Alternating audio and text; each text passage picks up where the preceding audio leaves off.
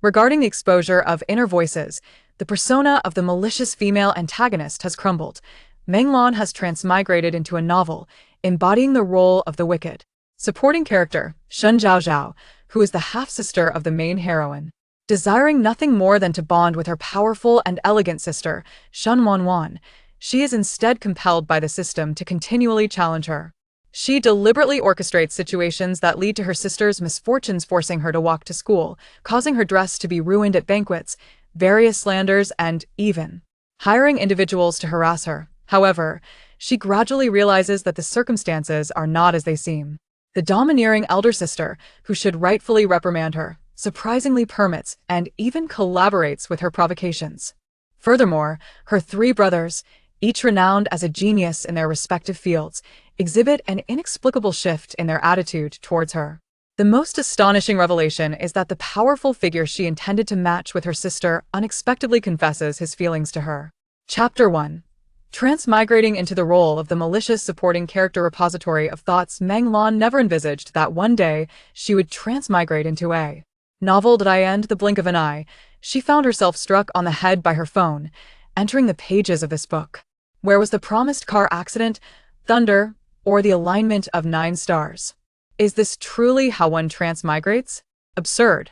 Utterly ludicrous. Not only has she transmigrated, but she has also inhabited the persona of the very malicious female antagonist she despises, Shen Zhaozhao, who was once dubbed by readers as a master of self-sabotage. Of course, Shen Zhaozhao's fate aligns perfectly with her misdeeds. She ends up being flayed by the male protagonist and cast into the sea by the female protagonist, left to feed the fish. What is this?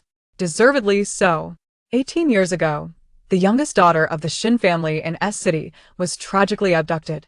The Shen family cherished her like a fragile gem, not realizing she was not the true heiress. It was only then that they discovered Shen Zhaozhao's true identity. As for the real intentions of Zhou Su, that is a tale for another time. The Shen family raised Shen Zhaozhao for 18 years, and her parents, unwilling to part with their daughter, resolved to keep both daughters. Fearing that Shen Zhaozhao might be heartbroken, they concealed the truth from her. Unbeknownst to them, Shen Zhaozhao, in her jealousy of the heroine potentially usurping her wealth and parental affection, began to torment the heroine, causing her to be late for school, turning the entire class against her, seducing her boyfriend, and framing her, among other heinous acts. In a climactic moment, her actions led to the heroine being kidnapped, nearly resulting in her demise. It was this incident that solidified the heroine's resolve to confront Shen Zhaozhao. At this moment, Shen Zhaozhao, having transmigrated, finds herself seated upon a lavish toilet worth hundreds of thousands, gazing at a bathroom larger than her entire previous residence. With a sigh, she laments her predicament. Should I just run away? All she desires is to hastily pack her belongings and flee. After all, this is the heroine of the novel, endowed with countless hidden identities and the affection of powerful figures. In this realm, the heroine is the favored child of destiny, adorned with myriad accolades. What could she possibly use to contend against her? Courage, this insipid voice in her head, the system, is the sole benefit of her transmigration. Silence, system. Shen Zhaozhao rolled her eyes, tearing at the nearby toilet paper absent-mindedly. Host, remember your identity. You are the chosen one, selected by our Time and Space Bureau, bestowed with privileges. Believe in yourself, you can do it. You certainly can. A grandiose promise, but pray tell, what rewards await me upon completing each task? A golden bell? An iron shirt? Without such incentives, she is surely doomed to perish at the hands of the heroine. Apologies, this system does not offer such services. I do not comprehend your words. Please switch to a different language. Upon hearing this, Shen Zhaozhao parted her lips. Night. Host, please refrain from cursing. I understand. I do not. Refusal to complete tasks may result in erasure from this world, including the timeline you inhabit. The system's method of communication is utterly infuriating. At the very least, Shen Zhaozhao is now clenching her fists. Just as she prepared to negotiate, a male voice echoed from outside the door. Shen Yu, age 21, a renowned genius esports player, is your third brothera, stubborn yet naive child. The system provided real-time information about her identity, which she had already gleaned from the novel. Downstairs? Why must I go down? Shen Zhaozhao sprang to her feet. After a brief moment of realization, she quietly bent down to adjust her pants. Host, a model youth of the new era, does not engage in impropriety. Leave me be. She had no interest in hearing the system's incessant prattle. Guests have arrived downstairs, hurry up. I shall go down without waiting for you. Realizing that standing at the bathroom door was rather inappropriate, Shen Yu turned and exited. He needed to ascertain the identity of the guests and whether Shen Zhaozhao had caused any trouble once again. Shen Zhaozhao paid no heed to Shen Yu's departure. After much internal struggle, ultimately, under the system's suggestion, she resolved to let things unfold as they may. After all, with the system's presence, she could only follow its directives to complete her tasks. Was she truly prepared to face erasure? Having already transmigrated, what else could possibly transpire? The world is vast, but preserving one's life is paramount. Host, you must strive diligently, advancing each day, to become a. The system continued its incessant chatter as Shen Zhaozhao chose to selectively ignore it, stepping out of the bathroom and the dressing room. She gazed at the unfamiliar yet beautiful woman adorned in an exquisite gown reflected in the mirror, and she couldn't help but shudder. Is this a pageant? Why this elaborate attire? For whom? The dogs in the yard? After mentally berating the original owner, she removed the heavy makeup and donned a vibrant red dress. Initially, she intended to wear a t-shirt and shorts, but the system's incessant nagging forced her to settle for this instead. The color is festive enough to welcome the heroine, perfectly setting the atmosphere. Savoring her reflection for a moment, Shen Zhaozhao then padded downstairs in her slippers. As expected, the living room was filled with the Shen family members. Shen father, Shen Tianxiang, and Shen mother, Lu Yan, were seated on the sofa, while her three brothers occupied the chairs opposite. A striking beauty with a cold demeanor sat on a single sofa nearby. As her gaze descended, she was momentarily blinded by the sight of her long, fair legs. Indeed, it was a strikingly beautiful woman, standing at 1.7 meters with short hair, exuding an aura of elegance and aloofness. This was the heroine of the story, her greatest adversary, Shen Wanwan. Friendly reminder, host, you are merely an outsider, do not develop feelings for the characters within the story, as this may lead to temporal collapse, resulting in your complete disappearance from this world. The last sentence was delivered by the system in an unusually grave tone, underscoring the severe consequences of Shen Zhaozhao forming attachments to these fictional characters. Chapter 2. First Encounter with Shen Wanwan. Is this the legendary heroine? Shen Wanwan has inherited the finest traits of the Shen family. Her beauty and intellect are unparalleled. Even having grown up in a poor rural household in our city, she possesses countless hidden identities. According to the original plot, the heroine had long been aware of her true identity as the heiress of the Shen family. Her decision to reveal herself stems from the family's social standing, which enables her to conceal her true identity while assisting someone in need. Standing at the staircase, Shen Zhaozhao gazes at Shen Wanwan, a wave of exhilaration surging within her. Ah, what a breathtaking beauty! Let me perish in my sister's embrace. The original owner was utterly foolish. How could she disregard such a stunning sister? What a waste. Host, stay calm, do not act like an inept fool. I am embarrassed. Shen Wanwan, 18 years old, the female protagonist of the story. A remarkable individual. With countless identities, a child of destiny, she is someone you absolutely cannot offend.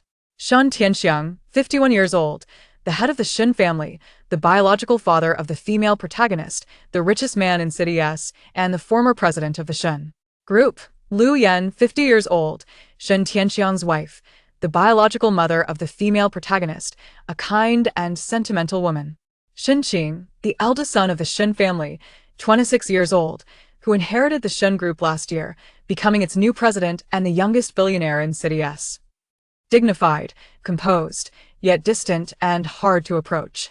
Shen Jun, the second son of the Shen family, 23 years old, the youngest medical doctor from the National Medical Academy, known for his sharp tongue and ruthless demeanor. In various hospitals, listening to the system introduce each character one by one, Shen Zhaozhao mentally matched the names to their faces. Once again, she marveled at how these paper characters were all exceptionally attractive. How absurd! I am about to commit a series of wicked and malicious acts against my charming and beautiful sister. The mere thought of how the original Shen Zhaozhao had perished in a variety of ways made her want to draw a curse against the system. In the original story, Shen Zhaozhao had been excessively arrogant, ultimately provoking the female protagonist to her demise. To her astonishment, this wretched system had assigned her such a task. Was it not aiming to ensure her irreversible descent into the original narrative? On the sofa, Lu Yan was attentively concerned about Shen Wanwan. Grasping Shen Wanwan's hand, she suddenly recalled something and turned to Shen Tianxiang, saying, "We must truly thank the second young master of the Zhou family, Zhou Su. Without his help, we wouldn't have been able to bring Wanwan home so swiftly." Upon hearing the name Zhou Su, Shen Zhaozhao instinctively tightened her grip on the armrest. Zhou Shusha had almost forgotten this individual. In the original tale, he was the infatuated second male lead who devoted everything to Shen Wanwan. He had approached Shen Zhaozhao when she feared being cast out of the Shen family, subtly guiding her to take action against the female protagonist. It was even the Zhou family who orchestrated Shen Wanwan's initial disappearance and the mix-up with Shen Zhaozhao. His original intent had been to undermine the Shen family and elevate the Zhou family. Yet, he fell in love with Shen Wanwan and, in a bid to win her affection, pushed Shen Zhaozhao aside. A significant reason for Shen Zhaozhao's tragic end was indeed due to him. Shen Wanwan regarded the members of the Shen family with indifference, her gaze tinged with detachment. Years of estrangement could not be softened merely by a shared bloodline. Just as she was about to say something to alleviate the awkwardness, a sudden scream pierced the air. "What a stunningly beautiful young lady!" Strange words began to flood Shen Wanwan's ears, and this voice was not Lu Yan's. For the first time in many years, she grasped the true meaning of social death. Her gaze drifted toward the source of the voice. At the staircase stood a woman, clad in a red dress that accentuated her fair complexion, her slender legs adorned with fluffy rabbit slippers. A person who had clearly been pampered throughout her life. This was Shen Wanwan's first impression. Indeed, the next moment, her biological elder brother, Shen Qing, approached Shen Zhaozhao immediately upon seeing her.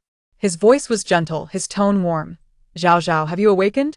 This was entirely unlike the indifference he exhibited when addressing her. Side quest. Shen Zhaozhao mocks the female protagonist, unlocking the protagonist's initial impression of her.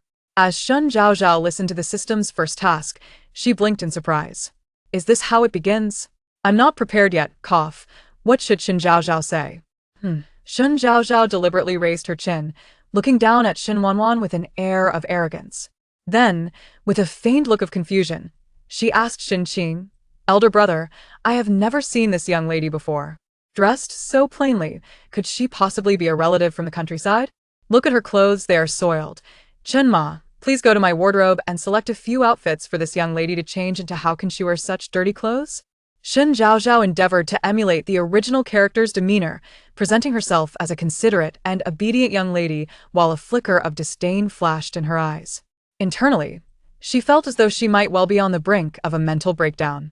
What an atrocity! How could I utter such venomous words against a sister so beautiful? It's all the fault of some wretched beings. Oh, heavens, strike them down with a lightning bolt.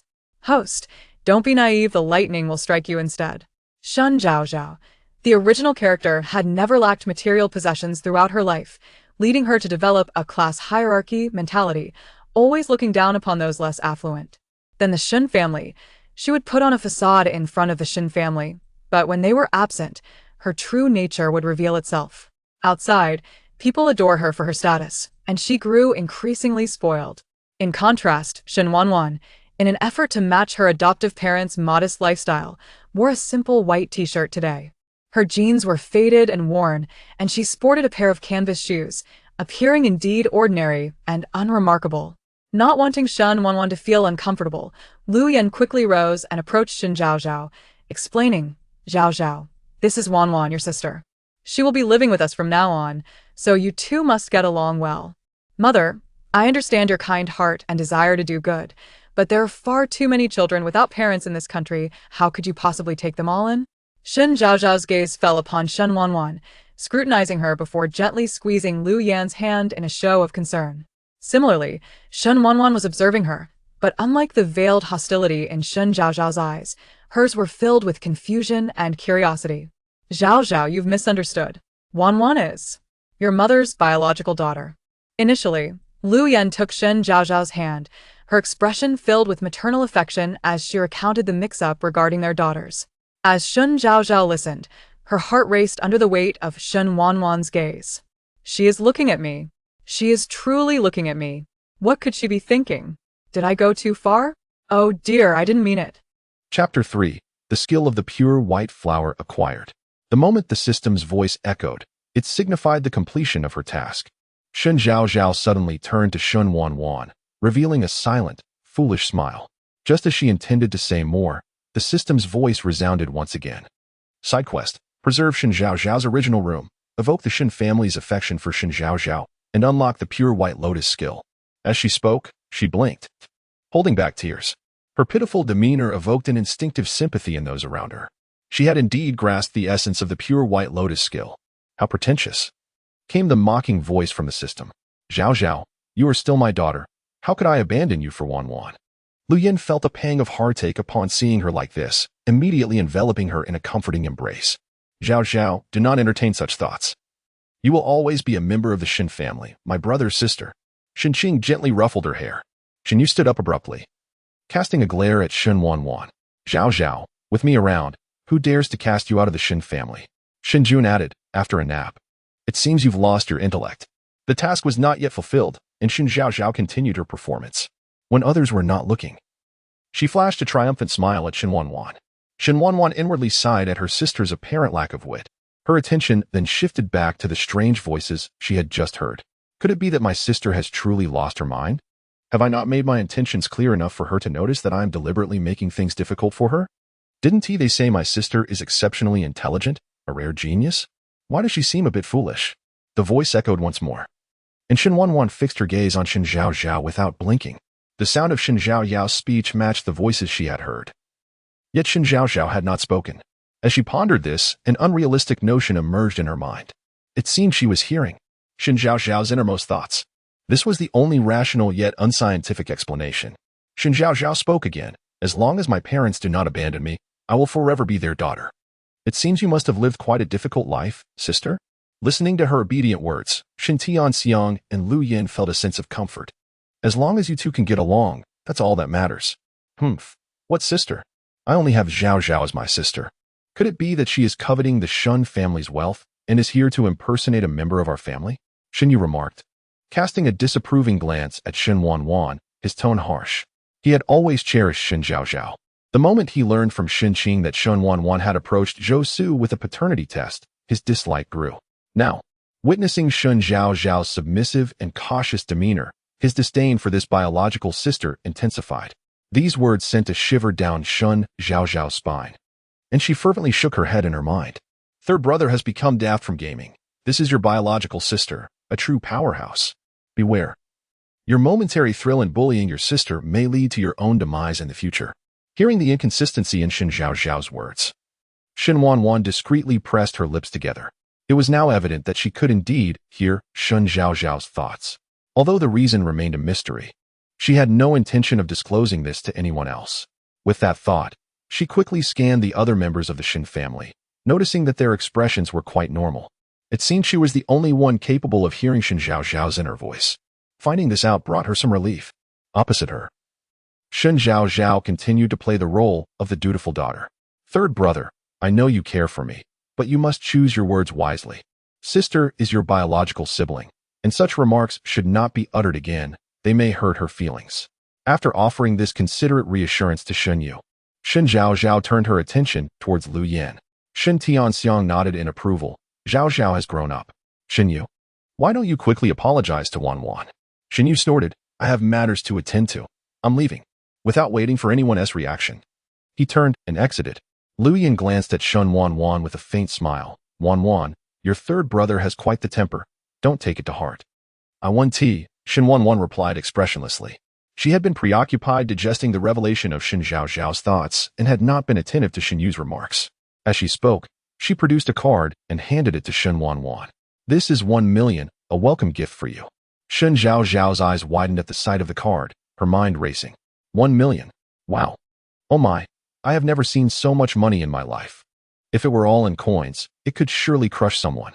Hearing this, The corners of Shen Wanwan's mouth softened.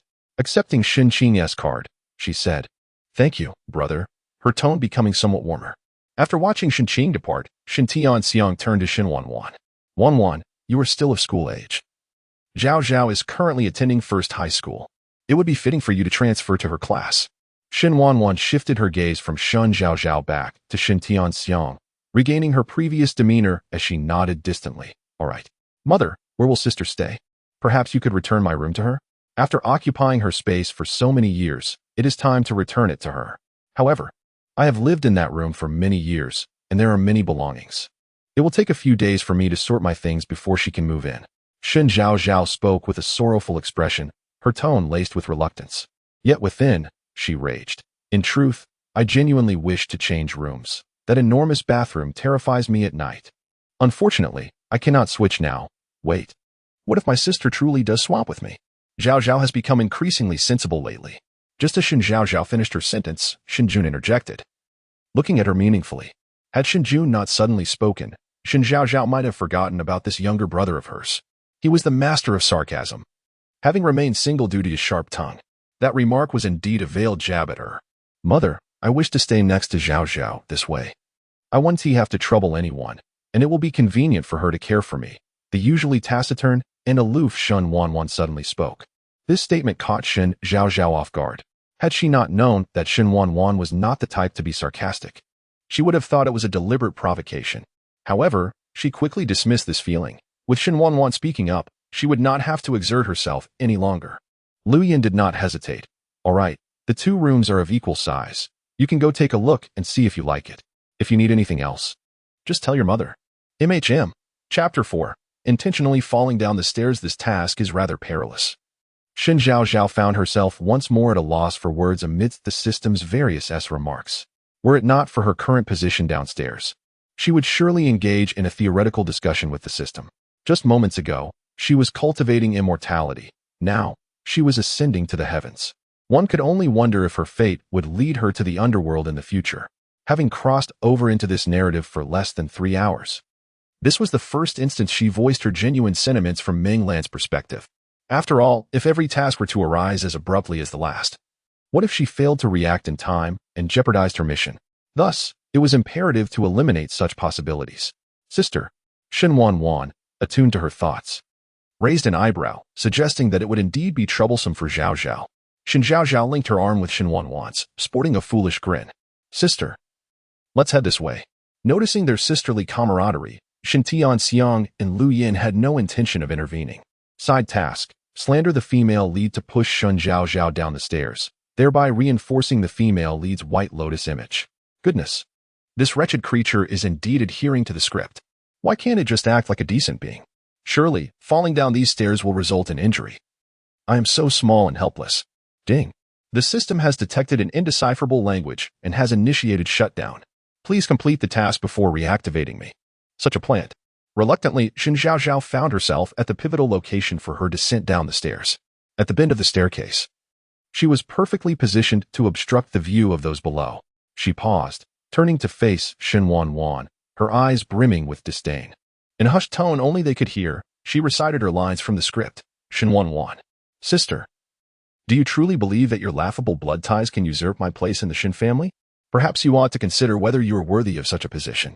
As she spoke, her contemptuous gaze scrutinized Shen Wanwan from head to toe. "You, a mere country bumpkin with no experience, I advise you not to contest with me. Nothing belonging to the Shen family is yours to claim. Do you understand? Surely, I have been possessed, and my eyes have been blinded. How else could I utter such venomous words to my remarkably beautiful sister?" With such thoughts swirling in her mind, Shen Zhaozhao extended her hand, her long nails grazing Shen Wanwan's cheek, maintaining her lofty posture as she glared down at her. Clenching her teeth, she pondered, "If I fall, I surely won't perish. Will I?" She was consumed by thoughts of how to fall while maximizing her own safety, completely oblivious to the fleeting smirk in Shen Wanwan's eyes. Listening to the discord between Shen Zhaozhao's inner thoughts and outward expressions, Shen Wanwan began to question her sister's mental stability. As for the potential fall, with her presence, it was impossible. Her agreement left Shen Zhaozhao utterly bewildered. Huh? That's not how the script goes. How am I to proceed from here? Is my sister truly this mild-mannered? The system, feigning inertness, seemed equally unprepared for this turn of events. Don't panic. If it doesn't work, just take action. What? Am I to strike my sister? Failure to complete the task will result in obliteration. The system switched to a more encouraging tone. Fine. Sister, step aside. I am truly going to hit you this time. Such a grave sin. May God save me. Do not think that I will be deceived by your facade of innocence, you wretched girl. Shen Zhaozhao feigned a desperate demeanor and, upon finishing her words, raised her hand to strike Shen Wanwan's face. To her surprise, Shen Wanwan was quicker, gently sidestepping the impending slap. Seizing the opportunity, Shen Zhaozhao deliberately leaned forward and tumbled down the staircase. Bang! Her back collided heavily with the wall below. Shen Zhaozhao inhaled deeply. Thank goodness I am clever. I avoided hitting my head on that vase and preserved my life. Phew. Oh my, Zhaozhao, how did you suddenly fall? Are you all right? Lu Yin was the first to notice the commotion and rushed over. Shen Tianxiang and Shen Jun followed suit. Zhaozhao, how are you? Are you feeling dizzy? Father. Do not move. You may have a concussion. I will call for an ambulance. Shen Wanwan was the last to approach. Her expression devoid of emotion as she surveyed the scene below, her hands clenched at her sides. While Lu Yin and Shen Tianxiang expressed concern for Shen Zhaozhao, only Shen Jun glanced at her while making the call. Zhaozhao, can you hear your mother speaking? Hearing Lu Yin's affectionate concern, Shen Zhaozhao could only feel pain coursing through her body, her eyes swollen with tears. Mother, it hurts. Fearing additional complications, they refrained from moving her, opting instead to engage her in conversation to distract her. Zhaozhao, dear, hold on. The ambulance is on the way. Do not move at all. Zhaozhao, how could you be so careless while walking? How could you possibly fall? Shen Tianxiang's words triggered a flood of tears from Shen Zhaozhao's eyes. Father, it wasn't my fault. It was. At this moment, she instinctively glanced at Shen Wanwan, her meaning unspoken yet clear. The onlookers were all astute individuals. Understanding her implication, Wanwan, do you have nothing to say? Upon witnessing Shen Wanwan's demeanor, Shen Tianxiang immediately interrogated her, his expression solemn. Clearly convinced that Shen Wanwan had indeed pushed her down the stairs. Photographic memory card. Upon successful use, the host will possess photographic memory skills for a designated time, with this card's effects lasting a total of 24 hours. I have fallen to such an extent, and I only receive a 0. 03. Not even a 0. 1. Apologies. This system does not entertain haggling. Farewell and good night. Shen Zhaozhao felt as though this wretched system would eventually drive her to madness. Fortunately, the subsequent rewards were relatively practical. Although currently unusable, having them was better than not. With a sigh of relief, Shen Zhaozhao began. Father, actually. Zhaozhao, do not speak. Shen Tianxiang interrupted her, then turned to Shen Wanwan. Wanwan, you explain. Words failed her, yet her heart raced with urgency. Oh, my head. I truly fell by my own accord. It has nothing to do with my sister. Just moments ago, I was walking in front of my sister. Even if she wished to push me, she would need to switch places first. Surely, a wise individual could clarify this for my sister. Chapter 5, Shen Jun, Dog's second brother? As the atmosphere around them grew increasingly somber, it was not only Shen Tianxiang whose expression darkened, but even Lu Yan's countenance reflected concern. Yet, Shen Wanwan remained resolute in her silence, showing no inclination to offer an explanation. Shen Zhaozhao understood that this was the essence of Shen Wanwan's character. As a protagonist with a cold demeanor, she never felt compelled to clarify matters to anyone. After all, if she found it difficult to connect with someone, she would simply sever ties completely. This was the trajectory of the original plot. When the Shen family harbored suspicions about Shen Wanwan, she offered no explanations and prepared to leave the Shen household, only to be stopped by Lu Yin. It was then that Shen Zhaozhao feigned a few words on Shen Wanwan's behalf, allowing the event to pass. Now, however, Shen Zhaozhao had transformed. Desiring to cling to the protagonist's coattails to navigate this world, she was determined to effect change. If she were to allow the original narrative to unfold, her fate would undoubtedly lead to ruin. Thinking of this, she struggled to sit up. Dad. It was Zhaozhao who walked ahead. How could it possibly be Wanwan's fault? It must have been Zhaozhao who accidentally misstepped and fell. Perhaps the heavens heard Shen Zhaozhao's plea. For Shen Jun interrupted her, defending Shen Wanwan. Wanwan, is it as Xiao Jun said? Upon hearing this, Shen Tianxiang recalled the positions of the two earlier, and his expression softened considerably. Shen Wanwan, maintaining her usual demeanor, replied coolly, I did not push Zhaozhao. There were no further explanations. consistent with her indifferent character. She had instinctively reached out to catch Shen Zhaozhao when she realized she was about to fall, yet the speed of Zhaozhao's tumble had been too swift. She could only manage to brush her fingertips against her. When did this dog's second brother start speaking up for others? At least he's here, otherwise. My sister would be misunderstood. My sister's personality is too reserved. Being so stingy with words will only lead to her being bullied, especially by second brother. Shen Zhaozhao, while perplexed, failed to notice the fleeting shadow that crossed Shen Jun's face. Ultimately, she was taken to the hospital. Lu Yan, concerned about potential aftereffects, insisted that she stay for a few days for observation. Outside the ward, Shen Wanwan leaned against the corridor wall, lost in thought. Zhaozhao has been spoiled. She did not mean to say that, Shen Jun quietly remarked, having approached her without her noticing. You fear I might blame her, Shen Wanwan stated coldly. A confirmation rather than a question. Indeed, both you and Zhaozhao are our parents' daughters, our sister. Others may differ, but I strive for impartiality. True to Zhaozhao's description. His words rang true, yet felt harsh. Had she been petty, such a statement could have fostered animosity toward Shen Zhaozhao. Shen Wanwan reflected, and after a moment of contemplation, she replied, as long as she does not behave this way again, I shall consider this incident as though it never occurred.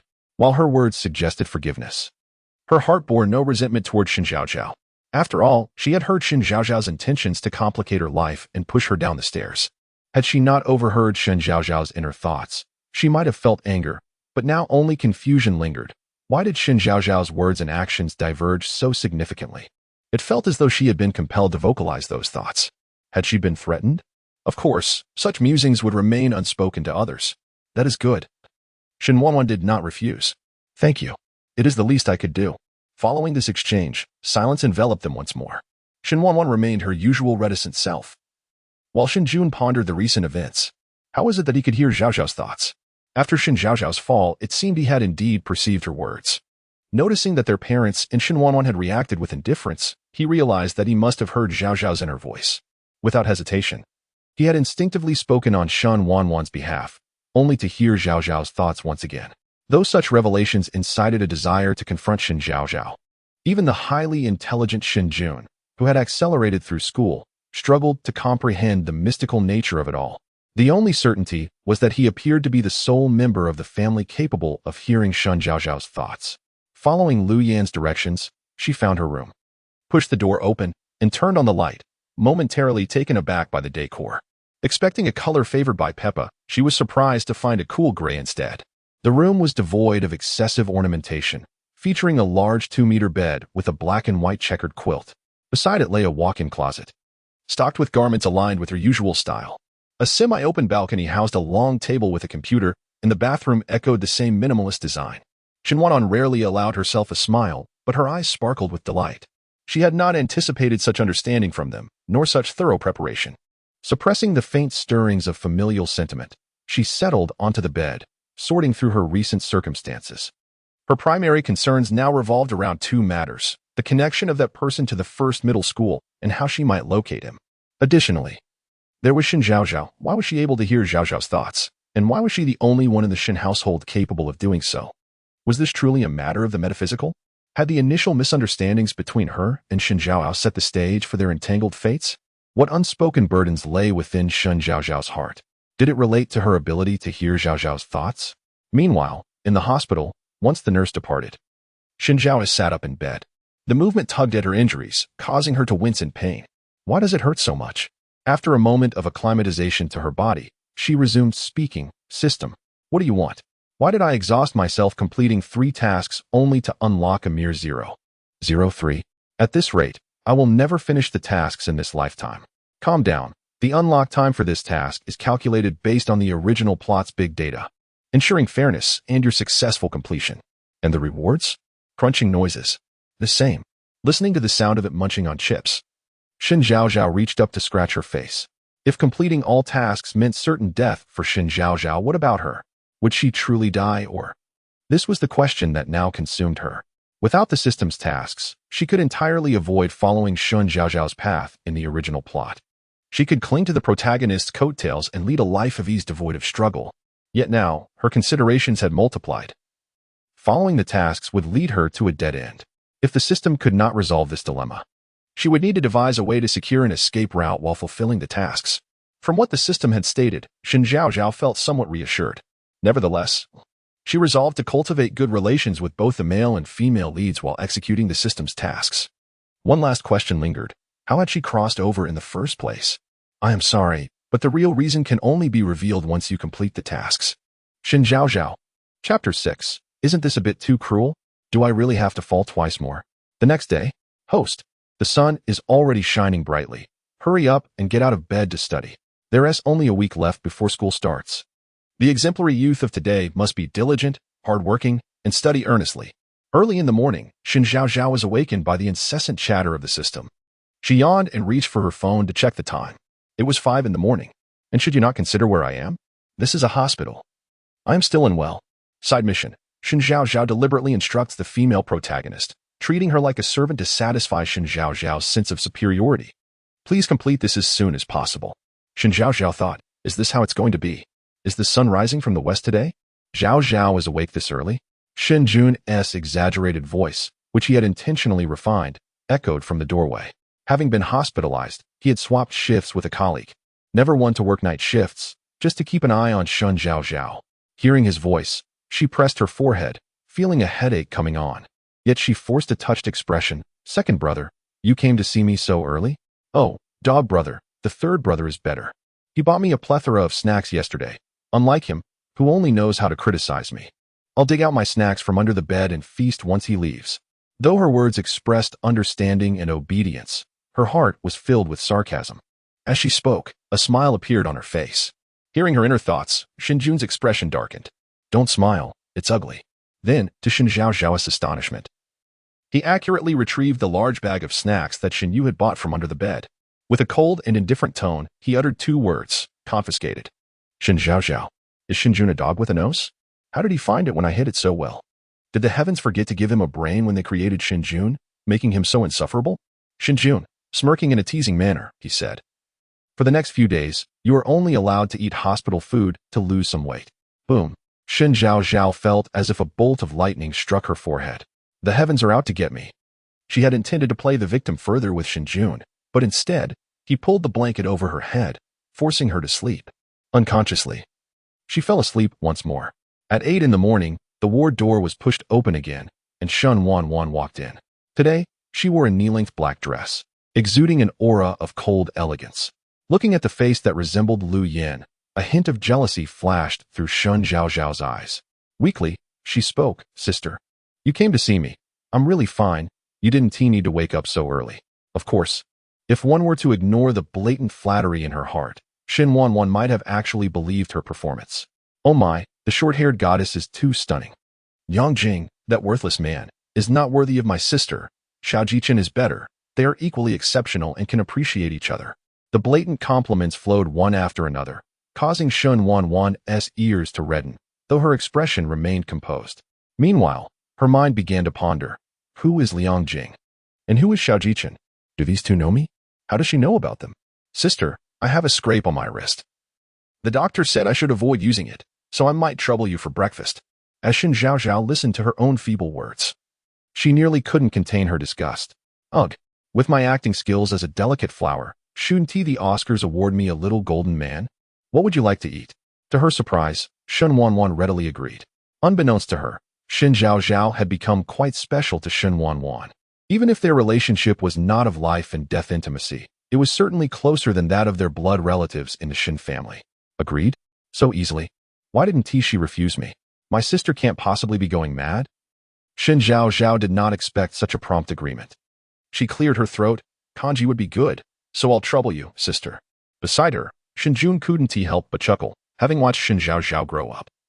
It was the first time he realized she was two-faced. Listening to her peculiar thoughts lightened his mood. May this amusement not vanish suddenly. This thought coincided with Shen Wanwan's, for due to an unexpected incident at the overseas company, Shen Qing had left early. Shen Tianxiang could only remain at the headquarters while Lu Yin personally cooked for Shen Zhaozhao at home. Red bean porridge, century egg, and lean meat porridge. Chicken shreds porridge. There were more than a dozen varieties of kanji filling the table. Seeing this, Shen Zhaozhao was momentarily stunned. But she quickly came to her senses. Her second brother must not have had breakfast yet, and her sister was thoughtful, unlike her own clumsiness. "Oh, you've actually gained some self-awareness from this fall. Perhaps you should take a few more tumbles?" Shen Jun remarked thoughtfully. Shen Zhaozhao hesitated. "You deserve to be single for life. I can't believe you didn't catch that I said that on purpose. You're even indirectly acknowledging me. How outrageous. What does he mean by being single for life? He is a handsome man with wealth and looks. In this day and age, if a man like him can't find a wife, then how could any other man find a girlfriend?" Irritated, Shen Zhaozhao's gaze shifted to Shen Wanwan. "Sister, you've worked hard. Now that I've fallen like this, I fear I'll need your care for the next few days." Having initially asked for breakfast, she now expanded it to encompass everything for the next few days. "What will you have?" Shen Wanwan's expression remained calm, neither agreeing nor refusing. "Red bean porridge." As soon as Shen Zhaozhao spoke, Shen Wanwan took the bowl of porridge, opened it, and after cooling a spoonful, held it to Shen Zhaozhao's lips. Quietly, she consumed the porridge, her gaze fixed on Shen Wanwan, and an unfamiliar emotion welled up within her. Never has anyone fed me like this before. Fearing the consequences, she sought to balance the system's tasks with the female protagonist, Shen Wanwan. It seemed she was genuinely moved now. "Foolish child, you mustn't cry. They are merely NPCs. Treat it as if you are navigating a dungeon. Paper figures possess no emotions." The system's reminder jolted her back to reality. "Zhaozhao, why are you crying?" Shen Jun's voice reached her. And only then did Shen Zhaozhao realize that a tear had slipped down her cheek, while Shen Wanwan continued to feed her kanji. She raised her hand to wipe her face and spoke with a sense of grievance. "It's just that my wound hurts a bit, making second brother and sister worry." Both Shen Jun and Shen Wanwan recognized that her earlier demeanor hinted at deeper concerns, but seeing her reluctance to speak, they chose not to press her. "Fool." Shen Jun uttered a single word. Shen Zhaozhao pouted. "Second brother?" Throughout the day, Shen Wanwan and Shen Jun kept her company, and Shen Zhaozhao, adhering to the side mission's requirements, made sure that Shen Wanwan constantly attended to her. Until 4 in the afternoon. The long-awaited voice of the system finally echoed in her ears. Wish fulfillment card. Upon successful use, the host can fulfill any wish within the designated time frame. This card lasts for a total of 3 minutes. Chapter 7. The little golden figurines at home are almost overflowing side quest. Bring up Shen Wanwan's growth again and mention that she knows nothing in front of Lu Yin to unlock the classroom scene, with Shen Zhaozhao and Shen Wanwan together. Shen Zhaozhao. As he spoke, both he and Shen Wanwan had already risen from their seats, and it appeared they were about to head outside. Damn it. Shen Zhaozhao silently cursed the system, realizing he had to drag the two back to their mother. With this thought, she covered her head with her hand and sighed dramatically. "Oh dear, why does my head suddenly hurt so much? Are you all right?" Shen Wanwan hurriedly approached, reaching out to touch Shen Zhaozhao's forehead. However, Shen Zhaozhao swiftly dodged her hand. "Zhaozhao." A look of confusion crossed her face. And just as she opened her mouth, she encountered Shen Zhaozhao's fearful gaze. "Sister, do you intend to push me again?" "I'm sorry, sister. It's out of necessity. Please forgive me." "Well, I'll push you once you're better." Shen Wanwan paused for a moment, then with a half-smile, gazed at her and remarked, "I'm openly slandering her, and she's just accepting it." "Second brother, did you hear that? Yesterday really wasn't my fault. It was sister. But don't blame her. I believe she didn't mean it. It's all my fault for taking on her identity. And she has every right to be angry." As soon as she finished speaking, Shen Zhaozhao caught a whiff of tea wafting from the side. Her expression froze as she slowly turned her head to see Shen Jun holding a cup of tea, which had appeared in his hands without her noticing. White steam rose gently from the cup's rim. "Stop the act. The little golden figurines at home are almost overflowing." "Damn, is this person trying to trap me?" "Wow, the host has gained some wit. Indeed, he is trying to ensnare you." Shen Zhaozhao, put away your sarcastic remarks. After calming herself for several seconds, Shen Zhaozhao glanced at the door, which showed no signs of opening, and sighed. "Why has Mother arrived yet? I'm out of topics to discuss. What if these two decide to leave? Second brother, we're about to start school, and I'm worried I might fail the entrance exams. How about you help me buy a few sets of practice papers?" Upon hearing this, Shen Jun nearly spat out his tea. Was this really the topic she sought? He looked towards Shen Zhaozhao, questioning her desires. "Practice papers, of course. I must study diligently to live up to our parents' expectations." Hearing her mention herself again, Shen Wanwan lifted her head, an expression flashing briefly in her eyes. As Shen Zhaozhao spoke, she noticed a figure at the doorway and immediately grasped Shen Wanwan's hand. "Sister, I'm sorry. I misspoke. It's me who knows nothing." It's my fault. Zhao, why the sudden apology? Did you upset your sister? Just then, Lu Yin entered, carrying a thermos of food. Shen Zhaozhao nodded. It's my fault. Sister has never received a proper education, and I brought it up, causing her distress. Shen Wanwan? Timely, she interjected. No. It was unclear whether she was denying the lack of education or her own hurt feelings. Oh, mother. Why don't you let sister and me learn piano and dance together? As your daughter, she should excel beyond me. Shen Zhaozhao continued, as if she hadn't heard. Indeed, this is something I overlooked. Wanwan, you shall learn piano with Zhaozhao from now on. You've grown up now. As for dance, it might be too late, Lu Yin thoughtfully suggested.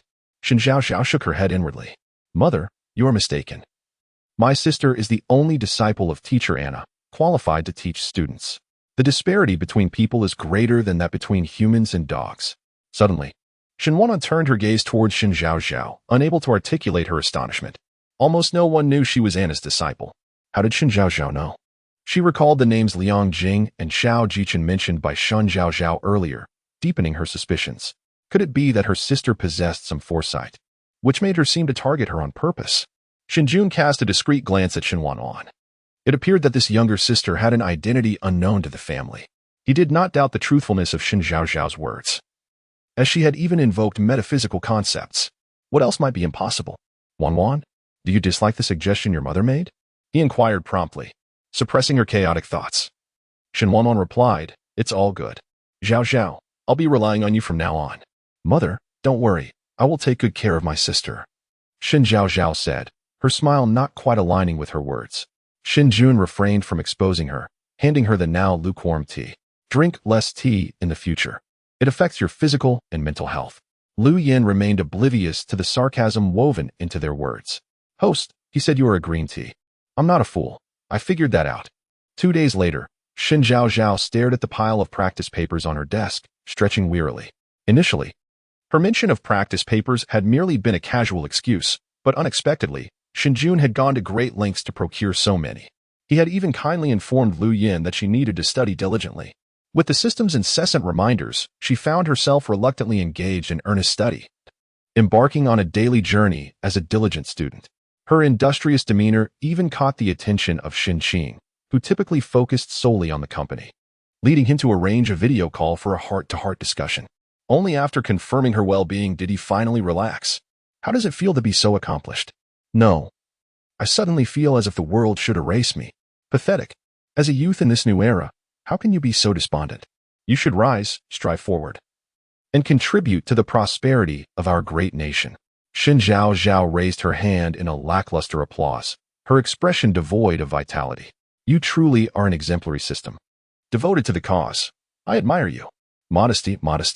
As a gesture of goodwill, I must remind you that your entrance exams are related to your tasks. So your studies are indeed beneficial now. Perhaps buoyed by the praise, the system took the rare opportunity to provide her with a timely reminder. Chapter 8. What if she ends up with Liangjing without me? Upon the mention of the task, Shen Zhaozhao's expression turned grave. What if she truly failed to complete the mission? You will be eliminated. Isn't this system rather flawed? At the very least, it should offer a chance for redemption. Do you dare to doubt that I will lodge a complaint with the Temporal Bureau? As soon as these words left her lips, the usually loquacious system fell into an unusual silence. After a brief interval of about 10 seconds, it finally spoke again. The methods for redemption vary according to the tasks. Shen Zhaozhao chuckled. Ha ha ha. After all these days, I've finally uncovered your weakness. System. Call me daddy. System. Detected severe attack on the system. It has now shut down automatically. Goodbye, dear. Good night. Shen Zhaozhao found herself both amused and exasperated by this behavior. She could only hope it wouldn't wake up again. The following day, as Shen Zhaozhao finished her morning routine and descended the stairs, she found Shen Wanwan already having breakfast. Apart from her, Shen Tianxiang and Lu Yin were absent from the dining room. Side mission. Force the female protagonist out of the car and take her wallet, ensuring she walks to school. Side mission. Ensure the female protagonist arrives late to school. Shen Zhaozhao clicked her tongue. You truly are a villain. How could such wicked schemes even be conceived? Hearing her inner thoughts, Shen Wanwan's expression softened. I won't take the blame for this. Alas, sister, you must forgive me. I am about to embark on another self-destructive endeavor. Shen Wanwan remained unfazed, calmly scooping her porridge. Over the past few days, she had witnessed Shen Zhaozhao's various ploys, plastic snakes, dead mice, ghostly antics at midnight. In comparison, her own antics seemed trivial. The two shared a silence as they finished their breakfast and eventually exited the villa. The car that would take them to school was already parked at the entrance. Shen Zhaozhao, with her expensive Hermes bag, strutted ahead. The driver stepped out to open the car door, but she did not rush in, instead waiting for Shen Wanwan to approach. "Sister, I heard that schools in the countryside are quite a distance from the village. Do you usually walk to school? That must be quite exhausting, right?" She initiated her first snide remark of the day. Shen Wanwan stood before her, responding with a soft "How about you walk with me?" "No.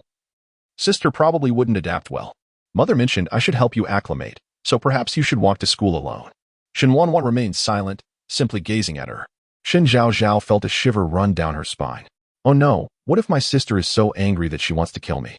I never anticipated today would be the day of my demise." Shen Zhaozhao. "Woe is me, I haven't even seen my sister with Xiao Ji-chen yet. What will happen if she ends up with Liang Jing without me? Sister, did you hear what I said? Oh my, I am such a dedicated performer." Terrified on the inside yet maintaining the facade of a wicked female antagonist, Shen Wanwan nearly laughed aloud at this remark. A wicked female antagonist? With her height of merely 1.60 meters, she was hardly more than a quirky little girl. Suppressing the smile threatening to emerge, she finally said, "All right. So easily agreeable?" Shen Zhaozhao cleared her throat, tugging at Shen Wanwan's backpack. "This bag is so heavy. Let me carry it for you to school." After saying this, she turned to get into the car, and the driver hesitated, glancing at Shen Wanwan before deciding not to enter immediately. "What are you looking at? Are you reluctant to do your job?" Shen Zhaozhao shot an irritable glare at the driver, her tone sharp. In the original narrative, Shen Zhaozhao had always treated the driver and subordinates with such disdain. The driver quickly lowered his head. "I apologize, Second Mississippi." Though Shen Zhaozhao was not the biological daughter of the Shen family, they still treated her as such, and he dared not offend her. Just before getting in, he cast another glance at Shen Wanwan, who calmly said, "It's fine, I will walk." Upon hearing this, the driver finally felt at ease to enter the vehicle. These two young ladies were not to be trifled with. As Shen Zhaozhao lowered the car window, she feigned a weak tone. "If it weren't for my high heels, I would accompany you on foot to school. Alas, I must let you walk alone." Holding Shen Wanwan's backpack, she gazed out at the swiftly receding scenery. Casually, she inquired, "Wait a moment, I fell so badly last time that it only unlocked 0.03. Why is letting Wanwan walk to school unlocked so much more?"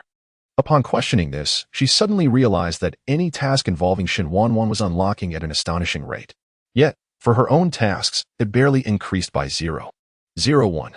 "Be mindful, you are not worthy of being compared to the female protagonist." Shen Zhaozhao, all right, so you look down on me, do you?" Half an hour later, the Shen family's car stopped at the school gate. Shen Zhaozhao estimated that Shen Wanwan would still need another half hour to arrive. It seemed certain that the second task would be completed. With this thought in mind, she grabbed her own bag and Shen Wanwan's backpack, heading towards the classroom. By this time, most students had already arrived. Today was not technically the first day of school. It was merely an introductory meeting with the homeroom teacher, collecting assignments, distributing new textbooks, and the afternoon would feature the opening ceremony. Classes would officially commence on the third day after exams concluded. Nonetheless, students tended to arrive early to copy homework. The news of the true identities of the Shen family's daughters had yet to break, so the classroom was free of discussions about Shen Zhaozhao. However, it would only be a matter of days. "Zhaozhao, you're here. After a vacation, you look even more beautiful." As soon as Shen Zhaozhao settled into her designated seat, two girls approached her, eager to flatter her. The system's introduction echoed in her mind. Su Kersen, Shen Zhaozhao's lackey, opportunistic and an accomplice to the female protagonist's antagonists. Zhao Yanyan, Shen Zhaozhao's lackey, scheming and an accomplice to the female protagonist's antagonists. Shen Zhaozhao recalled that these two belonged to her inner circle. Under her subtle influence, they had bullied the female protagonist numerous times. Among them, Zhao Yanyan appeared to support Shen Zhaozhao but secretly aided the female protagonist. Eventually, when Shen Zhaozhao's true nature was revealed, Zhao Yanyan played a significant role in her downfall. "Zhaozhao, it's a bit chilly outside. Why not wear an extra layer?" Unlike the sycophantic Su Kersen, Zhao Yanyan was more attentive and considerate, always looking out for details. This was why Shen Zhaozhao, despite her lack of security, came to trust her deeply. "It's not cold at all. Zhaozhao, why do you seem so cheerful today?" Su Kersen's high-pitched voice chimed again. causing Shen Zhaozhao to feel her temples throb. Oh my, is this person trying to be adorably annoying? Did I really behave this grotesquely when I was in my green tea phase? You are the one who is grotesque. A routine retort from the system. Get lost. Zhaozhao, what are you thinking? Seeing that Shen Zhaozhao had ignored her, Su Kursen patiently inquired again. Shen Zhaozhao glanced at her. I was wondering if you ever attended kindergarten, considering your poor command of the Chinese language. Warning. The host must not engage in behavior inconsistent with her character. Chapter 9. Goodness. Why does my sister have that unexpectedly charming side? How does this not align with her character? The original storyline does not contain this line, but I am no longer the original protagonist from the book. I am Meng Lan. Tell me, is my character that of a vicious female antagonist? Yes. Is there a stipulation in the book stating that a vicious female antagonist can only be cruel to the female lead and not to others? No. Then that settles it. Any opposition is futile. Shen Zhaozhao engaged in a back and forth with the system, ultimately silencing it. Elated. She realized that although she needed to restore the plot, as long as her actions were consistent with her character, she could do things that were not included in the original narrative. For instance, subtly aiding the female lead or assisting her in finding someone. This would increase her chances of survival. Yet, despite the system's assurances, she remained hesitant to entrust her life entirely to it. She was a human being, not a mere robot adhering to commands. When it came to her life and well-being, only she could truly be relied upon, even though classes were not in session. The familiar sound of the class bell rang out 20 minutes later. The homeroom teacher, Ms. Lin Shuang, was clad in a formal shirt and suit trousers. The top 2 buttons of her shirt undone. Her softly curled brown hair cascaded down her back, and she wore a pair of gold-rimmed glasses. Shen Wanwan, reluctantly making her way to school, ambled along as if strolling through a market, leisurely observing her surroundings before finally striding toward the school. Upon arrival, the class was in the midst of collecting assignments, amidst a cacophony of wails and the rustling of papers. As she approached the classroom door, she noticed the teacher was on the phone, her expression serious, seemingly discussing something of great importance. So Shen Wanwan refrained from knocking and decided to wait in the corridor. However, during her wait, she once again overheard Shen Zhaozhao's nonsensical remarks. How did I not know my teacher is so alluring? Why am I not a man? If I were, I would definitely pursue Ms. Lin. She is simply too beautiful. Countless such comments followed. With each utterance, Shen Wanwan's expression darkened. Shen Zhaozhao was nothing but a silver-tongued trickster. Just yesterday, she had spoken of having children, and today, upon seeing the teacher, her affections had shifted. It was only when Lin Shuang hung up the phone that Shen Wanwan raised her hand to knock on the door. After receiving permission, she entered the classroom, and all eyes immediately turned toward her. Mind-reading card. Upon successful use, the host can hear the true thoughts of anyone within a specified range for a limited time. This card lasts for a total of 3 minutes, with a specified range of 5 meters around the user. As Shen Zhaozhao listened to the system's voice, she suddenly remembered that although Shen Wanwan was late today, since it was her first day at school and she wouldn't be attending classes, the teacher would not reprimand her. Indeed, she was the female lead of the story, basking in the glow of the protagonist's aura. She closed the book and glanced at Shen Wanwan on the stage, scoffing. What a show-off. This remark was deliberately directed at Su Kursen and Zhao Yinyan, as they were both essential to the unfolding plot. As expected, Su Kursen immediately spoke up. Zhao, do you know this person? Yes, Shen Zhaozhao replied. Zhao Yinyan, unwilling to be outdone, added, since Zhao dislikes this person, we shall also dislike her. Yinyan understood her well. Shen Zhaozhao feigned a casual remark. Meanwhile, Shen Wanwan had completed her introduction to Ms. Lin, who turned to the class and clapped her hands on the blackboard. We have a new classmate, Shen Wanwan. Please introduce yourself. I am Shen Wanwan. The introduction was so brisk that everyone barely had time to react before it was over. Shen Zhaozhao feigned disdain, but inwardly she was nearly in stitches. Haha, my cool sister is truly a riot. This is too funny. With that serious expression. How does my sister possess such an unexpectedly charming side? Lin Shuang was taken aback, but quickly regained her composure. You may sit at the last row by the door. We will rearrange seats once the exam results are out. Thank you, teacher. After arranging Shen Wanwan's seat, Lin Shuang exited the classroom. Shen Wanwan settled into the last row, reclining against the back of her chair, exuding a lazy yet graceful demeanor. She remained silent, surveying the classroom before pulling out her phone to send a message. Su Kursen shot her a glance before turning to Shen Zhaozhao. Since you don't like her, I shall help you teach her a lesson. This reminded her that on Shen Wanwan's first day at school, Su Kerson had indeed locked her in the restroom and doused her with dirty water. Ultimately, it was Liang Jing's sister, Liang Ruan, who rescued her. With her sunny disposition, Liang Ruan quickly became good friends with Shen Wanwan, a pivotal reason Liang Jing later became acquainted with Shen Wanwan. Side quest: assist the female antagonist in locking the female lead in the restroom to unlock Shen Zhaozhao's water dousing plot. Upon hearing the system announce this new task, Shen Zhaozhao refrained from the usual complaints.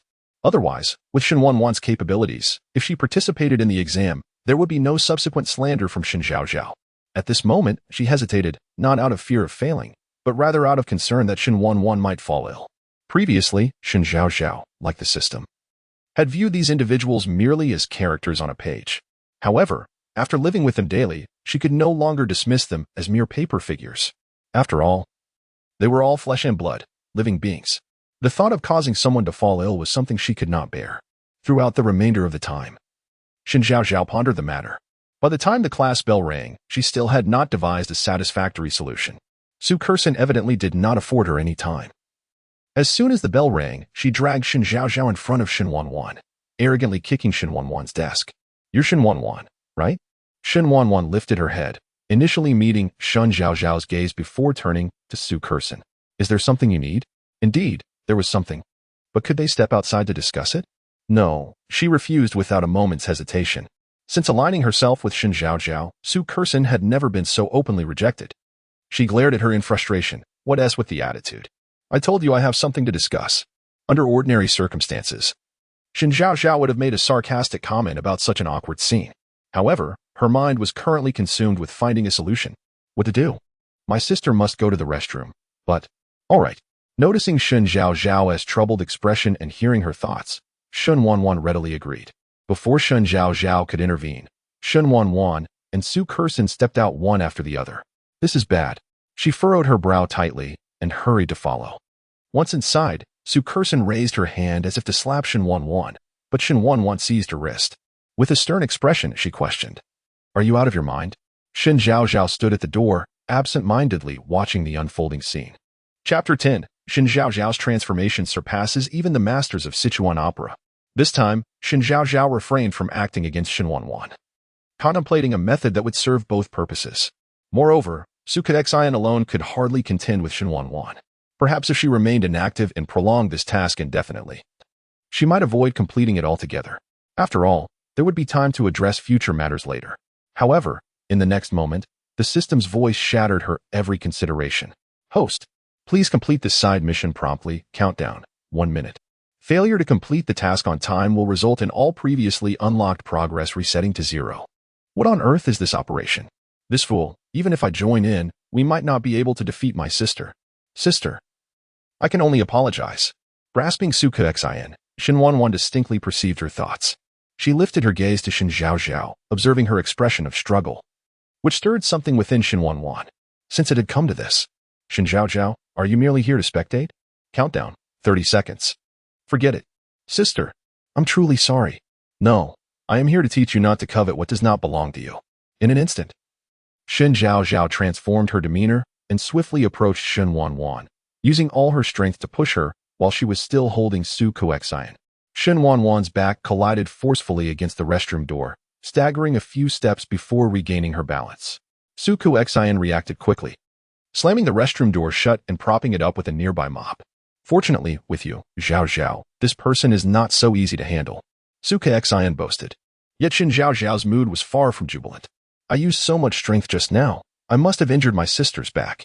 Oh, I'm worried about my sister. Who knows how she will retaliate when she comes out. Next year on this day will be my death anniversary." As her thoughts swirled, Su Kerson bent down to grab the mop bucket, and Shen Zhaozhao swiftly took it from her, pouring out the dirty water and refilling it with clean warm water. Su Kerson was puzzled by her actions. "Zhaozhao, how can we teach her a lesson like this? Fool, do you wish for the entire school to know that I, Shen Zhaozhao, am bullying her?" Su Kerson suddenly realized it was indeed Zhaozhao who had the right idea. We should keep her trapped a little longer. Soaked through. She would surely catch a cold, perhaps even become a fool, thus saving us the trouble. Shen Zhaozhao remained silent, turned off the tap, tightened her grip on the clothing in her hands, took a deep breath, and followed Suka Xian's movements with the bucket. A whole bucket of water was poured inside. The sound of water drenching Shen Wanwan filled the air. Shen Zhaozhao's hands, which hung by her sides, clenched into fists. No. I must quickly find someone to release my sister. Shen Wanwan's voice emerged from within, devoid of any emotion. Shen Zhaozhao closed her eyes. Shen Wanwan. If you are wise, you will leave the Shen family on your own. Otherwise, this is merely an appetizer. With that, she turned and walked away. Side mission. Facilitate the meeting between Liang Ruan and Shen Wanwan to unlock the female lead's best friend storyline. Suka Xian followed behind her. Zhao, don't be angry. We have plenty of time to deal with that wretched Shen Wanwan. Perhaps I should find a few men to keep her company. Enough. Before she could finish, Shen Zhaozhao coldly interrupted. If memory serves. It was when Shen Wanwan truly decided to confront Shen Zhaozhao that Suka Xian had drugged her and gathered a group of men. If it weren't for Liang Jing, Shen Wanwan would have nearly been. Suka Xian was baffled by Shen Zhaozhao's sudden anger but dared not retort. Awkwardly replying, all right. Gazing at her retreating figure and recalling the system's task, she reluctantly resolved to seek out Liang Ruan to rescue her sister. Even though she had initially intended to follow the original plotline. Just as she lamented her poor memory, she suddenly spotted Liang Ruan approaching. Shen Zhaozhao smiled and strode directly toward Liang Ruan, colliding with her. After regaining her footing, she exclaimed in frustration, Miss Liang, did you not see me standing here? In the original narrative, Liang Ruan was characterized as inherently kind-hearted, even somewhat naive. Thus, upon seeing the mop wedged against the restroom door, she removed it without a second thought. Now, Shen Zhaozhao simply needed to devise a way to get her inside the restroom, and she would undoubtedly assist. Zhaozhao, I'm sorry, I didn't see you just now. Did I hurt you? As expected, the moment Liang Ruan spoke, Shen Zhaozhao caught a whiff of her goodness. Shen Zhaozhao shook her hand, the droplets of warm water from earlier still clinging to her fingers, splattering onto Liang Ruan's clothing. Oh dear. I'm so sorry for wetting your clothes. Look at me. So clumsy. Liang Ruan, are you all right? Liang Ruan glanced at her damp clothes without concern and handed Shen Zhaozhao a tissue. It's fine. You didn't do it on purpose. You should dry your hands first. Otherwise, you might catch a cold. As soon as she finished speaking, Shen Zhaozhao tossed the clothing she had been holding to Liang Ruan. This is not right. Take my clothes and change in the restroom. Otherwise, you'll surely catch a chill. This was the garment she had specifically taken with her when Suka Xian pulled her out earlier.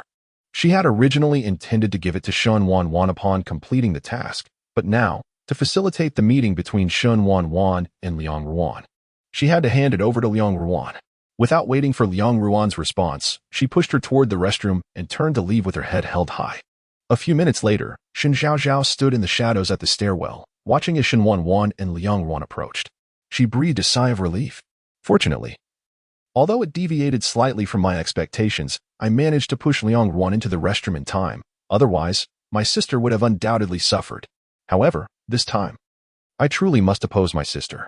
Shen Zhaozhao caught sight of Shen Wanwan, drenched from head to toe. Her once flowing hair clung in damp strands to her face, the ends still dripping.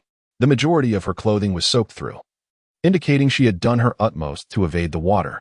At that moment, other students emerged from the restroom, whispering amongst themselves upon witnessing the sight of Shen Wanwan. Shen Wanwan maintained her composure, calmly wringing out her clothes, yet her peripheral vision subtly darted toward the stairwell. Upon spotting that figure, her cold gaze softened. Liang Ruan trailed behind her, concern etched on her face. Shen, I have some clothes here. You should change first. Otherwise, you'll get sick. Shen Wanwan waved her hand dismissively. No need. Your clothes. Ah, they were given to me by Shen Zhaozhao. She's truly kind. She just accidentally splashed a few droplets of water on me and offered me her clothes to change into. If it weren't for her, I would never have met you. Upon hearing this, a glimmer of light flickered in Shen Wanwan's eyes. She took a step forward, paused for a moment, then turned to Liang Ruan and said, Today. Thank you. Liang Ruan quickly waved her hands. No worries, I didn't do anything. A hint of uncertainty flashed in her gaze. Chapter 11. Submitting to the ingenuity of this celestial being, the prosperous hotel. By the time Shen Wanwan arrived, it was already half an hour later. As she stepped inside, she immediately spotted the hotel manager, Xiao He, standing at the entrance. Jiujia, what on earth happened? Jiujia was the name given to her by her adoptive father. Shen Wanwan was always called this when she was outside. She walked directly into the elevator, deftly pressing the button for the top floor. After sending a message, Xiao He spoke again. Jiojia, have you been bullied? The Shen family? He grew up in the same village as Shen Wanwan and was familiar with her temperament. Seeing her in this state indicated she was unwilling to speak. Producing a universal room key, she opened the suite's door and walked straight into the bathroom. Water cascaded from the shower head above, and she stared ahead with her eyes wide open. Shen Zhaozhao had locked her in the restroom. An action she took after hearing Shen Zhaozhao's inner thoughts. Otherwise, there was no way she could have been overpowered by Shen Zhaozhao and that girl. Yet, when that bucket of water was indeed poured down, she felt a moment of genuine anger. Thus, she uttered the emotionally void name Shen Zhaozhao. However, having heard Shen Zhaozhao's thoughts, she realized the warm water was deliberately switched and that Liang Ruan was intentionally sent to make her change clothes in the restroom. Suddenly, her anger dissipated. Nonetheless, she still struggled to comprehend why Shen Zhaozhao felt the need to act in such a manner. Since her arrival in the Shen family, Shen Zhaozhao's actions had become increasingly egregious. This time, witnessing Shen Zhaozhao's struggle made her almost empathize with her. How could she have forgotten that hearing someone's inner voice was an inherently bizarre phenomenon? Shen Zhaozhao was likely confronting something beyond the realm of metaphysics. What could mere mortals do against that?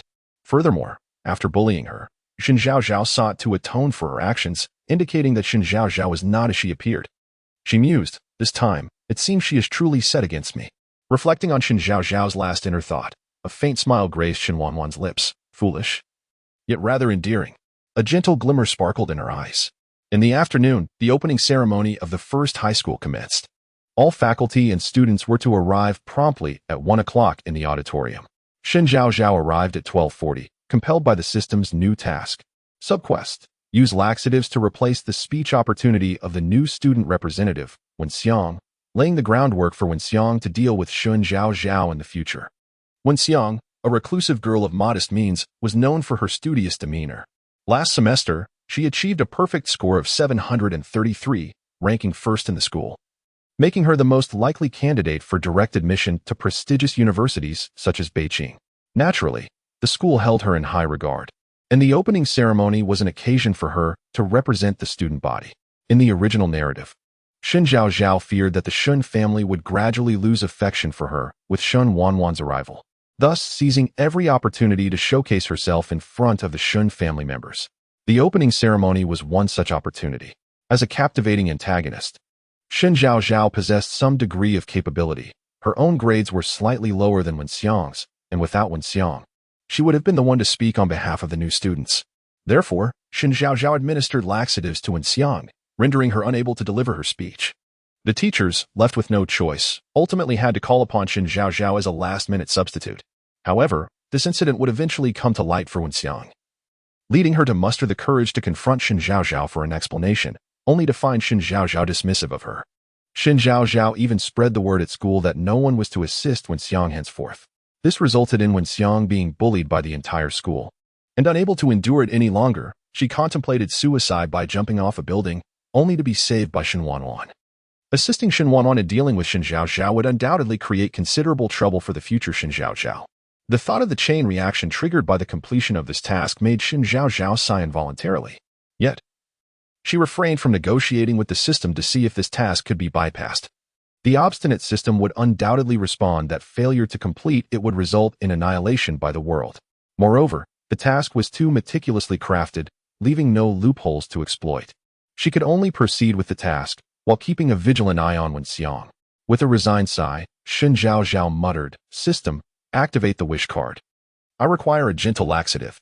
At that moment, she found herself unable to procure a laxative that would minimally harm Wenxiang, thus reluctantly resorting to using the wish card. Wish card activated successfully. The laxative has been placed in your bag, effective within 10 minutes. Upon hearing the system's announcement, she approached Wenxiang, who sat nearby, her expression a mixture of anxiety and apprehension. Wenxiang kept her head down, nervously clutching her speech, fine beads of cold sweat dotting her forehead. It was evident that she was genuinely anxious. "Shen Zhaozhao?" Wenxiang spoke cautiously, her voice barely above a whisper. Shen Zhaozhao's reputation was illustrious within the school, excelling academically. Almost everyone recognized her, albeit they had heard rumors of her difficult personality. Uncertain of Shen Zhaozhao's intentions, Wenxiang hesitated. "I heard you are representing the students to speak today. I came to see if you're nervous." Wenxiang lifted her gaze, disbelief flickering in her eyes as she bit her lip and nodded. "I am afraid. I told the teacher I couldn't do it, but she insisted I give it a try. Witnessing Wenxiang's state, Shen Zhaozhao found herself unable to follow through with her malicious intent. After a moment of contemplation, her eyes brightened as she handed Wenxiang a bottle of water. It's normal to be nervous for your first time. It will get better. Drink some water. Wenxiang met her gaze, hesitating briefly before accepting the bottle and taking a large sip. All right, practice first. I'll take my leave. Shen Zhaozhao stood, turning to exit. Wenxiang called after her. Shen Zhaozhao, thank you. Host, your actions constitute cheating. The task cannot be completed. The system's voice suddenly echoed in her mind. However, Shen Zhaozhao exhibited no surprise, blinking as she retorted. Did you not instruct me to drug Wenxiang in her stead? Yes, but you weren't told to inform her. Indeed. At that moment when Shen Zhaozhao had handed the water to Wenxiang, her other hand discreetly inscribed the character for medicine on Wenxiang's wrist. Wenxiang was astute enough to grasp the implications of the water bottle. Thus, Shen Zhaozhao had gambled. Had Wenxiang not taken the bottle, her task would have been deemed a failure. Thankfully, she emerged victorious. Wenxiang genuinely did not wish to deliver her speech. But did you explicitly state that I could not inform her? No. Then it's settled. Did she drink it? Will she soon need to use the restroom? Will I not have to step up to deliver the speech? Yes. Then what are you waiting for? Please submit to the brilliance of this celestial being. The system fell silent, exasperated by this tactic. Last time, Shen Zhaozhao had successfully manipulated the narrative in ways unforeseen in the original text. The Temporal Bureau had yet to raise any objections, and it appeared she would do so again. The system felt aged by 20 years. Even the chips in hand losing their appeal. Unfazed by the system's musings, Shen Zhaozhao was in high spirits, having taken this step. She could now freely seek out flaws in future tasks. Chapter 12. It's all my fault for being too exceptional, as the clock struck 1. Wenxiang indeed followed the original script and hurried to the restroom due to an upset stomach. Unable to locate her, the director had no choice but to ask Shen Zhaozhao to step in, dressed in a white shirt and a red checkered skirt uniform. Shen Zhaozhao stood at the microphone, with countless heads in the audience. Taking a deep breath, she began, "Respected teachers and dear classmates, good day." Ignoring the system's incessant chatter, Shen Zhaozhao passionately recited her speech, earning a round of applause from the audience. Little did she know, they were not even at home. Upon entering, she found only Shen Jun sitting on the sofa, engrossed in his phone. Noticing her arrival, he raised an eyebrow at her mental exclamations. "Your third brother asked me to bring you some chocolate." Shen Zhaozhao's eyes lit up at once. "Really? Thank you, second brother. What kind of chocolate is it?" Shen Jun looked up at her, leisurely replying, "It's all gone." What a letdown. I knew it. He truly is a gluttonous second brother. "Ah, my chocolate. You will pay dearly for this." "What? Do you have a problem?" Shen Jun inquired, feigning innocence as he listened to her internal complaints. Shen Zhaozhao immediately donned a standard smile.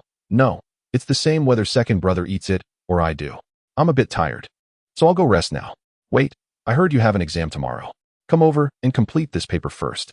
Shen Jun produced a test paper from seemingly nowhere and placed it on the coffee table. Shen Zhaozhao's eyes widened in shock as she glanced at her shoes still on her feet. This is utterly outrageous. Fine. She gritted her teeth, realizing she had dug her own grave and must fill it herself. Although Liang Ruan had arrived in time, Shen Zhaozhao was still concerned about Shen Wanwan's health and inquired with genuine care. As soon as her words fell, Shen Wanwan descended from upstairs. Her cheeks flushed with an unusual hue. "My sins are truly countless.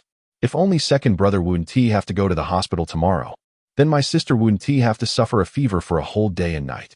Wanwan, you don't look well. Are you feeling ill? Clearly. You are sick. Stop beating around the bush." Today was another day Shen Jun had to suppress his irritation towards Shen Zhaozhao. Casting a sidelong glance at her before addressing Shen Wanwan. "Wanwan, you should go upstairs to rest.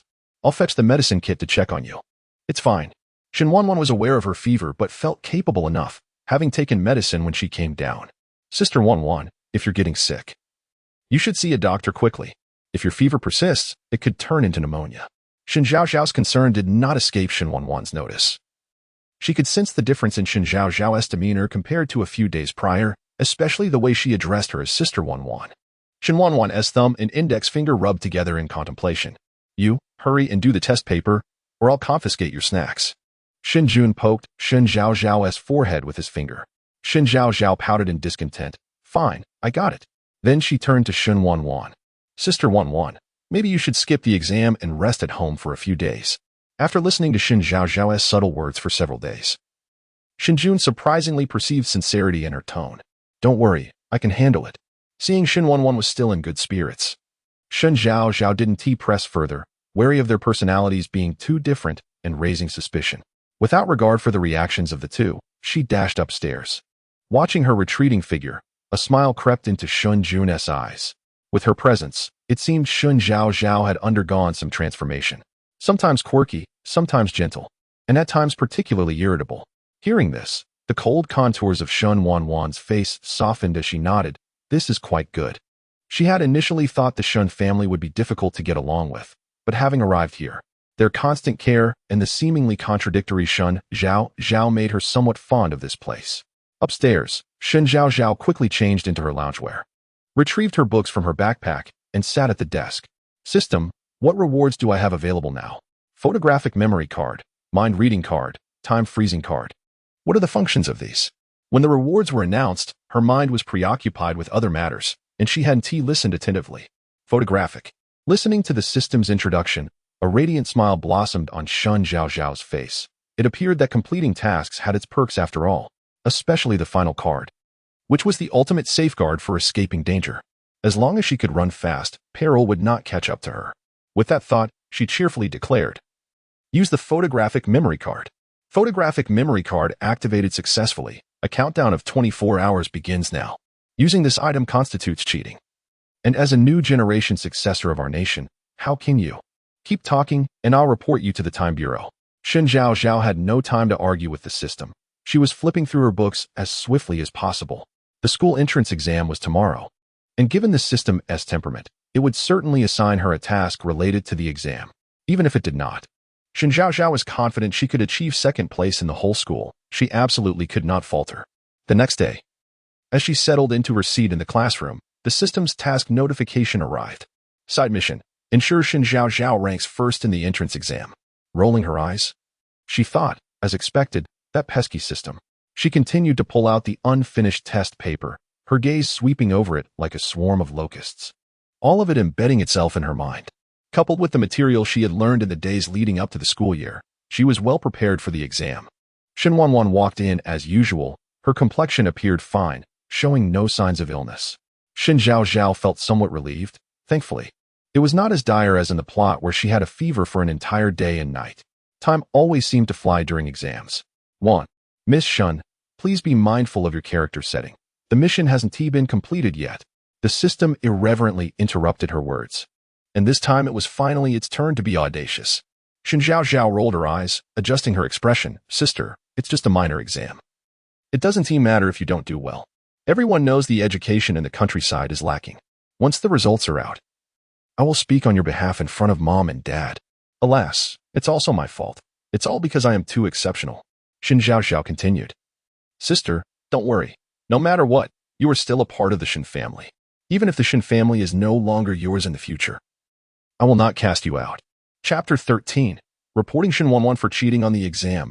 On the topic of the common girl, I am speaking from personal experience. Who instilled in me the audacity to speak such words in front of a formidable figure?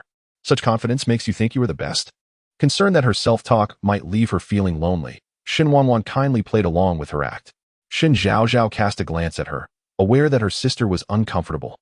Yet one must confront reality. There is no comparison between a top student and an illiterate. This time, Shen Wanwan turned to her, picked up a bottle of water nearby, and offered it to her. Upon witnessing this gesture, Shen Zhaozhao couldn't help but chuckle inwardly. Haha, my sister is truly remarkable. Her retorts are simply splendid. Despite this internal amusement, a look of disdain crossed her face as she coldly remarked, since my sister does not appreciate it, I am eager to see how poorly she will perform. The next day at school, seating arrangements were to be redone. As students entered the classroom, they placed their bags on their desks for easy access later. Since the exams were graded concurrently, results would be available promptly. While awaiting teacher Lin Shuang, Shen Zhaozhao was so anxious that her hands and feet began to tremble. The stakes were high. It was crucial for her to fulfill the system's task. Although she had employed the photographic memory skill, there were always unforeseen circumstances. What if she did not secure the top spot? I am so nervous. Oh God, please let me achieve first place. Amen. Hallelujah. At that moment, Shen Wanwan was engrossed in sending a message when she suddenly heard Shen Zhaozhao's nonsensical chatter.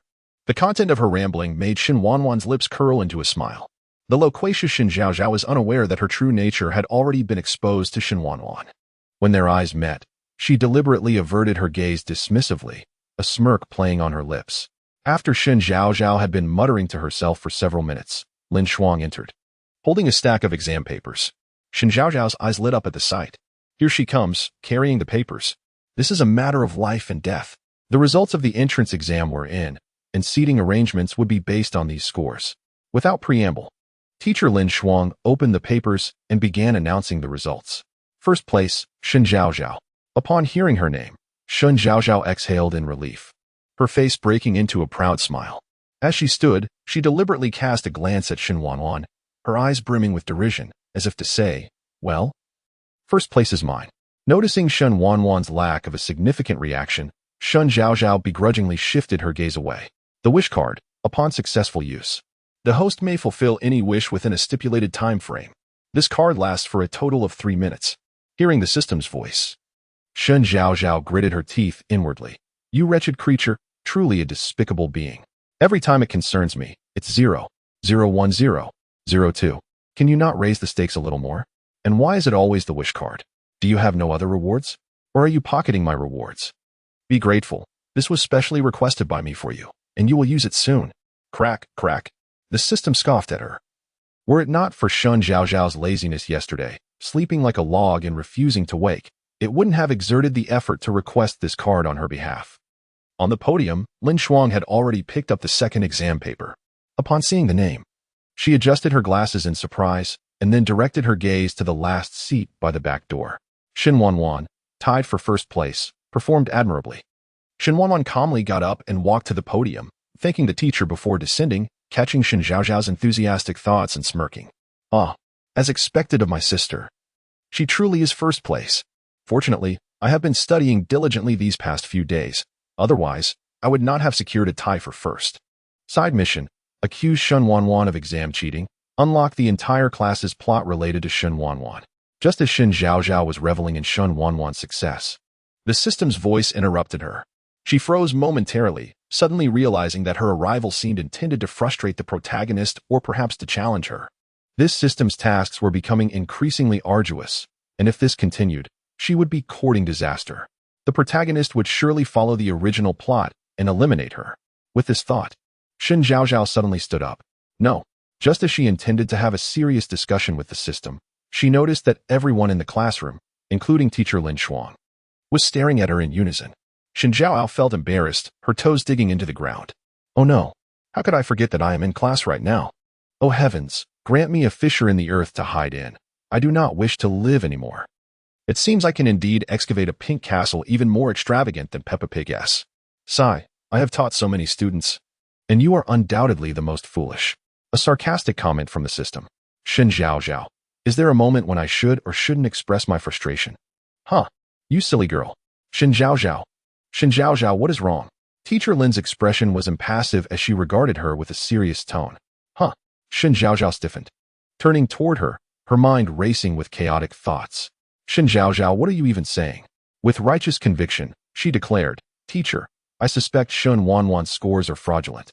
If I am not mistaken, she must have cheated. The last 3 words were laden with emphasis as she deliberately glanced at Shen Wanwan, her eyes filled with resentment. Do you understand what you are saying, Shen Zhaozhao? If you accuse Shen Wanwan falsely, I will have to call her parents. Teacher Lin's expression was stern. She was aware of the relationship between Shen Wanwan and Shen Zhaozhao. Previously, when the Shen family brought Shen Wanwan to school, they specifically mentioned that the two shared a close bond. Clearly, this was not the case. Shen Zhaozhao raised her chin defiantly. Of course. I personally witnessed Shen Wanwan arriving at school last night and entering the teacher's office. Teacher Lin, if you do not believe me, you may check the surveillance footage. She was not foolish enough to slander Shen Wanwan without evidence. Before arriving at the Shen family, she had known that the individual was connected to a certain teacher at the school, but further investigation was necessary. Hence, she consented to Lu Yan's arrangement to attend this school to slowly uncover the truth. Otherwise, with her ability to skip grades and obtain a graduate degree, she would not need to repeat high school. In the original plot, On the day when Shen Wanwan was drenched, she had gone to the hotel where her subordinate, Xiaohe, was located. There, Xiaohe informed her that the person they were looking for was likely connected to a certain teacher. However, she did not anticipate that their first operation would coincide with the day before the exam. On her way back, she was unexpectedly discovered by Shen Zhaozhao, who took the opportunity to enter Shen Wanwan's room in her absence. There, she found a handwritten exam paper from teacher Lin Shuang.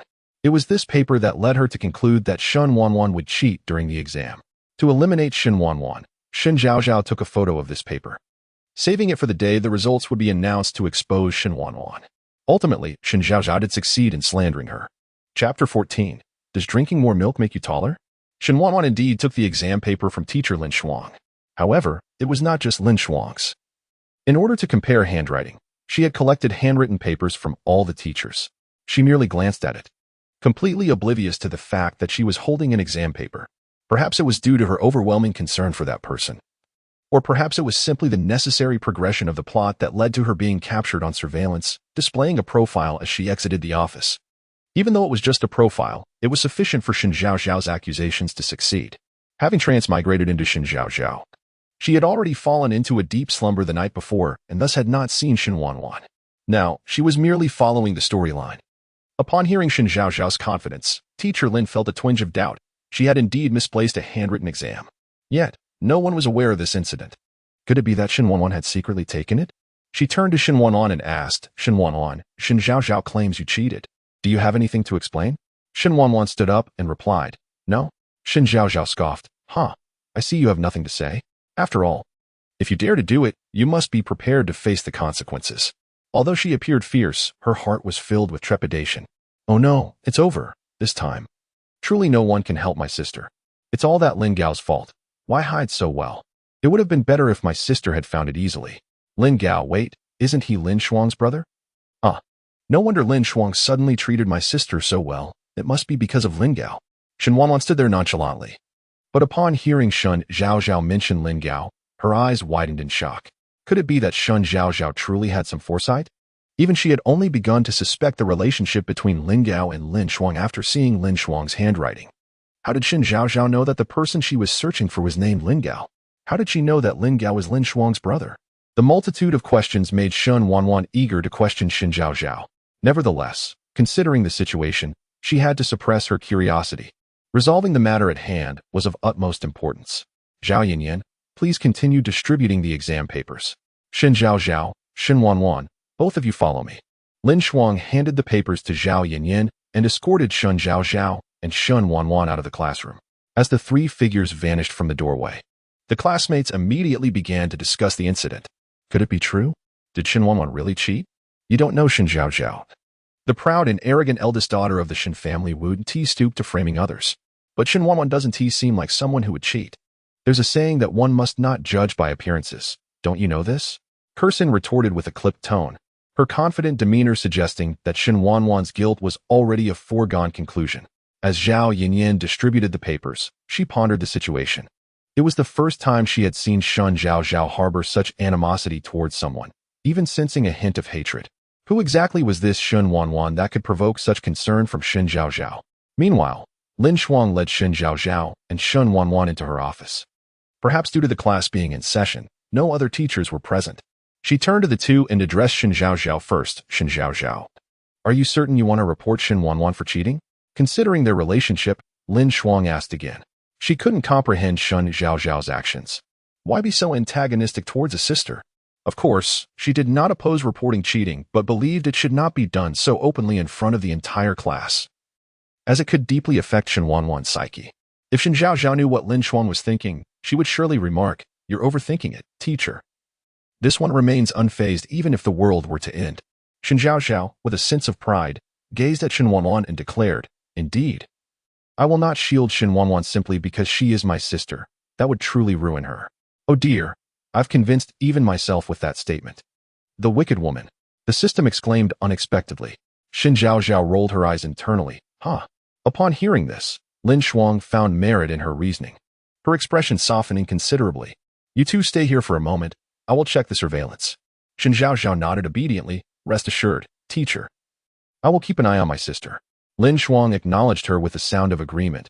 casting a sympathetic glance at Shen Wanwan before exiting the office. Once the teacher left, Shen Zhaozhao immediately reverted to her true self. Striding confidently towards Shen Wanwan, she lifted her chin with a mocking gaze. Sister, if you had not appeared, the Shen family would have been mine. But alas, you are so oblivious. I am not one to be merciless. If you leave the Shen family willingly, I promise to do nothing and even provide you with a sum of money to ensure your comfortable living for the rest of your life. Sister, will you consider it? For the first time, she shed her facade before Shen Wanwan, revealing her true nature of volatility, arrogance, and hypocrisy. Despite her outward calmness, internally she mused. My sister must be at least 7 meters tall. Help, I need to stand on my tiptoes. Quick, push me away and give me a step. I'm exhausted. Had I known, I wouldn't have pretended so. Hearing this, Shen Wanwan nearly burst into laughter. Casting her gaze downward and noticing that the little imp was indeed standing on tiptoes. How foolish to threaten someone without understanding the gravity of the situation. Her eyes sparkled with amusement as she reached out her long, fair hand to grasp Shen Zhaozhao's arm. Awkward. Shen Zhaozhao's expression faltered momentarily before she swiftly shook off Shen Wanwan's hand, glaring at her in exasperation. Sister, don't overstep. I'll let you go for your own good. Otherwise, when the day comes that you are expelled from the Shen family, do not come crying to me. This time. Shen Wanwan could not contain her laughter, exclaiming, Little imp. You wretched girl.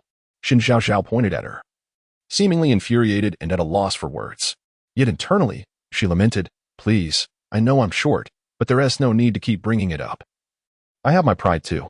Considering Shen Zhaozhao's pride, Shen Wanwan refrained from further commentary, maintaining a gentle smile that made Shen Zhaozhao feel uneasy and chilled. Suspecting that Shen Wanwan might devise a plan to eliminate her, her expression darkened, clearly realizing that Shen Zhaozhao had seen her on the surveillance. Shen Zhaozhao puffed her chest out and boldly approached her. Teacher Lin, now you must believe me, right? Lin Shuang looked at Shen Wanwan and stated, Shen Wanwan, I indeed saw you in the surveillance footage. Do you have anything to say? Shen Wanwan remained steadfast, simply replying, no. She chose not to speak further. Turning to exit and leaning against the wall in the corridor. Chapter 15. The elder brother is a stickler. Of course, Shen Zhaozhao could not leave. She was eagerly awaiting the opportunity to witness Shen Wanwan's misfortune. No, this was the original intention of Shen Zhaozhao in the text. But now she was undoubtedly contemplating ways to assist Shen Wanwan. She had already devised a plan, each time she completed a task by bullying Shen Wanwan. She would also find a way to help her resolve the ensuing problems. This way, when the day came for her true nature to be unveiled, she might perhaps exchange these remedial actions for her own salvation. After all, following the recent task involving Wen Xiang, she had gained insight into how to confront the system. With these thoughts in mind, Shen Zhaozhao turned to Teacher Lin and spoke, Teacher, after all, Wanwan is my sister. Cheating is wrong, but when my father arrives, he will undoubtedly address this matter of her misconduct. Teacher Lin, having just been disheartened by Shen Wanwan's cheating, felt a wave of comfort wash over her upon hearing Shen Zhaozhao's words. A gentle smile graced her face as she responded. It is rare to see you with such concern. You may wait here for a moment. Thank you, teacher. Shen Zhaozhao discreetly glanced at Shen Wanwan and sighed inwardly. To complete this task, she had just expended the wish card she had recently acquired. She could not be certain that Shen Wanwan would be captured by the surveillance cameras. Despite the plot, Shen Wanwan's abilities were not to be underestimated. Thus, as a precaution, she had utilized the reward card to ensure that Shen Wanwan's profile would be visible in the footage.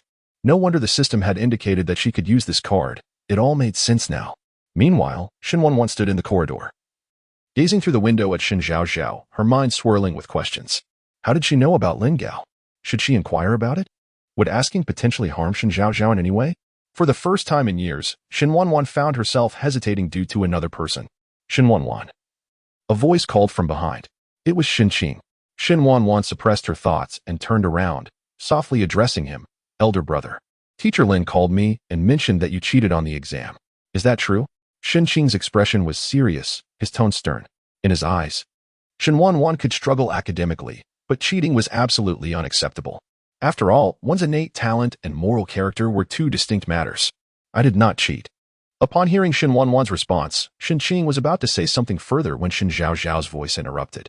Is it possible that the one who arrived is my elder brother, that stickler? This is disastrous. My sister is truly finished this time. He is worse than dog ergo. At least he does not judge by appearances and seeks the truth. This stickler will surely reprimand my sister. Shen Qing felt a jolt of disbelief as he processed the words stickler and dog ergo. Was this truly the obedient and sensible Shen Zhaozhao he knew? Approaching the door, he politely knocked. Hello, Teacher Lin. I am Shen Qing, the elder brother of Shen Wanwan and Shen Zhaozhao. Hearing his voice, Shen Zhaozhao emerged alongside Teacher Lin. Initially shocked, her face quickly transformed into a compliant smile as she called out, Elder brother. Casting a glance at Shen Wanwan, she feigned a triumphant expression while internally feeling anxious. Elder brother, you must speak on my behalf. I did not intend to frame her. Without me, you would not have noticed my sister's situation. Yet, what he heard was indeed Shen Zhaozhao's voice. Mr. Shen, hello. Teacher Lin assumed a typical teacher's demeanor. Shen Qing was still puzzled, instinctively nodding. Hello, Teacher Lin.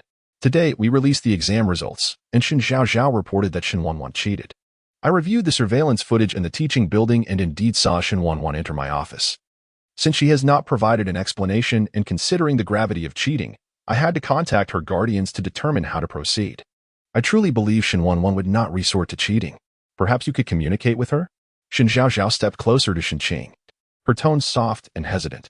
Elder brother, I know I should not have reported my sister, but cheating is a serious matter.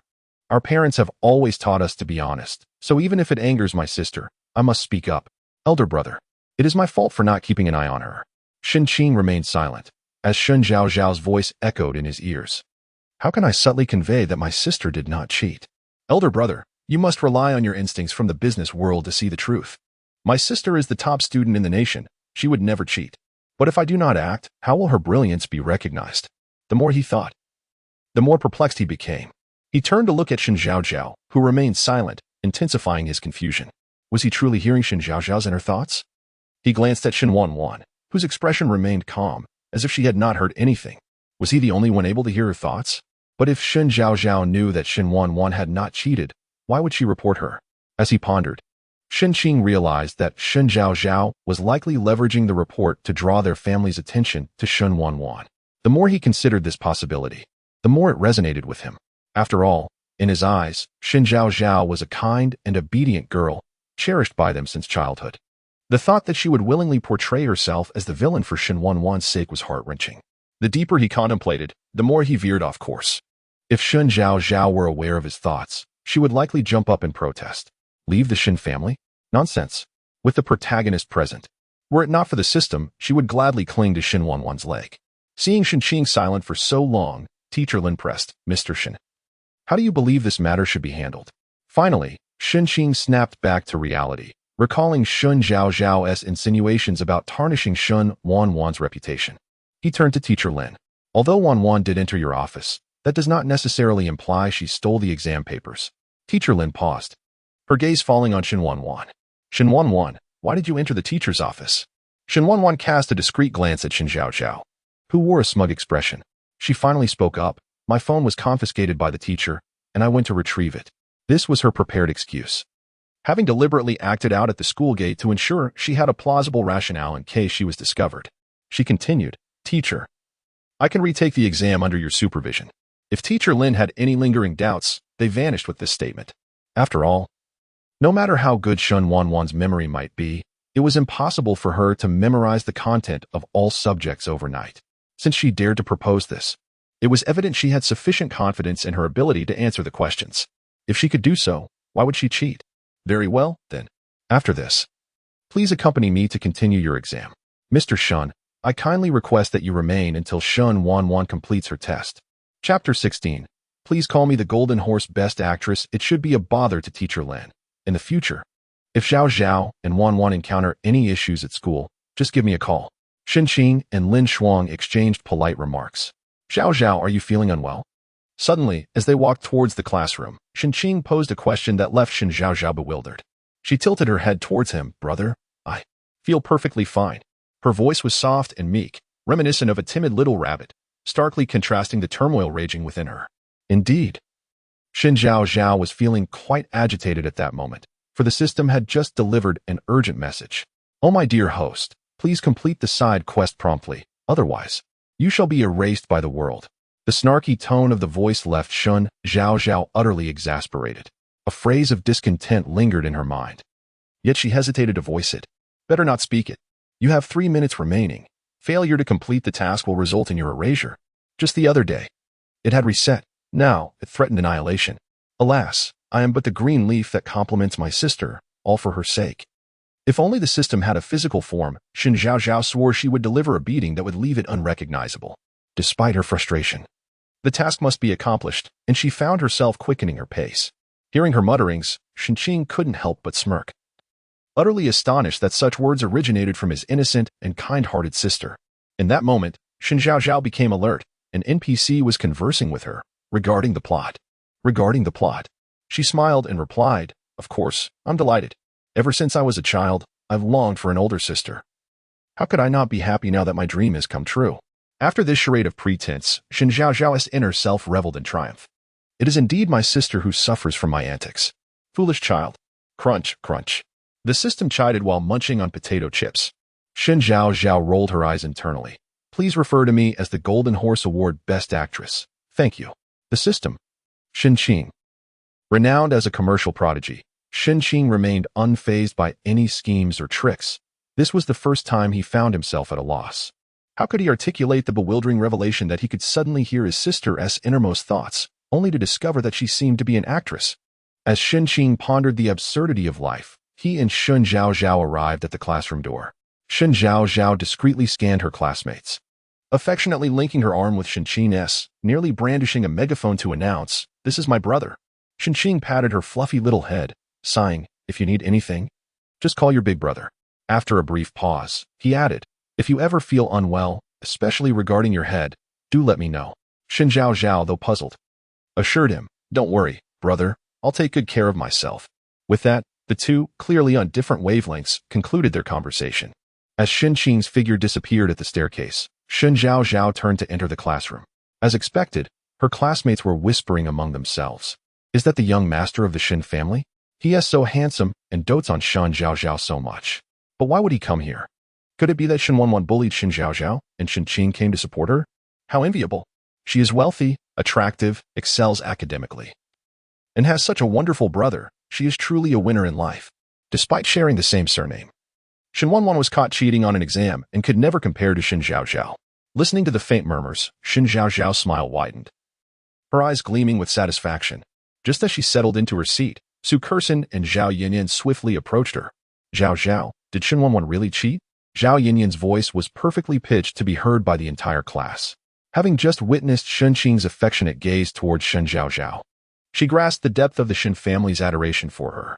If Shen Qing would run an errand just to settle a score, how effortless it would be for Shen Zhaozhao to leverage that affection for their family's benefit. Contemplating this, Zhao Yinyan brought up Shen Wanwan's cheating incident. Since Shen Zhaozhao held no fondness for Shen Wanwan, she felt compelled to curry favor with Shen Zhaozhao at her expense. When the topic arose, Shen Zhaozhao's expression gleamed with triumph. She playfully admonished, "Stop it, it's my fault too. I shouldn't have mentioned this in front of the whole class, but I'm not one to slander others without cause. Wow, I didn't expect you to lack a clear self-awareness. Leave me be.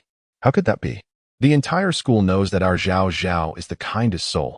After all, you are only looking out for Shen Wanwan, considering that cheating will only harm her in the end." "Exactly, Zhao Zhao. Why be so kind-hearted?" Zhao Yinyan chimed in, with Su Kursen quickly agreeing. With these two supporting her, Shen Zhaozhao feigned regret, shaking her head. "We are all classmates. I certainly can't bear to see Wanwan stray further down the wrong path.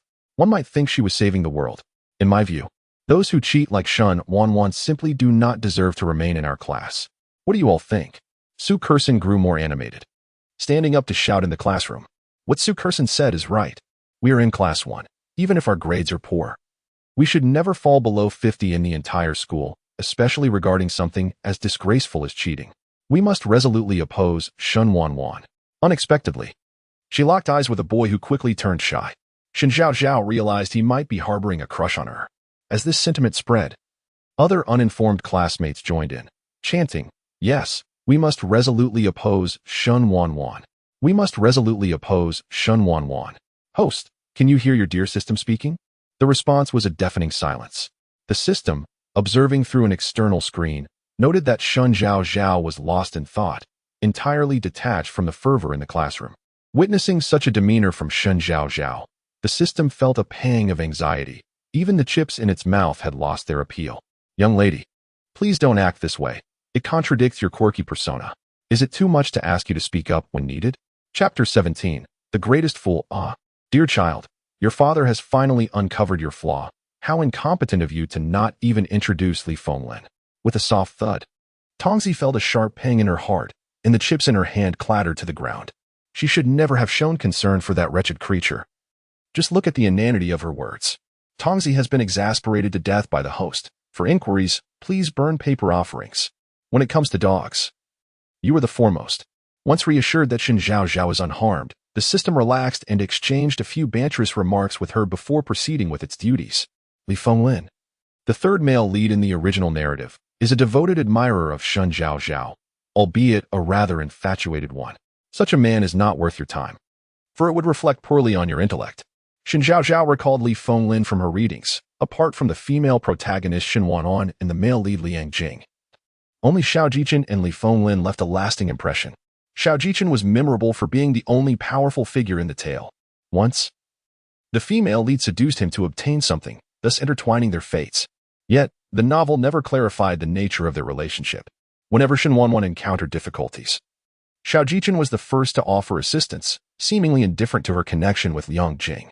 It was unclear whether he harbored feelings for her or not. Nevertheless, she firmly believed that Shen Wanwan was better off with Xiao Jichen than with Liang Jing. As for Li Fenglin, he was notable for his unwavering adoration for Shen Zhaozhao. Regardless of right or wrong, he always stood by her side. He was willing to go to the extremes for her, even to commit kidnapping or murder, if need be. Ultimately, he was betrayed and framed by Shen Zhaozhao. Yet he willingly took the blame and ended up imprisoned. Compared to Liang Jing's dramatic sacrifices for the female lead, she found herself more inclined towards Li Fenglin.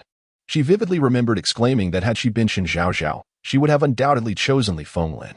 Little did she know that her words would manifest into reality. For she had indeed become Shen Zhaozhao.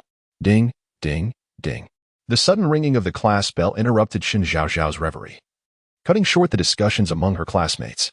A hunched figure entered the room, placing the papers on the podium without uttering a word, then began to scribble a series of English phrases on the blackboard. Glancing at the problem, Shen Zhaozhao nonchalantly replied, "Yes, yes, yes, let us discuss it after class." Perhaps due to the upcoming retake, Shen Wanwan had not returned to school that morning. Meanwhile, Shen Wanwan hastily completed her examination, turning in a thoroughly filled paper to teacher Lin before departing the school. Armed with information about Lin Gao, she needed to strategize promptly. At the rich hotel, as soon as Xiao He saw her, he approached eagerly. "Sister Jiao, shouldn't you be in class at this hour? I have news about Lin Gao." "Really?" Xiao He's eyes widened in surprise. Lin Gao, a renowned medical prodigy, had earned his doctorate from a prestigious medical institution at the age of 24. Unlike Shen Jun, who specialized in cardiothoracic surgery, Lin Gao focused on neurology. He became the youngest medical professor at 30, reputed to negotiate with death itself, always capable of healing as long as there remained a flicker of life in the patient. However, he detested confinement and preferred to roam freely, famously declaring he would only treat those who could locate him. This proclamation led to a nationwide game of hide and seek, as countless individuals sought his life-saving expertise. Shen Wanwan was among those desperate enough to seek him out, for a crucial person in her life lay paralyzed, teetering on the brink of death.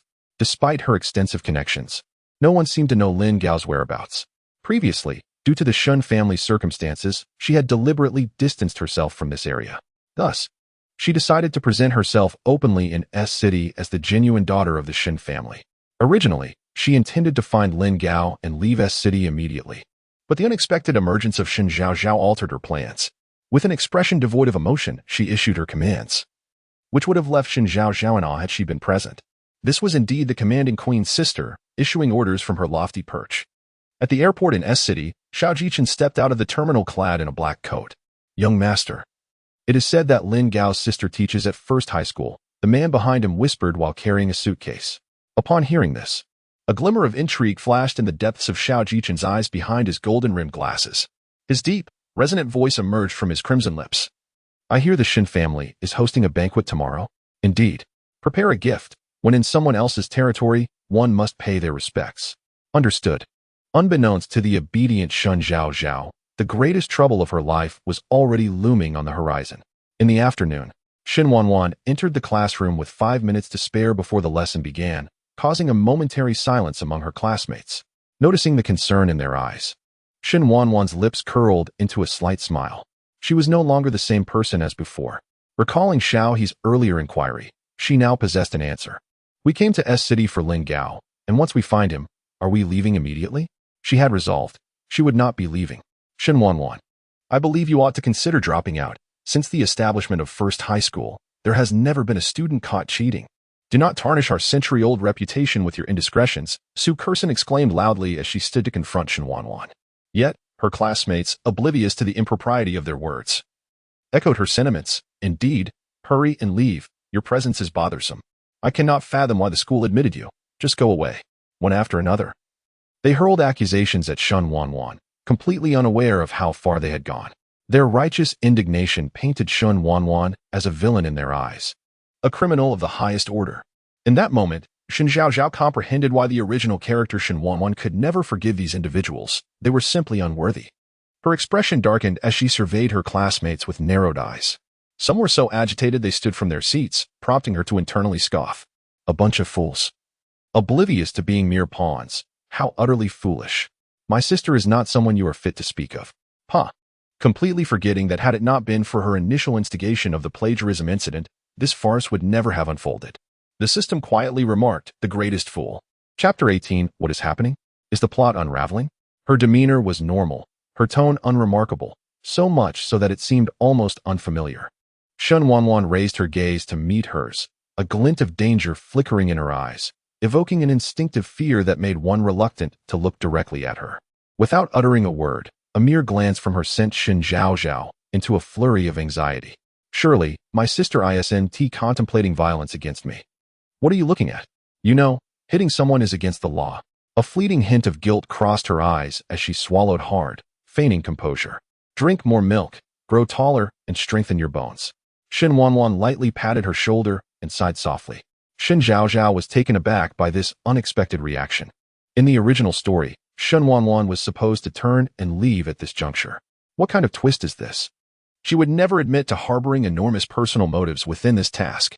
Just as Shen Wanwan took a step toward her designated spot, Su Kerson swiftly advanced, preemptively pushing Shen Wanwan's desk over. The desk crashed to the floor with a resounding clang. She glared at Shen Wanwan, pointing towards the door. Shen Wanwan, you are not welcome in our class. With her head bowed, Shen Wanwan glanced at the scattered books and furniture on the ground. When she lifted her gaze again, her eyes were deep and penetrating as she approached Su Kerson step by step. What did you say? Her cold voice was devoid of any emotion. Su Kerson instinctively stepped back, but seeing Shen Zhaozhao's unwavering stare, she straightened her posture. I said to get out of our class. No sooner had the words left her lips than Shen Wanwan seized Su Kerson's chin, applying just enough pressure to drain the color from her face. Su Kerson pushed at Shen Wanwan, you vile. Before she could finish, she met Shen Wanwan's fierce gaze and felt an aura of death emanating from her, causing her to abruptly shut her mouth, her body trembling involuntarily, eyes wide with fear. In that moment, the entire classroom fell into an eerie silence. The weight of the atmosphere pressing down on everyone like a heavy burden, making it hard to breathe. It is wise to maintain a low profile. Among them, Su Kerson and the others collectively exhaled, relieved, as if the specter of death had just passed. After this incident, no one dared to mock Shen Wanwan further, turning their heads away in silence. Shen Zhaozhao, however, widened her eyes. What just transpired? Observing Shen Wanwan silently picking up the desk and gathering the scattered textbooks, Shen Zhaozhao felt utterly speechless. How peculiar. She had just lamented the plot's collapse, and here it was unraveling yet again within mere minutes. It was supposed to be the banquet where Shen Zhaozhao framed Shen Wanwan. But now, everything was in disarray. What should she do? Should she feign fear? Yet that would contradict her character. Moreover, the task was completed. She was not a fool, nor would she instigate trouble. Besides, given the intense aura emanating from her sister moments ago, confronting Shen Wanwan now would be tantamount to courting death. After much internal conflict, Shen Zhaozhao remained uncertain about her next move. Should she ignore it? Or perhaps turn a blind eye? Thankfully, the class bell rang shortly thereafter, providing her with a perfect excuse. As a model youth of the new era, one ought to study diligently and strive for improvement. Shen Qing had been preoccupied with company matters, often falling asleep in a nearby apartment after work. Shen Yu, busy balancing classes and gaming practice, generally resided in the dormitory. Thus, tonight unfolded harmoniously. After dinner and a shower, Shen Zhaozhao sat cross-legged on her bed, clad in gray pajamas. This is 007, calling the system, calling the system. System, if you don't come out soon, I might suspect you've perished. System, as exemplary youths of the new era, we must study diligently. The system had just settled onto the bed, ready to watch a drama, when it heard Shen Zhaozhao incessantly chattering at a rapid-fire pace without taking a breath. After waiting in vain for her to pause, the system grew irate. Dear lady, I have graciously refrained from urging you to study or complete your tasks. Yet here you are, shouting my name without a moment's respite? No need to listen. This system had recently switched to a new drama. Just let you experience this feeling. It's magic defeating magic. Speak quickly, I'm busy. The enticing aroma of chicken legs wafted through the air, only increasing the system's hunger. As the system of this world, could you kindly explain why the plot has collapsed? Reflecting on recent events, Shen Zhaozhao realized that the narrative had unraveled more than once. Especially concerning Shen Wanwan, her demeanor seemed increasingly peculiar. There was no trace of animosity, but rather a hint of indulgence. Upon this realization, she quickly shook her head. It was improbable. In Shen Wanwan's presence, she was but a scheming white lotus, a green tea bitch.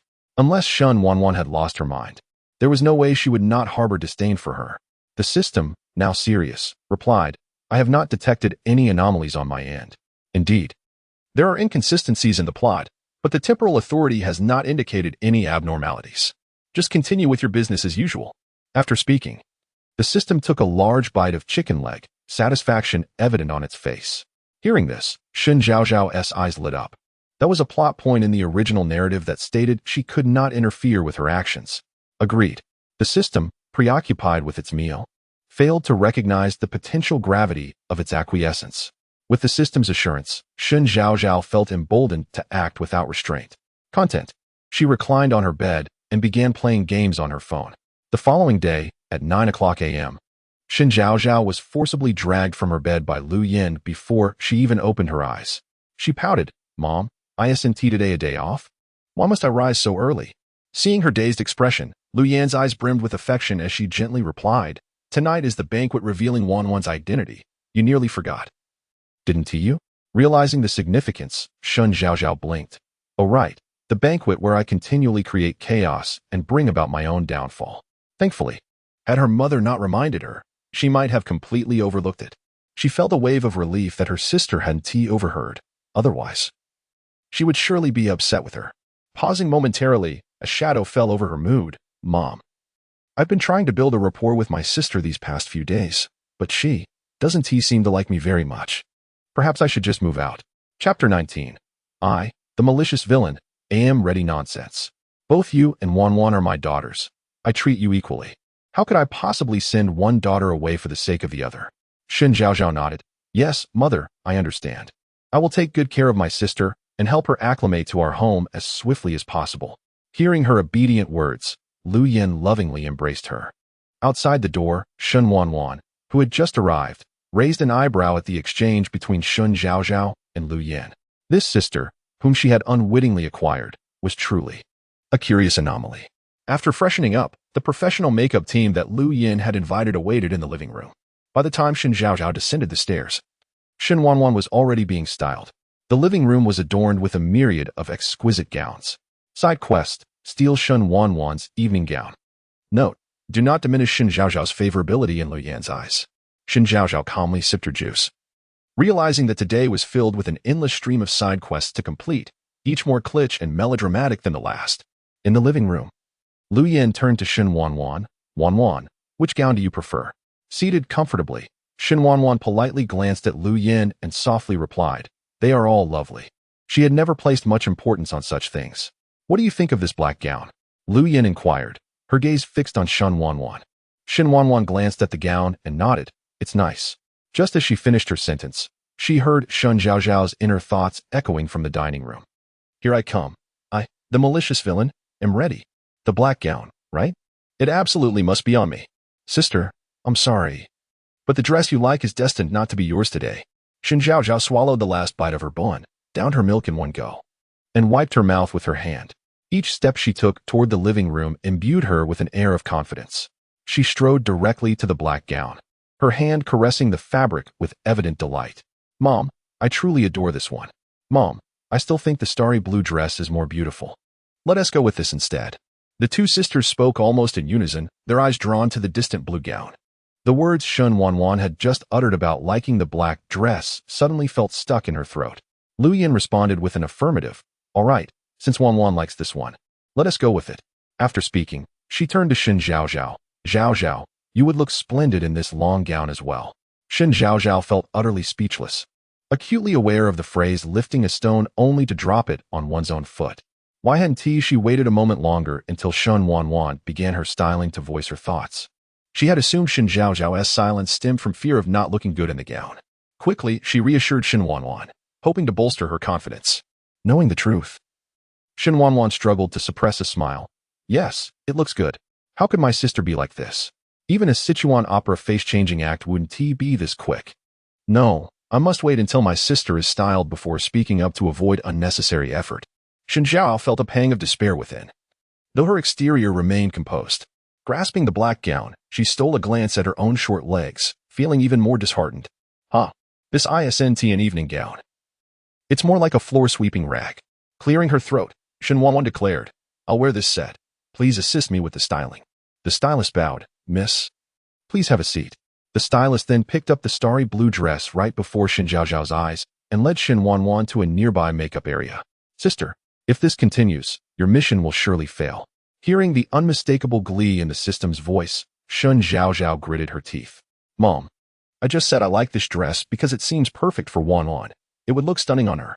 Upon hearing Shen Zhaozhao's words, Lu Yin picked up the black gown for a closer inspection and nodded. Wanwan, as Zhaozhao said, you would definitely look good in this dress. Yet, Shen Wanwan insisted. But I really prefer this starry blue dress. Shen Wanwan's gaze fell intentionally on Shen Zhaozhao. Lu Yin sighed. Zhaozhao, how about you wear this one instead? Shen Zhaozhao felt tears welling up inside. Mom, but I want to wear that starry blue one. Boo-hoo. What should I do? I must maintain the appearance of a sweet and understanding daughter in front of Mom. I can't just snatch it away. With her back turned to them while being styled, Shen Wanwan wore a smile in her eyes.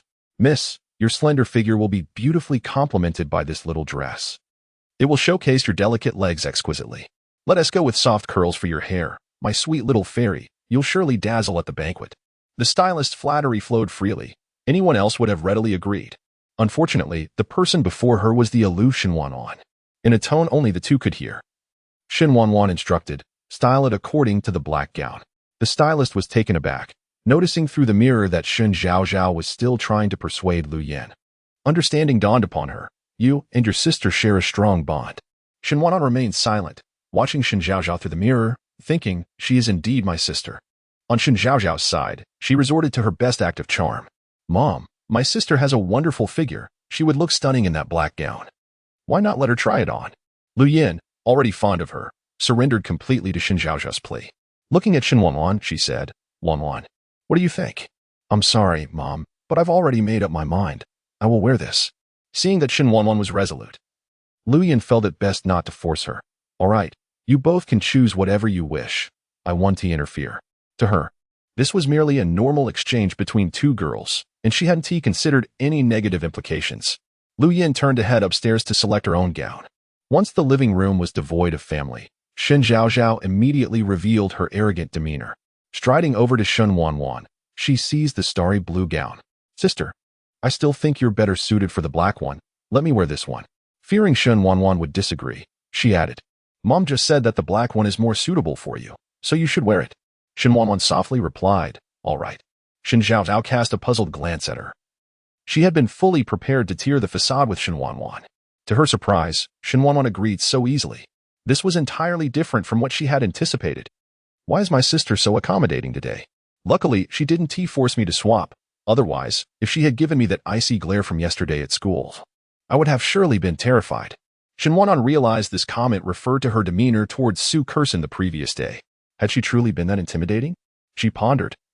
Looking up at the mirror, where her delicate features reflected back, although her facial contours appeared somewhat rigid, she seemed less approachable when not smiling. Chapter 20.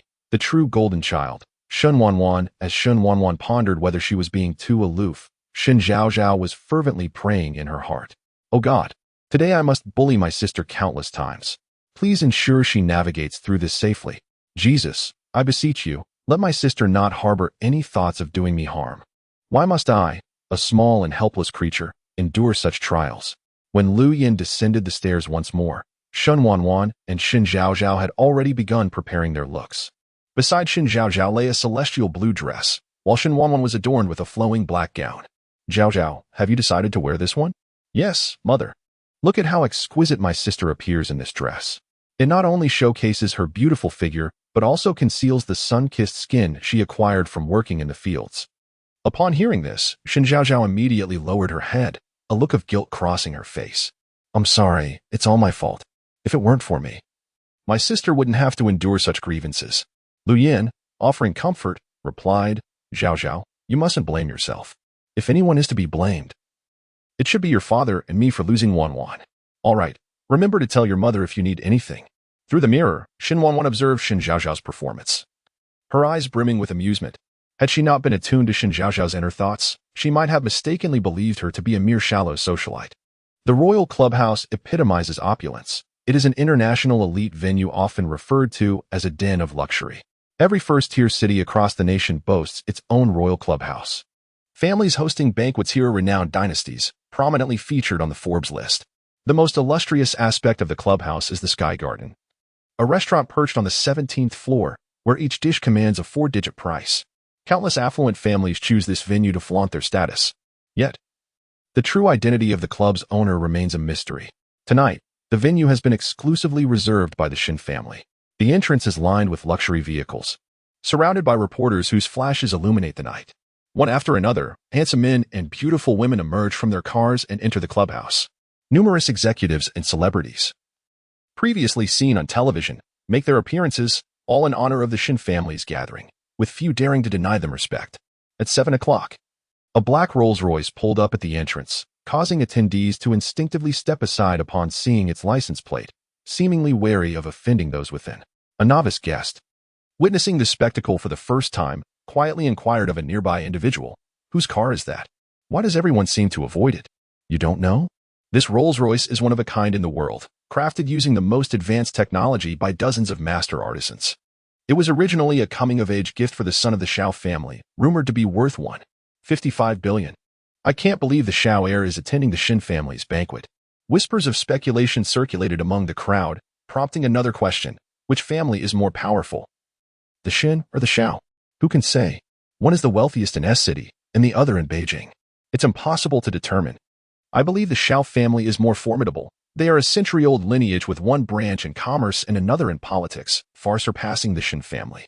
At the entrance, the driver exited the vehicle and opened the back door. Xiao Jichen stepped out, eliciting gasps from the crowd. His deep, dark eyes captivated all who beheld him. With thick eyebrows, a prominent nose, and subtly crimson lips, every feature was flawlessly striking. Dressed in a royal blue suit, standing at an impressive height of 1.9 meters. His well-proportioned physique exuded the allure of a mature man. Upon entering the clubhouse, 2 sports cars followed suit, one belonging to the Li family, partners of the Shen family, and the other to the Lin family, shareholders of the Shen group. Interestingly, the young masters of the Li and Lin families had a history of rivalry. Upon spotting each other, they exchanged glances, simultaneously scoffing and turning away, equally matched as they proceeded inside.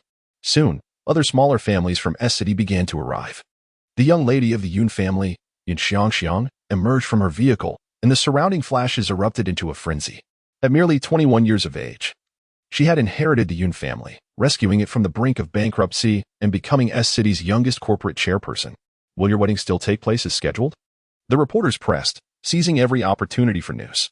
Yun Xiangxiang, known for her gentle demeanor, maintained a warm smile even in the face of harsh comments. The Yun family will issue a statement regarding this matter in a few days. Today is the Shen family's occasion, and I shall not overshadow it. Su Kersen arrived with her parents and immediately noticed Yun Xiangxiang, observing the attention lavished upon her, as if she were the center of the universe. She glanced at the reporters who failed to capture her own image. Jealousy filled her eyes as she clenched her fists, teeth gritted. "What's wrong? Are you feeling down?" Zhao Yanin, who had come with her mother, inquired as she approached Su Kersen. "Nothing," Su Kersen replied, adjusting her expression before joining Zhao Yan in and the others in entering. Liang Jing and Liang Wan arrived later, driving a rather inconspicuous BMW, and discreetly made their way into the clubhouse, unnoticed by the surrounding crowd. Inside the banquet hall, the grandeur was evident, with a golden opulence that epitomized wealth. Crystal chandeliers sparkled from the high ceiling. Guests, adorned in exquisite attire, mingled while holding flutes of champagne and glasses of red wine. "Mr. Jiang, we must rely on your expertise in this collaboration," one executive remarked. "Director Chung, how about considering me for the lead role in your next production? My range is quite extensive." "Ah, is that not Mr. Lin? I wonder when he'll have time for a meal with me." "Lawyer Zhang, will you be able to resolve my case? Isn't that Miss Yin? I heard her fiancé has been unfaithful. How can she still attend such a lavish event? What kind of banquet is the Shen family hosting? It's quite a spectacle." Meanwhile, Xiao Jichen casually sipped champagne, preferring solitude to mingling with others, positioning himself beside a flower bed. He had merely come to make an appearance, intending to greet a few guests before departing. Today, apart from the Shen family, he was the most eye-catching presence in the clubhouse. Since his arrival, many had attempted to approach him, yet his icy demeanor deterred them all. Moments later, a spotlight illuminated the staircase, silencing conversations as everyone turned their attention in that direction. Lu Yin, arm in arm with Shen Tianxiang, was the first to descend the stairs, taking her place at the microphone. Shen Tianxiang began. "Thank you all for attending today's banquet. This day is of great significance for the Shen family, as I have found my biological daughter, who went missing over a decade ago. I am now honored to introduce my daughter, Shen Wanwan." As those final words echoed, Shen Tianxiang and Lu Yin gazed toward the left staircase, where the spotlight followed suit. Chapter 21 Greetings, I am Xiao Jichen.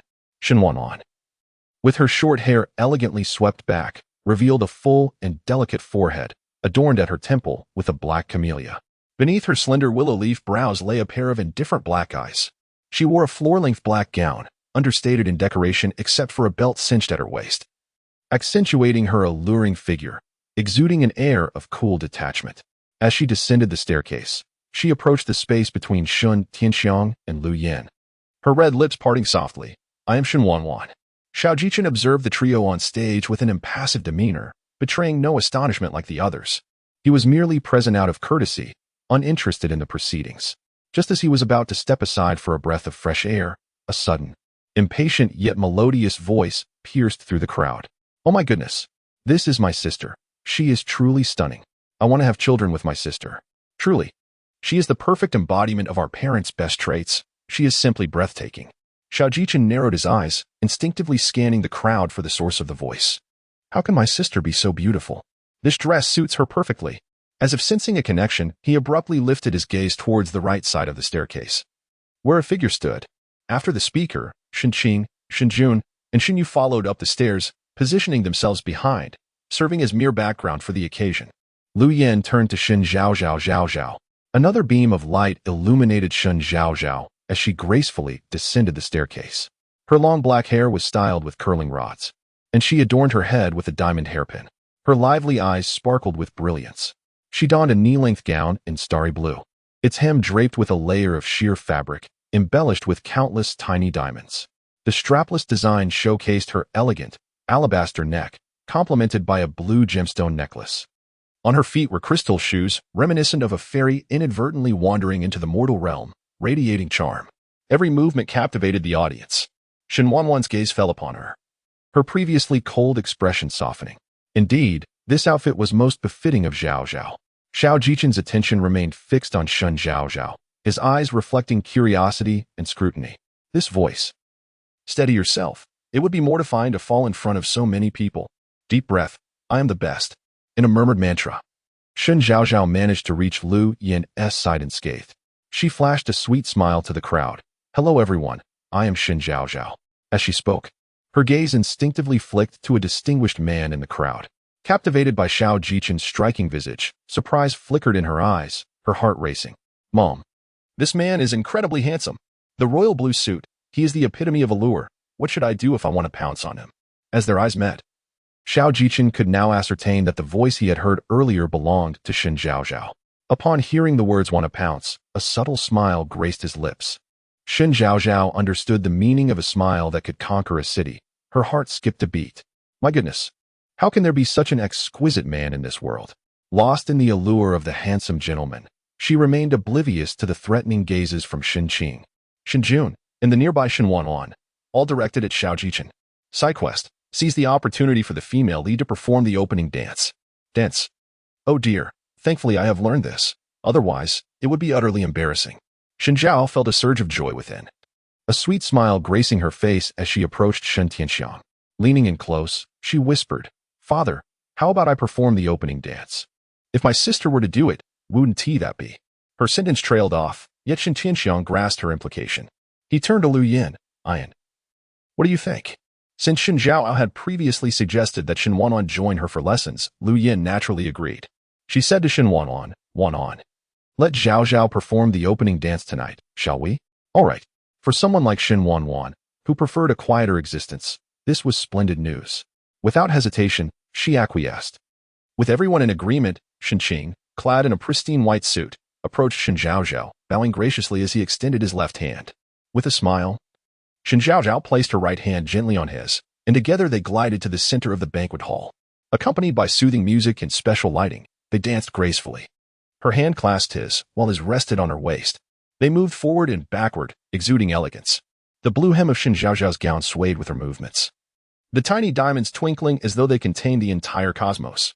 At that moment, the center of the banquet hall transformed into a breathtaking tableau, drawing the captivated gazes of all present. As the performance concluded, resounding applause erupted around them. Shen Qing and Shen Zhaozhao bowed. High society gatherings often served as mediums for collaboration and exchange between various enterprises, although the primary intrigue today revolved around the Shen family's true heiresses. When Shen Tianxiang announced the availability of exquisite food and fine wine, the event morphed into a grand corporate networking affair, triggering main quest 2. Please ensure the male and female leads engage in a romantic relationship within 1 year, while simultaneously diminishing Shen Zhaozhao's favorability in Liang Jing's eyes, unlocking significant future plotlines for the female lead. Upon hearing the system's proclamation, Shen Zhaozhao felt exhilarated, relieved that she would not have to worry about her demise in the coming year. However, she was also perplexed, as her intention was to facilitate a pairing between Xiao Jichin and her sister. Yet, in the original narrative, Xiao Jichin had never attended the Shen family's banquet. It seemed she would have to wait for him to arrive in S-City before formulating a plan. As for Liang Jing, she was indifferent. She would not permit him to be with her sister. Side quest: diminish the female lead's gown, lowering her favorability among the crowd. Prepared and composed, Shen Zhaozhao now calmly took a glass of red wine, her gaze tracking Shen Wanwan's movements. She raised her glass, ready to sip. When the captivating man in the blue suit approached her, Xiao Jichin lifted his glass, lightly clinking it against hers. "Zhaozhao, hello, I am Xiao Jichin." His magnetically rich voice almost rendered Shen Zhaozhao faint. "Help, how can someone be so handsome, with such an enchanting voice?" Recovering from her astonishment, she stared at the man. Inquiring Xiao Jichin? He nodded. "Indeed, that is me." Shen Zhaozhao was utterly unprepared for Xiao Jichin's presence at the banquet, let alone for him to initiate a conversation with her. The narrative had diverged dramatically. This person is Xiao Jichin. It truly is him? Maintaining a facade of composure, her heart raced as she began to stammer internally. This was the character she had favored most in the original story, now standing before her, looking exceptionally dashing. Wow. No wonder he is Xiao Jichin. He is worthy of my sister. Upon hearing this, Xiao Jichin's expression darkened instantly, mistaking her admiration for herself when it was actually directed toward her sister. What delusion had led her to believe he should pursue her sister? Chapter 22. The Uncharming Antagonist. Zhou Su emerges. Mr. Xiao was about to speak when Shen Qing's voice resonated from behind. Turning around, Xiao Jichin saw Shen Qing and Shen Jun had approached, though he was unsure when they had arrived. "Mr. Shen, young Master Shen," he acknowledged. Shen Qing offered a slight nod, mentioning that her father had heard of Mr.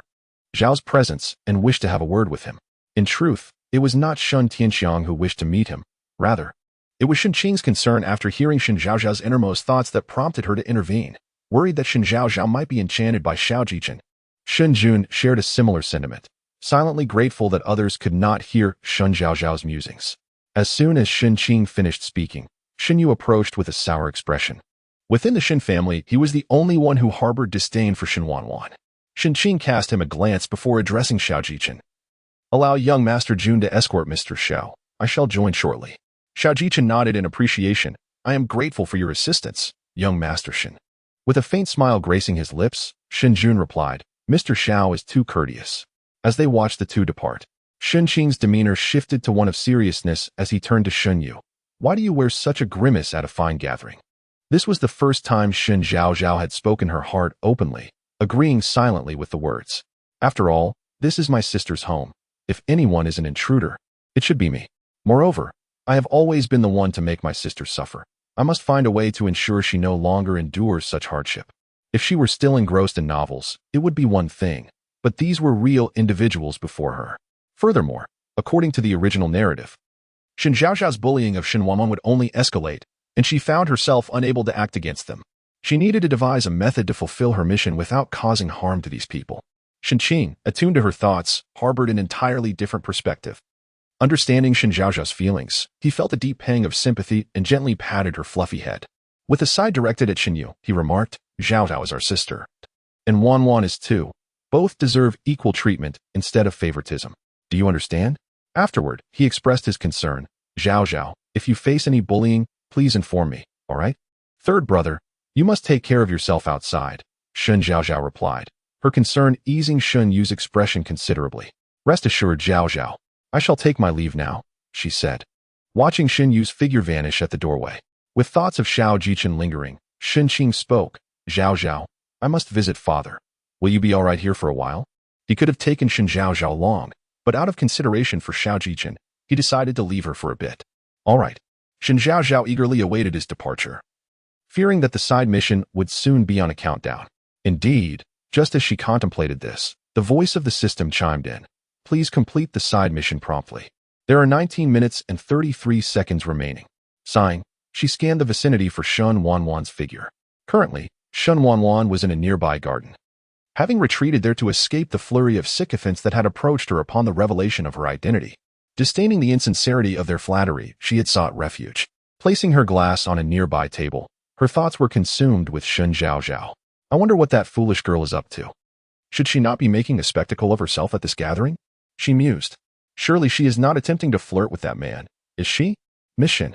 A refined male voice called, causing Shen Wanwan to furrow her brow in annoyance. However, her well-bred demeanor compelled her to pause and glance in the direction of the voice. Zhou Su approached, clad in a white suit, his face adorned with a warm, sunlit smile. Young Master Zhou, I apologize for the lack of hospitality today. Please forgive me. Shen Wanwan recognized him as the second son of the Zhou family, Zhou Su. She felt a sense of gratitude towards him. Suppressing her impatience, her expression softened. I wonder when young Master Zhou has time. May I treat you to a meal? No sooner had she spoken than she heard Shen Zhaozhao's thoughts echo nearby. I must admit, my sister's acting skills are not inferior to mine. Shen Zhaozhao had entered the garden a minute prior, and upon her arrival, she had overheard the system introducing the NPC. Zhou Su, 20 years old, second son of the Zhou family in S City. A lovesick second male lead willing to sacrifice everything for the female protagonist, and one of the major culprits in Shen Zhaozhao's downfall. This name was one that Shen Zhaozhao could now utter with clenched teeth in her dreams. After all, the current Shen Zhaozhao was she herself, not the foolish original character. Nevertheless, Zhou Su would likely seek to win favor with Shen Wanwan by targeting her, thereby fulfilling the original plan he had devised for the Shen family's demise. Thus, Zhou Su became her greatest adversary.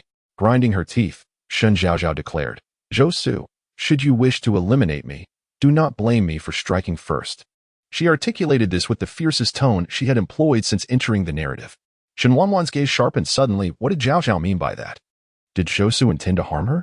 As realization struck, she understood why Zhou Su had so readily introduced her to the Shen family. Was it merely to embarrass Zhaozhao? If this were the case, then Zhou Su could not be allowed to remain. Unbeknownst to him, in just a matter of minutes, both Shen Wanwan and Shen Zhaozhao had come to regard him as an enemy. Shen Wanwan regarded him with a meaningful smile, somewhat surprised. They have been very kind to me. That is good. I was worried you might be bullied. Zhou Su hesitated, almost revealing that he believed Shen Zhaozhao was the source of her troubles. Chapter 23. Putting on a show. Dear host, please complete the task promptly. There are only 14 minutes and 17 seconds remaining. The system only adopts a serious tone when there is a task at hand. As soon as she speaks, she embodies the essence of a scheming temptress. Zhou Su maintained his composure and greeted her. Mission. Hello. I am Zhou Su, a friend of Wanwan's. A mere acquaintance. It seemed as though he was being considerate of Shen Wanwan. ensuring she would not be misunderstood. He added with a hint of sarcasm, "If my sister were to take an interest in you, I would gladly stand on my head and eat excrement." It turns out that I was right. My sister's gaze seems quite discerning, not susceptible to overlooking the unpleasant aspects. Shen Zhaozhao spoke with a sardonic tone. As the system had yet to disclose the task regarding Zhou Su, she was free to express herself as she pleased. Moreover, in the original narrative, Shen Zhaozhao's attitude towards Zhou Su was initially far from amiable. She witnessed Zhou Su conversing with Shen Wanwan in the small garden, consumed by jealousy over Shen Wanwan's admirers. Consequently, she deliberately damaged Shen Wanwan's dress, hoping to see her humiliated. Furthermore, she pointedly criticized Shen Wanwan's behavior as coarse, inciting gossip about her. Zhou Su was no fool. He swiftly discerned the underlying implications of Shen Zhaozhao's words. A shadow flickering in his eyes as he suppressed his displeasure. He replied, "The second young lady still delights in jest." He had unwittingly provided her with an avenue of retreat.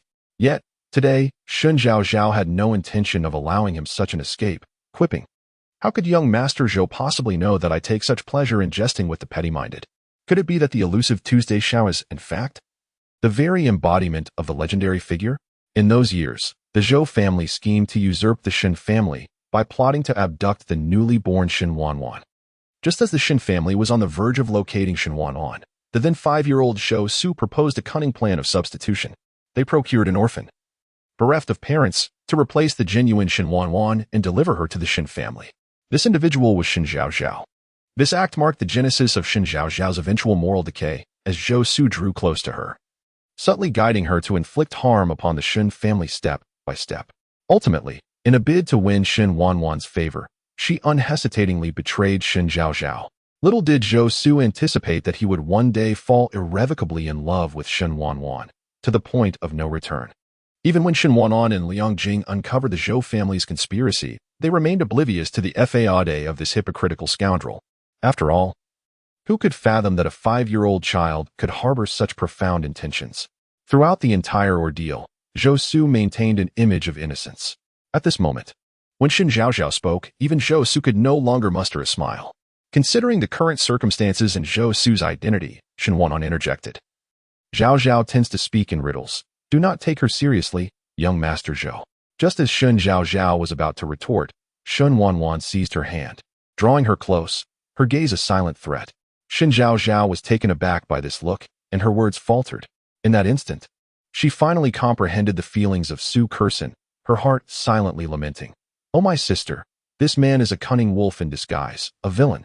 He still harbors feelings for you, plotting against you and conspiring against our Shen family. My dear sister, you must not fall for this man." Certainly, the second young lady has been cherished and pampered like a little princess, so such a temperament is quite understandable. As someone attempted to mediate, Zhou Su also wished to avoid any unpleasantness with Shen Zhaozhao, thus he echoed Shen Wanwan's words.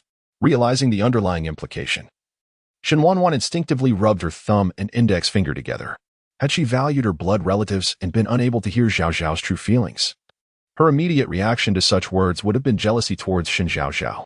Now, she could ascertain that Zhou Su harbored ulterior motives regarding the Shen family.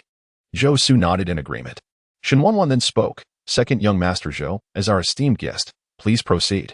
Uncertain whether it was out of concern for Shen Zhaozhao's potential discord with Zhou Su or a reluctance to let go, she continued to hold on tightly. "Oh my sister is leading me forward. She is truly guiding me along." The host is urged to complete the side quest promptly. There are 3 minutes and 17 seconds remaining. The cold, emotionless voice of the system roused Shen Zhaozhao, who was hopelessly engrossed in her sister's allure.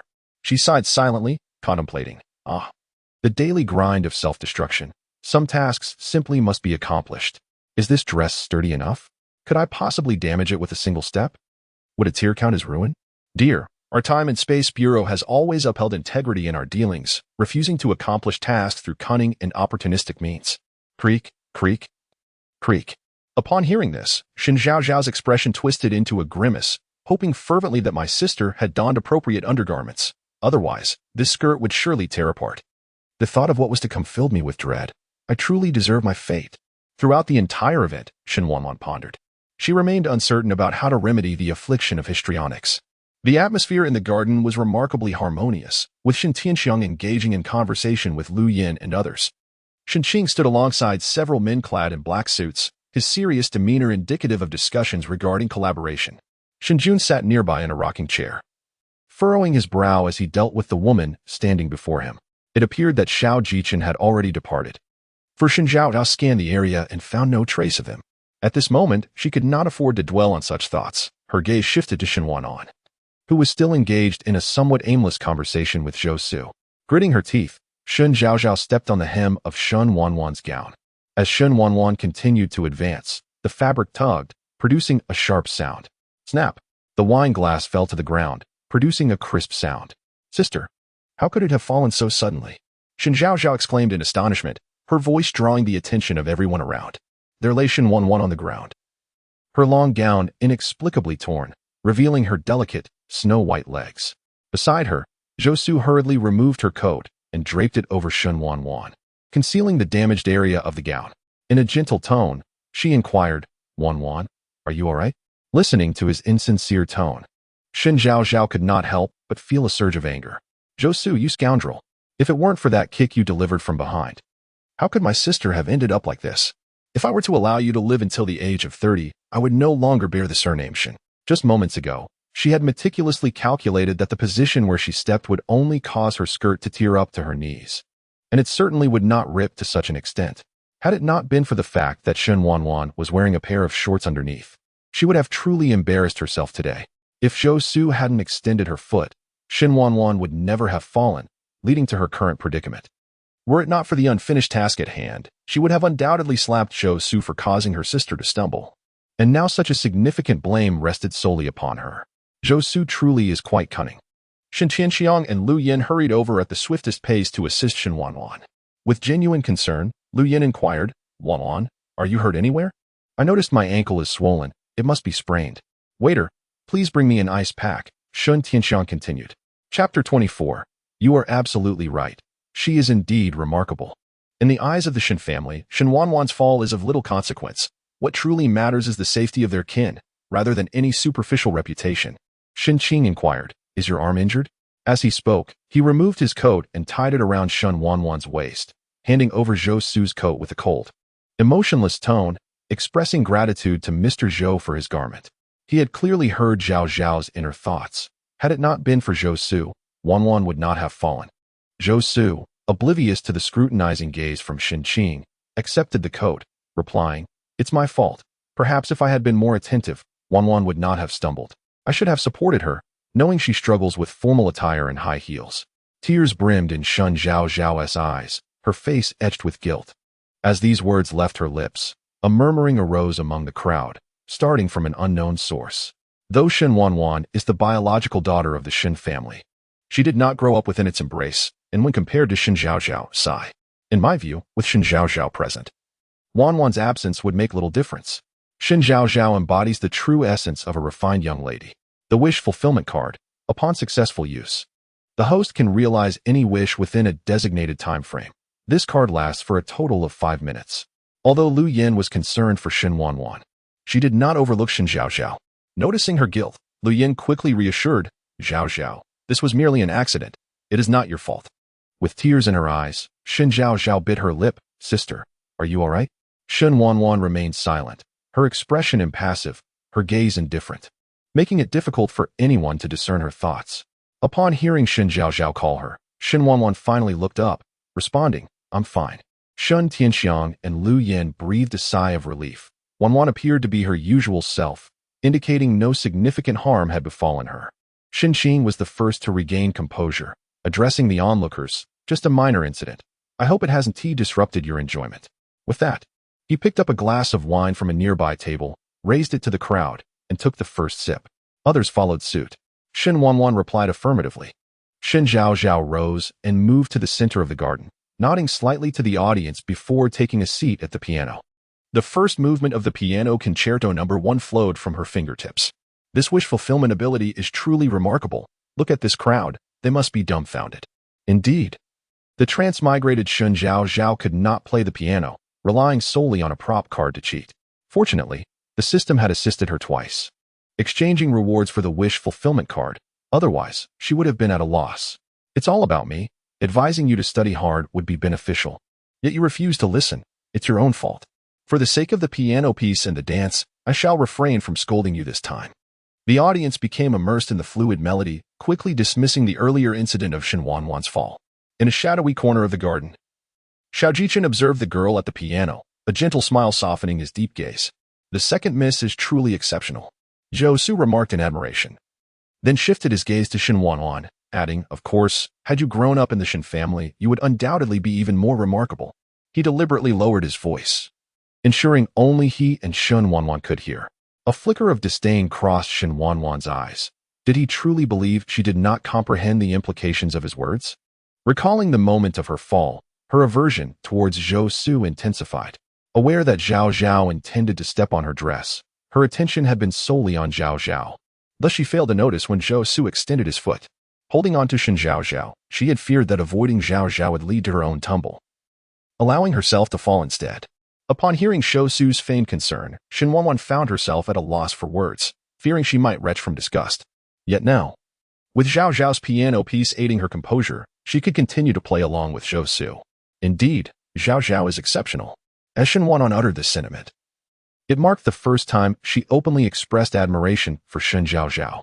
Noticing her expression, Zhou Su felt a twinge of alarm. If Shen Wanwan embraced Shen Zhaozhao, their plans to undermine the Shen family would surely falter. No, Shen Zhaozhao and Shen Wanwan must not coexist harmoniously. With this thought, he narrowed his eyes at Shen Zhaozhao, realizing he would have to target her directly. As the final note of Shen Zhaozhao's performance faded, a moment of silence enveloped the area before a thunderous applause erupted. She maintained a poised smile, attentively listening to the system's new task. Side quest: facilitate the female lead's piano performance, counter Shen Zhaozhao, and shatter the crowd's preconceived notions of Shen Wanwan, accomplishing the first reversal of the female lead's narrative. After hearing this, Shen Zhaozhao sighed for the fourth time that day. Now that is the true aura of a female lead. This is how my sister ought to be. From this day forth, it will be a continuous cycle of my self-sabotage followed by my sister's rebuttals. Oh, I am like Lin Daiyu burying flowers, lamenting my fragile fate. Shen Wanwan listened, bewildered. What aura? How has she been countered? How is her fate fragile? Shen Qing had just received a phone call, thus he missed this exchange. Otherwise, he might have feared for his kind-hearted sister's well-being. As for Shen Jun, he had long departed for a challenging surgery at the hospital, perfectly missing this moment. Only Zhaozhao.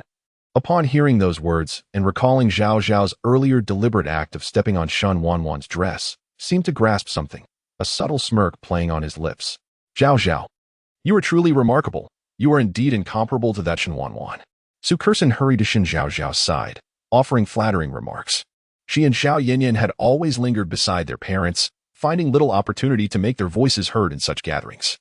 Upon learning that Shen Wanwan was the true heiress of the Shen family, Su Kersen was seized by fear. She had even consulted her father about whether she should court favor with Shen Wanwan. It was her father who informed her that even if Shen Zhaozhao was not of Shen blood, she was still a daughter of the Shen family. As long as the Shen family acknowledged her, Zhaozhao belonged to them, so it was best for her to maintain her friendship with Shen Zhaozhao. Zhaozhao, you are truly splendid. Zhao Yanyan followed suit, having resolved that she would not offend either Shen Zhaozhao or Shen Wanwan. Shen Zhaozhao proudly lifted her chin, attributing her success to her parents, who had provided her with the finest education and living conditions, saying, "My sister deserves such a privileged life as well." Chapter 25. One of the world's most challenging piano pieces. Sister, do you not enjoy the piece I am playing? It is understandable, after all. I have taken away your life. As she spoke, a sense of grievance appeared on her face, tears welling in her eyes. To an outsider, it seemed as though Shen Wanwan was bullying her. Those with ulterior motives began to whisper among themselves. Shen Zhaozhao, who had so eagerly played the piano to win Shen Wanwan's favor, only to find herself disrespected.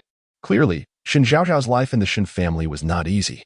After all, Shen Wanwan was the biological daughter of the Shen family, while Shen Zhaozhao was not truly one of them. How could her situation be favorable? Despite Shen Zong's grandiose words, they were merely for the perception of outsiders. However, one cannot overlook that Shen Zhaozhao had been mistaken for someone else at a tender age, likely before she could even speak. Sister, Shen Wanwan, even if you are the true daughter of the Shen family, you should not treat Zhaozhao this way. Zhao kindly plays for you, and you ignore her. Isn't that a bit excessive? Just as Shen Zhaozhao was about to express her thoughts, Su Kersen, unable to contain her indignation, interrupted her. Shen Wanwan, having caught wind of the murmurs around her, typically indifferent to such matters, now felt a twinge of concern for Shen Zhaozhao, fearing she might indeed feel wronged. She lifted her gaze to meet Zhaozhao's, seeing her eyes brimming with tears. On the verge of crying. Softly, Shen Wanwan said, "Thank you, Zhaozhao. I truly like it." Yet, no sooner had the words left her lips than she heard Shen Zhaozhao's thoughts. "Oh my, as long as my sister speaks. I won't have to plot against her anymore. Which piano piece is the most difficult again?" Her mind raced with calculations while she feigned a gentle demeanor, saying, "Really? If my sister likes it, I can play for you every day." Shen Wanwan. She had indeed underestimated Zhaozhao's ability to change her demeanor swiftly. "Young man, there are just 8 minutes left to complete your side quest. If you fail, you are doomed. The cool night brings thoughts of you." The voice of the system echoed, and then it even played a song. With cool swirling in her mind, Shen Zhaozhao felt a wave of annoyance. She affectionately said, "Sister must not have learned the piano, right? No worries. I will teach you. It is quite easy to learn." "Oh dear Zhaozhao. Do you think everyone is a genius like you? Only you find the piano simple. Others might think you are deliberately making things difficult for Wanwan. In front of others." Su Kursen spoke in a much more subdued manner, yet the fleeting mockery in her eyes was not lost on Shen Zhaozhao, who sensed her disdain for Shen Wanwan. "Kursen, please do not say that. My sister is very intelligent and will surely learn." Her eyes sparkled with anticipation as she asked, "Sister, don't be afraid. Just follow my lead when you play." Feigning disappointment, Shen Zhaozhao said, "Sister, it's all right if you cannot play the piano. I will teach you later. How about we go out for a bite?" "Oh dear, my sister's teacher is the renowned pianist, Teacher Yuqing. That is a dream many pianists aspire to. I hope to hear Teacher Yuqing play one day. But what if my sister doesn't want to play? I cannot force her. I must think of a way." Ever since the last time Shen Zhaozhao mentioned her dance teacher was Anna, Shen Wanwan had grown calm at this mention. Although she remained curious about how Zhaozhao knew such things, she refrained from asking, respecting Zhaozhao's wish to remain silent. After all, she could not very well say, "I know what you were thinking because I heard your thoughts." Yet, while she could not hear Teacher Yuqing's piano, she could certainly listen to her own. Contemplating. Shen Wanwan's eyes flickered as she looked at Shen Zhaozhao, wondering what she wanted to hear. "Sister, are you truly going to play the piano for me?" Shen Zhaozhao feigned surprise, raising her voice to a higher pitch, making it impossible for Shen Wanwan to back out now. "Well, I can finally hear my sister play the piano. Shen Wanwan, if it is a simple piece like Twinkle Twinkle Little Star, I think it would be better for you not to embarrass yourself." Su Kursen scoffed, not believing that someone raised in a poor rural family could possibly know how to play the piano. She likely only knew a few simple tunes and wanted to show off. She completely forgot that, although her father had allowed her to continue her friendship with Shen Zhaozhao, he had not given her permission to offend Shen Wanwan. This oversight would later lead to the downfall of the Su family, leaving Su Kursen filled with regret. Shen Wanwan cast a glance at Su Kursen but said nothing as she slowly approached the piano. The scattered individuals in the garden gathered around, watching as Shen Wanwan raised her hands without hesitation and pressed the keys. One by one, notes flowed from her fingertips, gradually forming a renowned composition. Yet this piece, much like her demeanor, carried a certain chill. Standing below, Shen Zhaozhao's eyes sparkled with admiration and affection. "Malicious supporting character, please manage your image." At the reminder from the system, Shen Zhaozhao recalled that her task remained unfulfilled. How she despised Shen Wanwan. Glancing around, she noticed that everyone was captivated by Shen Wanwan. Letting out a breath of relief, she immediately donned a mask of jealousy.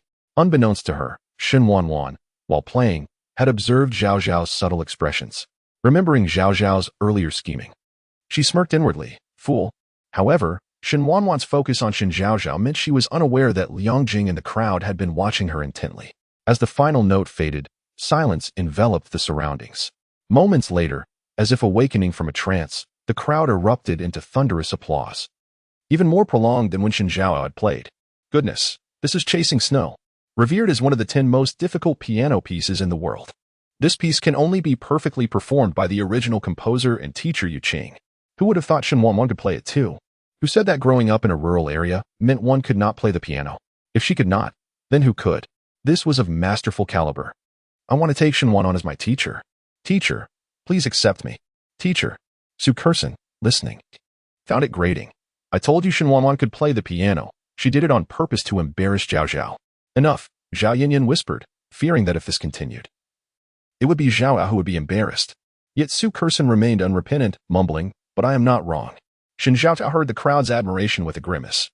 Her hands clenched tightly at her sides, her icy gaze fixed on Shen Wanwan. The jealousy in her expression did not escape Zhou Su, who stood nearby, a knowing smile playing on her lips. Little did they know that Shen Zhaozhao was secretly relieved. "Oh my, thank goodness I didn't keep my nails too long, otherwise it would have hurt so much." What a relief. Chapter 26. The enigmatic male fox spirit enticing Shen Zhaozhao. Shen Wanwan approached Shen Zhaozhao, her eyes betraying an unintentional tenderness. "Do you like it?" The piece she played, Chasing Snow, was not merely a display of skill, it was her teacher, Yu Qing's favorite among countless piano compositions. Whenever given the choice, Yu Qing would invariably select this piece for casual chats or stage performances. With her mentor absent, Wanwan decided to let Zhaozhao indulge in a melody cherished by Yu Qing. "Wow, I never expected your piano skills to be this impressive. Had I known, I wouldn't have embarrassed myself earlier," Shen Zhaozhao exclaimed, her earlier jealousy transformed into wide-eyed surprise. Yet, beneath her delight, there lingered a faint undercurrent of frustration. The scene around them was filled with Shen family sisters exchanging pleasantries. "Remarkable, Miss Wanwan. My daughter plays the piano too, but compared to you, she hardly measures up," a middle-aged woman in a deep green gown remarked. Another woman chimed in, "Indeed, as expected of a Shen family heiress, you are truly exceptional." With these two voices leading the way, others soon followed suit, showering Wanwan with compliments and attempting to ingratiate themselves, their intentions clearly etched on their faces. Suddenly, Shen Zhaozhao found herself pushed to the outskirts of the crowd, a pressing urgency in her abdomen compelling her to hasten towards the restroom. "Oh dear, I can hardly hold it anymore." She had managed to maintain her composure during the earlier task, but now she had little choice. "These cursed heels, I must hold on, or else it would be utterly embarrassing. Why is the restroom so far away?" "Calm down, there's no need to rush. It's merely a moment of awkwardness, nothing to fret over." Shen Zhaozhao's internal panic intensified, while the system continued to meddle. She inhaled deeply. "If I wet my pants here, how could I possibly complete the task? I might as well end it all. Ugh. Don't speak so gloomily. If it comes to that, I would certainly assist you," the system replied. "Shoo, shoo." The sudden whistle from the system made Shen Zhaozhao shudder. Just as she was about to lose control, she finally spotted the restroom sign and, disregarding the system's chatter, dashed inside. "Miss Zhaozhao?" As half her body crossed the threshold, Zhou Su's voice called out from behind her. "Damn system, I'm just going to the restroom. And you have to conjure up some hidden plot?" "Shoo. Keep it down," the system urged, heightening her urgency. Shen Zhaozhao drew a deep breath. "Speak plainly." The system, aware of her precarious situation, began to explain. You were also quite chatty when you deceived me into completing tasks." I forgot." It's all the same. If you wish to avoid an embarrassing accident, you must hurry." Shen Zhaozhao found it hard to refute the system's words. Adjusting her expression, she turned to Zhou Su. "If you're not in a hurry, perhaps we can talk once I'm out?" Zhou Su, feeling slightly displeased yet maintaining his composure, replied, "My apologies for the abruptness. Please, Miss Zhaozhao." As she pressed the flush button, Shen Zhaozhao noticed something amiss. Zhou Su had addressed her as Miss Zhaozhao, not Miss Shen, indicating a desire to connect with her. But was this the moment he began to pursue her? In the original plot, did Zhou Su start courting Shen Zhaozhao at this point? That will occur when you return to school in 2 days. Understanding the implication of her question, the system kindly elaborated. "It seems the disruption in the storyline has created a butterfly effect, causing certain events to unfold prematurely. When did the Zhou family go bankrupt? 5 years from now." 5 years. Does that mean I must pretend with Zhou Su for another 5 years? No. You will be utilized by Zhou Su for 5 years. Your intelligence is insufficient for pretense," the system bluntly stated. With a sigh, she dried her hands, approached the mirror, and donned a composed smile before exiting the restroom. Zhou Su awaited her nearby, clad in a pristine white suit, exuding an air of refined elegance. As she emerged, he greeted her with a warm and charming smile. "Miss Zhaozhao, how about we share a drink?" "Of course, I would be delighted to accept young Master Zhou's invitation." After finally escaping the clutches of the affluent women attempting to ingratiate themselves, Shen Wanwan lifted her gaze only to see Shen Zhaozhao departing the garden with Zhou Su. Just as she contemplated following them, Zhou approached, holding 2 glasses of red wine. "Miss Shen, you look stunning today." Receiving the glass, Shen Wanwan inquired, "What is going on?" Zhou moved a little closer. Speaking in a hushed tone, "Xiao Jichen, the heir of the Xiao family, and Liang Jing from the Red String Employment Company have both arrived. Shen Wanwan recognized Liang Jing as Liang Ruan's brother, whose name resonated throughout her city. However, she had no recollection of the Zhao family heir, Zhao Jichen. Zhao He briefly explained his identity, mentioning that he was dressed in a deep blue suit. Instantly, Shen Wanwan's expression darkened, a cold smile forming on her lips. Oh, I thought it was someone significant. Turns out it's just that male fox spirit. Her thoughts were consumed by the image of Shen Zhaozhao's excitement upon encountering that male fox spirit, completely forgetting that Zhaozhao had once hoped to pair her with Zhao Jichen during their first meeting. Male fox spirit? Zhao He was taken aback. Was this the term used by the usually aloof Shen Wanwan? Moreover, was her focus somewhat misguided? Even though the Shen family's status in S-City was illustrious, it didn't warrant the sudden arrival of two prominent figures. Investigate what brings Zhao Jichen and Liang Jing to S-City. Once Shen Wanwan's command was issued, Zhao He exhaled in relief. It must have been his imagination. Truly, keeping a close watch on the movements of rivals was the norm for Jiujie. Meanwhile, Shen Zhaozhao and Zhou Su had already entered the banquet hall connected to the garden, where the crowd remained outside, leaving this space relatively quiet. I thought young Master Zhou held no interest in me, that you would only engage with my sister, Shen Zhaozhao remarked, taking the initiative to tease him. Zhou Su's expression remained unchanged. I have known Wanwan for a longer time, so naturally, I would approach her first. Goodness, how can this be so unpalatable? This dreadful wine costs tens of thousands? Zhou Su continued. In contrast, I find Miss Zhaozhao's authenticity quite admirable. Upon hearing this, Shen Zhaozhao turned her head to regard him properly. What a coincidence. I too have little patience for pretentious individuals. That is why I am willing to converse with you, Miss Zhaozhao. Zhou Su raised his glass, leaning forward to present it to her. How has Miss Zhaozhao fared in recent days? Chapter 27. A word of caution. Bang. Shen Zhaozhao lightly clinked her glass with his, a hint of sorrow gleaming in her eyes. The young master was perceptive, well aware of the circumstances that now enveloped Shen Zhaozhao. A life of abundance, with food to eat, money to spend, and someone to dote on her. Ultimately, this predicament stemmed from Shen's past misjudgments. Yet it was hardly fair to hold Miss Zhaozhao accountable. Indeed, this is all your fault. Noticing Shen Zhaozhao's silence as she gazed down, Zhou Su mistakenly believed he had deciphered her thoughts. He continued, Alas, there is little that can be done.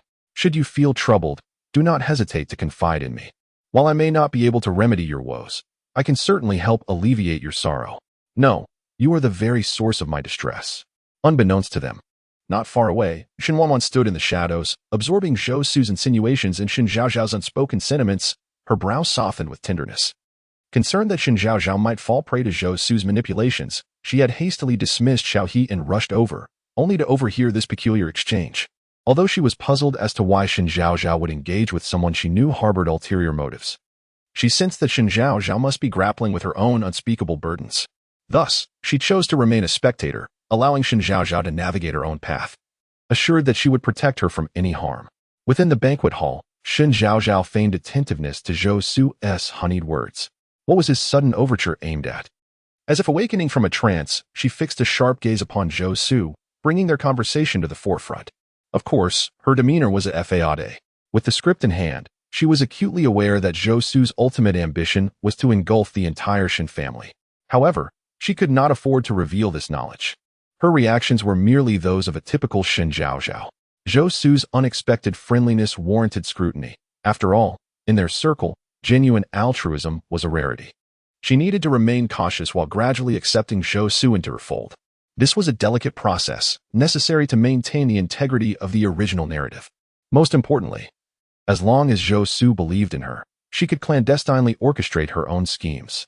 Zhou Su, maintaining his composure, explained, Zhaozhao, you misunderstand my intentions. I merely admire your beauty and your authenticity, wishing to befriend you.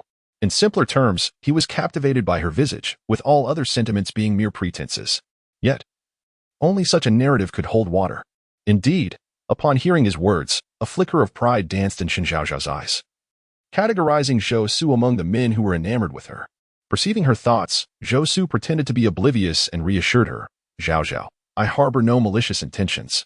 Of course you do not, for otherwise, your Zhou family would be no more, Shen Zhaozhao retorted, her tone brimming with disdain. For the Zhou family was insignificant in comparison to the Shen family. Zhou Su's eyes flickered momentarily. Then I must thank you, Miss Zhaozhao, for sparing the Zhou family. I find conversing with you rather amusing, she chuckled, her haughty demeanor gradually dissipating. Alas, my acting skills are truly remarkable, simply impeccable. Meanwhile, Liang Ruan spoke while Shen Wanwan listened intently. Wanwan, I never expected you to be the true daughter of the Shen family. So, that day in the restroom, it couldn't have been. Realizing her words had slipped, Liang Ruan abruptly halted, covering her mouth, her round eyes blinking in surprise. No, Shen Wanwan replied coolly. Liang Ruan exhaled in relief. You nearly frightened me. I thought it was Shen Zhaozhao. She wooed tea. The mention of Shen Zhaozhao softened Shen Wanwan's features. Liang Ruan suddenly pointed in a direction. Oh, my brother is here today, right over there. Following Liang Ruan's gesture, Shen Wanwan's gaze landed on a man clad in a silver-gray, custom-tailored suit, estimated to be around 185 meters tall. His crew-cut hairstyle imbued him with a significant masculine presence. He stood upright while conversing, his fingers gracefully resting at his sides, devoid of any drink in hand. He exuded an entirely different aura than the man in the blue suit. He was a soldier, that was her immediate conclusion. The surname Liang, a military man. Suddenly, a thought struck Shen Wanwan, her eyes narrowing slightly as she gently tapped her glass. The Liang family of our city. She had never considered that Liang Ruan was the sister of Liang Jing. The two bore little resemblance to one another. Simultaneously, Shen Zhaozhao, approaching, was also absorbing the system's information about the man. Liang Jing, the male lead in the story, 24 years old, the sole heir of the Liang family in our city. Possessing a modicum of the protagonist's charisma, albeit slightly less than the female lead. Liang Jing's father was a major in the Army's 2nd Division. Liang Jing had previously served as the captain of a special forces unit but had sustained injuries in the line of duty a year prior, leading to his retirement. He now operated a multinational mercenary company in our city. Of course, this was merely the information available to the public. Shen Zhaozhao's gaze lingered on Liang Jing. He seems quite compatible with my sister. Hearing this, Shen Wanwan felt a wave of exhaustion wash over her. What is your brother's name? Though she had already surmised that the man was Liang Jing, she sought reassurance due to Shen Zhaozhao's words. Liang Jing, isn't he handsome? Wanwan. Would you consider getting to know him? From this moment onward, Liang Ruan was on an unyielding path to matchmake Liang Jing and Shen Wanwan. What to do? Although Liang Jing and my sister seem well suited, I still do not wish for them to be together. Shen Zhaozhao shifted a few steps to the side, gaining a clearer view of Liang Jing. Do not forget, your second main task is to bring them together. Do not resist, as they are fated to be. Should I go and entice Liang Jing instead? Shen Zhaozhao felt a twinge of dissatisfaction. She believed Xiao Jichen was a better match for her sister, with their contrasting charms creating a captivating pairing. However, for now, she could not disrupt Liang Jing and Shen Wanwan, bound as she was by the constraints of her task. Liang Ruan, on the other hand, was secretly delighted, alternating her gaze between Liang Jing and Shen Wanwan. Both were exceptionally talented. She felt they were a match made in heaven. Initially, Liang Ruan had merely intervened out of a dislike for bullying, but after getting to know Shen Wanwan, she discovered her to be warm-hearted beneath a cool exterior, contrary to the unflattering opinions of others. Only now did she realize she had stumbled upon a treasure. It was not remarkable to play the piano, but to perform chasing snow indicated a level of mastery beyond mere competence. She sensed that Shen Wanwan possessed talents far beyond what she was willing to reveal. As Liang Ruan pondered, she nodded in agreement. Yes, the more I see, the more I believe that Shen Wanwan and my brother are truly meant for each other. She still needed to maintain that rapid-fire conversational style. The banquet concluded 10 minutes later, with Shun Tianxiang delivering a few formal remarks before departing with Lu Yin, Shen Wanwan, and Shen Zhaozhao leading the way. Chapter 28. Congratulations to the host for drawing a bowl of snail noodles before departing. Shen Zhaozhao deliberately scanned the crowd for Xiao Jichun and Liang Jing. These two had indeed arrived quietly and departed just as discreetly. Others were dispersing as well. The incident involving the Shen family as false daughters had spread throughout the social circle. After performing all day, she felt utterly exhausted. After filling the bathtub with hot water, Shen Zhaozhao luxuriated in the warmth, watching a drama and chatting idly with the system.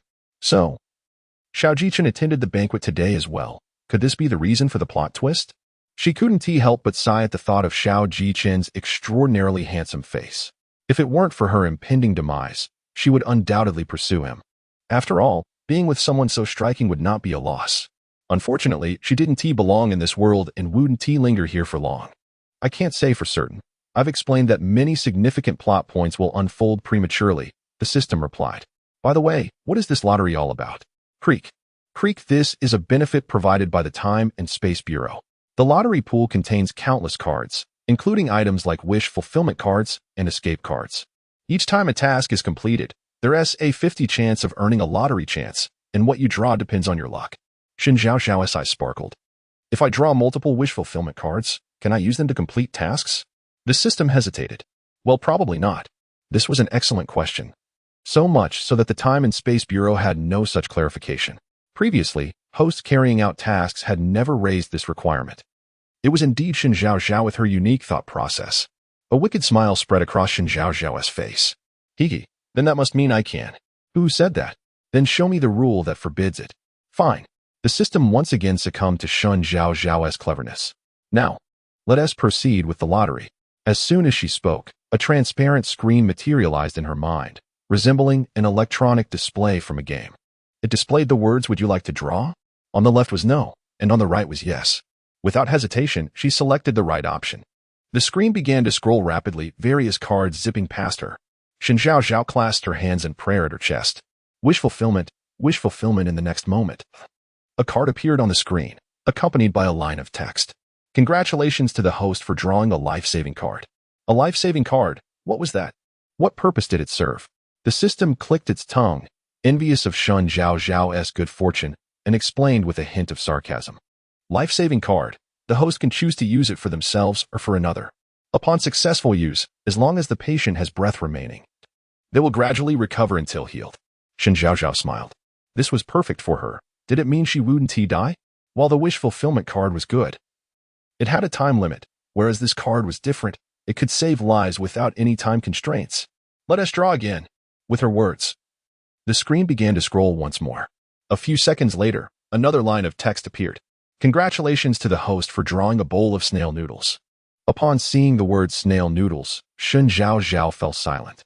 How could she possibly describe her current feelings? If there were someone in front of her, she would have thrown them head over heels. What on earth are these snail noodles? If it weren't for Shen Wanwan living next door, she could have screamed at 100 decibels just from this.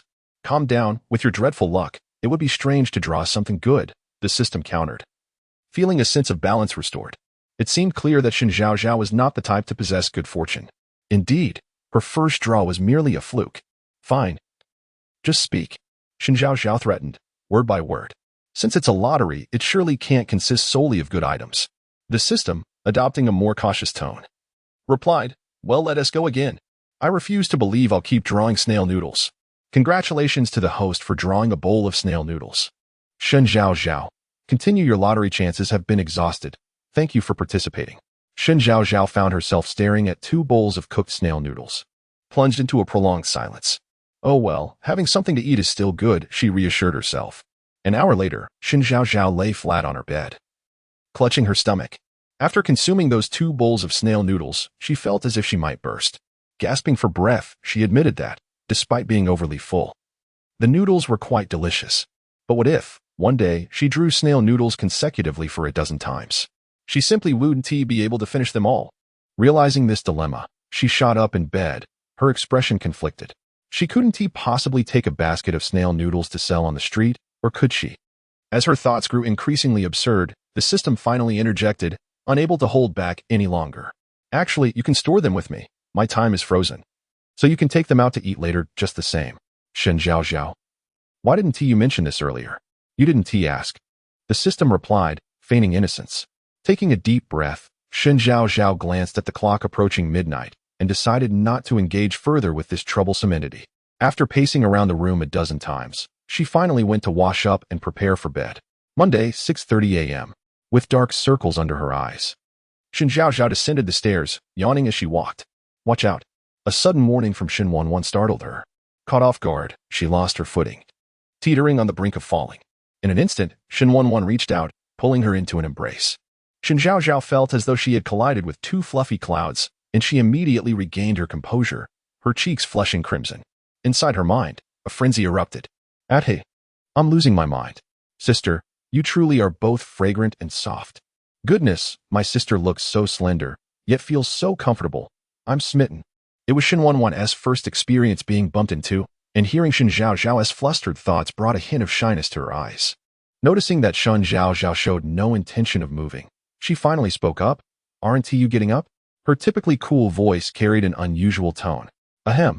I wasn't intentional. Shen Zhaozhao quickly composed herself, raising her head, her senses still tinged with the faint fragrance of camellias. After hastily mumbling a greeting, she dashed down the stairs without waiting for Shen Wanwan's reaction. Mom and Dad, good morning. She greeted Shen Tianxiang and Lu Yan, who were seated at the dining table, before sitting down in silence to eat breakfast. When Shen Wanwan sat beside her, Shen Zhaozhao instinctively glanced up, only to quickly lower her gaze again. What should I do if I feel a bit nervous? Why won't this damn heart stop racing? Oh, so it turns out I'm not reluctant to consider a romance. I just haven't met the one who can turn me. Shen Wanwan picked up her favorite shrimp dumpling and placed it in her mouth, a subtle smile gracing her lips. Lu Yan set a bowl of congee before Shen Wanwan, inquiring with concern, how are you feeling? It's fine. Could it be any finer? If my sister were to embark on a journey to the west, I'd be the one setting up the trials and tribulations. Chapter 29, Nipped in the bud, that's good. If you need anything, please let me know, my dear.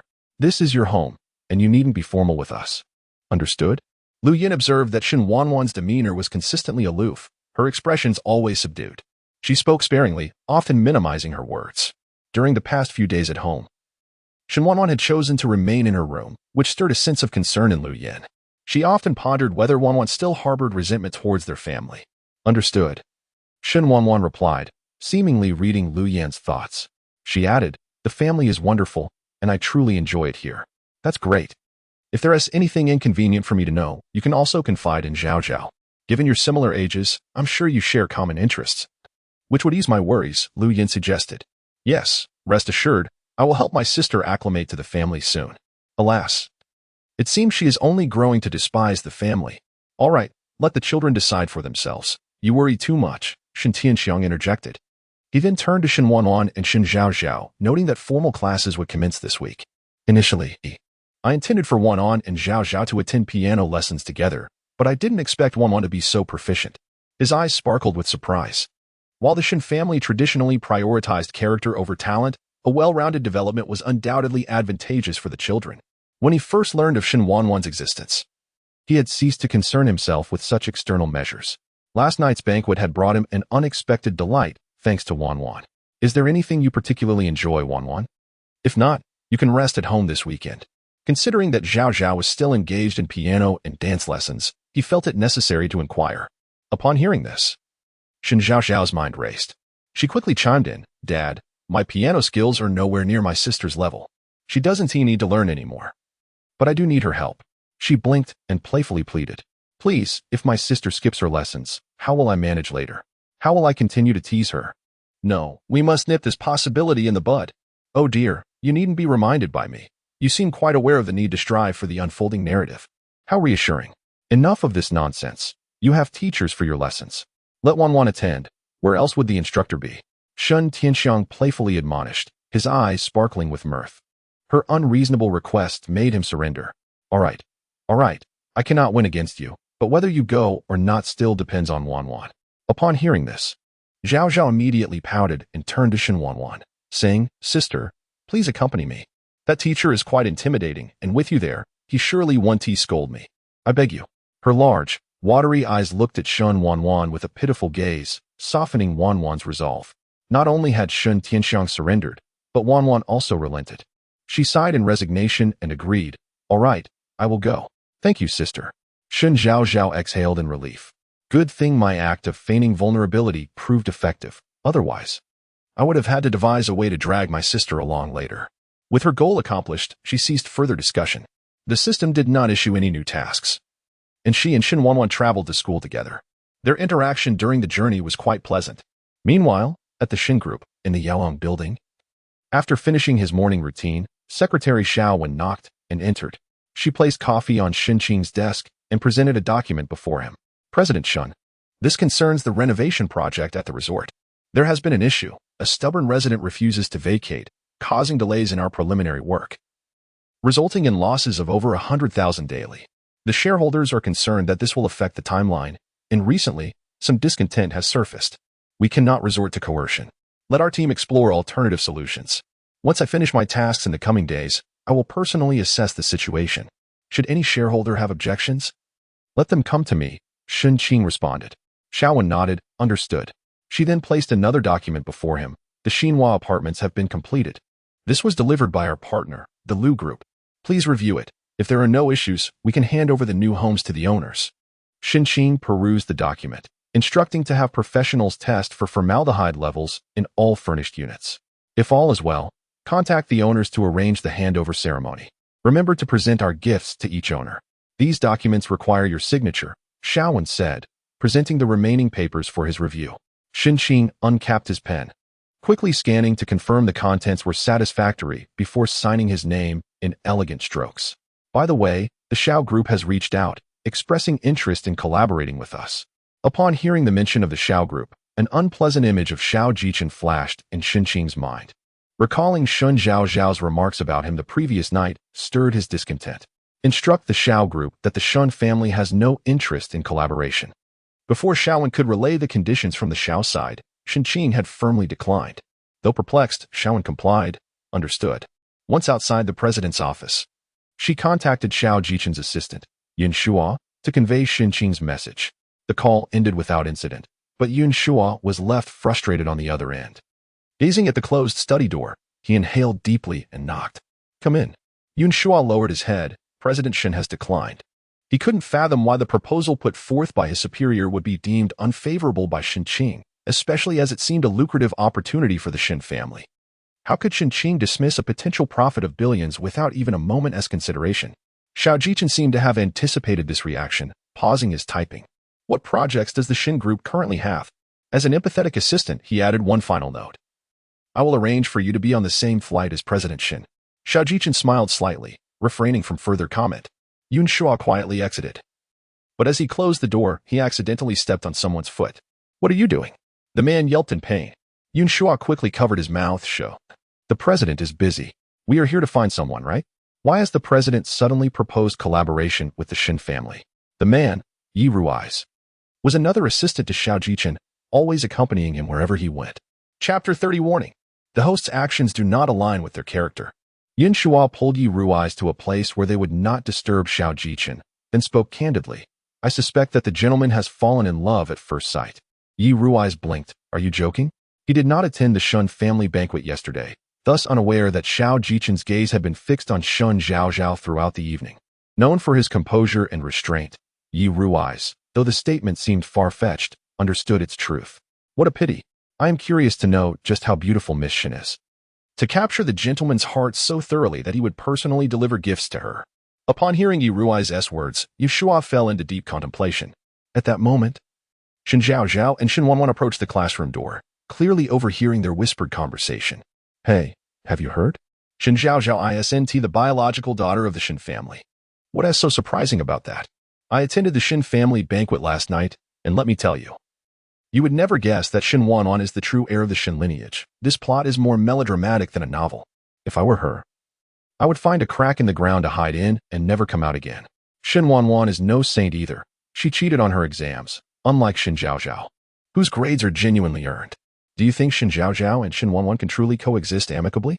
As this statement hung in the air, Shen Zhaozhao and Shen Wanwan entered the classroom one after the other, taking their seats. Due to the cheating incident, Lin Shuang had yet to rearrange the seating, so they remained in their original spots.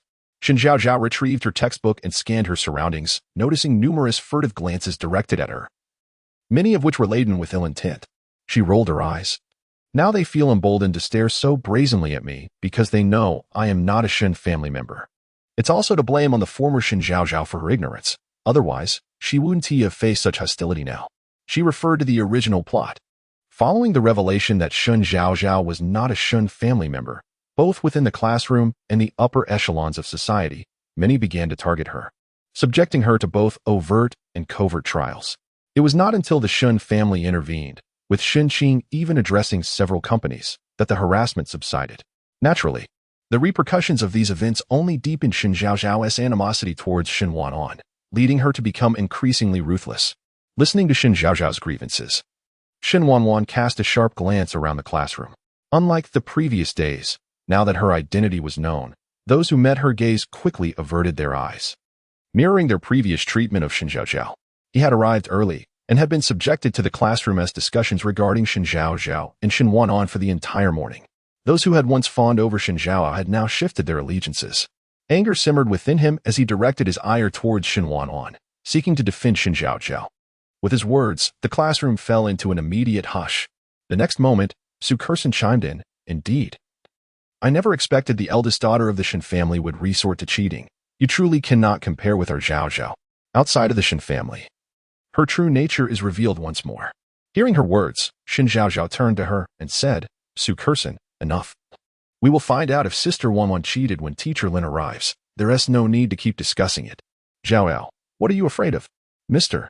Shen stated that you are also a member of the Shen family. You need not fear her. Moreover, what era are we in? Family ties are no longer judged by bloodline. I refuse to believe that her scandalous act of cheating will go unnoticed." "Su Kersen, when did I ever say Shen Wanwan cheated on her exams?" Before Su Kersen could finish her sentence, Lin Shuang entered, interrupting her.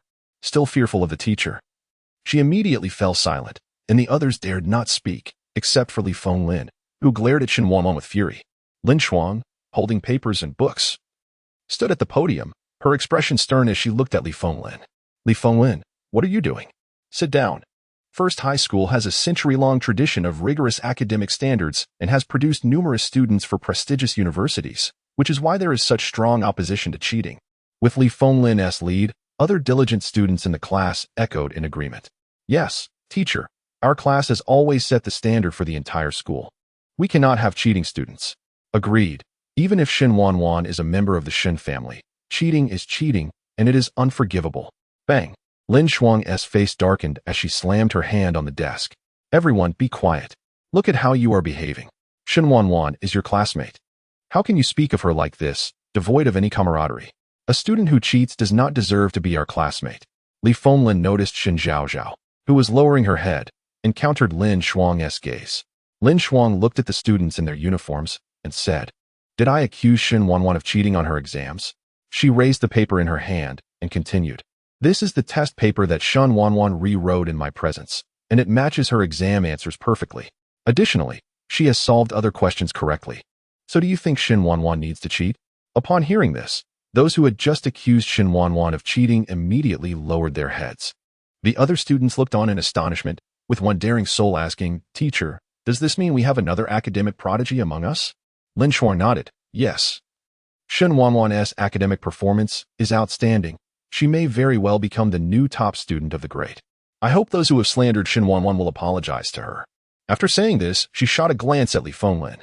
"Li Fenglin, since you initiated the questioning, you should apologize to Shen Wanwan first." "Teacher Lin, I don't believe I did anything wrong. Isn't it right to point out cheating suspicions? If it was a misunderstanding, then why didn't Shen Wanwan explain herself at the time? Do you think you're blameless?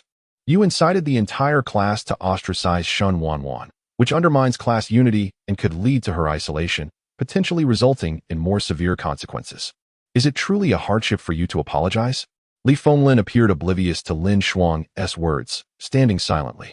Lin Shuang furrowed her brow and spoke again. "Since you do not recognize your wrongdoing, then step outside and stand there." Li Fenglin remained silent, turning to exit through the back door. Shen Zhaozhao then stood. Looking at Shen Wanwan, "Sister Wanwan, it was my fault. I should not have reported you for cheating based on my own biases, and I hope you can forgive me." Warning: the host's actions do not align with their character. Shen Zhaozhao would not feel positively towards Shen Wanwan nor apologize. "I shall not apologize. What about my parents misunderstanding me as having malicious intent due to this incident?" Moreover, Shen Zhaozhao had already apologized to Shen Wanwan, albeit in a different manner. It was merely the attitude behind the apology that differed. In the original narrative, Shen Zhaozhao expressed her apology with a tone of insincerity. "Very well. I shall let you off this time." Chapter 31. The beauty scheme. Shen Zhaozhao rolled her eyes internally, considering the combat prowess of the student to be woefully inadequate. There were still many rebuttals she had yet to articulate. What a weakling! Standing on the podium, Lin Shuang felt a sense of satisfaction at Shen Zhaozhao's resolute apology. A smile gracing her face. Observe Shen Zhaozhao. Although she reported Shen Wanwan for cheating, upon discovering it was a misunderstanding, she promptly apologized. You all ought to learn from her. The classroom fell into a profound silence once more, but Lin Shuang paid it no mind, tapping the blackboard lightly. Well, this matter is settled. No one is to mention it again. Now, let us focus on this examination paper. The bell rang, signaling the end of class. Lin Shuang gathered the unfinished papers, uttered a quick class dismissed, and exited the room. As soon as the teacher departed, the classroom erupted in chatter. Side quest. Actively approach Li Fenglin to enhance Shen Zhaozhao's favorability in his eyes, preparing for further utilization of Li Fenglin. Just as Shen Zhaozhao tucked the paper into her desk, the system presented her with a task. She glanced out the window. Li Fenglin stood there, motionless. Seemingly forgotten by Lin Shuang, who neither instructed him to leave nor to remain. Idiot, if Teacher Lin is ignoring him, it means he need not stand there any longer. Why is he still lingering? She internally scoffed before rising, disregarding Su Kerson's chatter, and exited the classroom. Li Fenglin, with his head down, suddenly noticed a pair of white marten boots before him. He looked up to find his dream girl standing there. Shen Zhaozhao, do you need something? The eloquent speaker from class now fidgeted, gripping the hem of his shirt, his cheeks and ears flushed, resembling a bashful young lad experiencing the stirrings of first love. Shen Zhaozhao blinked innocently, her expression pure and unassuming, causing anyone to perceive her as a kind-hearted girl. Little did they know, beneath the facade lay a mind brimming with cunning schemes. You don't wish to hear their discussions, about what? Shen Zhaozhao leaned closer, a faint fragrance of gardenias enveloping him, rendering him momentarily speechless, as if his heart skipped a beat and his thoughts evaporated. Noticing his lack of response, she waved her hand before him. Hey, Li Fenglin, I'm speaking to you. Her sweet voice jolted him back to reality. His face reddening further as he stammered, what is it? You mentioned you didn't want to hear their discussions. What were they discussing? Me? Li Fenglin nodded. You needn't concern yourself with them. Do not let their words affect you. Life is yours to live, so why bother with their opinions? But you. Do you truly despise Shen Wanwan so much that you dared to confront Teacher Lin? Well, she cheated on the exam and shouldn't be in our class. Li Fenglin offered a plausible excuse. Understanding his sentiments, Shen Zhaozhao countered, but Teacher Lin has confirmed that Shen Wanwan did not cheat. It was my fault. Don't you think that makes me a villain? Upon hearing this, Li Fenglin immediately lifted his head, retorting, how could that be? I know you. You wouldn't do anything malicious intentionally. Even if you did, you surely had your reasons. Shen Zhaozhao felt a tinge of envy for the original Shen Zhaozhao, who had Li Fenglin steadfastly supporting her. Suppressing her emotions, she smiled sweetly and retrieved a lollipop from her pocket, presenting it to him. Here, this is for you. Thank you for believing in me. Li Fenglin looked incredulous. For me? Why else would I offer it? Just teasing you, she replied, turning away. Her hair brushing against his face, leaving behind the faint scent of gardenias. The brief exchange had thoroughly disoriented Li Fenglin, who gazed at her retreating figure. Holding the lollipop and grinning foolishly. You underestimated her. This beauty scheme is quite effective. The system chimed in cheekily. Shen Zhaozhao lifted her chin. It's merely a minor. Naive youth. Enticing him is rather convenient. Suddenly, she felt a chill at the nape of her neck and turned to find Shen Wanwan's icy gaze locked onto her. Startled, she shivered internally. Why is my sister looking at me with such a terrifying expression? I've been obedient today and haven't upset her. Why do I feel as if I won't survive until tomorrow?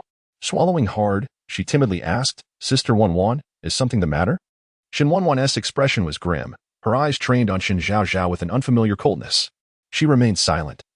Her mind consumed with thoughts of Shen Zhaozhao deliberately approaching Li Fenglin. Anger flared within her. Li Fenglin wasn't particularly attractive. Not even comparable to that charming scoundrel Xiao Jichen. Why would Shen Zhaozhao actively pursue him? Could it be she genuinely fancied him? Sister Wanwan. Just as Shen Zhaozhao attempted to say more, the class bell rang. Li Fenglin stepped into the classroom, his gaze immediately seeking Shen Zhaozhao. Noticing her concentration on the examination paper, he clutched the candy tightly, his heart brimming with sweetness. At noon, Shen Zhaozhao decided to visit the cafeteria. Having dined at home since her arrival in this world, she longed for the outside culinary delights. The food at the first high school cafeteria was reputedly delectable.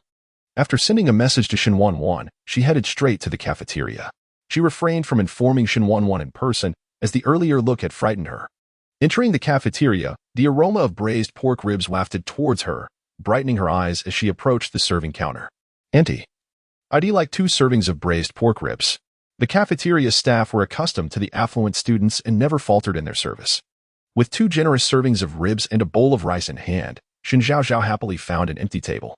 Just as she lifted her chopsticks to grasp a piece of rib, a hot soup splashed over her. Though she dodged quickly, her shoulder and ear were still scalded. She pinched her clothing with her thumb and forefinger, trying to shield her skin from the pain, but still let out a small yelp. "Oh dear, I'm so sorry. I didn't mean to spill. Shen Zhaozhao, are you all right?" Chapter 32. A fallen phoenix is no better than a chicken. The girl's voice was piercing, unmistakably that of one who relished stirring up trouble. Shen Zhaozhao lifted her gaze towards her, recognizing neither the individual nor the situation. Internally, she summoned her system. "Dog 2. What on earth are you doing? I've been burned, and yet you remain unresponsive." Zhao Xiaomei, 16 years old, is the heiress of light and technology. Known for her arrogance and bullying tendencies, harboring jealousy towards anyone superior to her, including Shen Zhaozhao. Zhou Fan, 16 years old, the second daughter of the Zhou family, is the half-sister of Zhou Su and a close friend of Zhao Xiaomei, who harbors a deep disdain for Shen Zhaozhao, primarily due to her infatuation with the Feng Lin. At this moment, Shen Zhaozhao realized her purpose in traversing this narrative was to mend the relationship between Shen Zhaozhao and Shen Wanwan, rendering individuals like Zhao Xiaomei inconsequential.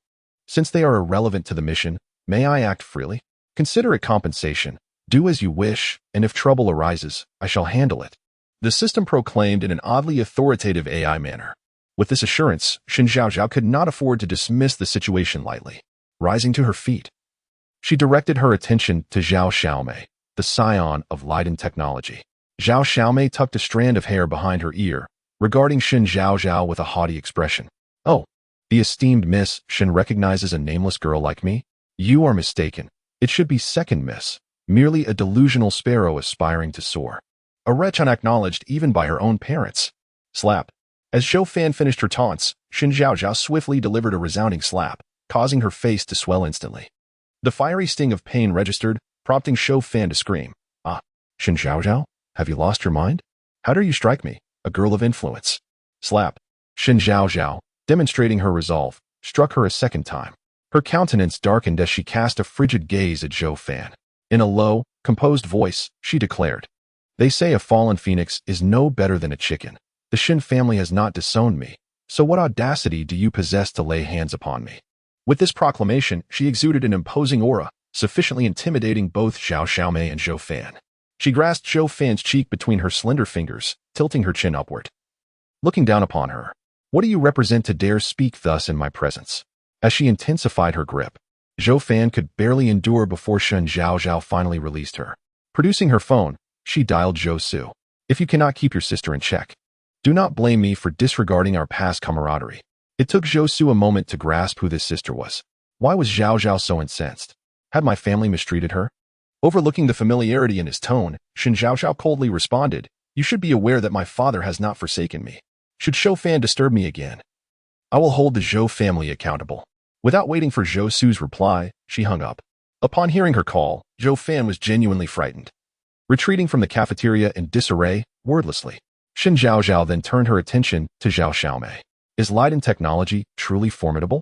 As she inquired, she approached Zhao Xiaomei, unhesitatingly striking her across the face. The sound echoed, drawing the gaze of everyone in the cafeteria. Next time, it won't just be a slap. It will be the entirety of light and technology.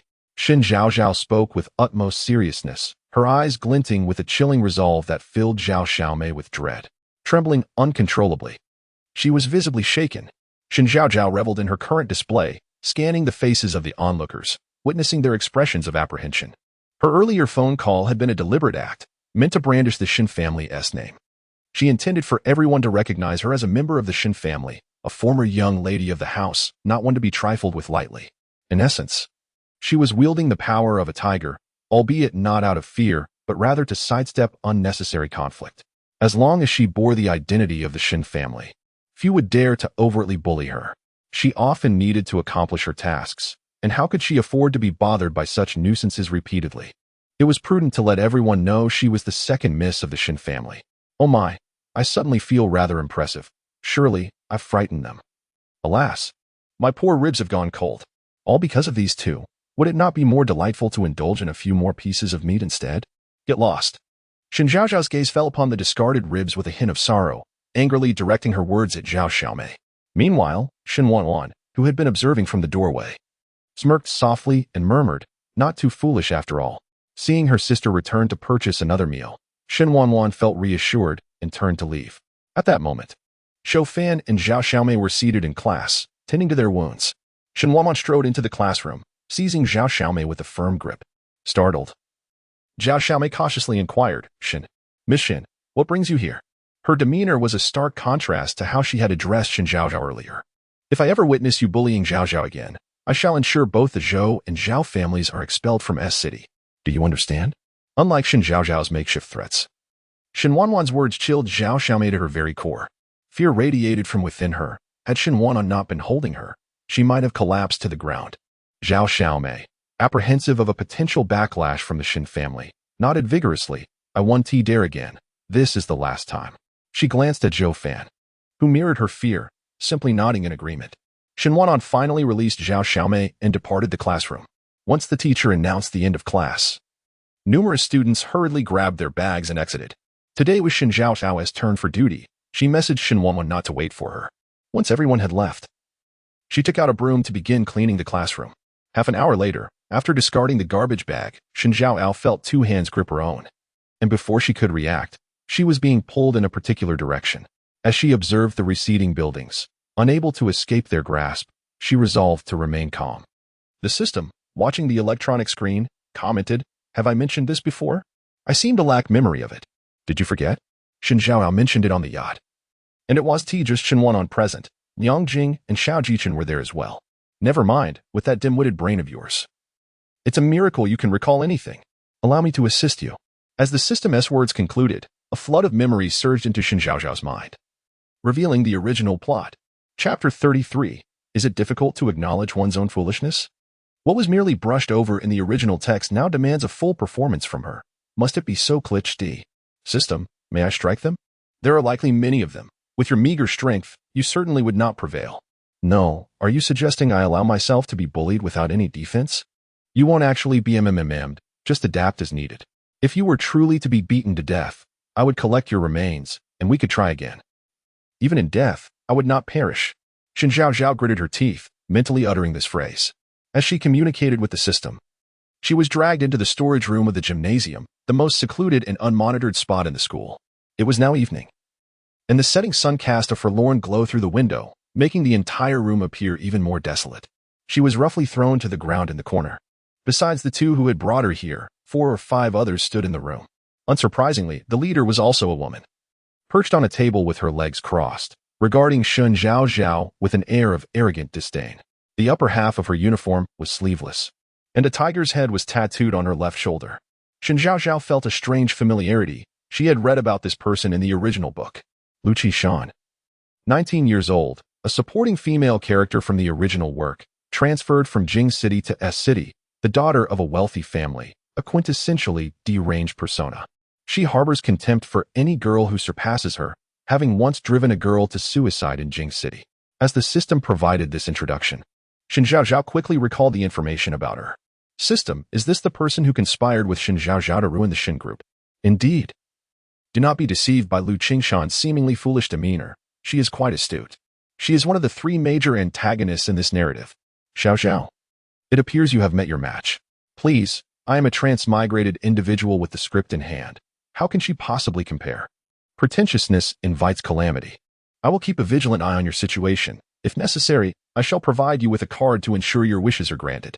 My dear child, be obedient. Although the system was often irreverent and unreliable, it mostly took its role seriously in aiding her. Shen Zhaozhao rose to her feet, regarding Lu Qingshan seated on the table, rubbing her wrist, which had inadvertently struck the ground. So, this is her plan to bully me? In the original text, it was Lu Qingshan who orchestrated the bullying of Wen Xiang. She is indeed a complete lunatic. If Shen Zhaozhao's descent into villainy stemmed from her fear of being abandoned by the Shen family, coerced by Shou Su into becoming a malicious supporting character, Shou Su, corrupted from childhood by her family's influence, was inherently wicked. Lu Qingshan, however, was a lunatic. Anyone she deemed unworthy was subject to her relentless pursuit to expel or even eliminate them. Moreover, she was obsessively infatuated with Xiao Jichen, and when he assisted Shen Wanwan, she targeted Shen Wanwan in various ways, even allying with Shen Zhaozhao. Yet now, her ire was directed at Shen Zhaozhao. How does it feel to fall from grace, Shen Zhaozhao? Lu Qingshan's voice was unexpectedly soft, though her haughty demeanor rendered it oddly dissonant. Hearing her words, Shen Zhaozhao's lips curled into a sardonic smile as she dragged over a nearby armless stool and sat down. With a nonchalant tone, she replied, "Quite well, indeed. After all, my father has declared that I am still a member of the Shen family, and I now have an additional sister. What do you think?" Lu Qishan scoffed. "Stop deceiving yourself. I refuse to believe you are not terrified of being cast out from the Shen family. You have bullied so many in the past. It is time you experience that same feeling." Side quest. Establish a friendly relationship with Lu Qishan to prepare for future schemes against Shen Wanwan. Could you not have mentioned the quest a bit earlier? Squeak, squeak. How can this be my fault? I only just received the notification. Hearing the system's innocent protest, Shen Zhaozhao felt relieved. Fortunately, she had opted for a battle of wits rather than resorting to violence.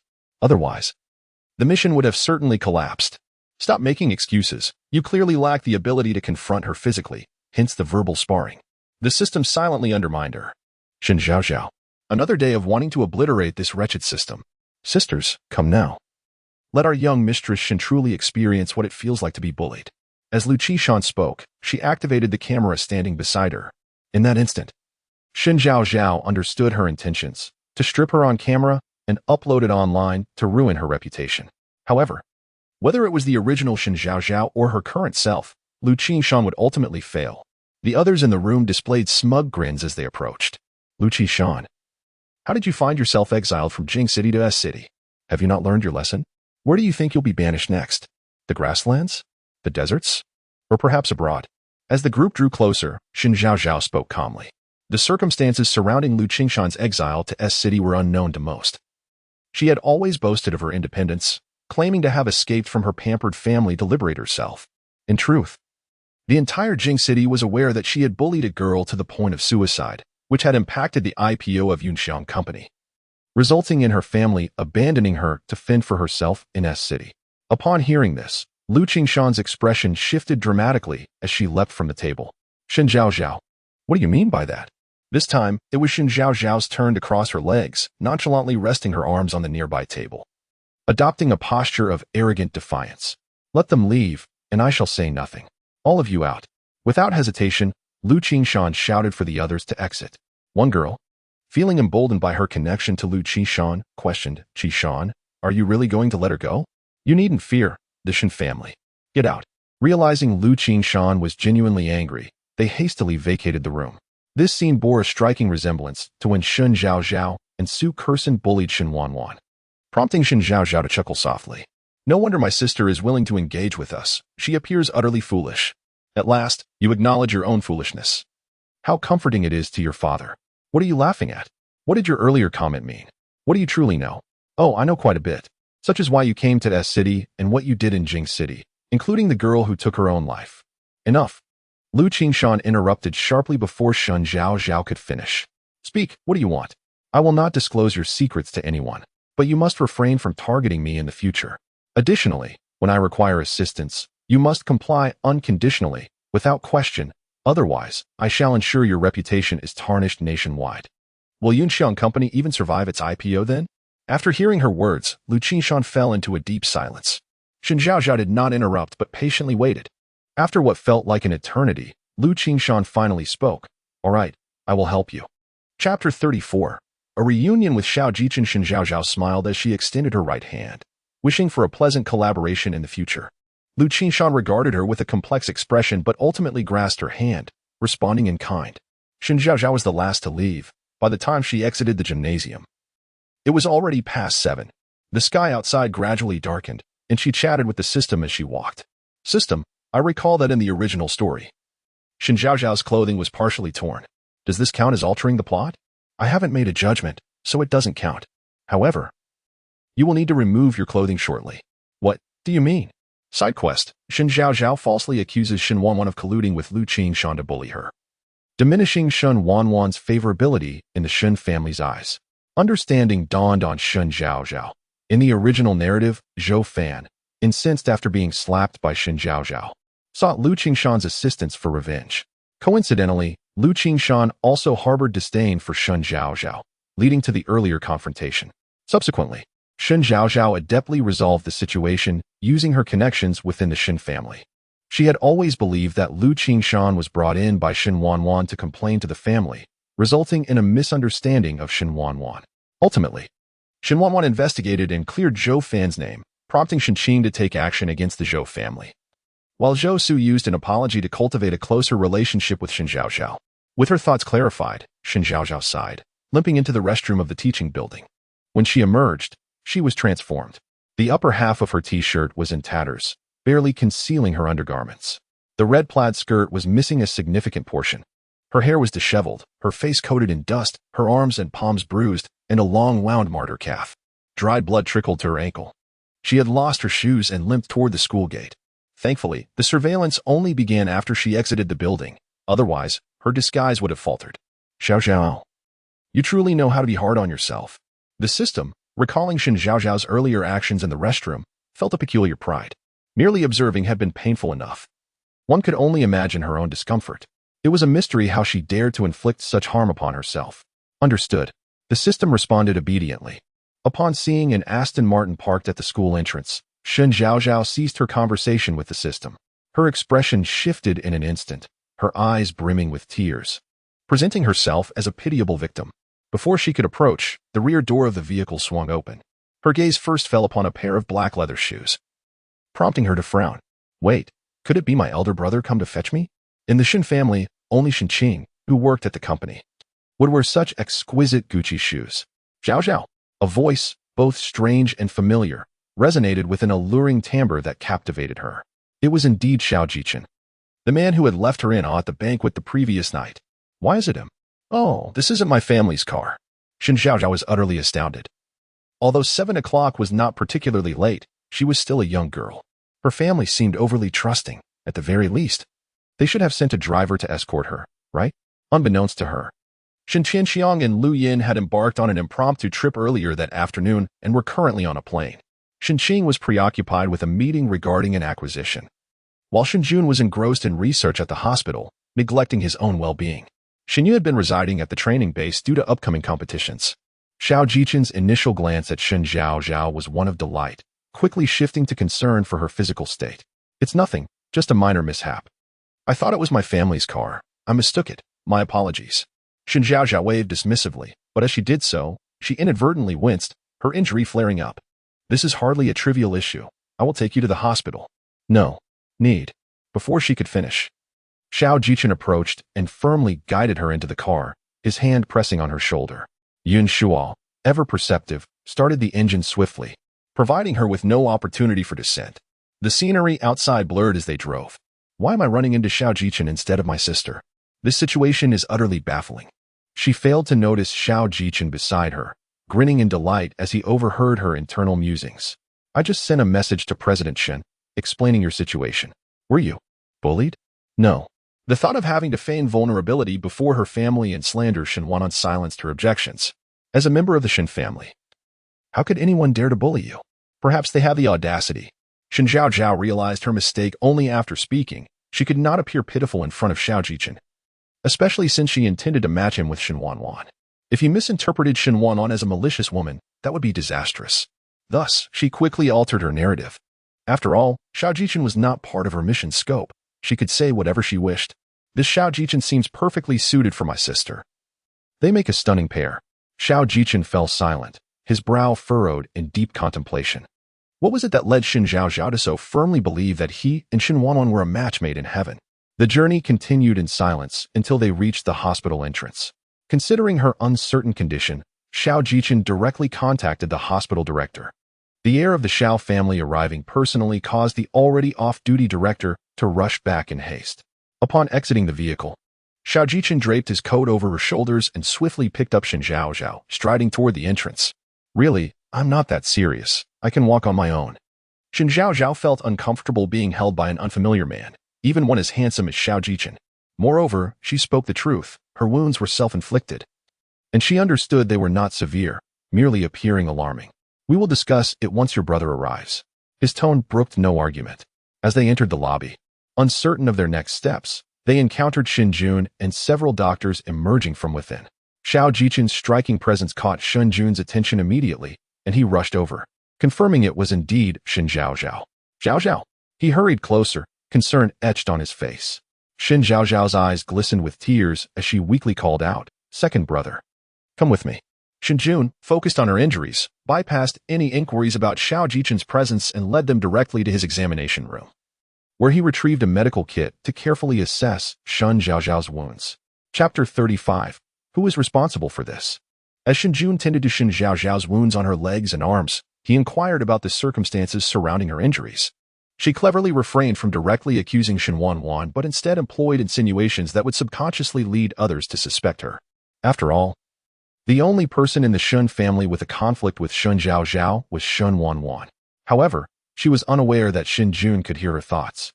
Coupled with his previous observations of her deliberate bullying of Shen Wanwan, he now regarded her words with skepticism.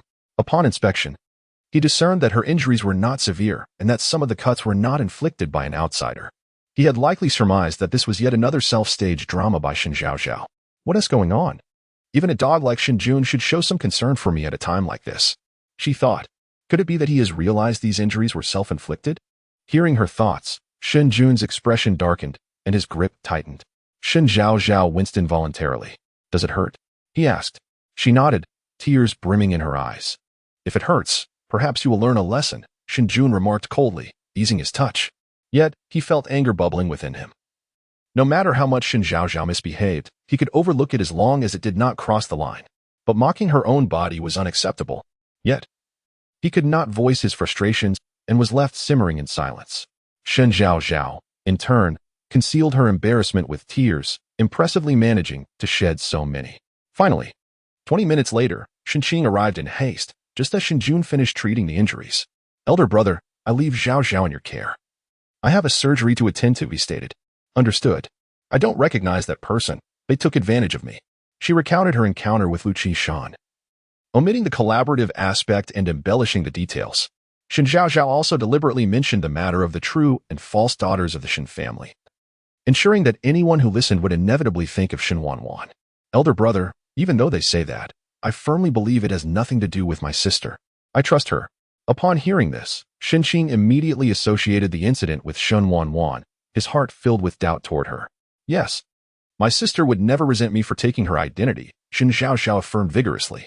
There's no water here, she thought just as Xiao Jichen entered, carrying a bottle and diligently twisting the cap off before handing it to her.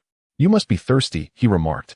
Thank you, Mr. Xiao, Shen Zhaozhao replied, her eyes lighting up as she took a generous sip. How considerate of him to bring me water just when I was thinking about it. Points for that. Mr. Xiao, thank you for bringing Zhaozhao over. It's getting late, so I won't keep you any longer, Shen Qing said. Upon hearing Shen Zhaozhao praise Xiao Jichen, his expression darkened. He walked to the door and opened it, his intentions clear. Zhaozhao, Shenzong, I will take my leave now. Goodbye. The last two words were directed at Shen Zhaozhao, who nodded in response, adding mentally, future brother-in-law. This successfully deepened Xiao Jichen's frown. Why did she mention her sister in every other sentence? Once he departed, only Shen Qing and Shen Zhaozhao remained in the office.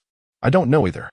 I was on duty today and sent my sister a message telling her not to wait for me, and since then, I haven't seen her. She must be home by now. I'll go handle your hospitalization paperwork. You should stay in the hospital for a couple of days for observation, Shen Qing suggested. Preparing to leave, Shen Zhaozhao quickly grasped his hand. I'm fine, elder brother. Second brother said just a few minor abrasions. I don't need hospitalization. Very well. At this hour, the Shen Manor was usually ablaze with light, yet tonight it lay shrouded in darkness. Shen Qing's countenance had been grim since hearing Shen Zhaozhao's account of the beating. Entering the living room, he switched on the central control, illuminating the entire estate. Uncle Shen, he greeted as the butler approached. Why are the lights off today? And where is my sister?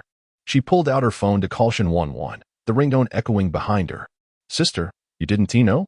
Shen Zhaozhao's eyes widened in confusion at the question. What? Would I know? Wasn't it my sister who arranged for this? Shen Zhaozhao exclaimed, her small face smeared with dirt yet shining with determination. Shen Wanwan stepped forward, gently ruffling her hair. Yes, it has nothing to do with me.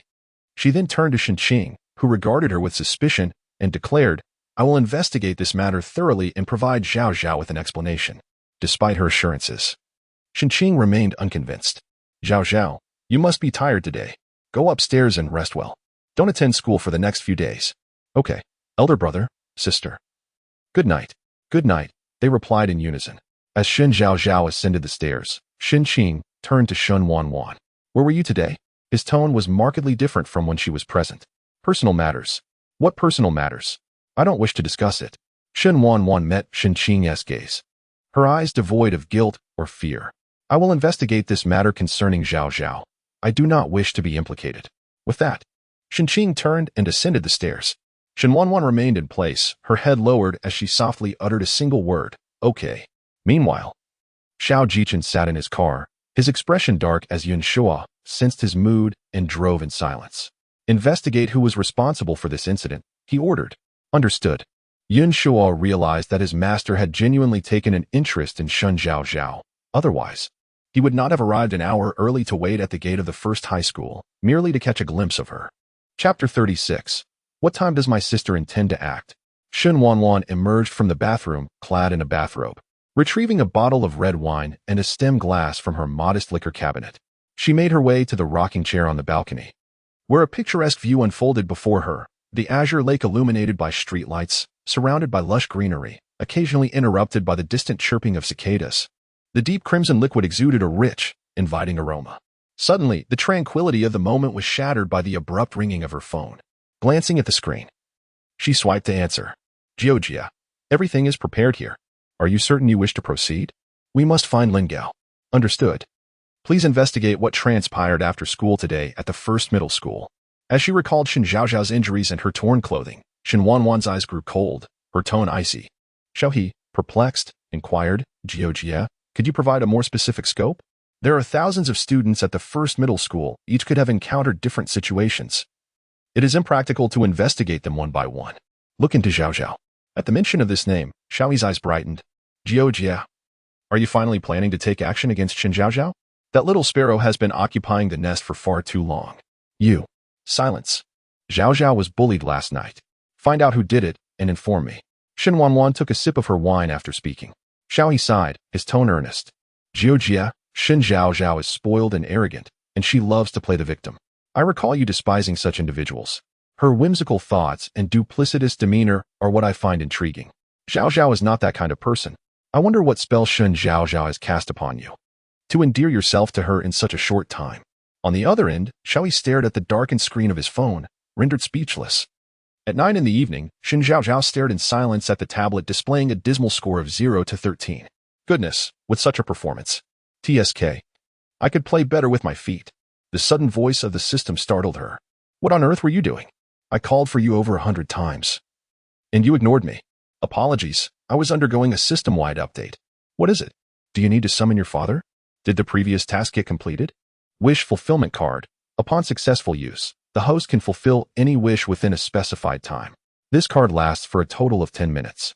Low-level weapon card. Randomly grants one weapon and proficiency in its use. System, you haven't been robbing other systems, have you? Why the sudden generosity today? This is a compensatory reward following my upgrade. Reassured by the notion of compensation, Shen Zhaozhao recalled the mention of the mall and inquired, what is the mall? The mall will open once the system reaches level 2, allowing the host to use points to purchase any items available there. Shen Zhaozhao blinked, intrigued. Let me take a look. She guessed there would be valuable items, essential for her survival. Would the host like to activate the mall? Yes. As she spoke, a yellow electronic screen appeared before her, divided into 6 sections, each representing levels 1 through 6 of the mall. As I continue to level up, additional mall levels will gradually unlock. Currently, you can only access the level 1 mall, the system explained. Shen Zhaozhao nodded, lightly touching the level 1 mall section, prompting an instant transition on the screen. Numerous small cards appeared, featuring options such as time freezing card, elegance card, good luck card, and more. She casually clicked on a food card, revealing a detailed description. Food card. Upon successful use, the user can obtain any type of food. Each food card can only be used once and is valued at 150 points. This is quite useful, should I ever find myself stranded on a deserted island. At least I 1 lack sustenance. At the top of the screen, a search bar was conveniently provided, allowing her to input directly if she couldn't locate a desired card. Excellent. If I run out of rewards like before, I can simply shop at the mall. Indeed. Is the mall, the lottery, and rewards all the same? Shen Zhaozhao asked while scrolling through the screen. Not quite. Only the basic items are consistent. You cannot exchange lottery chances in the mall. However, once you unlock the level 6 mall, you can exchange items across all system malls in the Time-Space Bureau. Shen Zhaozhao paused, processing the information. Are you implying I can purchase items from other realms in the level 6 mall? That's correct. There are countless small worlds in the universe, each with its own system. Once you reach level 6, you can open the interconnected mall, where you can purchase items from all worlds. That's wonderful. But what benefits does the lottery offer? The hidden rewards of the lottery are exceedingly rare, with only a 0.01 chance of winning. Unfortunately, your current permissions do not allow me to disclose further details. Very well. Shen Zhaozhao closed the electronic screen and flopped onto her soft bed, her thoughts drifting to the visage of Xiao Jichen. She had encountered him twice, and each instance deviated from the expected narrative of the original story. The system had yet to assign any tasks related to Xiao Jichen. Could it be that he was of little significance in this narrative? As she pondered, fatigue overcame her, and she gradually succumbed to slumber. The following day, Shen Zhaozhao was once again roused by the system's persistent nudging. Oh dear, my kind and lovely host. It's time to rise. A new day has dawned. You should get up and study diligently, striving for improvement every day. But you still have tasks to complete. Primary side quest. Sabotage Shen Wanwan's plan to lure Lin Gao, resulting in Shen Wanwan discovering your actions, thereby increasing her animosity towards you. Upon hearing the quest, she instantly became alert, sitting upright with wide eyes. What on earth? She hadn't misheard. She simply found it hard to believe. With this task in place, yesterday's trivialities suddenly seemed like childish play. She could vividly imagine the extent of Shen Wanwan's hatred towards her upon the task's completion.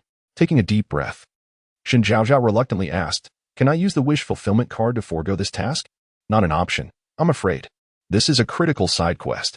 If you abandon it, your progress to unlock the original world will reset to 0. Seemingly sensing her trepidation, the system added, "Don't forget, aside from you, everyone else is an NPC."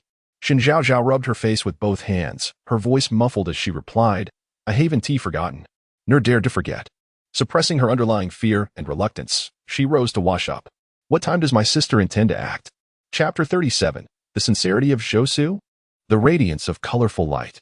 If memory serves me right, did teacher Lin Shuang not suffer an accident one afternoon after school in the original story? Suddenly, Shen Zhaozhao recalled. It is today, she thought as she placed her toothbrush in her mouth, gazing at her reflection in the mirror, lost in contemplation while brushing her teeth. Meanwhile, Shen Wanwan strolled into the classroom just as the bell rang, entering alongside Lin Shuang. Casting a glance at her, Lin Shuang proceeded directly to the podium, announcing, "Before we begin class, I will first quiz you on the vocabulary words I assigned for memorization yesterday. Su Kersen, Li Fenglin. Come up to the board." The others were instructed to clear their desks, leaving only a blank sheet of paper, upon which they were to inscribe their names in the upper left corner, forbidding any wandering glances, as the vocabulary words among classmates differed. All right. Those on the left side write increase, and those on the right write prided. As Shen Wanwan silently transcribed the words, she discreetly observed Lin Shuang. A wave of guilt surging within her. Had it not been for her inability to locate Lin Gao, she would never have wished to hurt teacher Lin Shuang. Yet, contemplating the individual lying in the hospital bed, all she could offer was her apologies to teacher Lin Shuang. At noon, Shen Wanwan received a phone call from Xiaohe. She went to ask Lin Shuang for leave and then made her way to the Fortune Hotel. Upon entering, a man rushed towards her, exclaiming, "Xiao Jiao, I truly missed you." Shen Wanwan had anticipated this and evaded the man, fixing him with a serious gaze. Mu Xian. Merely uttering those two syllables rendered Mu Xian instantly silent, obediently standing to the side. "All right, I'll be good, Xiao Jiao. Please don't be harsh with me." As a muscular man standing at 6 feet tall, hearing such nauseating words from him made Shen Wanwan furrow her brow. "How are things on your city front?" As Xiaohe approached, handing documents to Shen Wanwan, he continued, "Jia. We found out that the assailant was Lu Qingshan, the daughter of a wealthy family from Jing City Yunxiang Company. And the one who incited her to act against Shen Zhaozhao is Zhou Fan, Zhou Su's sister from the Zhou group." Shen Wanwan's expression darkened upon reading the information. Since it was connected to Zhou Su, the other party's motives were likely not merely jealousy directed at Zhaozhao. "Jia, should we handle the Zhou family?" Mu Xian interjected to assert his presence. Xiaohe rolled his eyes at him, "Fool. The Zhou family appears pristine on the surface. You have no grounds to act against them. Even if Zhou Fan was responsible, the Zhou family could easily claim that Zhou Fan was simply jealous of Shen Zhaozhao, and it wouldn't implicate them at all. Leave this matter to Shan Qing." and further investigate whether my disappearance over a decade ago is linked to the Zhou family. Recalling Shen Zhaozhao's sentiments upon encountering Zhou Su at the banquet, she narrowed her eyes. The Zhou family harbors ill intentions. Understood. Shen Wanwan promptly forwarded the information to Shen Qing. Upon receiving it, Shen Qing immediately targeted the Zhou group. Within 2 hours, the stock of the Zhou group plummeted. At 3 in the afternoon, Shen Zhaozhao received a call from Zhou Su. Zhaozhao, do you have a moment? I would like to invite you for coffee. As Shen Zhaozhao was repairing her nails, a wry smile graced her lips. Coffee? You truly want me to persuade Shen Qing to spare the Zhou family? Don't you? I do have time. Please send me the address, young Master Zhou. With that, she hung up the phone. Moments later, Zhou Su's message arrived. But Shen Zhaozhao did not even glance at it, instead amplifying the television's volume and continuing her nail repair. At the CAF, seated by the windows, Zhou Su ended the call and lifted the coffee before him, savoring it while gazing outside. The golden glow of the setting sun streamed through the window, casting a picturesque aura around him. Passers-by couldn't help but steal glances in his direction, and several young women approached him for his contact information. Initially, Zhou Su remained composed, even somewhat self-satisfied. However, after consuming cup after cup of coffee and visiting the restroom thrice, his composure faded. With an irritated expression, he frequently checked the time. Finally, when he could no longer sit still, Shen Zhaozhao appeared, elegantly clad in a pure white dress. Young Master Zhou, I apologize for keeping you waiting. After speaking, she turned to the approaching server. A cappuccino, please. Thank you. Zhou Su forced a smile, his face rigid. It's all right. It's my honor to wait for Zhaozhao. As long as young Master Zhou is not upset, I cannot abide men who grow impatient after a brief wait. Shen Zhaozhao observed a fleeting smile in his eyes, her spirits lifted considerably. Side mission, agree to Zhou Su's request, facilitating the first collaboration between the Shen and Zhou families. Listening to the system's voice, she took a sip of her coffee and inquired, what brings young Master Zhou to seek me out this time? I have come specifically to express my apologies to Miss Zhaozhao. My younger sister lacks understanding, and I hope that Miss Zhaozhao can be magnanimous and not hold it against her. This small token is merely a gesture of goodwill. Zhou Su pushed a square jewelry box toward Shen Zhaozhao. She set down her coffee and opened the box to reveal a luxurious white gemstone necklace. She had seen this necklace in a magazine, rumored to have been worn by the Queen of Country Y, adorned with a total of 108 gemstones. Of these, 107 were cut into hexagonal shapes and embedded in the necklace, while a gemstone the size of a pigeon egg hung below in an oval form.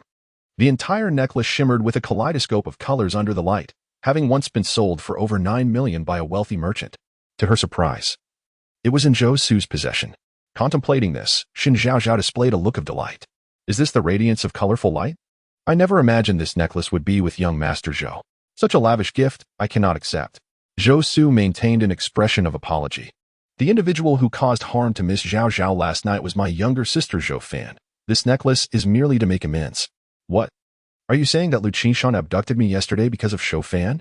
Shen Zhaozhao exclaimed in disbelief. This matter is the Zhou family's fault. Please feel free to express any demands you may have. Zhou Su once more pushed the necklace toward her, and this time, Shen Zhaozhao did not refuse. Placing her snowy white hand on the box, she stated, very well, let Zhou Fan experience what I endured. This. Zhou Fan is still a girl. Will that be appropriate? So what? Am I not a girl? Shen Zhaozhao scoffed. I misspoke. How could Zhou Fan possibly compare to Zhaozhao? Thus, let Zhaozhao find joy in whatever she wishes. Considering the Zhou family's long-term prospects, Zhou Su unburdened himself of Zhou Fan without hesitation. Upon hearing this, Shen Zhaozhao felt satisfaction. Then this matter is settled. I appreciate your generosity, young Master Zhou. I truly love this necklace. Zhou Su is utterly oblivious to what he has lost. Zhaozhao, are you planning to use Zhou Fan against the Zhou family? What are you saying? I do not comprehend. The system rolled its eyes. It was not incorrect. Shen Zhaozhao indeed intended to leverage Zhou Fan against the Zhou family. Zhou Su would unknowingly plant Shen Zhaozhao as a thorn within the Shen family, while she would also incite Zhou Fan, that ticking time bomb. When the moment was right, she would ensure Zhou Su understood the magnitude of Zhou Fan's influence. Sometimes, the destruction of a family merely requires the most unassuming blade of grass. Chapter 38. Could it be that Shen Zhaozhao has come intentionally to create chaos? Tomorrow, when Miss Zhaozhao goes to school, I shall have Zhou Fan seek you out. Do as you please. My gratitude to young Master Zhou is immense. After a brief pause, Zhou Su spoke. I have a rather ungracious request. I wonder if Miss Zhaozhao would be willing to assist? Here it comes. He approaches with a true agenda. Shen Zhaozhao remained vigilant within, though her countenance betrayed none. Young Master Zhou, please proceed. The Zhou family has recently developed a new project and seeks to collaborate with the Shen family. Might I request that Miss Zhaozhao introduce us to President Shen? Upon finishing his statement, Zhou Su feigned hesitation, saying, well, matters of the company are traditionally managed by my elder brother, and I have never involved myself. In truth, my suggestion to collaborate with the Shen family is also for your benefit, Zhaozhao. Me? Shen Zhaozhao's face reflected confusion. She fell into silence, worrying for nothing. I would prefer they simply provide me with funds and leave me be, for that is my greatest aspiration. Such a lack of ambition. The system lamented in exasperation. Ah, I am content. I relish being idle, for it brings me joy. Unambitious. Zhou Su continued, Miss Zhaozhao, you are not a biological member of the Shen family. Surely you do not naively believe that the passage of time can outweigh the bonds of blood? Your relatives share blood ties with you, yet I did not observe you holding back when dealing with them. You must have heard Shen Wanwan's piano performance at the banquet. I suspect her talents extend far beyond that. As her brilliance multiplies, the public will inevitably associate the title of Miss Shen exclusively with Shen Wanwan, leaving no memory of Shen Zhaozhao. Zhou Su's words were meticulously crafted. Had it been the former Shen Zhaozhao, she would have harbored profound hatred for Shen Wanwan and the Shen family upon hearing them. Alas, the individual seated before him was an unambitious slacker, content to languish. Zhou Su continued his persuasion, asserting that if Miss Zhaozhao could assist the Shen family in this project, her capabilities would be duly recognized, ensuring that she would not be easily cast out by them. No sooner had he spoken than Shen Zhaozhao forcefully set down her coffee cup, causing it to clatter loudly, splattering coffee across the table. Others in the CAF instinctively turned their attention towards her. No one can expel me from the Shen family, she declared, her countenance twisted in emotion. Zhou Su was quite pleased with her reaction. Without Shen Wanwan, Miss Zhaozhao would naturally remain secure within the Shen family. Would she not? Shen Zhaozhao appeared to awaken to this realization. Indeed, as long as Shen Wanwan was absent, she would be the sole heiress of the Shen family. And regarding this project, to achieve his aim, Zhou Su was eager to move on. No, I must go see my third brother. I shall not trouble you further, young Master Zhou. With that, she took her leave. Miss Zhaozhao, travel safely. Shen Zhaozhao raised a smile and departed the CAF with the jewelry box in hand. Upon returning to her car, she commanded, take me to First High School. It was 4:40, and with 20 minutes until dismissal, she would arrive just in time. In essence, this task is to rescue teacher Lin Shuang, correct? That is not incorrect. The familiar sound of crunching chips echoed once more from the system. I can already envision my sister, filled with delight, believing she is about to capture Lin Gao, only to discover her plans thwarted by me. I can imagine her terrifying gaze. Do not panic, if all else fails. A hasty retreat is an option. Isn't my mission related to my sister? Can I not flee? Of course, you cannot. I merely jest. And you took it seriously? Shen Zhaozhao rolled her eyes. What a fool. Miss, I shall await your return here. The driver, recalling the events of the previous night, hesitated to comply, fearful of further complications. Very well. Shen Zhaozhao did not argue, exiting the vehicle. The location where she alighted was under surveillance, and she deliberately positioned her face within view of the camera. If Shen Wanwan were to discover her, she had no intention of hiding. Upon reaching the school gate, Shen Zhaozhao seamlessly blended into the crowd, eagerly anticipating the school bell alongside the other parents. Approximately half an hour later, Lin Shuang emerged, her bag in hand. Stopping to converse with familiar parents, she eventually headed toward the subway station. First High School was 3 streets away from the station, and Shen Zhaozhao followed at a leisurely pace. I bet a pack of spicy strips that Lin Shuang will encounter an accident at the next intersection. I wager 2 buns that it will happen at this corner. She dashed toward that direction, shouting, System, activate the time freeze card. Time freeze card successfully activated. Countdown begins. 5, 4, 3. As the system reached the final second, Shen Zhaozhao timely pushed Lin Shuang aside and rolled away. The suddenness of the event caused the vehicles on the road to halt, and passers-by quickly gathered around. Some checked on Lin Shuang, others on Shen Zhaozhao, while most merely pulled out their phones to capture images and murmured among themselves. The time freeze card had granted her an additional 5 seconds, enabling her to escape from beneath the truck. Though she suffered minor injuries, she stood up with the assistance of kind onlookers. Immediately, she sought out the truck, only to find it had vanished. Shen Zhaozhao, are you all right? Lin Shuang's concerned voice rang out nearby. Shen Zhaozhao turned and, seeing only a scrape on her arm, breathed a sigh of relief. Teacher Lin, are you unharmed? I am fine, but you in saving me. Must have been caught off guard by the truck. Are you injured? Lin Shuang's tone softened significantly compared to when they were in class. Shen Zhaozhao nonchalantly shook her arm, assuring her, Teacher, do not worry. I told you I am fine. Without waiting for Shen Zhaozhao's response, Lin Shuang hailed a cab at the roadside, whisking Shen Zhaozhao away to the hospital. Meanwhile, at the prosperous hotel, smash. Xiao He, in frustration, shattered a glass. Still unsatisfied, he exclaimed, it is all Shen Zhaozhao's fault. How could she possibly be here? And what a coincidence to save Lin Gao. Suddenly, a thought struck him as he glanced at Shen Wanwan. Sister Jiao, could it be that Shen Zhaozhao has come here with the intent to cause trouble? Chapter 39, Mother, I am afraid. Mu Xian's countenance was grim.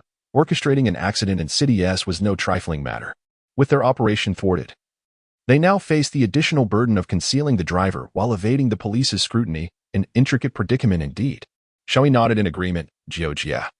It seems that Shen Zhaozhao cannot be left alive. How could she fortuitously appear to rescue Lin Shuang? There must be something amiss. Who among our people would divulge information to Shen Zhaozhao? Shen Wanwan remained expressionless, contemplating in silence for a protracted moment before finally speaking. Upon her utterance, both Xiao He and Mu Xian's expressions shifted noticeably. Our people are undoubtedly trustworthy. Mu Xian insisted with unwavering conviction. That must be mere coincidence. Let us secure that individual. And as for Lin Gao, we shall bide our time for the next opportunity. With that, Shen Wanwan rose and exited the luxurious hotel. Meanwhile, the other two had been monitoring Lin Shuang's situation. Liang Jing sat on the hotel sofa, intently watching the video of the accident near First High School on his phone. His expression was grave. This incident was likely no mere accident. Certainly not an accident. I commenced my investigation the moment it transpired. The opposing party acted swiftly. And that driver has vanished, remarked Rong Su, Liang Jing's friend, who sat rigidly in camouflage attire, legs apart, hands resting on his knees. Still no news on Lin Gao? The last trace we uncovered was that he was in Las Vegas 3 days ago, after which he has gone missing. Liang Jing closed his phone, instinctively placing his hands on his knees. We will find him sooner or later, along with those hidden in City S, in the villa on the mountainside. Xiao Jichen sprang from the sofa at the moment he saw Shen Zhaozhao leap forward. How did she end up there? Miss Shen arrived at First High School's entrance at 4:50, blending into the crowd as she awaited Lin Shuang's appearance. When Lin Shuang was involved in the accident, she intervened to push her away. Yun Sha and Yu Rui's exchanged glances. See, I told you, Sir has been moved. Yu Rui sighed deeply. This is troublesome. Sir now has a vulnerability. What is she like? Xiao Jichen's gaze was fixed on his phone screen, wishing he could extract the figure from the display. This revelation astonished him. Even he could not guarantee pushing Lin Shuang away in the face of that vehicle. Yet, Shen Zhaozhao, a seemingly fragile minor, accomplished it. The luck of this faux heiress was indeed remarkable. Recalling his ability to hear Shen Zhaozhao's thoughts, Xiao Jichen speculated that there were inexplicable phenomena surrounding her. Do you know who she is? She hails from City R. We have yet to acquire specific information. Yu Rui's interjected. They acted before us. And we are still in the dark. They cannot be underestimated. A flicker of dark intrigue crossed Xiao Jichen's eyes. City S is indeed a den of hidden talents. All for Lin Gao, Yin Shua added. Yi Rui's nodded in agreement. Indeed, all for Lin Gao.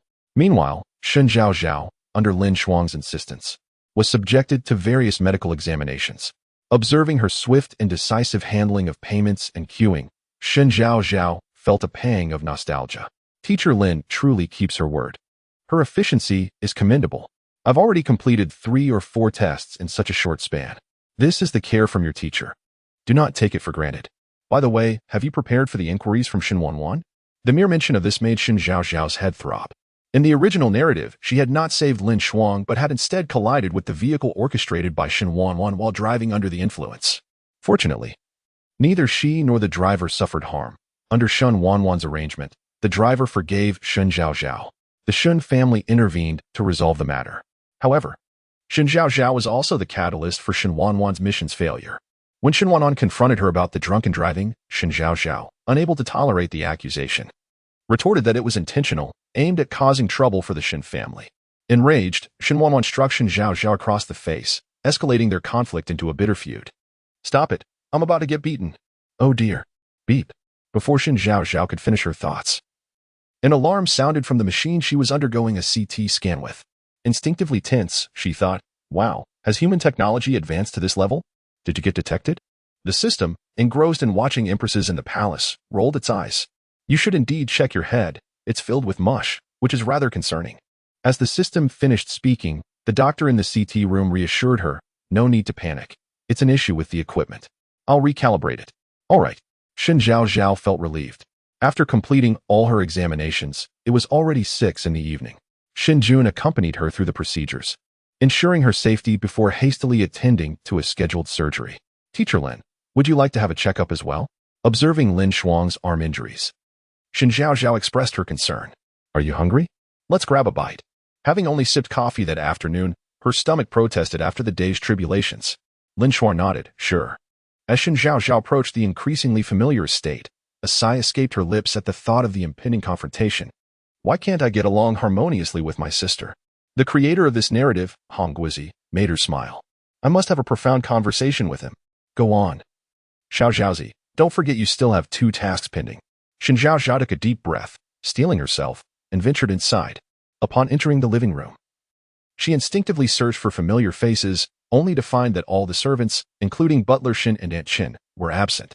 Sensing a gaze upon her, she raised her hand, locking eyes with Shen Wanwan's cold stare from the second floor. Have you eaten? Shen Wanwan asked flatly. I have, Shen Zhaozhao replied. Then come up. I wish to speak with you. All right. Shen Zhaozhao tilted her head, a slight smile gracing her lips. Despite her outward composure, her legs trembled as she ascended the stairs. What should I do? I am terrified. Is my pretty little face truly going to be struck? Am I really going to be beaten? I was coerced into this. Can't they spare me? Oh dear. Mother, I am afraid. Chapter 40. The inquiry from Shen Wanwan. As the two entered Shen Wanwan's room, Shen Zhaozhao found herself inexplicably intrigued. Taking a moment to scrutinize the decor of her sister's bedroom, internally, she compared it to her own space. Ah, indeed, she is my sister. The elegance of this decor is truly exquisite. In contrast, what can I say about my own room, which resembles that of a nouveau riche? This was the first time Shen Wanwan had called Shen Zhaozhao's name with such seriousness, perhaps even anger. The task at hand was not yet accomplished, and despite her anxiety, Shen Zhao had to maintain her composure. Why are we going to the first high school? Of course, to follow Lin Shuang. Naturally, to save Lin Shuang. Is it not permissible for me to seek trouble with her, since I harbor no fondness for her? If the intention was to create trouble, why was there also a desire to save her? In that fleeting moment, Shen Zhaozhao felt momentarily disoriented, as if Shen Wanwan's inquiries were peering directly into her thoughts. The notion was quickly dismissed by Shen Zhaozhao herself. Impossible, it cannot be. This is not a realm of mythology. Surely she does not possess supernatural abilities. Why the silence? Shen Wanwan probed again, her cold gaze seemingly capable of penetrating Shen Zhaozhao's innermost feelings. That is a life at stake, dear sister. Do you not regard human life with seriousness? What if one day someone faces peril in front of you? Would you stand idly by? Suddenly, Shen Zhaozhao recalled an incident. Her sister should have already left the school by then. How did she know that her younger sister and teacher Lin were on the same path? Her sister's lofty rhetoric was met with a silent inner critique. Oh dear, I nearly divulged the truth out of fear. Thankfully, I held my tongue. If Lin Gao values his sister so highly, the moment he learns that my sister was responsible for Lin Shuang's hospitalization, their collaboration would surely crumble. Xiao Zhaozhao, you must cultivate your courage. Should you accidentally reveal the truth, we might be obliterated by the will of fate. Fear not, my lips are sealed. I am not foolish. If I were to confess my intent to sabotage my sister's plans, she would undoubtedly be furious enough to eliminate me. No need to fear, I am safest at home. As Shen Zhaozhao ruminated and vented internally, she remained oblivious to the shift in Shen Wanwan's gaze, which now held confusion, curiosity, and a hint of relief. Her demeanor softened. Today, my attitude was poor. Your intentions to save are commendable. Are you unhurt? Yet, the sudden change in her sister's demeanor did not bring warmth to Shen Zhaozhao, rather. It sent a chill down her spine. Instinctively, she swallowed hard and replied, I am fine. Oh my, why did her attitude shift so abruptly? Surely she does not intend to lower my guard before striking? Goodness, I am terrified, so frightened I feel the urge to urinate. Good night, Sister Wanwan. Shen Zhaozhao hastily uttered the words before making a swift exit from her sister's room, dashing to the bathroom. Once seated on the toilet, a wave of relief washed over her. System, Why are you granting me lottery chances as if they were worthless? If you do not want them, return them to me." The system retorted with irritation. With a sinister chuckle, the system added, "Do you truly believe you have completed a task? Do not forget. You have openly disrupted Shen Wanwan's plans." Shen Zhaozhao's joy came to an abrupt halt as she stood up in realization. Indeed, this might signify a complete severance of ties with her sister. I have stated before, as a model youth of the new era, one must not behave unscrupulously. Upon hearing this, she instinctively bent down to pull her pants up, reminiscent of a similar situation from the past. Has my sister adopted a more conciliatory approach? Her reaction seems off. Did she not strike Shen Zhaozhao in the original narrative? Upon hearing her words, the system fell into a prolonged silence. It was not until she finished brushing her teeth and washing her face that the system resumed speaking. It seems the storyline may have deviated again. But I have no indication of any issues. It should be fine. Any issues are your bugs. I have diligently completed my tasks, Shen Zhaozhao thought nonchalantly. The system wholeheartedly agreed with her assertion. Indeed, after selecting her outfit for the following day, Shen Zhaozhao sat cross-legged on her bed and opened the blue electronic lottery screen once more. With a click, the screen began to scroll rapidly. Congratulations, host. You have won a bowl of snail noodles. Congratulations, host. You have obtained an elegance card. Congratulations, host. You have received a pharmaceutical card. Congratulations, host. You have won a bowl of snail noodles. Congratulations, host. You have won a bowl of snail noodles. Congratulations, host. You have won a bowl of snail noodles. Congratulations, host. You have won a bowl of snail noodles. Not too shabby. At the very least, I have an A-level luck card, and the snail noodles will satisfy my hunger. The system's tone dripped with sarcasm. Shen Zhaozhao scoffed. Clearly, it's you who is subpar. How could someone as fortunate as I fail to draw something good? Aha. Enough chatter. Introduce those two cards, or I shall file a complaint with the Time and Space Bureau. Elegance card. Upon successful use, the user will become the most elegant and courteous person in the world. This card lasts for 4 hours. Friendly reminder. This is a one-time use card. It is best employed before attending banquets or auctions. Pharmaceutical card. Upon successful use, the user can obtain any medication, traditional or Western. This is also a one-time use card. The pharmaceutical card appears to be quite beneficial. Shen Zhaozhao, I advise you to retire early this evening. For tomorrow you must tackle a particularly challenging task. Upon hearing the system's unsettling voice, Shen Zhaozhao collapsed onto her bed, akin to a deflated balloon, exuding an aura of despair. The Shen and Zhou families have coexisted in S-City for over a decade without a single collaboration. Do they believe that a mere couple of my words will suffice to forge a partnership? That scoundrel Zhou Su came to me with a project. It is evident he has ulterior motives. In the midst of her grievances, Shen Zhaozhao succumbed to slumber. The following day, she indeed awoke late, realizing it was already 10 in the morning. Perhaps it was due to the injury she sustained the day prior, compounded by her act of saving Lin Shuang from danger. She had managed to sleep undisturbed. Otherwise, she would have had a prop card to utilize, alleviating her worries about examinations. After changing her clothes, Shen Zhaozhao descended the stairs and entered the kitchen, where Aunt Chen was preparing lunch. Seeing her approach, Aunt Chen inquired with concern, "Miss, you are awake? How do you feel? Is there any discomfort?" As she spoke, she set a plate of breakfast before her, stating, "This was specially instructed by the eldest miss. As you have sustained injuries, it is best to keep your meals light." Chapter 41. The lifetime reputation of Air Guzi lost in thoughts about her task. Shen Zhaozhao lacked the appetite to ponder what to eat. She settled at the dining table and scooped a spoonful of porridge. Suddenly recalling something, she looked up at Chen Ma. "Please prepare 2 lunch boxes for me. I will deliver one to my elder brother shortly." "Of course," Chen Ma replied. At 11 o'clock, Shen Zhaozhao stood at the base of the towering Shen Group building. She gazed up at the magnificent structure before entering with the lunch. Although the receptionist had never met her, she recognized her instantly. "Good morning, Second Mississippi." Shen Zhaozhao nodded. "Good morning." As she stepped into the elevator, the receptionist promptly called Shaowan. "The second miss has arrived." When the elevator doors reopened, Shaowan was already waiting at the entrance. "Second miss, is my brother in the office?" "Yes, he knows you're here and is specifically waiting for you." Shen Zhaozhao handed one of the lunchboxes to him. "This is for you. Thank you for taking care of my brother." Shaowan accepted the insulated lunchbox with surprise. "Thank you, Second Mississippi. It is my duty to care for President Shen. I will head in now." Shaowan quickly placed the lunchbox on the table and hurried to open the office door for her, closing it gently behind her as she entered. Inside the office, Shen Qing had just finished reviewing a document. Rubbing his sore neck, he turned to see Shen Zhaozhao approaching. He removed his glasses and set them on the desk, standing to take the lunchbox from her. You still have injuries. Why aren't you resting properly at home? I'm fine. It's my elder brother who has been busy with the acquisition lately. I fear he hasn't eaten well. Shen Zhaozhao settled onto the sofa, opening the lunchbox to reveal a hearty meal of 4 dishes, a soup, and rice arranged before Shen Qing. It's made by Chun Ma. Please eat more, elder brother. All right. Shen Qing picked up his chopsticks and dug in, aware that this crucial period of the acquisition left him little time for proper meals. Most days, he merely consumed a few pieces of bread. The enticing aroma of the dishes indeed made him feel hungry. In less than half an hour, he had polished off all the food. Taking the empty lunchbox to the small kitchen outside the office for cleaning, he glanced at Shen Zhaozhao and asked, You came today. Is there something you wish to discuss with your elder brother? Standing there, Shen Zhaozhao suddenly found it challenging to articulate her thoughts.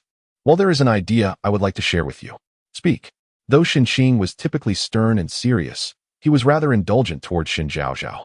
Unless it pertained to a matter of grave consequence, he generally acquiesced to her wishes.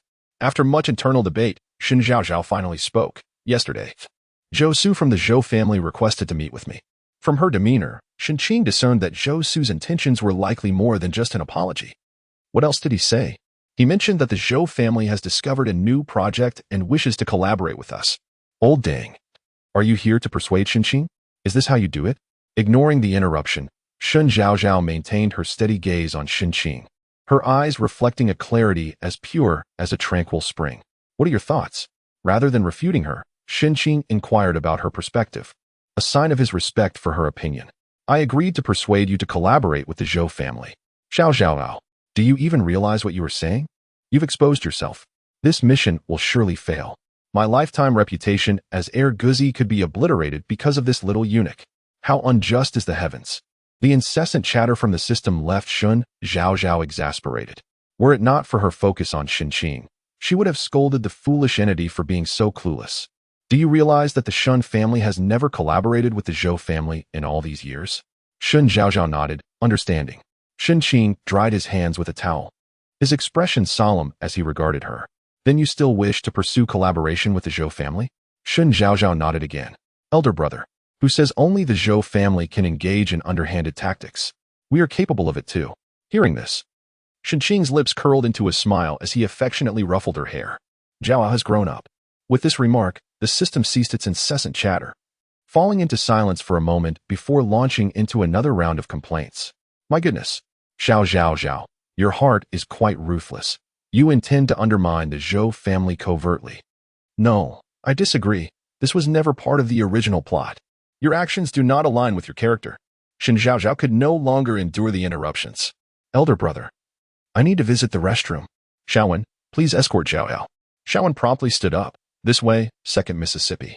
Once in the restroom, Shen Zhaozhao could no longer contain herself and unleashed her frustrations at the system. How do I not align with my character? Am I not following the task? Did I not persuade Shen Qing to collaborate with the Zhou family? No. Then why do you keep talking? Did you not agree that as long as I complete the task, I can do as I please at other times? When did I? The system, alarmed, quickly checked the regulations regarding systems and their hosts. Upon seeing the rule prohibiting hosts from altering the plot during non-task periods, it sighed in relief. Do as you wish. The system's voice sounded drained, as if it had been emptied of energy. Unperturbed, Shen Zhaozhao added fuel to the fire, suggesting remedies and foods to restore vitality, oysters, chives, and more. Here, 108 types of revitalizing foods were omitted. The system was left fuming, nearly bursting with indignation. Returning to the office, Shen Qing sat in contemplation on the sofa. Elder brother, have you considered my suggestion? Why has Zhaozhao suddenly decided to target the Zhou family? Shen Qing tilted his head to look at her, his expression thoughtful. Shen Zhaozhao blinked. I heard the Zhou family has a poor reputation outside. Zhou fan has been bullying me at school, so I want to retaliate. Please, elder brother? Zhou Su and the Zhou family abducted my sister over a decade ago and painstakingly plotted against the Shen family. They must be dealt with. After speaking, she tugged gently at Shen Qing's sleeve. Shen Qing was eager to hear her true feelings. During the banquet, he had learned from Zhaozhao that Zhou Su had intentionally caused Shen Wanwan to stumble. He had also arranged to meet Zhao outside, revealing that Zhou Su was far from the amiable person he pretended to be. Now, Hearing Shen Zhaozhao's heartfelt thoughts, a dangerous glimmer appeared in Shen Qing's eyes. It was evident that the Zhou family should not be allowed to feel too comfortable. All right, I will assign this task to Xiaowan. Zhaozhao, do not worry. Thank you. Elder brother. By the way, elder brother is currently troubled by the acquisition of Chaoyang Company, isn't he? Actually, the owner of Chaoyang is reluctant to sell his shares due to his wife and child overseas. Once those matters are clarified, he will sell the company without hesitation. However, how can I hint at this to my elder brother? Unable to devise a clever strategy and aware that school was approaching, she prepared to leave, unbeknownst to her. Shen Qing's eyes sparkled with newfound determination as he watched her depart. Chapter 42. The Devoted. Left with nothing in the end. My elder brother has already agreed to collaborate with the Zhou family. You may head to the Shen family headquarters now. Thank you, Zhaozhao. Don't forget to have Zhou Fan come find me after school today. Rest assured, now that Zhou Su has opened the door to cooperation with the Shen family, he hardly cares about Zhou Fan, his half-sister. He is enveloped in the joy of his successful scheme, completely unaware that he has fallen into a trap meticulously set by Shen Zhaozhao. The system's voice this time is weak and weary. It is exhausted and finds it increasingly difficult to comprehend Zhaozhao's tactics. Lu Qingshan is still wearing that sleeveless t-shirt, her shoulders exposed. However, today her hair has been dyed pink. Upon seeing her, Lu Qingshan unexpectedly reveals a hint of a gentle smile. Zhaozhao, good afternoon. Those nearby are taken aback. The most abrasive girl at first high school has suddenly become so tender? Just 2 days ago, hadn't they kidnapped Shen Zhaozhao together? Lu Qingshan is apprehensive about revealing the reason for her arrival in S City, fearing that discussions here might adversely affect the Yunxiang company back in Jing City, leading to further disdain from her family. Nodding, Lu Qingshan leads a group toward the school gate, while Shen Zhaozhao heads in the opposite direction, toward the teaching building. She and Lu Qingshan are destined to remain strangers, even though they are currently in a tenuous partnership. Upon returning to the classroom, Su Kurson rushes over. Zhaozhao, you finally made it to school. How are you feeling? I heard you saved the great demon king Lin yesterday. I was so worried. The Great Demon King is an affectionate nickname given to Lin Shuang by their classmates. After 2 days of silence, hearing her voice again makes Shen Zhaozhao frown. Worried? You seem just fine now. She retorts casually and then glances at Zhao Yanyan, who is sitting quietly at her desk, reading a textbook. Unlike before, Zhao Yanyan does not greet her, making her attitude unmistakably clear. As the class bell rings, Teacher Lin enters wearing a black suit, exuding an air of seriousness. She stands at the podium, adjusting her glasses perched on her nose, surveying the class. When her gaze lands on Shen Zhaozhao, her expression softens for a moment before reverting to her usual stern demeanor. Before we begin class, I have an announcement. The school has decided to organize a 3-day outing for all students. Does anyone have suggestions?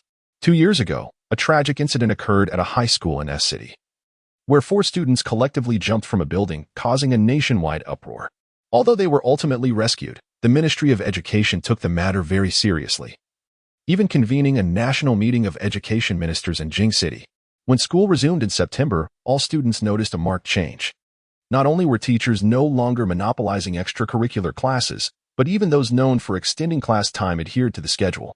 Physical education, art, and music classes were conducted as intended, and the spring and autumn sports events were no longer canceled. In fact, some schools with better facilities began organizing regular group outings for students every semester. Subsequently, there have been no reports of students taking their own lives due to academic pressure. However, after the second year of high school, the academic workload remains quite heavy, especially in the 3rd year. Shen Zhaozhao School is an exception. It is not only a place for academically gifted students but also for those from affluent backgrounds, with most students unconcerned about the pivotal crossroads of life, such as the college entrance examinations. They even continue to organize class outings regularly, much like in the 1st year. After all, there are hardly any high schools in the nation that dismiss students at 5 o'clock. Upon hearing this, the entire class erupts in excitement. The noise from the corridor indicates that other students have already caught wind of the news. Teacher, how about we go to Las Vegas? I've wanted to go for ages, a well-off male classmate suggests. Lin Shuang glances at him. We only have 3 days, so we can only go to places near S City. If you want to go, do it during the summer vacation. Teacher, why not visit the ancient town next door? There's a history museum there. We can learn while having fun. A girl with gold-rimmed glasses and a passion for history proposes. Lin Shuang considers this suggestion seriously and glances around at the others. Does anyone else have good suggestions? Teacher, I agree with the ancient town idea, Shen Zhaozhao chimes in. Do not misunderstand her. She does not have any lofty reasons. It is simply because the system has been chattering in her mind for a while. In the original story, the school ultimately decided on the ancient town as the destination, considering that its scenery and culture could indirectly influence the students. It offers both archaeological exploration and leisure, enhancing their learning interest, which the school naturally supports wholeheartedly. Her input is merely to ensure the original plot progresses smoothly. Lin Chuang nods. Since everyone agrees on the ancient town, I will report this to the school. If the teachers from other classes concur, we will finalize it there. Now, take out your books. We are starting class. As expected, it will be the ancient town. She reminds everyone of a few important points to consider during the outing before dismissing class. After packing her backpack, Shen Zhaozhao takes out her phone to scroll through videos as she waits for Zhou Fan to find her. This was Zhou Su's promise to her yesterday. Seeing that she hasn't moved, Shen Wanwan approaches and asks, Zhaozhao, are you not leaving yet? Zhou Su said to have Zhou Fan come to apologize. I'll wait here for a moment. I'll wait for you in the car. All right, Wanwanjia. I'll be quick. Shen Zhaozhao raises her hand in assurance. Her adorable demeanor causing Li Fenglin, who had yet to leave the classroom, to pause in his tracks. The devoted, left with nothing in the end. The system retorts in exasperation. My sister is so handsome and beautiful that I just adore her. I'm willing to kiss and hug her. Just as Shen Wanwan steps out of the classroom, she hears this remark and a smile tugs at the corners of her mouth. Bah, women, huh? You're just jealous.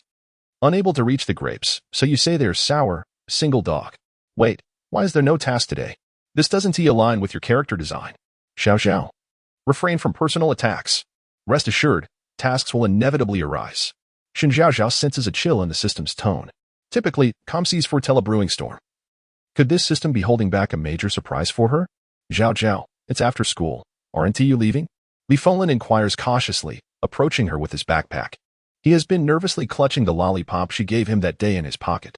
Shen Zhaozhao glances at him and lowers her head to continue looking at her phone. Her demeanor is somewhat cold, contrasting sharply with the warmth she exhibited in the corridor that day. Chapter 43. Shen Zhaozhao, an unremarkable artist. Li Fenglin remained silent, neither speaking nor leaving, completely oblivious to Shen Zhaozhao's drastically altered demeanor. No, he was absorbed in his own world, clutching that lollipop, his gaze fixed intently upon her. Shen Zhaozhao initially intended to disregard him, but his fervent stare proved impossible to ignore. Impatiently, she glanced at him. Li Fenglin, do you have something to say? No. I'm waiting for someone. If you have no business here, why not leave? All right, then. I shall see you tomorrow. Li Fenglin rose reluctantly, departing from the classroom. A heartless woman, changing her expression so swiftly. The system's voice echoed coldly, laced with disdain. Shen Zhaozhao paid it no mind as she watched Li Fenglin's retreating figure. Her heart a tumult of conflicting emotions. According to the system's directive, she ought to grow closer to Li Fenglin, facilitating her use of him for future tasks. Yet, for Meng Lan's sake, she felt an aversion to exploiting such a sincere individual. She could not allow herself to develop feelings for him. It was imperative that he distance himself from her. Unfortunately, it seemed Li Fenglin was fated to remain close. Now, she was the only one left in the classroom, waiting for Zhou Fan. As she awaited his arrival, she reviewed the events that had transpired in the ancient town, preparing herself for what lay ahead. At 5:30, Zhou Fan finally arrived, hesitating at the door before stepping into the classroom, his gaze immediately landing on Shen Zhaozhao. A flicker of an unknown emotion crossed his face as he stood there for a moment, contemplating his approach. I thought Master Zhou might choose to leave me waiting. Shen Zhaozhao remarked, her head still lowered, engrossed in her game, embodying the poise of a wealthy heiress. Shen Zhaozhao, what do you truly want? Zhou Fan asked directly. Since she had enlisted Lu Qingshan to deal with Shen Zhaozhao, she had been living in fear, anxious that the Shen family would retaliate. Yet, she harbored a secret hope that perhaps Shen Zhaozhao had been disowned by her family. With such thoughts occupying her mind, she had endured a day and night filled with trepidation. However, this situation had its advantages, confirming the significance of Shen Zhaozhao in the eyes of the Shen family. This was the primary reason Zhou Su dared to approach Shen Zhaozhao with a project proposal. Because of the Zhou family's need, Zhou Fan had adopted a submissive demeanor, ready to comply with any demands Zhou Su might make, fearing that she too might become a discarded pawn of the Zhou family, a fate far more unbearable. Will you agree to anything I propose? As long as it does not harm the Zhou family, I can agree to anything, Zhou Fan affirmed. At her words, Shen Zhaozhao finally lifted her gaze, revealing remnants of pride and superiority in her eyes. Pride for the Zhou family. It's a pity the Zhou family doesn't engage in pyramid schemes. I never realized they were so adept at brainwashing. Did you forget the scene where the Zhou family members, along with Shou Su, met their demise in the finale? The system's mention of this nearly provoked a laugh from Shen Zhaozhao. It was undoubtedly a comical yet tragic image. With a sudden movement, Shen Zhaozhao stood and, without warning, slapped Zhou Fan across the face. A cold smile curled her lips. Because I struck you. You thought to have someone take naked photos of me? Truly, you lack intelligence. With that, she delivered another blow. This time without holding back as she had in the cafeteria. Zhou Fan's face instantly swelled and turned red. Staggering back 2 steps from the force of the slap, she felt the sharp sting on her cheek and instinctively clutched the hem of her shirt. What? Are you unwilling? Shen Zhaozhao inquired, raising her hand once more. Zhou Fan instinctively turned her head, but this time, the slap did not land. She looked up in disbelief, only to see Shen Zhaozhao merely scratching her head. Seeing her fear, Shen Zhaozhao revealed a mocking smile. Such a timid spirit, are you? She lifted her chin and continued. Aren't you fond of taking naked photos? Come, allow me to assist you. With that, she activated her phone's camera, directing it toward Zhou Fan, her lips parting slightly. Undress. At those 3 words, tears welled in Zhou Fan's eyes, her defiance surfacing as she retorted. Why should I? You didn't manage to take any that day. What gives you the right to ask me now? Shen Zhaozhao found herself amused by this retort. What did it mean that she had failed to be photographed that day? It was precisely because she was clever and held leverage over Lu Qingshan that she had escaped that fate. Had she been oblivious, her nude photos would likely have circulated the internet by now. You cannot afford to offend me. Shen Zhaozhao's voice turned icy as her gaze toward Zhou Fan chilled. In an instant, Zhou Fan seemed to grasp the depth of Shen Zhaozhao's animosity, her body freezing in place, trembling involuntarily. Though Shen Zhaozhao had done nothing, an overwhelming sense of fear enveloped Zhou Fan. If you do not undress, I shall call Zhou Fan. Wait, I will undress. It was evident how terrified Zhou Fan was of Shou Su. The mere mention of her name rendered her nearly paralyzed. Zhou Fan extended her hands, slowly unbuttoning her blouse, revealing her fair, delicate skin beneath, complemented by a white bra that enveloped soft curves. The corridor's breeze seeped through the classroom door, sending a chill across her skin, causing her to shudder. She glanced at Shen Zhaozhao, who stood motionless, phone in hand, a hint of a smile playing at her lips, reminding Zhou Fan that she was indeed recording. Continue. This surely does not meet your standards, does it? Shen Zhaozhao prompted. Zhou Fan bit her lip, her hands fumbling at her waist, struggling to remove the skirt. Shen Zhaozhao, I was wrong. I apologize. Will you forgive me? Shen Zhaozhao regarded her, silent yet smiling. I truly understand my mistake. I promise to avoid you in the future. I will never target you again. I swear. Zhou Fan pleaded, tears streaming down her face as she clutched her shirt tightly. This pitiful display, if witnessed by others, would surely lead them to believe that Shen Zhaozhao was the aggressor. Shen Zhaozhao, I beg you, forgive me this once. I will truly change. Whatever you ask of me, I will do. Very well, Shen Zhaozhao finally spoke. Zhou Fan's eyes sparkled with hope, believing she was about to be forgiven. However, the next sentence extinguished all her optimism. What I desire right now is for you to strip completely and allow me to take photos. The light fled Zhou Fan's eyes as she stood frozen, motionless for several seconds before, like a marionette, she began to remove her garments until she was entirely bare. Satisfied, Shen Zhaozhao pressed the save button, a smile gracing her lips. All right, I shall not pursue the matter regarding your attempts to involve Lu Qingshan. With that, she slung her bag over her shoulder and whispered in Zhou Fan's ear as she passed, You are welcome to seek revenge at any time, provided you are not afraid. Then she exited the classroom, leaving Zhou Fan alone to silently gather her scattered clothing, donning each piece once more. Time slipped by, and at last, she regained her composure. Her gaze fixed on the door through which Shen Zhaozhao had vanished, akin to a venomous serpent. Her hands clenched into fists at her sides, nails digging into her flesh as if she felt no pain at all. Shen Zhaozhao. Chapter 44. What to do when your heart's voice is overheard by 3 brothers. Unbeknownst to her, Shen Zhaozhao, who had not descended the stairs at all, clearly heard the anger resonating within her. A knowing smile curled upon her lips. Indeed, the Zhou family members were all drama enthusiasts. Before Zhou Fan's arrival, she had been contemplating methods to sway him to her side, intending to plant a bomb to resolve Shen Wanwan's issues with the Zhou family. However, upon hearing Zhou Fan's words, As long as it does not harm the Zhou family, she promptly decided to alter her course of action. That bomb, if buried, might ultimately explode in her own face. At the doorway, a Rolls-Royce was parked, and the sight of it reminded her of the scene from 2 days prior when school had let out. Xiao Jichen's car bore a striking resemblance to this one, though his was said to be worth $1.55 billion, while this one was merely over $8 million. Shen Wanwan sat in the back seat, engrossed in a magazine. Upon noticing Shen Zhaozhao's entrance, she glanced up and, satisfied that her sister was unharmed, returned her attention to the pages. Sister Wanwan. Shen Zhaozhao settled herself comfortably, relishing the carefree nature of greeting her sister. Was it truly so easy to let the Zhou family off the hook? Shen Wanwan flipped through the magazine, seemingly idly inquiring. With this leverage, my sister might one day use Zhou fan against the Zhou family. Shen Wanwan's features softened as she contemplated whether to delve into the milk production industry, pondering how the consumption of milk had seemingly nurtured her intellect. What does that mean? Shen Zhaozhao wondered, puzzled. Am I interpreting this incorrectly, or did my sister misspeak? It seemed improbable that her sister could err in speech. So why the mention of milk? She means you've become smarter. That is absurd. Shen Zhaozhao firmly rejected the notion that Shen Wanwan intended such a sentiment. She sweetly replied in affirmation, following Shen Wanwan into the living room. She was surprised to find all but Shen Tianxiang and Lu Yin present. Shen Qing sat on a single sofa, typing away on his computer while wearing Bluetooth headphones, occasionally murmuring a non-committal Shen Jun sat at the dining table, his expression grave as he fiddled with something unknown. Shen Yu was sprawled on the sofa, engrossed in a game, reveling in the excitement. As Shen Zhaozhao's innermost thoughts escaped, Shen Wanwan's lips curled into a smile. Shen Jun's hand trembled, causing a raw egg he had been peeling to shatter. Shen Qing glanced toward the entrance, then at Shen Jun, nodding in agreement.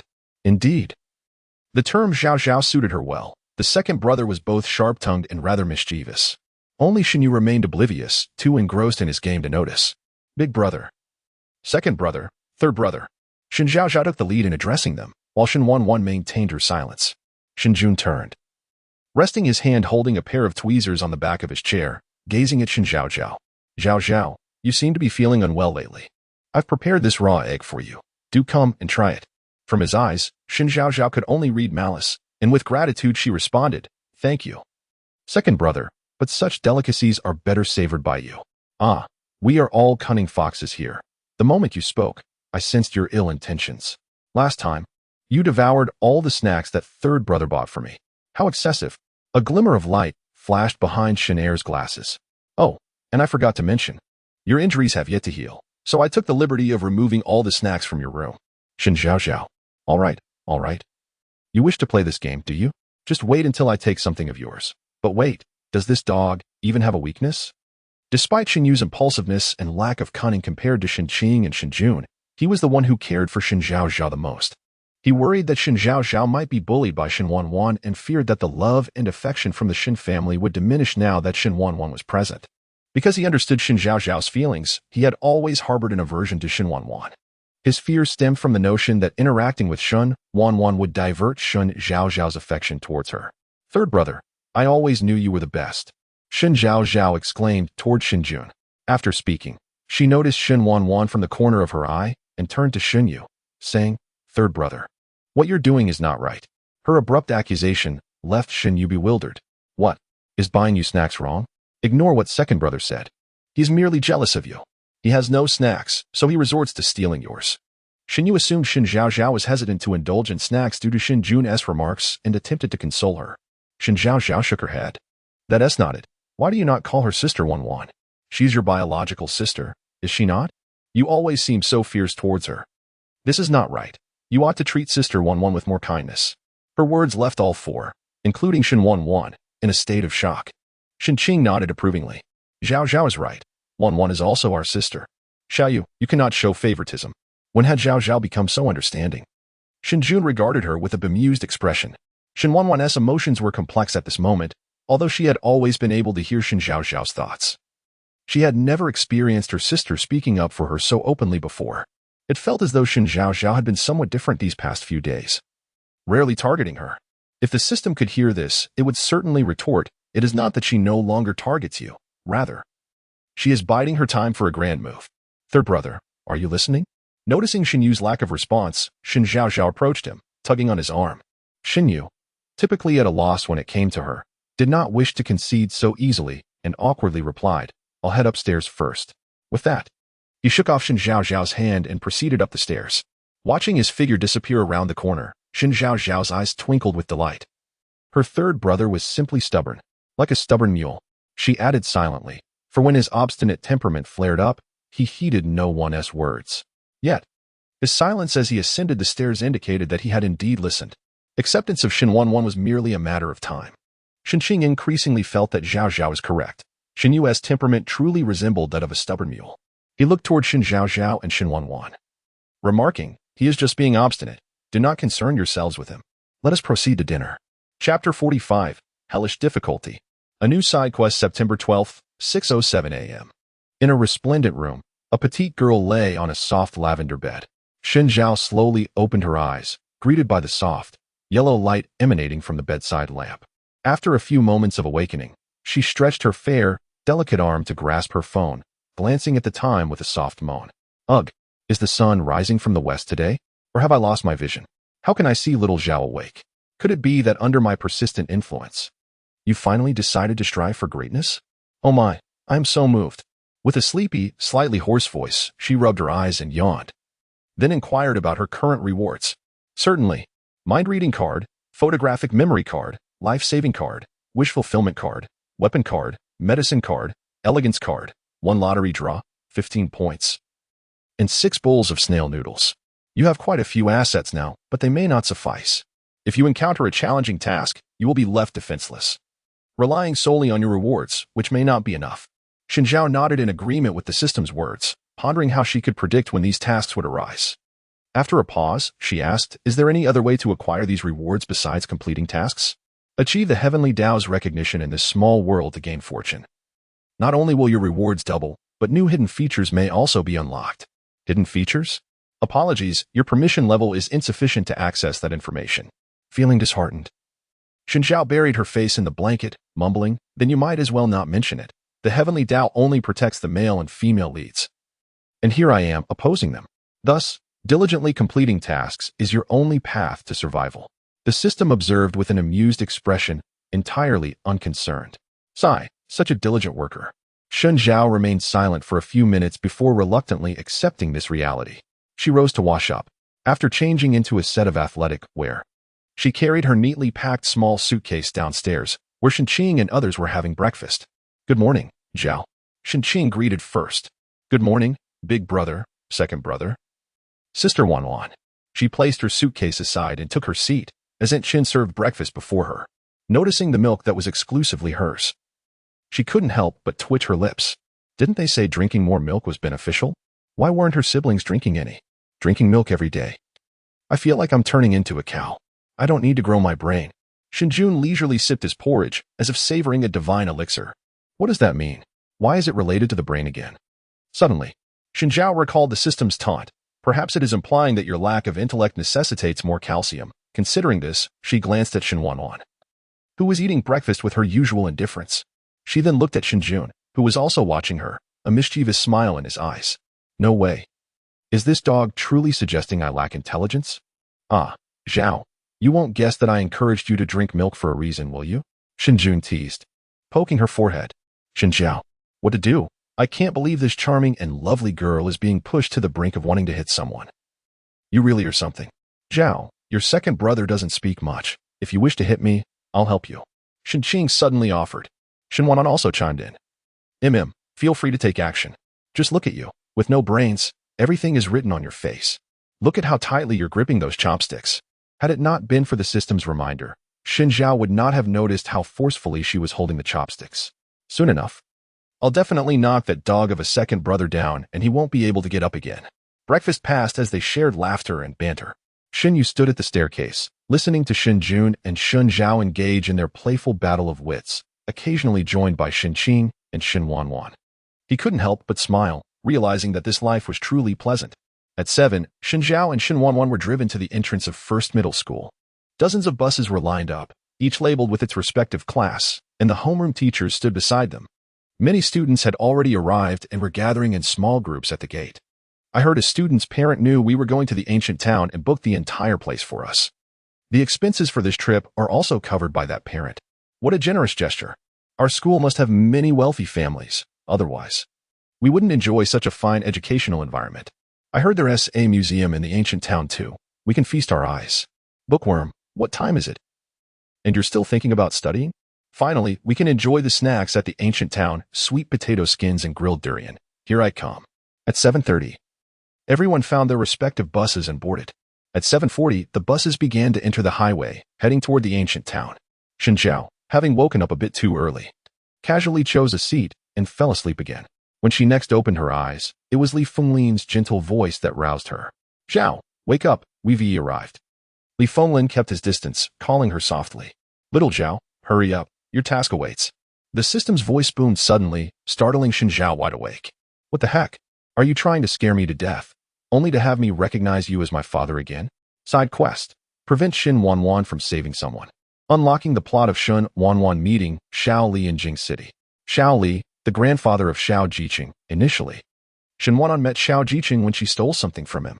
The two became rivals for a time. Until one day, Shen Wanwan was injured and unexpectedly caught by Xiao Jiqing. Just as they were locked in a heated argument, they were interrupted by Xiao Li. At that moment, Xiao Jiqing learned that Shen Wanwan had once saved Xiao Li. Owing to this life-saving grace, Xiao Jiqing set aside past grievances and befriended Shen Wanwan. Of course, Shen Zhaozhao played a crucial role in this. During their outing to the ancient town, Shen Wanwan encountered Xiao Li, who suffered a sudden heart attack. Without hesitation, Shen Wanwan rushed to help. However, upon seeing Xiao Li covered in dirt, Shen Zhaozhao mistook him for a beggar and feared being entangled. Later, at an auction, Shen Zhaozhao discovered Xiao Li's true identity and claimed credit for the deed in front of Xiao Jiqing. Only when the conflict between Shen Wanwan and Xiao Jiqing gradually became public and Xiao Li witnessed it did Xiao Jiqing learn the truth. When Xiao Jiqing took action, Shen Zhaozhao nearly faced dire consequences. Had it not been for the Shen family's protection, she might not have survived that incident. Since then, Shen Zhaozhao became even more proactive in collaborating with Zhou Su to create difficulties for Shen Wanwan, culminating in a scheme with Su Curson to drug her, driving Shen Wanwan to utterly despise Shen Zhaozhao. No way. I must find a way to change all of this. Chapter 46. How embarrassing. Did my sister overhear that? Shen Zhaozhao truly lacks common sense. How could she casually take on such a life-saving responsibility? Zhaozhao, why must you berate yourself so? Shen Zhaozhao found herself at a loss for words. She looked up to find that other than her and Li Fenglin, the others had already departed. Is my sister not here? Before she fell asleep, Shen Wanwan was beside her, but upon waking, it was Li Fenglin who occupied that space. His gaze lingered on her adorable, drowsy visage, while Shen Wanwan seemed to have received a phone call and left. After a brief moment of hesitation, he inquired, Zhaozhao, do you not like Shen Wanwan? Not at all. Shen Zhaozhao yawned, rubbing her eyes as she searched outside for Shen Wanwan's figure. Li Fenglin, with a misguided sense of concern, believed she was being bullied by Shen Wanwan. Fearing that revealing his thoughts would upset the Shen family, he forced a smile, enduring his own discomfort. Observing the indignation on Li Fenglin's face, Shen Zhaozhao suddenly became alert. She fixed her large eyes on him and coolly asked, Li Fenglin, do you have feelings for me? Upon hearing this, Li Fenglin's face flushed crimson, unable to meet her gaze. Do you? Shen Zhaozhao pressed again. Yes. While holding the script, Shen Zhaozhao was aware of Li Fenglin's true feelings, and her expression turned serious. Li Fenglin, I will say this only once. You are a wonderful person, and I am happy to be your friend, but merely as friends. Do you understand? Li Fenglin paused, a look of melancholy crossing his features as he replied, I understand. Good. Then I shall take my leave. As she stepped out of the car, Li Fenglin could no longer maintain his composure. His shoulders slumped, and he leaned back against the seat, his heart a tumult of emotions. Zhaozhao, you rejected him so decisively. What if future tasks involve Li Fenglin? Where there's a will, there's a way. If worst comes to worst, I shall resort to the wish fulfillment card. The other students had begun to disperse. This outing was specifically organized for them, with accompanying teachers primarily responsible for ensuring their safety, thus allowing the students to act freely. This explained why no one had paid attention to their prolonged stay in the vehicle. I just calculated, Zhaozhao. You still have half an hour. The thought that Xiao Jiqing might take action against her afterward filled Shen Zhaozhao with dread. After all, he was the most formidable character in this narrative. Upon reflecting on this, Shen Zhaozhao felt utterly drained. Why did she have to find trouble for herself? It would have been better if she had transformed into Shen Wanwan directly, sparing herself from this perilous predicament. Just as she finished speaking, the elevator doors swung open, revealing Shen Wanwan standing at the entrance. The two locked eyes, an awkward tension filling the air. How embarrassing. Did my sister overhear that? Shen Zhaozhao stood frozen, watching the elevator doors begin to close again. Fortunately, Shen Wanwan quickly pressed the button, reopening them. What are you dawdling for? Come out. Oh, I'm coming. Shen Zhaozhao grabbed her suitcase and exited the elevator. Noticing that Shen Wanwan had no intention of asking questions, she refrained from bringing it up again and hurried toward her room, her retreating figure resembling one fleeing in panic. With a swift swipe of her card, she entered her room, executing the motions with fluidity. Shen Wanwan observed her from the corridor, a slight smile gracing her lips. Unfortunately, she lacked the ability to hear Shen Zhaozhao's earlier remarks. Once the door was shut, Shen Zhaozhao tossed her suitcase aside and collapsed onto the sofa, her head resting on her legs. Look, their essay cracked by the carpet. Why not crawl in there? The system chimed in with its snide remarks, provoking another round of desperate cries from Shen Zhaozhao. Just let me die. Half an hour later, having mustered her courage, Shen Zhaozhao emerged from her room clad in a qipao, making her way toward an ancient village near the hotel. The town, aptly named Ancient Town, retained its historical charm, with only the main road paved in concrete. The rest remained a testament to ancient architecture. It is one of the best preserved historical sites in the country and a renowned tourist attraction, frequently serving as a filming location for dramas. To protect this ancient city, it remains open to outsiders only during the 2 months of summer, and large-scale activities organized by schools, like this one, require special permission. Had it not been for the generosity of a wealthy parent, it might not have been approved at all. The ancient village Shen Zhaozhao is headed to is among the many historical structures within the town. Legend suggests that bandits once inhabited this village centuries ago. However, unlike typical brigands, they did not commit murder or plunder. Rather, they defended the townsfolk. Consequently, when the authorities attempted to eradicate the bandits, both the outlaws and the commoners resisted fiercely, almost leading to a massacre. In just a few minutes, Shen Zhaozhao arrived at the village's entrance.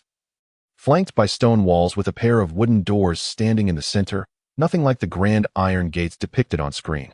Following the dirt path uphill, she observed that the cottages lining the sides were made of straw, with walls of rammed earth. Zhaozhao, I thought you were resting in your room. A familiar voice broke her reverie. It was Su Kursin, arm in arm with an unfamiliar girl as they approached Shen Zhaozhao. Kursin, who is she? Shen Zhaozhao inquired, unable to place the NPC before her despite holding the script. This is Chen Mo from the adjacent class, Su Kursin introduced, as Chen Mo flashed a flattering smile at Shen Zhaozhao. Hello, Shen Zhaozhao. Hello. Shen Zhaozhao recognized the name Chen Mo. She was one of the few underprivileged students at their school, relying annually on financial aid to support her living expenses. Always wearing a smile, she seemed to get along well with everyone. Yet, Shen Zhaozhao harbored a dislike for her. Though both were from humble backgrounds, unlike Wen Xiang, who strived to improve her circumstances through diligent study, Chen Mo preferred to take shortcuts, often ingratiating herself with the wealthy in hopes of climbing the social ladder. Su Kursin was one of her targets. Zhao, I noticed you fell asleep as soon as you got on the bus. Are you still unwell? Su Kursin approached with a faint concern, speaking as if they were the best of friends. Shen Zhaozhao saw through her intentions but chose not to expose her. I'm much better now, just stayed up late last night and woke up early this morning. I wanted to take a walk. Perfect. We'll accompany you. Chen Mo quickly chimed in. With a forced smile, Shen Zhaozhao replied, Great. She continued along the path, flanked by Su Kursin on one side and Chen Mo trailing behind. Chapter 47. Here I come, striding down the path of self-destruction. Suddenly, a faint murmur of conversation wafted through the air. What is wrong with that person? Look at his tattered clothes. He must be trying to pull a scam. Everyone knows our school has taken over this ancient town for 3 days, and he ISNT from our school. He probably snuck in from somewhere. What luck to run into young Miss Shen while attempting his scheme. Step aside. I want to post about this on social media, showcasing this scammer. Zhao, KXIN. Do you see something happening over there? Chen Mo pointed ahead. Shen Zhaozhao and Su KXIN followed her gaze and noticed a crowd gathered in the distance, clearly comprised of students from their high school. ISNT that. Shen Wanwan? Su KXIN remarked, glancing at Shen Zhaozhao as she mentioned Shen Wanwan. Noticing Shen Zhaozhao's intrigued expression, she suggested, Zhao, since we have no pressing matters, why don't we go take a look? Sure. Shen Zhaozhao thought to herself, even if she remained silent, she would still approach. With a heavy breath, she mused, Here I come.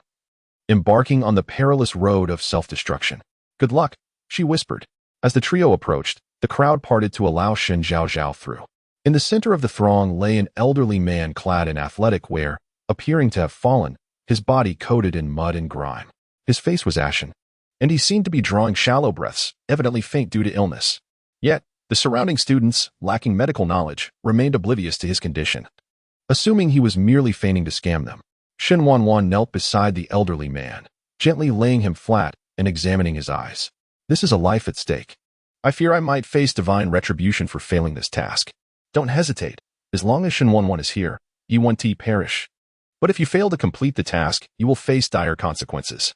Ah, living is indeed a challenge. Shen Zhaozhao closed her eyes, silently repeating the word NPC before finally speaking. Sister, haven't people been saying he is a scammer? Why do you still dare to touch him? As she spoke, a flicker of disdain crossed her gaze. The Shen family may be affluent, but if one were to assist a different person today and another tomorrow, soon enough, the Shen family might find itself in ruin. Indeed, Zhaozhao is right. Shen Wanwan, everyone now knows you are a kind-hearted person. There is no need to continue putting on an act, Suka Xian interjected. In that instant, Shen Wanwan transformed from a benevolent figure into a hypocrite seeking to cultivate a reputation. The crowd's perception of her shifted as well. Unperturbed, Shen Wanwan remained focused on the elderly man. Shen Zhaozhao clenched her hands tightly and spoke again. Sister, why don't we call the police? Let them handle it this way. No need, Shen Wanwan interrupted decisively. She took a few steps forward before turning to the others. Just as she was about to leave, Shen Zhaozhao grasped her arm, saying, Sister, even if he is not a scammer, shouldn't we call 120 immediately? Why are we preventing anyone from touching him? ISNT. As her words trailed off, tears welled in her eyes. Sister, you questioned me when I saved Teacher Lin before. Now, when a life is at stake, you still refuse to call 120. Are you only concerned about your reputation and not about human lives? Upon hearing this, others joined in, expressing agreement. I think Shen Zhaozhao is right. Since we know he is unwell, we should call 120 right away. Wait, I'll make the call. Don't listen to Shen Wanwan. She isn't a doctor. If that doesn't work, we can drive him to the hospital. Don't touch him. Someone shouted, and as if struck by a bolt of lightning, Shen Wanwan yelled back. You can call 120, but until they arrive, no one can touch this man. Otherwise, you will be deemed a murderer. With that, she disregarded the crowd's reaction and hurried toward the hotel. Perhaps startled by her fierce demeanor, the classmates who had intended to assist the elderly man froze in place. Once Shen Wanwan departed, Shen Zhaozhao retrieved the emergency heart-saving pills she had prepared. Xian, hand me the water. Zhaozhao, what are you planning to do? Suka Xian queried, bemused, as she handed over the bottle of water. Shen Zhaozhao's expression had shifted from disdain to determination. She knelt beside the elderly man, placing the pills in his mouth, then carefully supporting his head to give him a sip of water. Zhaozhao, you're doing this again. Can't you follow the script and not cause a scene? Stop your blabbering. Was your mouth made just for talking? I didn't say a word. Little wonder you're full of hot air all day. All right, fine.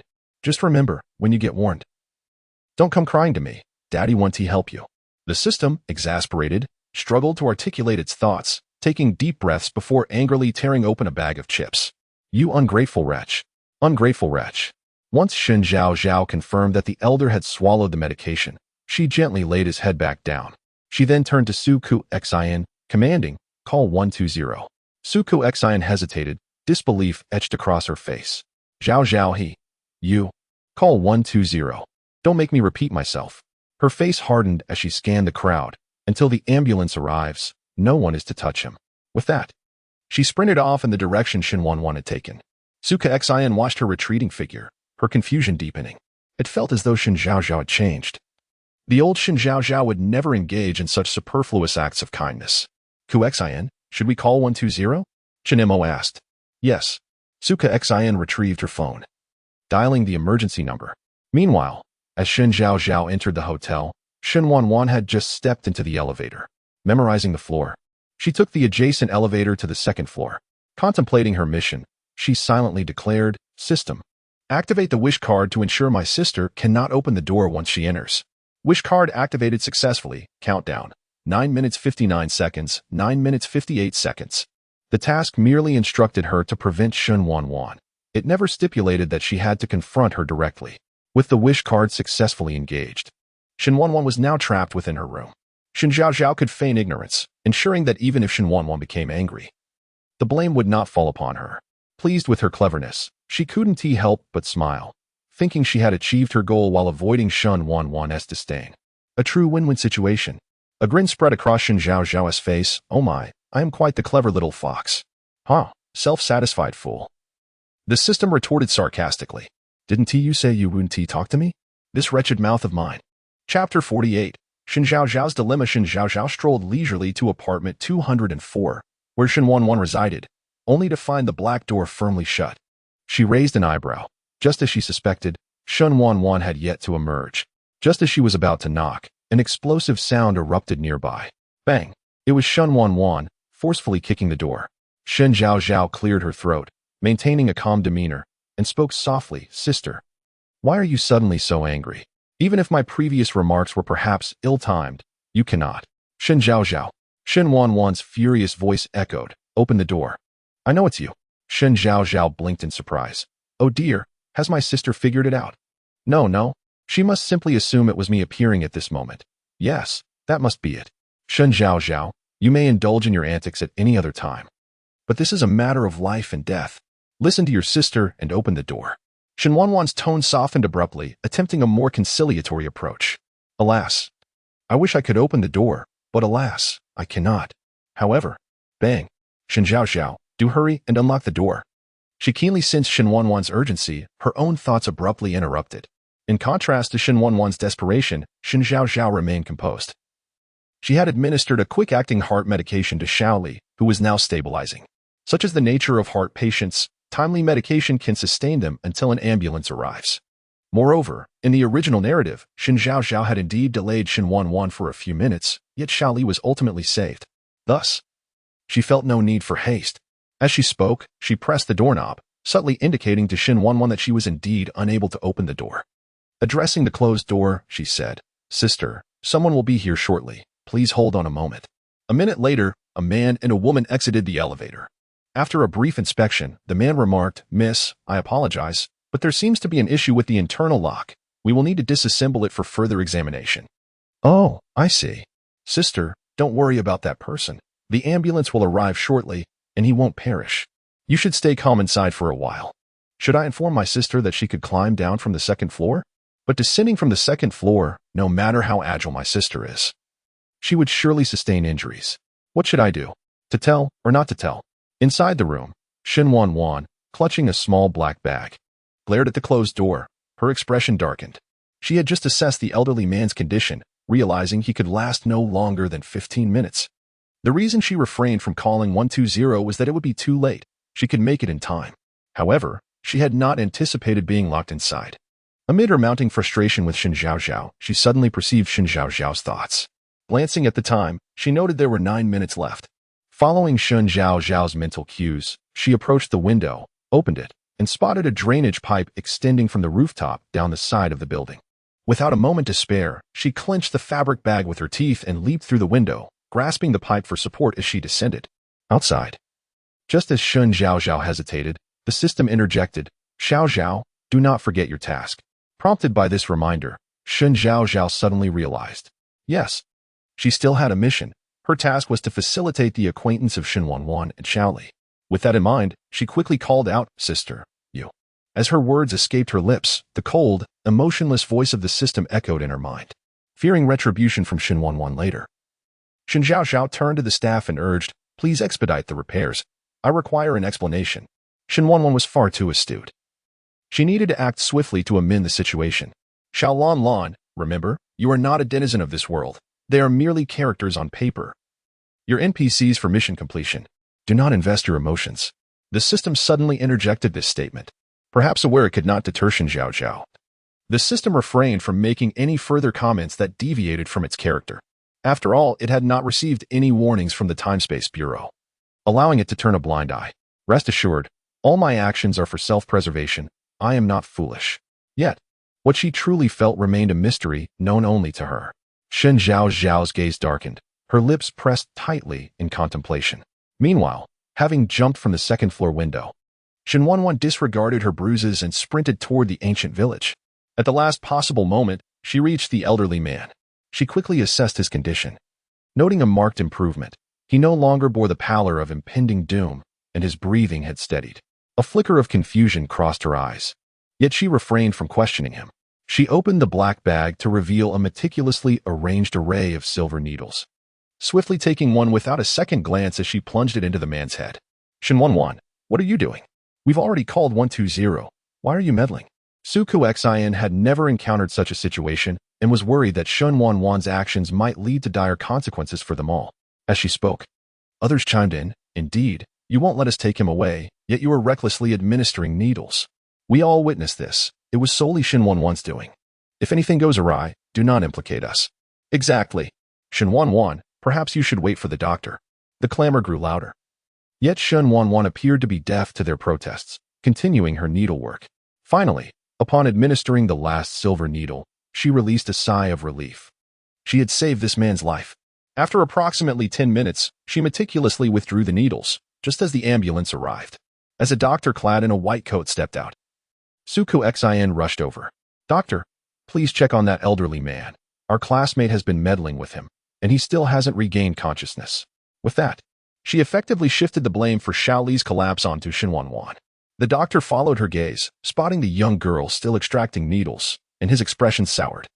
Young lady, I am a professional physician. You must cease your actions immediately so that I can assess the patient's condition. His tone was far from cordial, evidently influenced by Su Kuxian's words, and he viewed Shen Wanwan as a reckless meddler. By this time, Shen Wanwan had removed the last needle. Hearing the doctor's command, she glanced at him and silently took a few steps back. As the doctor approached, just as he squatted down, the elderly man slowly opened his eyes, displaying none of the weakness indicative of a recent ailment. Chapter 49. Not worth my attention. Xiaoli was assisted by the doctor to rise, his somewhat murky eyes scanning the surroundings. Yet he did not find the little girl from his memories, a flicker of disappointment surfacing in his gaze. Turning to the doctor who had just administered the injection, Shen Wanwan, he managed to muster a grateful smile through his wrinkled face.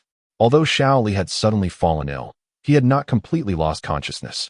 Vaguely, he recalled a little girl placing a pill in his mouth. Soon after swallowing it, he felt a significant improvement in his heart, which explained his swift awakening. The doctor, upon observing his complexion, recognized that Xiaoli was now out of danger. Sir, how do you feel now? Upon hearing this, the doctor appeared somewhat embarrassed and gestured towards Shen Wanwan. Sir, it was this young lady who saved you. We arrived just in time. You should express your gratitude to her. With the doctor's affirmation, the onlookers, excluding Su Kursen and Shen Mo, regarded Shen Wanwan with a newfound respect. Goodness. Shen Wanwan can truly heal? Did you see that? With just a few swift movements, the old man came back to consciousness. Indeed, the Shen family was enviably exceptional. Xiaoli followed the doctor's gesture, his gaze landing on Shen Wanwan's previously cold demeanor. Approaching her, he spoke first. Thank you, young lady, for saving this old man. Shen Wanwan's expression remained unchanged, devoid of pride or smugness, as she replied in a cool voice, It was my duty. As she spoke, her peripheral vision caught a familiar chatter, and the hard contours of her face softened slightly. I don't understand. I mean, my sister needs to know him anyway. Why should I go out of my way? Is it just to complicate matters? But since I arrived late, my sister shouldn't suspect me, right? If it's not too much trouble, could you share your contact information? Xiaoli inquired, already retrieving his phone. The doctor, standing nearby like a human signpost, quickly followed suit. I'd like to add you as well. This young girl, so proficient in acupuncture at such a young age, must possess significant knowledge of traditional Chinese medicine. Conversing with her could potentially lead him to a mentor in the field. Unbeknownst to the doctor, the very mentor he sought in the future would be Shen Wanwan herself. Reluctantly, Shen Wanwan agreed, exchanging contacts with them, and then advised, Sir, although you are fine now, it would be prudent to visit the hospital for a thorough examination, just to be safe. The doctor echoed her sentiment. Indeed. Please accompany me to the hospital for a detailed checkup. We will do our utmost to ensure your health and prevent any future incidents. He seamlessly slipped in a bit of self-promotion. It was only when the ambulance departed that Shen Zhaozhao approached. Su Kursen quickly moved beside her, whispering the events that had just transpired. Zhaozhao, I never imagined your sister was so capable. The last remark carried a hint of envy, her eyes brimming with disbelief. Shen Zhaozhao cast her a sidelong glance. My sister is indeed talented. A note of pride punctuated her tone. Su Kursen, taken aback, witnessed her walk over to Shen Wanwan. Her demeanor shifting to one of flattery, revealing a dawning realization. Sister Wanwan, you were incredible. If it weren't for you, that man might have met a dire fate. I was foolish to speak poorly earlier. Please don't take offense. Not worth my attention. Shen Zhaozhao mimicked Shen Wanwan's tone in her thoughts. She couldn't help but chuckle inwardly. Oh, a sweet little thing like me who admits her mistakes. My sister would surely say something like that. Hearing her inner voice, Shen Wanwan's lips curled slightly as they walked toward the hotel, teasing her. Is that so? Shen Zhaozhao eagerly nodded. Of course, Sister Wanwan. You don't know, but I'm not particularly bright. Please don't hold it against me. That sounds a bit odd. The system, engrossed in a drama, muttered, fool. Shen Wanwan sighed. Remember to drink more milk. Shen Zhaozhao paused, her thoughts conflicting. I'm unsure. I believe my sister and I arrived at the hotel around the same time. That must have been me. If I hadn't given him the quick-acting heart pill. How could he have lasted this long? The little voice in her head proclaimed proudly. Shen Wanwan's gaze flickered with intrigue as she regarded Shen Zhaozhao. Oh, pondering. She mused on the noticeable vivacity in Shen Zhaozhao, who had been so composed just moments ago. What had changed? Moreover, this was the first time such a transformation had occurred. Shen Zhaozhao's current demeanor resonated with her inner thoughts. Furthermore, why had she so instinctively thought to prepare the quick-acting heart pill? Could it be her uncanny foresight? The use of again was deliberate, as past experiences such as her dance teacher Anna, Lin Gao, and Lin Shuang's accidents had led her to believe in her prescience. After contemplating for a few seconds, Shen Wanwan dismissed the issue, knowing time was on her side to seek answers. Sister Wanwan, it's already afternoon. Are you hungry? Let me treat you to something delicious. Once they exited the ancient village, Shen Zhaozhao's gaze was fixated on the nearby eateries. The air was thick with the tempting aromas of spicy hot pot, rice noodles, fried delicacies, and milk tea, nearly overwhelming her senses. So fragrant, so irresistible. I absolutely must indulge in some carbs right now. Oh my, is that spicy? Boneless chicken feet? Her resolve faltered as she gazed at the vibrant chicken feet on the vendor's cart, swallowing hard. Grabbing Shen Wanwan's hand, she rushed toward the cart. Sister, you have to try this chicken feet. It's absolutely delicious. We must eat it later. Holding on to Shen Zhaozhao's delicate hand, Shen Wanwan couldn't help but smile at the sight of her. This lively Shen Zhaozhao was irresistibly cute. Buzzing. Noticing her phone vibrating in her pocket, Shen Wanwan glanced at the screen. In the next moment, her expression darkened, her gaze fixated on the device, her countenance soured. Sister, you must taste this. It's exceptionally good. Ah, so hot. A steaming piece of chicken feet was thrust into her hand just as Shen Zhaozhao's cheerful voice broke through her thoughts. Shen Wanwan instantly softened her expression. Zhaozhao, I have something I must attend to, so I can't join you for lunch. Be good. She gently ruffled her hair before turning toward the hotel. Chapter 50. Why do I not recall this plot? Shen Wanwan failed to notice the dimming expression in Shen Zhaozhao's eyes as she observed the changes in Shen Wanwan. System. Did Shen Wanwan encounter any significant events at this time in the original narrative? Shen Wanwan was known for her indifference. Even if the world were to end, her demeanor might remain unchanged. Yet, she had just distinctly perceived Shen Wanwan's anger. It was different from the rage directed at her and Su Kurson. It was a calm yet profound anger, devoid of any emotional fluctuation. This very restraint worried her more, for Shen Wanwan's identity was multifaceted, and the emotions eliciting such a response were typically tied to matters of life and death. Let me investigate. An intangible system floated in Shen Zhaozhao's mind, reciting the original text word by word. It must be the crucial witness when Shen Wanwan was wrongfully accused later on, right?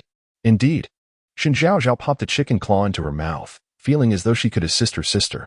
In the original narrative, Shen Tianxiang and Lu Yin tragically perished in a car accident shortly after their funeral, and the Shen group faced another crisis. Subsequently, Shen Qing was severely injured and hospitalized while Shen Jun and Shen Yu lacked business acumen. The Shen group was left without a capable captain to steer the commercial vessel, facing imminent bankruptcy under the deliberate machinations of the Zhou family. It was then that Shen Wanwan emerged from obscurity, taking the helm of the Shen group and rescuing it from the brink of collapse. Had Shen Wanwan's friend survived, she could have played a pivotal role in the incident where the Shen group was accused, leading to the deaths of migrant workers. Alas, it was the absence of her friend that led to significant obstacles for Shen Wanwan in the face of that crisis. Contemplating this, Shen Zhaozhao gritted her teeth. How could Zhou Su, that despicable creature, commit such heinous acts and still attain a favorable outcome? Zhaozhao, have you been standing there lost in thought for ages? What are you pondering? I was thinking. Pondering what to eat. The sudden inquiry from the system nearly caused her to reveal her true feelings. Fortunately, she reacted swiftly, crafting a plausible excuse, and the system remained oblivious, returning to her chips. Shen Zhaozhao had just considered that if she could remind Shen Wanwan to prepare in advance and save that individual without incurring any penalties from the system, perhaps she could alter the fate of the Shen family's downfall. With a chicken claw in hand, she ambled toward the noodle shop, wavering in her decision. If Shen Wanwan's friend survived, the subsequent narrative would undoubtedly shift significantly, potentially transforming the original plot entirely. Would the system acquiesce to such changes? Would the heavenly principles of this world consent? However, lost in thought, a bowl of plain noodles was placed before her by the server. Shen Zhaozhao suppressed her chaotic musings, retrieving her phone to snap a photo. She registered a new account on a certain social media platform and, for the first time, shared her feelings publicly. A glimmer of soul from another world. Is an individual's life more significant than the outcome of an event? Image. The moment she successfully sent the post, she had already made her choice in her heart. Meanwhile, at the headquarters of the Shen Group in City S, Zhaowen hurried into the office, excitement illuminating his face as he held the newly uncovered information. President Shen, I have found the details you requested. How is it? The usually composed Shen Qing had lost his usual steadiness, as the acquisition and resort were now his utmost concerns, with prospects for the acquisition looking promising. His elation was palpable. Qin, the president of Chaoyang Company, was currently abroad due to his 3-year-old daughter's grave illness, necessitating a substantial sum of money for her treatment, prompting his decision to sell the company. Was he merely putting on a show to inflate the price? Shen Qing inquired, studying the documents. Zhaowen nodded. That seems to be the case. Have you uncovered the nature of President Shen's daughter's illness? It's a severe heart failure. This condition is unbearable even for adults, let alone a 3-year-old child, who is currently dependent on machines for survival. Upon hearing this, Shen Qing texted several messages to Shen Jun. Chaoyang Company was merely a small enterprise in City S. Under normal circumstances, the Shen Group would hardly pay attention to such a minor entity. However, last year, President Shen had discovered a technological prodigy, a genius capable of developing autonomous driving technology. Countless companies had sought to recruit this individual, yet for reasons unknown, he ultimately joined Chaoyang Company, stating that wherever the company went, he would follow. The market for autonomous driving was an emerging one, vast and lucrative. The company that first secured this talent could rapidly expand into that market. Once the project succeeded, the company associated with it would undoubtedly ascend to new heights. Zhaowen remained in the office, promptly sending a message to President Shen's assistant. In less than a few minutes, Shen Qing received a call from President Shen. President Shen, do you have time to meet with me? It was evident that President Shen was quite anxious, skipping pleasantries and diving straight into the matter. A victorious glint sparkled in Shen Qing's eyes. Of course, I have time. Then we shall meet shortly. In a quaint town, as Shen Wanwan entered the hotel lobby, the manager immediately approached her. Miss Shen, on behalf of the hotel, I sincerely apologize for the incident regarding your door being unexpectedly locked. A component in the lock malfunctioned, but we have replaced it with a new one, ensuring that this issue will not recur. Please rest assured. After disassembling the lock, the maintenance department had inspected it for a considerable time without identifying any issues. Strangely, after a few moments, the lock had miraculously returned to working order. But such details could not be divulged to the guests. Consequently, the manager instructed all parties aware of the situation to refrain from speculation, simply attributing the matter to a faulty component. Understood. Shen Wanwan's eyes flickered. Had she not heard Shen Zhaozhao's thoughts, she might have misunderstood her. Fortunately, the outcome was favorable. Moreover, she had no time to dwell on such matters. How is the situation in City R? Rest assured, everything is under control. His tone relieved Shen Wanwan, suggesting the matter was not severe. It was merely capturing a traitor. If I cannot handle such a trivial task, I need not accompany you any longer. The sound of a lighter crackled from the other end of the line, likely indicating he was lighting a cigarette. Shen Wanwan paused her actions, sinking into the sofa, her head resting against the back. Message me at any time. Understood. After hanging up, Shen Wanwan closed her eyes to rest, unaware of how long it had been when the room filled with soft, rhythmic breathing. Chapter 51. Are we all one family in the future? Where is your aloof persona? Xiao Jichen. At the first hospital of S City, when Xiao Jichen arrived, Shen Jun was discussing Xiao Li's health condition. Why is Mr. Xiao here? Shen Jun raised his head and saw Xiao Jichen striding in, his face etched with concern. Dr. Shen, do not mind him. He is my grandson. Xiaoli said, casting an irritated glance at Xiao Jichen. Shen Jun raised an eyebrow, completely taken aback, realizing that the elderly man, dressed rather shabbily, was none other than the patriarch of the Xiao family. Seeing Xiaoli sitting enscathed in the chair, Xiao Jichen breathed a sigh of relief. He nodded at Shen Jun, Dr. Shen, and then turned to Xiaoli, grandfather, why did you not inform me of your visit to S City? I could have sent Yun Chua to pick you up. Pick me up? I came here on business. Telling you would only delay me, Xiaoli retorted, then turned back to Shen Jun. Dr. Shen, continue. Do not mind him. Very well, the old gentleman is still quite robust. However, he must avoid alcohol and tobacco. It is essential to carry nitroglycerin at all times. As your recent episode was triggered by drinking, Xiao Jichen could not help but interject, grandfather, you must always have someone accompany you when you go out. Just look at how dangerous this situation was. Dr. Shen has just mentioned that without timely treatment, I might not have seen you again. Enough of this. What brings you to S City? I'm looking for someone. Have you completed your errands? Not yet. In a few days, once my matters are settled, I plan to take Shen Wanwan out for a meal. You shall accompany me then. Xiaoli issued his command with a firm tone. Thinking of Shen Wanwan reminded him of the girl who had administered his medication. He had not seen her since leaving the ancient town. It seemed he would need to invest some time in investigating her. Rumors are always the same. Xiao Jichen concurred before inquiring. Is the person who administered acupuncture to you Shen Wanwan? While mentioning Shen Wanwan, his mind wandered to Shen Zhaozhao. He was contemplating how to approach the Shen family, and this reason presented itself. Yes, Xiaoli replied, then fell silent for a few moments before shaking his head. No, you must accompany me to the Shen family tomorrow. The first high school is taking all its students on a 3-day trip to the ancient town. If you do not meet Shen Wanwan tomorrow, it would be best to wait until they return. I plan to prepare a contract for Shen Qing to deliver. Xiao Jichen squinted.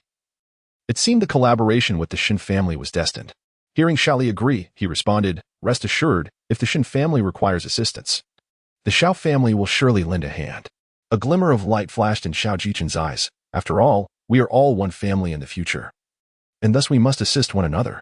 If Shen Zhaozhao were to overhear their conversation, she would undoubtedly applaud. Indeed, in this narrative world, regardless of how the plot may falter, it ultimately follows the predetermined course. In the original text, the Xiao family eventually aligned with the Shen family, primarily because Shen Wanwan had first rescued Xiaoli and later due to Xiao Jichen's connection. This time, however, it was because of Shen Zhaozhao. At 4 o'clock in the afternoon, Shen Zhaozhao was roused from her slumber by a phone call from Shen Yu. Third brother. The soft voice from the other end tugged at Shen Yu's heart. Zhaoao, are you sleeping? Did I disturb you? Of course not. I was already awake. Third brother. What brings you to call me at this hour? The autumn tournament was set to last 3 months, and during this time, Shen Yu trained relentlessly. Apart from Shen Zhaozhao, no one else could reach out to him, let alone him initiating a call. Thus, Shen Zhaozhao was somewhat surprised. I have a match next weekend. Do not forget to come and watch. Upon hearing this, Shen Zhaozhao immediately sat up. Third brother, is it the first round of the winners group, the 4-2 match? That Shen Zhaozhao, who typically paid little attention to games, was aware of the winners group, and the critical nature of the first round astonished Shen Yu. He instinctively thought that she had been following the game for his sake. The mere thought of this possibility brought a wide smile to his face. Yes, indeed. All right. Third brother, I will definitely be there. Even if Shen Yu had not called, she would have attended to support him. Hearing Shen Zhaozhao's willingness to come, Shen Yu beamed with a silly grin. I've got you front row tickets so you can see clearly. Thank you, brother. Since you are busy training lately, you should refrain from live streaming. It can be distracting, Shen Zhaozhao advised. The incident of the disfigurement at the tournament had begun with a live stream, and she could not help but remind Shen Yu. Shen Yu, carefree, did not catch the underlying concern in her words. Fine. I won't be doing any live streaming anyway since I'm preoccupied with training. Shen Zhaozhao responded with a simple Suddenly, Shen Yu thought of Shen Wanwan and awkwardly added, by the way, let Shen Wanwan know. If she wants to come, she can. If not, it's fine. As soon as those words left his mouth, Shen Zhaozhao could not help but chuckle. All right, third brother, do not worry. Wanwan will definitely want to go. However, she secretly contemplated that even if Shen Wanwan did not wish to attend, she would drag her along. Shen Yu's attitude seemed to soften considerably. Perhaps with a bit of effort, they would grow to appreciate Shen Wanwan more, and the estrangement of over a decade could be mended. This way, perhaps in the future, Shen Wanwan would not be expelled from the Shen family, and Shen Tianxiang and Lu Yin might also escape their fates. Yet, All her musings could only occur when she was free of tasks. Otherwise, they were merely idle thoughts. Third brother, do you really want Wanwan to come? Shen Zhaozhao, knowing Shen Yu's character, teased him deliberately. Sure enough, upon hearing this, Shen Yu reacted like a cat whose tail had been stepped on, vehemently denying, no. Whether she comes or not is irrelevant, as long as you are there. After saying this, he hung up the phone without waiting for Shen Zhaozhao's response. Third brother. Side quest. At the bonfire party, push Wen Xiang into the water and frame Shen Wanwan to unlock Wen Xiang's initial impression of Shen Wanwan. System. You have gone too far. I was just building rapport with Wen Xiang, and now it has all vanished. Rest assured. There will be even more outrageous tasks in the future. After being pushed into the pool, Wen Xiang was discussed by male classmates regarding her figure.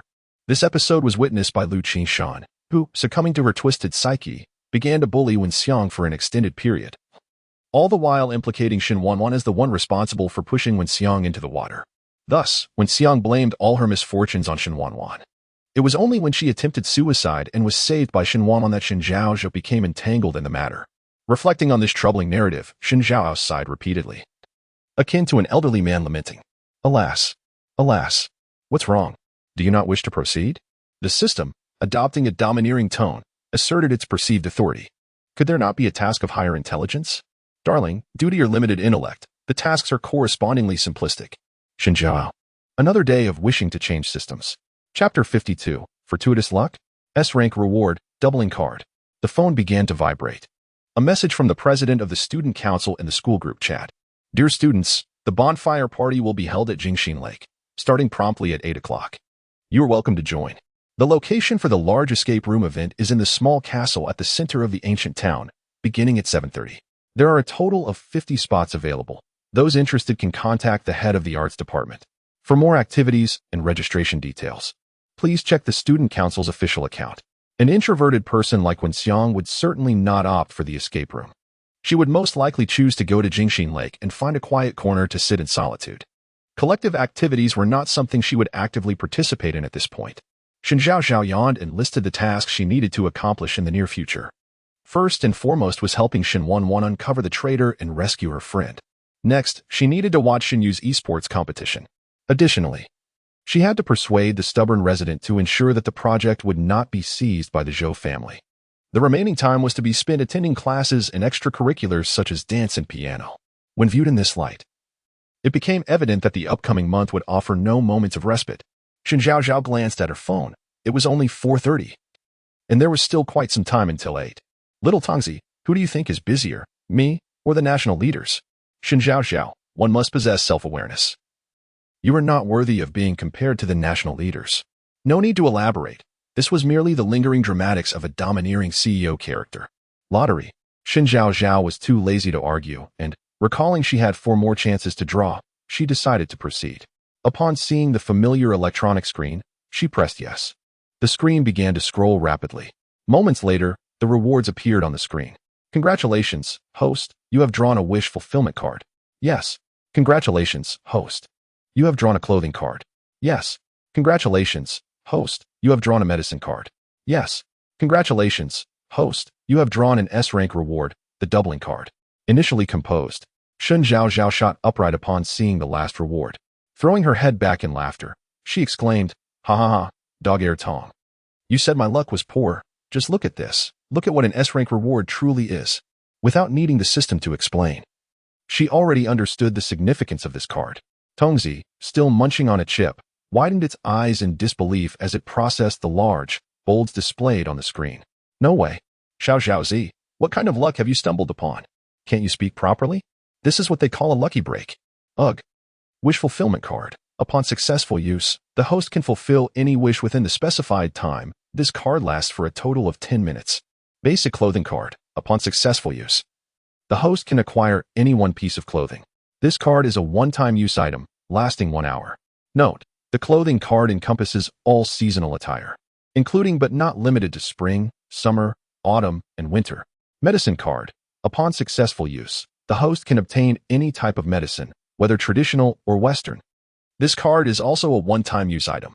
S-rank doubling card. The host can choose to use this card for any single task, including those already completed, and upon successful use, the rewards will be doubled. including but not limited to reward cards, lottery chances, points, etc. Note: this card is a one-time use item and will automatically be destroyed upon successful use. Ha ha ha ha. Oh my, how could my luck be this exceptional? The thought alone filled Shen Zhaozhao with joy. This doubling card was an extraordinary existence, akin to a bug. With it, she could replicate any reward card she might require in the future. Yet, despite her elation, she remained rational. Cautiously, she inquired, "Does this reward card apply to all my completed task rewards?"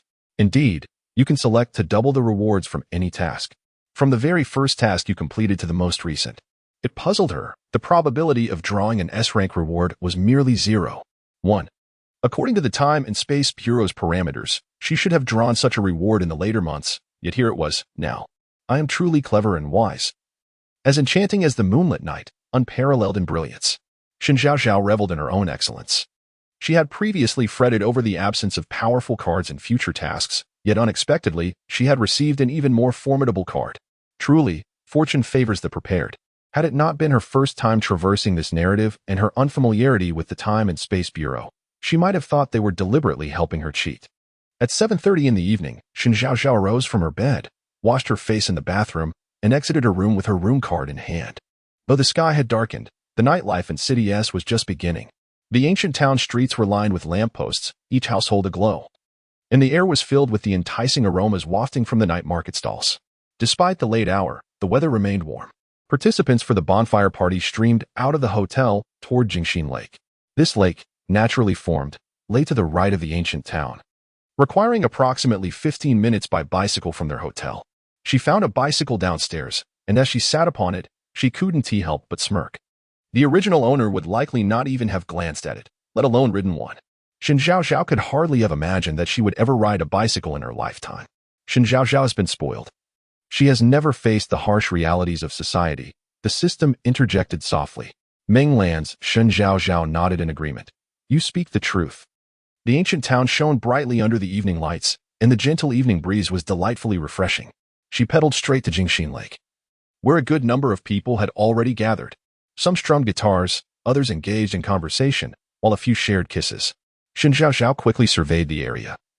Wenxiang was seated by the lake, wearing a black fisherman's hat and seemingly preoccupied with something.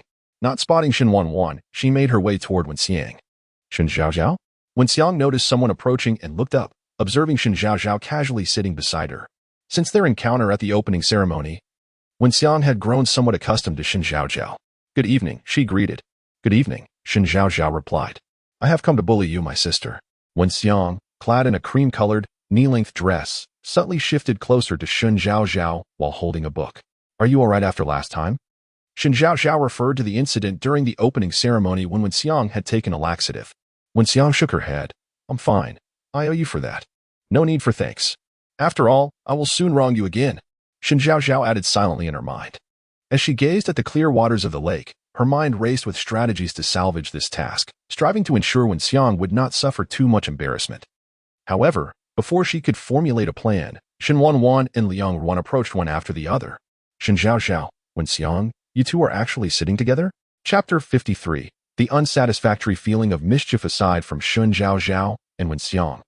No one else was privy to the events that transpired on the day of the opening ceremony. To everyone's knowledge, Shen Zhaozhao and Wenxiang were strangers.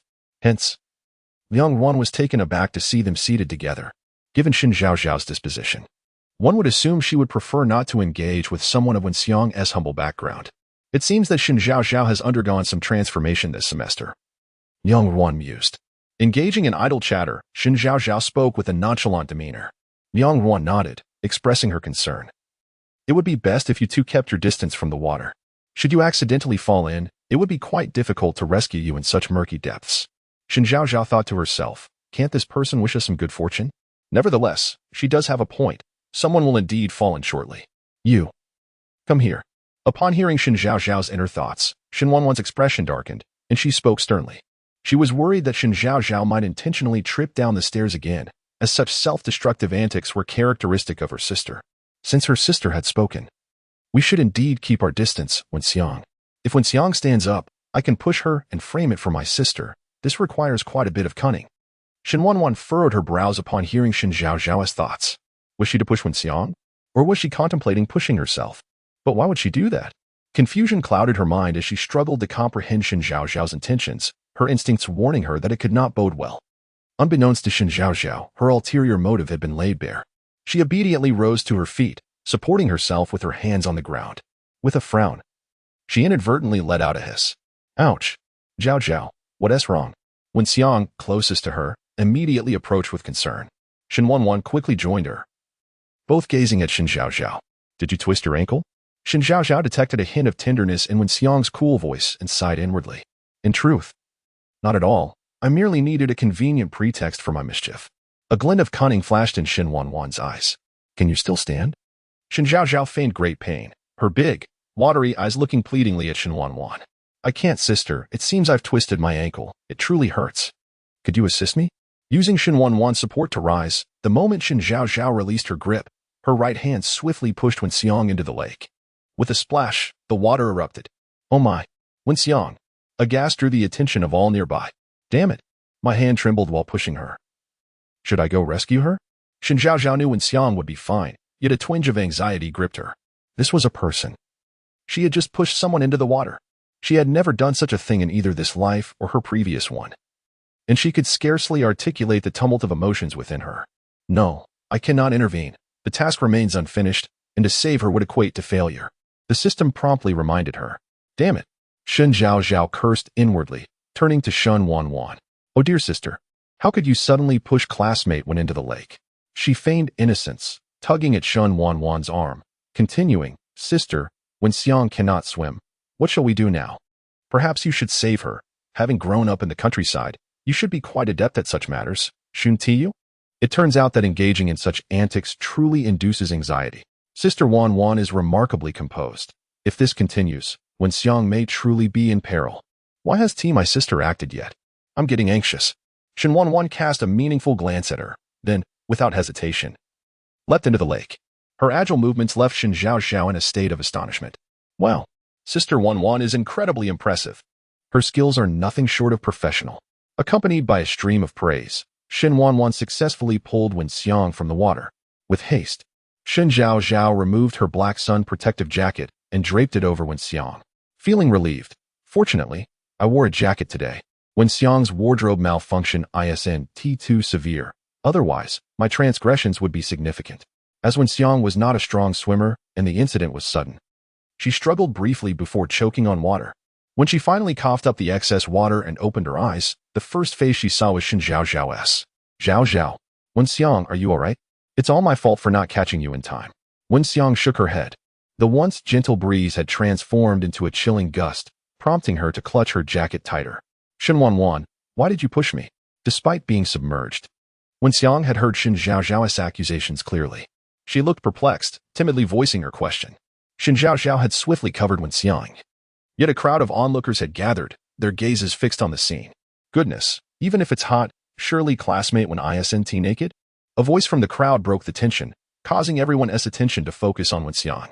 Her once cream-colored dress, now soaked, clung to her form, accentuating her frail figure, leaving little to the imagination. Fortunately, the jacket concealed her modesty, or the situation would have been far more embarrassing. Wen Xiang appeared to hear the murmurs, her expression dimming as she trembled, gripping her clothing as if it were a lifeline. These wretched individuals. Shen Zhaozhao, bound by her mission, could only seethe silently in her mind, oblivious to the scrutinizing gaze Shen Wanwan cast upon her. Shen Zhaozhao had prepared for mischief. Yet she could not fathom why, if she intended to instigate trouble, she would also make prior arrangements. This did not seem to be the first time. The last time she was confined to the restroom, the clothes Liang Ruan had sent were also prearranged by Shen Zhaozhao. Before she could unravel the reasoning, Shen Zhaozhao's moralistic rhetoric filled the air. Sister, regardless of any grievances you may have against Wen Xiang, you should not have resorted to pushing her into the water. Thankfully, you saved her in the end, preventing a tragedy. You must exercise more caution in the future. Even if you dislike Wen Xiang, consider the reputation of the Shen family. Shen Zhaozhao stood on her moral high ground, casting a look of disappointment at Shen Wanwan. 2 draws in total, a cumulative of 2 draws. 20 points, a cumulative of 55 points. Chapter 54, a shift in the narrative, an unforeseen side quest. In response to Shen Zhaozhao's words, Shen Wanwan twisted her damp clothing, seemingly oblivious. In contrast to Wen Xiang's disarray, she appeared considerably better off. Her wet hair was brushed back, adding a touch of wildness to her already striking and commanding demeanor, rendering her even more alluring. What nonsense are you spouting, Shen Zhaozhao? I've been standing right here. And I saw no such thing as Shen Wanwan pushing Wen Xiang. Yang Ruan interjected, glancing at the crowd of onlookers, unwilling to let such an accusation tarnish Shen Wanwan's reputation. Before she could finish, Suka Xian and Shen Imo emerged from the throng. Even from this distance, I clearly saw Shen Wanwan push Wen Xiang. How could you possibly have missed it? Suka Xian was the first to speak, her voice dripping with skepticism. Are you perhaps turning a blind eye to favor Shen Wanwan? In truth, she had not witnessed the event either, but instinctively followed Shen Zhaozhao's lead. You. Fine. Even if I didn't see it clearly, I believe in Wanwan's character. She would never do such a thing, Yang Ruan declared, her head held high in conviction. She turned to Shen Wanwan. Wanwan, explain yourself. Throughout the ordeal, Shen Wanwan maintained an expression of calm detachment, revealing no hint of emotion. The relationship between Shen Wanwan and Shen Zhaozhao seemed peculiar. If they were indeed close, why would Shen Zhaozhao attempt to smear Shen Wanwan's reputation? Conversely, if their relationship was strained, why did Shen Wanwan tolerate such accusations without a word of defense? With the task complete, Shen Zhaozhao was no longer constrained. She helped Wen Xiang to her feet and softly inquired, Wen Xiang, are you all right? Naturally reserved, Wen Xiang was even less inclined to speak after the incident. As Shen Zhaozhao helped Wen Xiang up, the crowd parted before them, though the murmurs of discussion persisted. I never expected Wen Xiang, with her rather slight build, would handle herself so well. Surely, she didn't fall into the water intentionally to draw our attention? One voice suggested. How did I not notice before that Wen Xiang is rather attractive? Is it just me, or does Shen Wanwan seem a bit intimidating? Shen Zhaozhao just claimed she pushed Wen Xiang into the water. Didn't Liang Ruan say it was an accident? An accident? Wen Xiang's first question upon surfacing was why Shen Wanwan pushed her. The victim herself has confirmed it. What more is there to dispute? If I hear anyone speak ill of Wen Xiang again, I assure you, they won't be in S City by tomorrow morning. Shen Zhaozhao's expression darkened as she surveyed the crowd with an impassive glare. Her domineering demeanor, well known at First High School and bolstered by the Shun family's influence, commanded attention. Upon her words, the chatter ceased almost instantaneously, and the onlookers averted their gazes in fear. Suku Xian chimed in. You all are simply looking for trouble. What is there to discuss about this? She was perplexed by Shen Zhaozhao's actions and planned to inquire further when the opportunity arose. Determined to become Shen Zhaozhao's closest ally, she felt it imperative to grasp her thoughts at all times. The two escorted Wen Xiang to the hotel entrance and watched as she entered the elevator. Suka Xian produced the bubble tea she had purchased prior to the bonfire party, carefully inserting a straw and handing it to Shen Zhaozhao. Zhaozhao, I remember you used to dislike people like Wen Xiang. What has changed? Shen Zhaozhao took a generous sip of the tea and replied leisurely. Do you really believe Wen Xiang was pushed by Shen Wanwan? Her words dispelled Suka Xian's doubts entirely, and a sycophantic smile graced her lips. Zhaozhao, you are truly remarkable, achieving two objectives with one action. What is Zhao Yanyan doing today? Since arriving in the ancient town, Shen Zhaozhao had not laid eyes on Zhao Yanyan. It seemed she had not come this time due to some family issues. Before she could ponder what she might have overlooked, the system's voice interrupted her. Side quest. Command the female antagonist to capture a photo of Shen Wanwan entering a luxury car, thereby tarnishing her reputation online. If her memory served her correctly, this task should typically have taken place 3 months later in S City. The incident involving Shen Wanwan and the luxury car had indeed occurred at the school gates during their senior year, when an elderly gentleman picked her up, but that gentleman was Shaoli. Thus, when Shen Zhaozhao commanded Suka Xian to publicize the matter online, it inadvertently prompted Shaoli to declare Shen Wanwan as his savior, striking a severe blow to Shen Zhaozhao's intentions. The system rolled its eyes, grinding its teeth in frustration. Had Shen Zhaozhao not acted impulsively, she would not have encountered Shen Wanwan, who was just about to leave the hotel. This task would thus not have arisen. Shen Zhaozhao chuckled silently. Cough. You have a point. Drama is inescapable. I wonder where my sister is now. To your left? Little squint. Creak, creak. Yet you and Shen Wanwan are indeed destined adversaries. Despite her attempts to remain inconspicuous, you still stumbled upon her. The workings of fate are perplexing. Zhaozhao, where is Shen Wanwan headed? Suka Xian's voice broke through her thoughts. Shen Zhaozhao looked up to see Shen Wanwan exiting through the side door of the hotel, a secluded path with few passers-by. She had changed into a black tracksuit, blending seamlessly into the shadows, reminiscent of a nocturnal assassin from a martial arts film. Had they not been in the right position, they would have entirely failed to notice her. What could be so significant? This warrants our attention. Unable to contain her curiosity, she whispered to Sukexien. Let us follow her quietly. Why do I feel like you're not going to complete a task? Nonsense. I'm going to catch my sister in the act. She must be up to no good, and I will expose her. I don't believe you. The system rolled its eyes dramatically at her. Given that her actions aligned with the task at hand, it refrained from intervening. Sukexien, with her more simplistic thoughts, believed Shen Zhaozhao was tailing Shen Wanwan to catch her in some scandalous act or misdeed, intending to teach her a lesson. After leaving Jingxin Lake, Liang Ruan hesitated for only a moment before pursuing Shen Wanwan. Thank you, but no need. In stark contrast to the trembling Wenxiang, Shen Wanwan displayed an expression of stoic calm, as if she were not the one drenched in water. She remained indifferent to the various glances from passers-by, demonstrating her remarkable mental fortitude. Chapter 55. Who would have thought? Xiao Jichen is actually a romantic fool. Liang Ruan gazed at her in admiration. Wanwan, how can you remain so composed? Your calmness borders on the abnormal. Isn't it something trivial?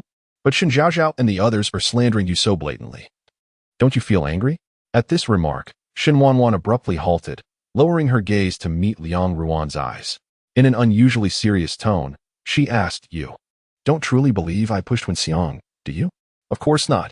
Even when Shen Zhaozhao shamelessly usurped your home and targeted you overly, you remain unfazed. How could you possibly bully someone else?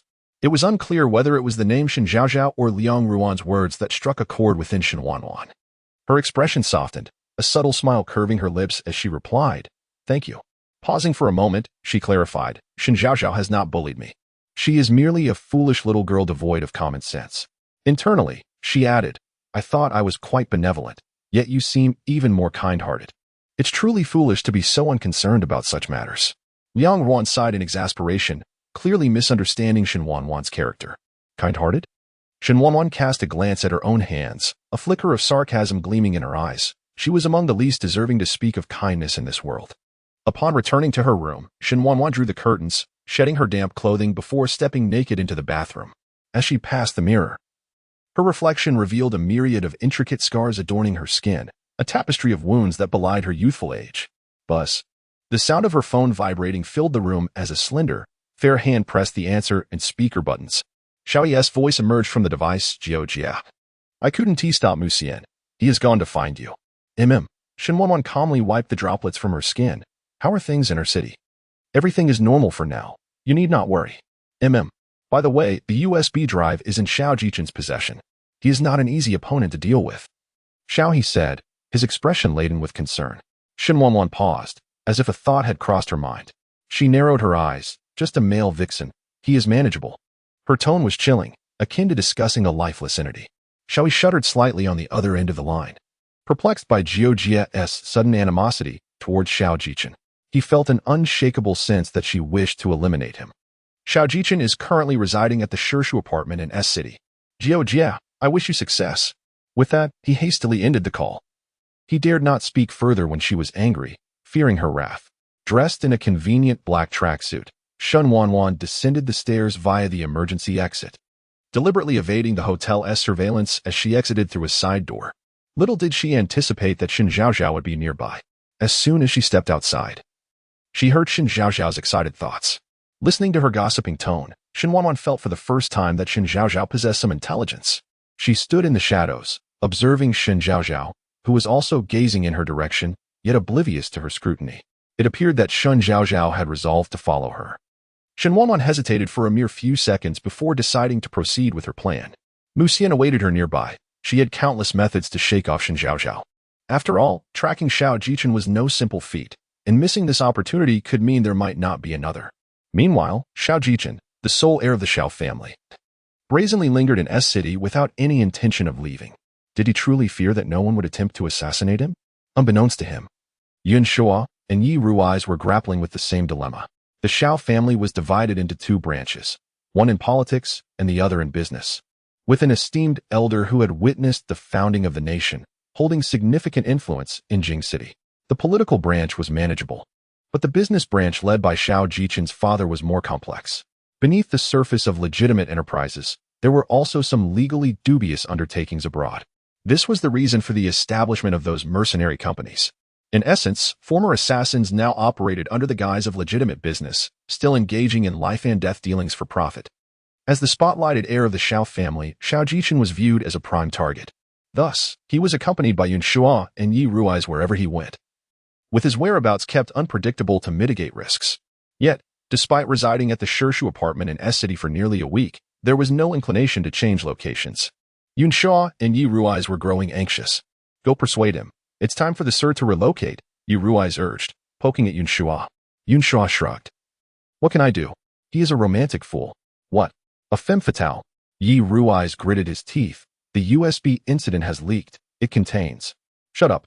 Though Yi Rui's felt some resentment, he refrained from arguing further. Silently, he lay down near Zhao Jichen's bedroom. On the other side, Shen Wanwan hurried to the most secluded area of the ancient town, where a car was parked on the road. As she approached, Mu Xian sprang from beside the vehicle and embraced her. Zhao Zhaozhao, I missed you so much. Shen Wanwan's expression darkened as she extricated herself from his grasp. The incessant excited thoughts of Shen Zhaozhao echoed in her ears. Oh my gosh, what am I seeing? No way. My sister had a man before Liangjing? What a midnight rendezvous. My sister actually let this dog man hug her for so long. She is even worse than that foolish Liangjing. At that moment, Shen Zhaozhao stood in a position where Shen Wanwan could easily see her. Su Kursin was beside her, with a tree trunk conveniently obscuring her body. Shen Zhaozhao was internally screaming while maintaining an enigmatic smile on her face. Kursin, how could my sister, barely an adult, be so eager to find a man? Coming from a modest family, she is utterly shameless. Zhaozhao, you cannot let her off so easily this time. Fortunately, it was nighttime. Otherwise, it would be quite embarrassing if someone spotted them. Her words were laden with insinuation. Su Kursin understood instantly, a wicked smile gracing her lips. Zhaozhao, you are too kind-hearted. Such matters should be exposed. If Shen Wanwan were to do something even more outrageous in the future, wouldn't her actions tarnish the Shen family's reputation and implicate you as well? Shut it. Su Kursin, that little schemer. Before I could even say anything, she is already plotting what to do. She is a natural-born villain. Stop chattering. You have 5 minutes left for your task. Hurry up. Here, 100 words of curses were omitted. Chapter 56, Suddenly Understanding Shen Zhaozhao's Joy. You were right. I cannot allow my sister to stray from the right path. Kursin, you shall handle this matter, and remember to capture it clearly. Understood, Su Kursin replied, taking out her phone and finding an appropriate angle to activate the camera. It was quite a coincidence that today, Mu Xian had dyed his hair white, and he was bending down to embrace Shen Wanwan. From another perspective, it appeared as though Shen Wanwan were embracing an elderly man. Seeing that the man had no intention of releasing her, Shen Zhaozhao bit her lip. This dog of a man still won't let go. Is he blind? Unable to see the two vibrant individuals standing beside him? Cursing him in her heart, her peripheral vision caught a glimpse of Su Kursin, who was wholly engrossed in her role as a paparazzo, deliberately shifting slightly and accidentally stepping on a dry twig. In the stillness of the night, it emitted a crisp crack. Mu Xian, being a trained fighter, had sharp ears and quickly lifted his head to scan the surroundings. His gaze landed upon Shen Zhaozhao's eyes. Shall I take care of that Shen Zhaozhao for you? Mu Xian said softly, reaching out to tuck a stray hair behind Shen Wanwan's ear. A smile flickered in Shen Wanwan's eyes. No need. Let's go handle our business. Mu Xian, though puzzled, did not oppose her and opened the passenger door for her, shielding her head with his hand to prevent her from bumping it. After she settled into the car and he closed the door, he circled to the driver's side, shooting a fierce glare at Shen Zhaozhao as he did so. Zhaozhao, do you think that man might discover us? Su Kursin inquired once the car had vanished into the night. Shen Zhaozhao raised her chin defiantly. What can he do? It's not I who committed such an act. Make sure to come up with a catchy title for my sister. It will help it go viral. Leave it to me, Su Kursin assured, her excitement palpable as she returned to the hotel, eager to manipulate a certain platform, her smile unwavering. She could hardly wait to witness Shen Wanwan's expression when the public scrutiny bore down upon her. It would undoubtedly be most entertaining. Seated on the sofa, Shen Zhaozhao poured herself a glass of water, observing Su Kursin's serious demeanor. Remember to avoid showing that man's face during editing, and send me the original video. She had deliberately made a sound earlier, not only to alert Shen Wanwan but also to capture the man's face. With the original video, any subsequent explanations or clarifications with Shen Wanwan would be much easier. Tasks are tasks. Life is life. In tasks, I may act recklessly, but in life, I must still be the protective sister, a little lapdog, huh? A few minutes later, a post on a certain platform skyrocketed to the top of the trending topics. Shen family's true heiress meets with elderly man in the dead of night. Pure and elegant sister reveals a surprisingly open side. With Su Kerson's purchase of promotional services and traffic, this post rapidly ascended to the pinnacle of various platforms' trending lists. Isn't the Shen family wealthy? Why would this beautiful sister seek out such an old man? One wonders what she sees in him.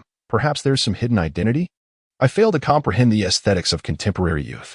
The Shen family is filled with scoundrels. Shen Qingxiang is acquiring land to build a resort. What a swindler. Shen Wanwan's gaze grew cold as she read the comments. Zhou Su, your true colors are showing. The reward draw will take place 4 times, accumulating to 6 draws. Reward points, 50, total points, 105. As the system's voice echoed, Shen Zhaozhao sensed something amiss.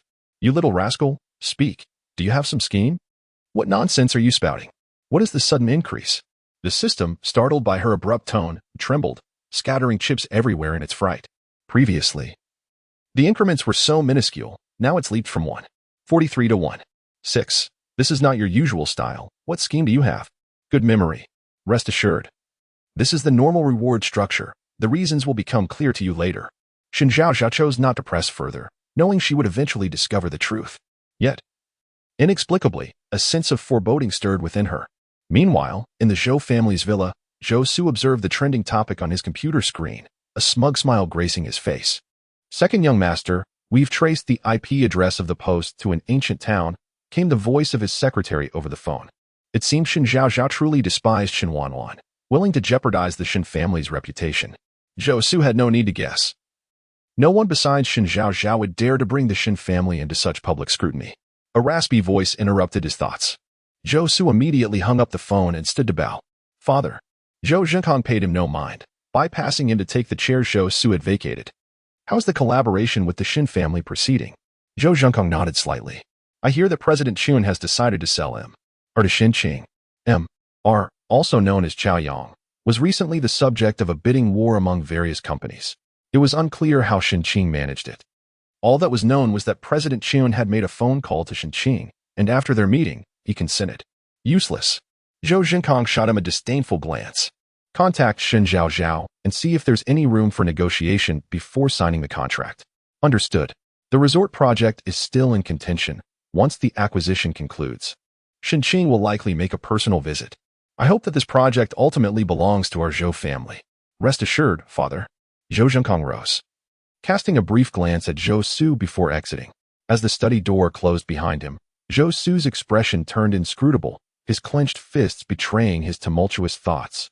In the ancient town, at the hotel, Su Kerson erupted in laughter. Ha ha ha, Zhaozhao, look. Shen Wanwan has truly fallen this time. The entire nation's scorn will drown her. Let us see how she remains arrogant afterward. She reveled in the flood of negative comments beneath the post, unable to contain her delight. However, before she could bask too long in her glee, Shen Zhaozhao approached her, raising her hand and delivering a sharp slap. Smack. Why has my strength suddenly diminished? In comparison to Su Kerson's future actions, this slap feels too light. I must deliver another. Such a splendid opportunity must not be wasted. Tears welled in Su Kerson's eyes, shocked that Shen Zhaozhao would strike her, staring at her in disbelief. Zhaozhao, why? Smack. Before she could finish her sentence, Shen Zhaozhao slapped her once more. This time, Shen Zhaozhao exerted all her strength, causing Su Kerson's face to instantly redden and swell. Ah, indeed, symmetry feels most satisfying. I have suddenly come to understand Shen Zhaozhao's joy. Fool, have you no sense?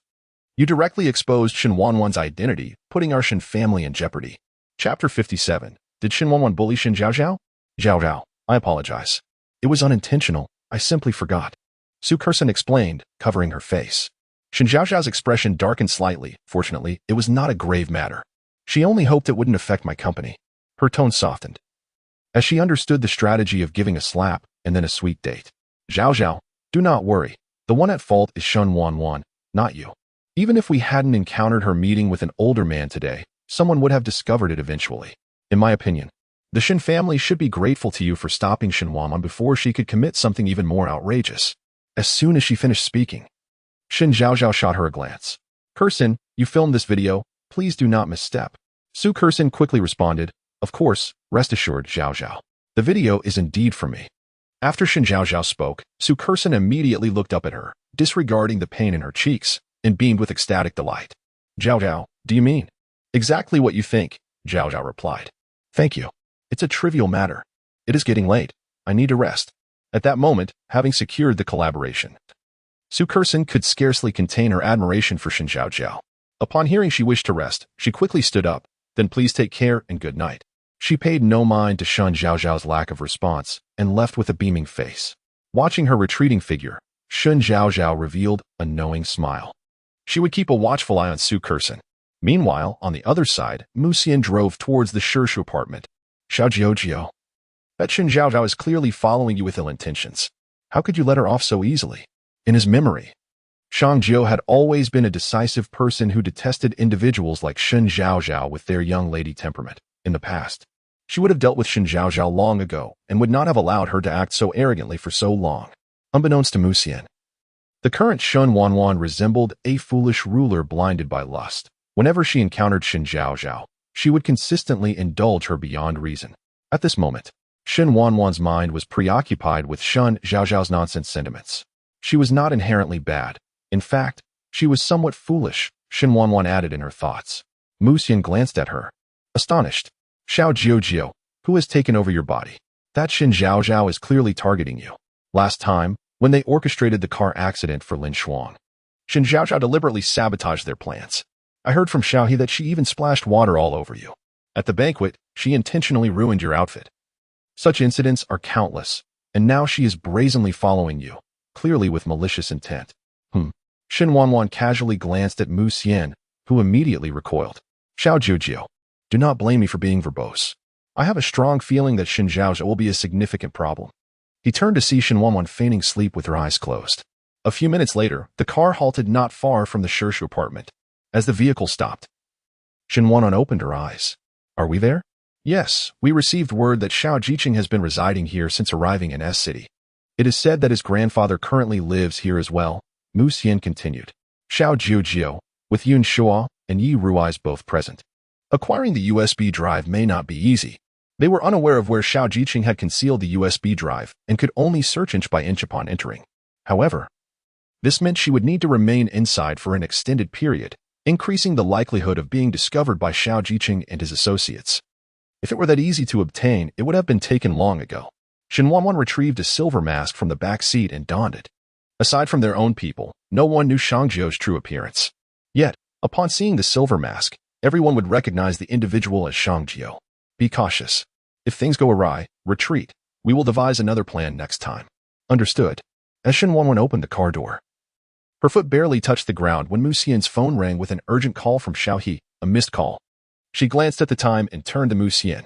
Answer it. Troublesome, Mu Xian muttered yet pressed the answer button.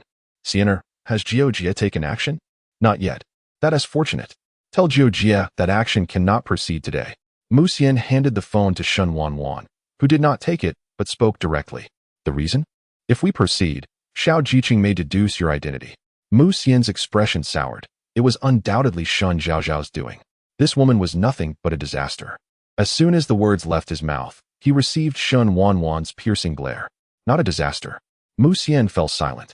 Xiao Jiujia, I simply cannot comprehend. She has caused you so much trouble, yet you remain unperturbed? If this continues, she will create even greater chaos in the future. The last remark was in a rare serious tone from Mu Xian. Do you think she is a fool? Intentionally making noise for you to notice? As Shen Wanwan recalled how Shen Zhaozhao had deliberately positioned herself where she could be seen and was subtly making noise, she could not help but chuckle. Mu Xian quietly countered, what if she is just a fool? She is not. She has her own secrets. Perhaps worried that Xiaohe and Mu Xian might genuinely take action against Shen Zhaozhao one day, she offered a brief explanation. The sentiment was too abstract. Had she not truly heard it, she would have dismissed it as nonsense. Moreover, she could only speculate that Shen Zhaozhao was not genuinely targeting her. But the exact reason remained elusive. Thus, she could only speak ambiguously. Xiao, you know I do not lie. Upon hearing this, Mu Xian calmed down.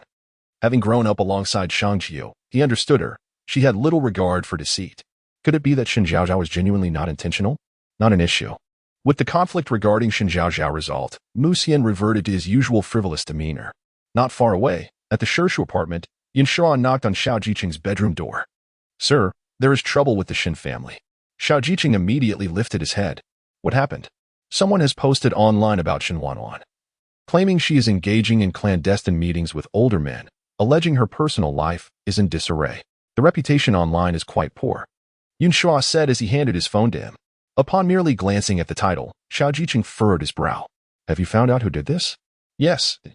The IP address traces back to Guzhen. It is someone from the Su family, who has a close relationship with Miss Zhaozhao." Yin Shuo nearly implied that it was Shen Zhaozhao who orchestrated this. Having spoken, he was also curious. His master had never favored the likes of Shen Zhaozhao, the White Lotus and green tea type. Previous attraction due to her beauty was understandable. However, this incident revealed Shen Zhaozhao's true nature, and he could hardly believe his master would continue to hold affection for her.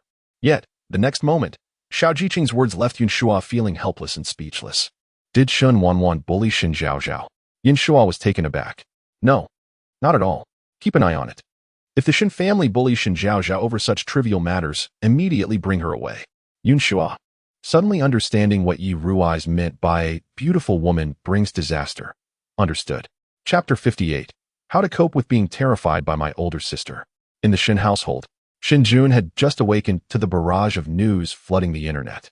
"Brother, have you seen the news online?" At that moment, Shen Qing was enjoying dinner in the dining room. "How is the hospital doing lately?" The moment this post was published, it caught his attention. Such matters were trivial to him, and he dismissed them from his mind. Who is the male protagonist in this post? Shen Jun poured himself a cup of tea. Curiosity etched on his face. "I couldn't find any information. It seems that our Ms. Shen Wanwan is not as simple as she appears," Shen Jun remarked. Suddenly recalling that he had once heard Zhao Zhao's heartfelt whispers about Shen Wanwan being a disciple of the internationally renowned dance master, Anna. In light of this, Shen Wanwan's identity might indeed be more complex than it seems. Shen Qing, noticing the inquisitiveness in Shen Jun's eyes, spoke up. "What do you know?" "I've heard some rumors, but nothing has been confirmed. As long as Shen Wanwan does not pose a threat to the Shen family, particularly to Zhao Zhao, he would refrain from interfering in her affairs." In truth, it was not only Shen Yu who was suspicious of Shen Wanwan's sudden appearance. Shen Qing harbored the deepest doubts. What a coincidence it was that Zhou Su arrived in her city just as they encountered the true daughter of the Shen family who had been lost to the world. During their brief interactions, Shen Qing observed that Shen Wanwan did not seem to hold them in high regard. Her attention was primarily focused on Zhao Zhao. Nevertheless, she was his biological sister. As long as he ensured that her intentions would not harm the Shen family, or, more importantly, Zhao Zhao, he did not wish to intervene further.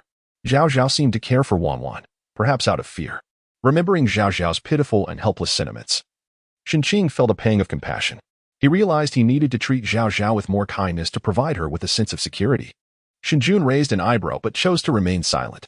He had not observed any signs of fear from Zhao Zhao. He suspected that this audacious act of bringing the Shen family into the limelight was instigated by that little rascal. The next day, Zhao Zhao, wake up, wake up. Today is bright and sunny, perfect for striving for success. Host, our country greatly needs talented individuals like you. Having grown somewhat immune to this familiar wake-up call, Shen Zhao could at least manage to stay awake for a minute longer before rising. Get up now. Wake up. Up now. Now. Shen Zhao sat up, her head lowered. Eyes barely open. Dear, what do you require of me? Nothing much. I just can't sleep. The system stated calmly, devoid of any embarrassment. Shen Zhao rubbed her eyelids, feeling exasperated. Her greatest aspiration at that moment was to concoct an atomic bomb to unleash upon the system. Knock, knock, knock. It's Shen Wanwan. The straightforward announcement at the door was entirely in line with Shen Wanwan's character. Upon hearing that cool voice, Shen Zhao jolted awake. Oh no, my sister is here. Is she here to settle scores with me? She thought, feeling grateful for her presence. You're welcome. Shen Zhao rolled her eyes. And just as another knock echoed from outside, she finally reacted, shouting towards the door, coming. She quickly scrambled out of bed, tidying up the blankets in a flurry. Throwing on a jacket, she approached the door, stepping back 2 paces. She swiftly groomed her hair in the mirror before opening the door. Hey, Wanwan, good morning. Shen Zhao greeted her older sister with a silly grin, her disheveled hair only adding to her foolish appearance. Shen Wanwan instinctively raised her hand to pat Shen Zhao's head, a subtle smile gracing her lips. Not letting me in? Come in quickly. Shen Zhao nervously retreated 2 steps as Shen Wanwan stepped inside, closing the door behind her. My sister looks too captivating like this. Shen Wanwan appeared to have just finished a shower, her hair damp and droplets occasionally falling. She wore a loose-fitting shirt, the top button undone, revealing her delicate collarbone. Below, she sported black, relaxed pants that accentuated her long legs, emanating a languid aura. In contrast to her usual aloof and tense demeanor, she seemed like a different person altogether. Perhaps this was the true Shen Wanwan. As their gazes locked, Shen Wanwan took a step closer to Shen Zhao. Shen Zhao instinctively backed away until her back hit the wall, leaving her no room to retreat. She lifted her head to meet Shen Wanwan's gaze. At this moment, they were merely a fist distance apart. Wanwan, are you here to have breakfast with me this early? Shen Zhao stammered, her mind clouded by the fragrance of camellias around them. It dawned on her that her question was inappropriate. Don't look at me with those eyes. Oh dear, my legs are trembling. Mother, how is my sister so beautiful? I'm swooning. Last time, when Shen Wanwan had been furious, she had discovered it was merely a misunderstanding. This time, her demeanor was considerably gentle. Cough, cough, what's going on online? No way. In just one night, did my sister already figure out it was me? Shen Zhao feigned innocence, her eyes wide with an expression of I know nothing. The true daughter of the Shen family secretly meeting with an elderly gentleman at midnight. Before Shen Wanwan could finish her sentence, Shen Zhao interrupted her. Don't worry, sister, I have the original video. I'll help you clear your name. Zhao, you're courting death. I'm telling you, if you dare to release that original video, I will chop you up. Ignoring the system's protests, Shen Zhao raised her right hand, assuring Shen Wanwan, sister, rest assured, once I find out who dared to slander you, I will definitely. What sounds frightening yet not overly dangerous? Break their neck. Shen Wanwan raised her hand, gently touching Shen Zhao's swan-like neck, adding softly, Oh no, my life is at stake. Heavens, is my century-long life about to end at the tender age of 18? Shen Zhao swallowed hard, sister. Murder is against the law. Her voice trembled with anxiety. A glimmer of amusement danced in Shen Wanwan's eyes as she teased. Just kidding. Shen Zhao stared wide-eyed for a few seconds, then realized, of course, someone as charming and graceful as Wanwan would never engage in such violent acts. Upon hearing this, Shen Wanwan's expression dimmed momentarily, but quickly returned to normal. Are you hungry? Shall we go have a meal together? Sure, let me just wash my face quickly. It'll take 3 minutes. Shen Zhao had intended to find an excuse to spend more time with Shen Wanwan today and, of course, would not decline. Take your time. Watching her dash into the bathroom, Shen Wanwan cautioned, be careful not to slip. Da-la-da-la-da-la-la. I recommend my sister try that spicy soup and soup dumplings. They are absolutely delightful. I'm getting hungry just thinking about it. Foodie. Chapter 59. Shen Zhaozhao's frenzied implications. Shen Zhaozhao hastily washed up, changed her clothes, and then pulled Shen Wanwan out the door with her. As they stepped out of the elevator, they encountered Su Ku Xin and Chun Imo walking in together. Zhao. Su Ku Xin immediately spotted Shen Wanwan beside her, her greeting losing much of its enthusiasm. Seizing the moment while maintaining a distance, Chun Imo whispered, Ku Xin. Isn't Zhao not fond of Shen Wanwan? She was aware of Zhao's aversion towards Shen Wanwan, so seeing them walking hand in hand came as quite a surprise. As long as Zhao is happy, it matters not whether she likes her or not. Su Ku Xin's thoughts were consumed by the collaboration Shen Zhaozhao had facilitated for her family, leading to her unreserved admiration. Now, whatever Shen Zhaozhao did seemed justified in her eyes. With this thought, Su Ku Xin took a couple of steps closer and greeted, Zhao. Are you going for breakfast? Indeed, Shen Zhaozhao nodded. I'm going with my sister, so I can't play with you today. While speaking, she shot Su Ku Xin a meaningful glance.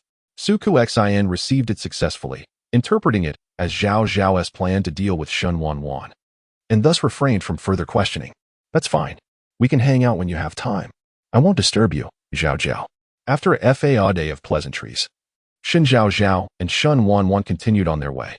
That Su Ku Xin, pretending to be oblivious, really has a knack for it. But I'm no slouch in acting either. We'll see who ultimately prevails.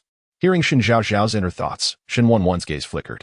Zhao, be cautious with Su Ku Xin. She is not someone to be too deeply involved with. I know Su Ku Xin is not a good person. I'm not naive. A faux innocent who plays the fool. I must keep her close under my watchful eye. With this in mind, Shen Zhaozhao's eyes darkened significantly. Suddenly, Shen Wanwan burst into laughter. So obedient.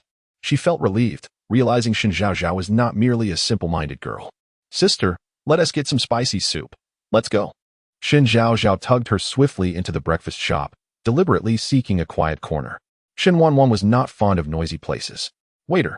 she called while already perusing the menu. 2 servings of spicy soup, 2 servings of soup dumplings, 2 chicken legs, 2 servings of beef. As Shen Wanwan observed the lively and vibrant Shen Zhaozhao, a smile involuntarily graced her lips. She believed this was the true essence of Shen Zhaozhao. The breakfast shop had prepared everything in advance, and within minutes, a table laden with Shen Zhaozhao's selected dishes was set before them. "Can you finish all this?" Shen Wanwan inquired, looking at the table filled with chicken legs and beef, rubbing her temples. She had not noticed before how much Shen Zhaozhao could eat. Of course, this may not even be enough. As Shen Zhaozhao spoke, she placed clean spoons and chopsticks in front of Shen Wanwan, then proceeded to pop a dumpling into her mouth, devouring it with gusto.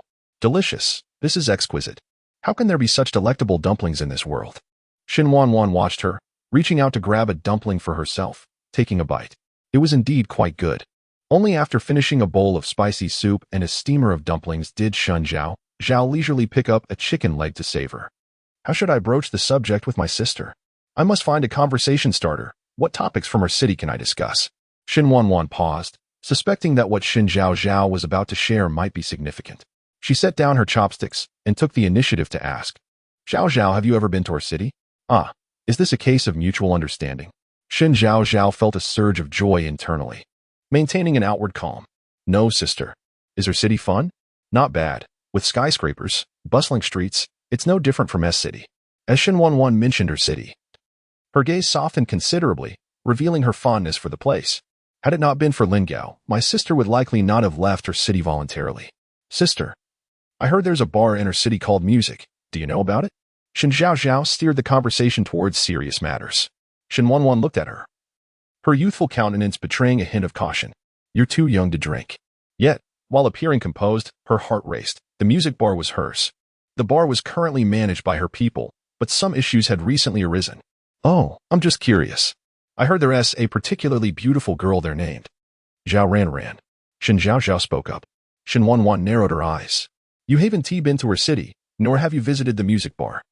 So how do you know Zhao Ranran?" "Of course, I saw it online. I stumbled upon it while browsing trending topics yesterday."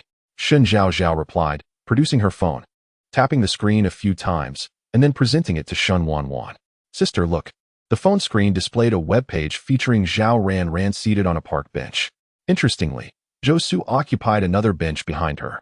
An accompanying caption read, "What a fateful connection. The male and female leads are intertwined from their past lives. My goodness. I stayed up late to create this webpage. Surely my sister won't discern it's photoshopped. This hint should suffice. Zhao Ranran is a traitor. A treacherous traitor. Haha. It's amusing to think this might be Zhou Su's first time taking the fall. Yet, I have no choice. My sister's identity is confidential, so I must find someone who raises her suspicions without making her doubt me about Zhao Ranran being a traitor. A traitor that could endanger Taoyao." Upon hearing this, Shen Wanwan's expression suddenly sharpened. She seized Shen Zhaozhao's hand. "What did you just say?" Shen Zhaozhao was taken aback. "I said there's a particularly beautiful girl at the music bar named Zhao Ranran." "Zhaozhao, did you see Taoyao on that webpage?" Shen Wanwan instinctively inquired. Shen Zhaozhao felt a wave of complexity wash over her. How should I respond? Should I admit I know? But I didn't create a webpage for Taoyao. Had I known, I would have made one as well. Yet if I don't say anything, what if my sister doesn't care? Taoyao could be in danger. After much internal conflict, she finally spoke. "Taoyao? I don't know who she is, but I did see a girl in ancient attire holding a sword directed at this girl." She pointed at Zhao Ranran. "Taoyao loves to wear traditional costumes. Now my sister should sense the urgency. We must save Taoyao. After all, she could be of help to my sister in the future." "Are you sure you saw her with a sword?" "Yes, definitely with a sword." Shen Wanwan rose abruptly. Zhao, I need to handle something. Can you manage on your own?" "Of course, no problem." Shen Zhaozhao understood that Shen Wanwan had realized the need to rescue someone. She didn't hesitate for a moment as she proceeded toward the door. Shen Zhaozhao had achieved her goal, breathing a sigh of relief. Phew, that was not easy. At this moment, she felt elated. Having finally accomplished something she had longed to do, completely oblivious to why someone as astute as Shen Wanwan had not caught on to the flaws in her words. Chapter 60. We have accomplished great feats after leaving the breakfast shop. Shen Wanwan promptly took out her phone to call Xiaohe. "Xiaohe, what is the situation with music? Do not let your guard down. Keep an eye on Zhao Ranran, and send someone to ensure Taoyao's safety. I will arrive tonight." The words spoken by Shen Zhaozhao echoed in her mind, sending a shiver down her spine. Regardless of whether Tao Yao would truly assist her in the future, she held a desire for Tao Yao to live. The bond forged since childhood cannot be measured by any standard. Upon hearing her serious tone, Xiaohe put aside his usual playful demeanor. Jiujia, have you received some news? Yes, Zhao Ranran is not to be trusted. The moment she uttered this, the word traitor surfaced in Xiaohe's mind. He too became serious, contemplating whether they should take the initiative and capture her. No need. Let's first see if we can lure out a bigger fish. Understood. After ending the call, Shen Wanwan reached out to Mu Xian. Zhaozhao, you are flirting on the edge of death. The system activated the oven with a flick of consciousness, placing the marinated chicken legs inside before starting to crush potato chips. It was said that this way of eating was quite delightful. Shaojichen is still in S-City, right? Yes. Why? Look, the plot has collapsed to this extent. Does it even matter whether Tao Yao lives or dies? Of course it matters. Tao Yao's presence may directly mitigate the significant crisis Shen Wanwan faces later. Did you warn me about this? No. The system was perplexed. Shen Zhaozhao's actions had directly altered the narrative of the original story. Why had there been no warning? Could it be that someone in the Temporal Bureau was protecting Shen Zhaozhao? If that were the case, then let us eat. In high spirits, Shen Zhaozhao opened the bag, and the aroma of the jianbingguizi wafted through the air, prompting her to take a sniff. Brother, didn't you just eat? This is a snack. Side quest. Rescue Li Fenglin from extortion. Unlock Li Fenglin's transformation, and lay the groundwork for Li Fenglin to assist Shen Zhaozhao in the future. Just as Shen Zhaozhao took a bite of the jianbingguizi, the system's task notification chimed in. She continued to chew calmly, pondering if there were indeed kidnappings and extortions in this ancient town. Outside the ancient town in the woods, there is a murderer who wanted to flee but lacked funds. Encountering Li Fenglin, he resorted to violence. Poor Li Fenglin. Yes, it was Shen Zhaozhao who reported the incident. Oh, so the life-saving grace originates here. During the 76th confession, Li Fenglin had mentioned a life-saving favor, and now it all made sense. Indeed, at 6 in the afternoon, Li Fenglin was kidnapped. Pay attention to the time. Understood. Shen Qing's call came at 5 in the afternoon, coinciding with the end of the workday at the Shen Group. Brother, Zhaozhao, there is a post online concerning Wanwan. Have you seen it? Shen Qing's deep voice resonated from the phone. I am aware. I do not know who posted it, but it's truly outrageous. However, brother, Wanwan is not that kind of person. Please do not misunderstand her. Shen Zhaozhao hurriedly explained, concerned that they might misinterpret Shen Wanwan. The situation had arisen due to her tasks, and now that they were complete, she needed to find a way to resolve the matter. I am not misunderstanding. But why can't I reach Wanwan? Shen Zhaozhao swiftly concealed Shen Wanwan's whereabouts. She is currently occupied with Tao Yao's matters in her city. Surely too busy to check her phone. After a pause, Shen Zhaozhao inquired, Brother, do you need to contact Wanwan for something? I can speak with her when she awakens. Brother just wants to know who that old man with Wanwan is. Ah, you mean the man in the video? He is not an old man. He is clearly a young man of similar age to my sister. Wanwan mentioned he is a fellow villager from her city, who came to S-City specifically to see her, but has dyed his hair white. I see. That is acceptable. After pondering for a moment, Shen Qing remarked, This time, we Zhaozhao have accomplished great things. It is good to assist you and Wanwan. Upon saying this, Shen Zhaozhao remembered something and quickly added, Brother, I heard that the Su family has a project requiring financial turnover recently. Has Su Curson approached you? Upon hearing the mention of the Su family, Shen Qing immediately deduced that Su Curson had taken the initiative to contact her. Brother, how much does the Su family need in total? Are you considering investing in the Su family? Shen Zhaozhao narrowed her eyes, contemplating that she wished to use her own funds in the name of the Shen family while keeping the Shen family untainted by the Su family's murky affairs. To appease Su Curson, collaborating with the Su family was the most enticing strategy. However, Shen Zhaozhao did not want to drag the Shen family into this quagmire. Thus, using her own money with representatives from the Shen Group was the most suitable approach. Yet, these matters could not be concealed from Shen Qing.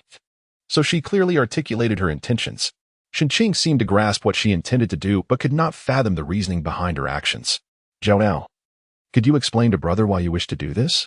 Shen Zhaozhao bit her lip, responding, Brother, although I do not particularly like the Su family, considering Curson has treated me fairly, let us lend her a hand.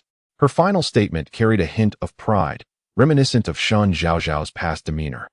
Shen Qing did not suspect her motives. Very well, I will have Shaowen contact you. Discuss your plans directly with her. Thank you, brother. You're welcome. The phone call lasted half an hour before concluding. Shen Zhaozhao collapsed onto her bed. Unable to refrain from venting to the system, my brother and Wanwan are far too astute. Conversing with them is mentally exhausting. She had to constantly guard against them discovering that she held the script and possessed foreknowledge, which was indeed challenging. As long as you do not engage in unnecessary actions, it is not difficult at all. Creak. The system took a bite of the potato chip chicken leg, its eyes narrowing in delight. Isn't that still difficult? Just stubbornly carry on. You will realize your error when you find yourself in a pickle. You know nothing, Shen Zhaozhao retorted, asserting that if she truly held the script and chose not to save lives, that would indeed be a grave error. The system, not being human, could not comprehend her psychology, so Shen Zhaozhao did not blame it. Do not forget the upcoming task. I cannot forget. What on earth is Li Fenglin doing running outside the ancient town? People can do as they please. Why do you concern yourself so much? Shen Zhao. At 17:40, Shen Zhaozhao got up promptly from her bed, donning a pair of loose-fitting pants and sneakers conducive to a swift exit. She tied her hair into a ponytail, popped a lollipop into her mouth, and stepped outside. It seemed the student council was hosting several large-scale events today, including a murder mystery and live-action werewolf game, and many individuals were dressed in camouflage gear, brandishing prop guns as they headed out. Chapter 61. Guess if I have a real gun following the system's guidance. Shen Zhaozhao arrived at the location where Li Fenglin had been extorted. Is it true that Li Fenglin's skills improved because of this incident? Indeed, it was this very occurrence that prompted him to train in mixed martial arts to protect you. Such infatuation. As she pondered this, Li Fenglin approached from a distance, his expression somewhat vacant, seemingly wandering aimlessly. She couldn't help but think, this guy truly has terrible luck. Even aimless wandering leads him to trouble. Hiding behind a tree, Shen Zhaozhao effectively concealed herself. Given that Li Fenglin seemed preoccupied, he completely overlooked her presence and continued walking straight ahead. Just a few steps in, a burly bald man blocked his path. The man brandished a knife, swiftly pulling the frail Li Fenglin towards him. Is he about to say, "This mountain I opened, this tree I planted, if you wish to pass, leave your toll"? You've watched too many martial arts dramas. In my opinion, he will definitely say, "You must have watched too many palace intrigue dramas." I relish them. Ceasing her playful banter with the system, Shen Zhaozhao dialed 110. The police quickly answered, "Hello." Shen Zhaozhao fell silent. "Hello?" The police inquired again. Still, she remained mute. It wasn't that she was unwilling to speak. Rather, the proximity of the assailant made her hesitant, fearing that her words might provoke him into fleeing or committing an act of violence. Sensing her predicament, the police continued, "Are you unable to talk?" "Yes." Shen Zhaozhao replied softly. "Are you encountering a dangerous individual? Kill someone. Are you facing the suspect Chen, who is currently wanted by the police?" "Yes." "Can you tell us your location?" "Near the ancient town, in the woods nearby." Chen held a knife to Li Fenglin's throat, demanding, "Kid, empty your pockets." Having been raised in affluence, it was Li Fenglin's first encounter with such a situation. Feeling the knife's sharpness against his throat brought a wave of dread, causing his legs to weaken. In mere moments, cold sweat beaded on his forehead, and his hands trembled. Unsure of how to respond, "Take out whatever you have." "Hey, bald guy, what are you doing?" As soon as Chen's words left his mouth, Shen Zhaozhao emerged from behind the tree, slipping her phone into her pocket as she stepped forward to confront them. "Zhaozhao, get away!" Li Fenglin shouted, surprising himself with the sudden courage. Upon seeing her, Chen quickly pulled Li Fenglin closer, pressing the knife firmly against his neck. "What? In this day and age, you still resort to kidnapping? Are you after money or a life?" Shen Zhaozhao questioned calmly. Upon arriving, she had observed classmates preparing for a fight, and on a whim, she had borrowed a realistic airsoft gun, along with a reward card, which could effectively buy time until the police arrived without endangering Li Fenglin. Thus, she remained composed. "You better not meddle or you'll regret it." Chen glanced nervously over his shoulder, seeing only a young girl behind him, which eased his tension. "Empty your pockets, or I will kill him." Clearly, your motive is financial. However, you've targeted the wrong person. I am the second daughter of the Shen group, and the cash I carry alone could sustain you for a lifetime. What do you say? Would you consider switching your target? "Zhaozhao, just go," Li Fenglin cried out, fearing Chen might agree. But as soon as he spoke, Chen kicked him, barking, "Shut up." Turning back to Shen Zhaozhao, he demanded, "What kind of trick do you have up your sleeve? Are you hiding someone nearby? Are you really that foolish? If I had hidden someone, would I be here alone?" Taking 2 steps forward, she continued, "The truth is, this person has aided me, and I owe him a favor. Free him, and take me instead. This kid is useless. It would be more convenient for me to be your hostage. Besides, why should I listen to you? What if you're plotting against me? Plot against you? You, a penniless nobody with no power, are worth my scheming? Do you even think you have that significance? Shen Zhaozhao regarded him with disdain, producing a bank card from her pocket and raising it high.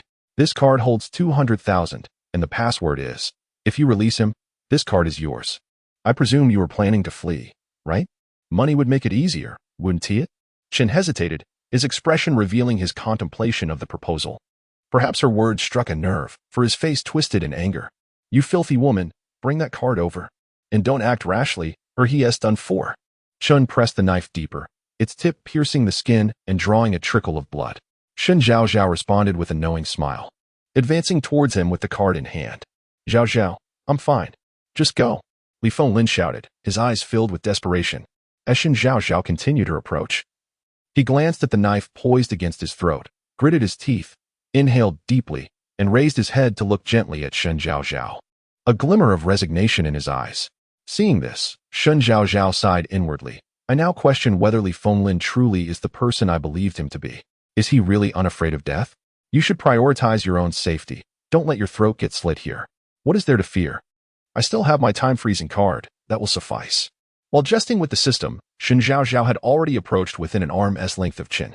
Stand still and reach for it, Chen instructed. Raising an eyebrow, Shen Zhaozhao complied, extending her hand with the card.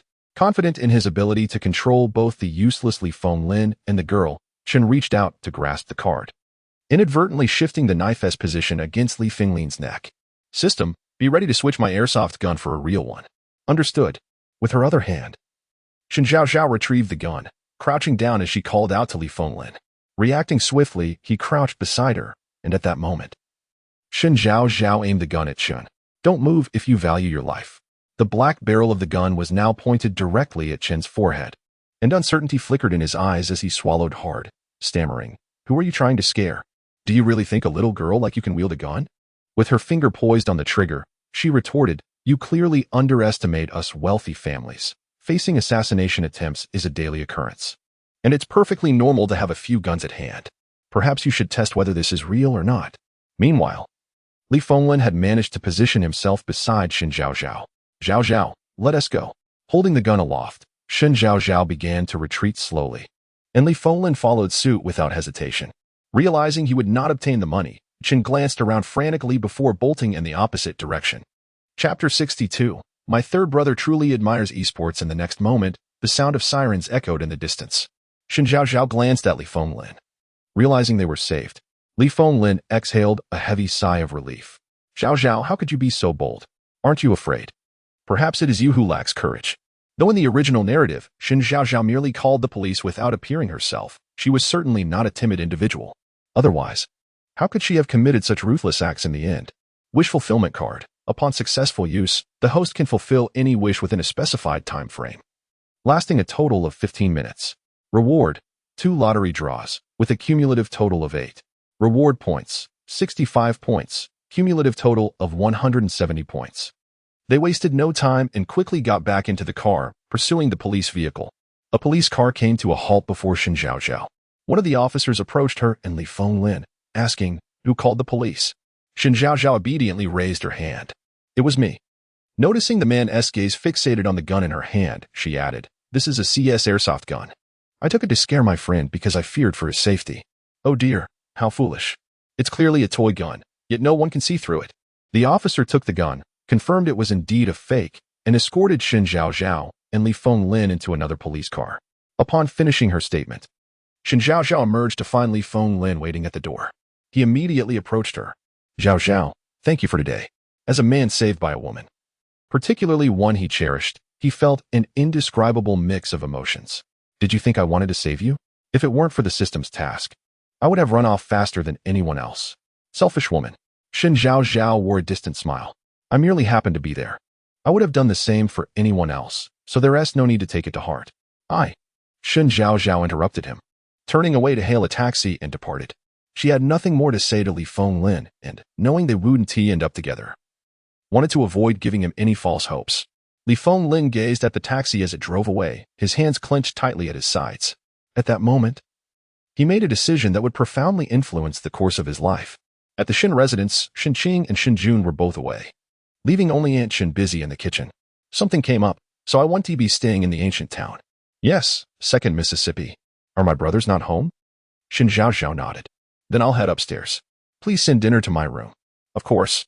Once back in her room, Shen Zhaozhao took a shower and then video called Shen Tianxiang and Lu Yan. Seeing the two of them in a tender moment, she refrained from interrupting and, after dinner, lay on her bed engrossed in her phone. The next afternoon, while lying in bed, Shen Zhaozhao received a call from Su Kuxian. Zhaozhao, your elder brother posted the original video.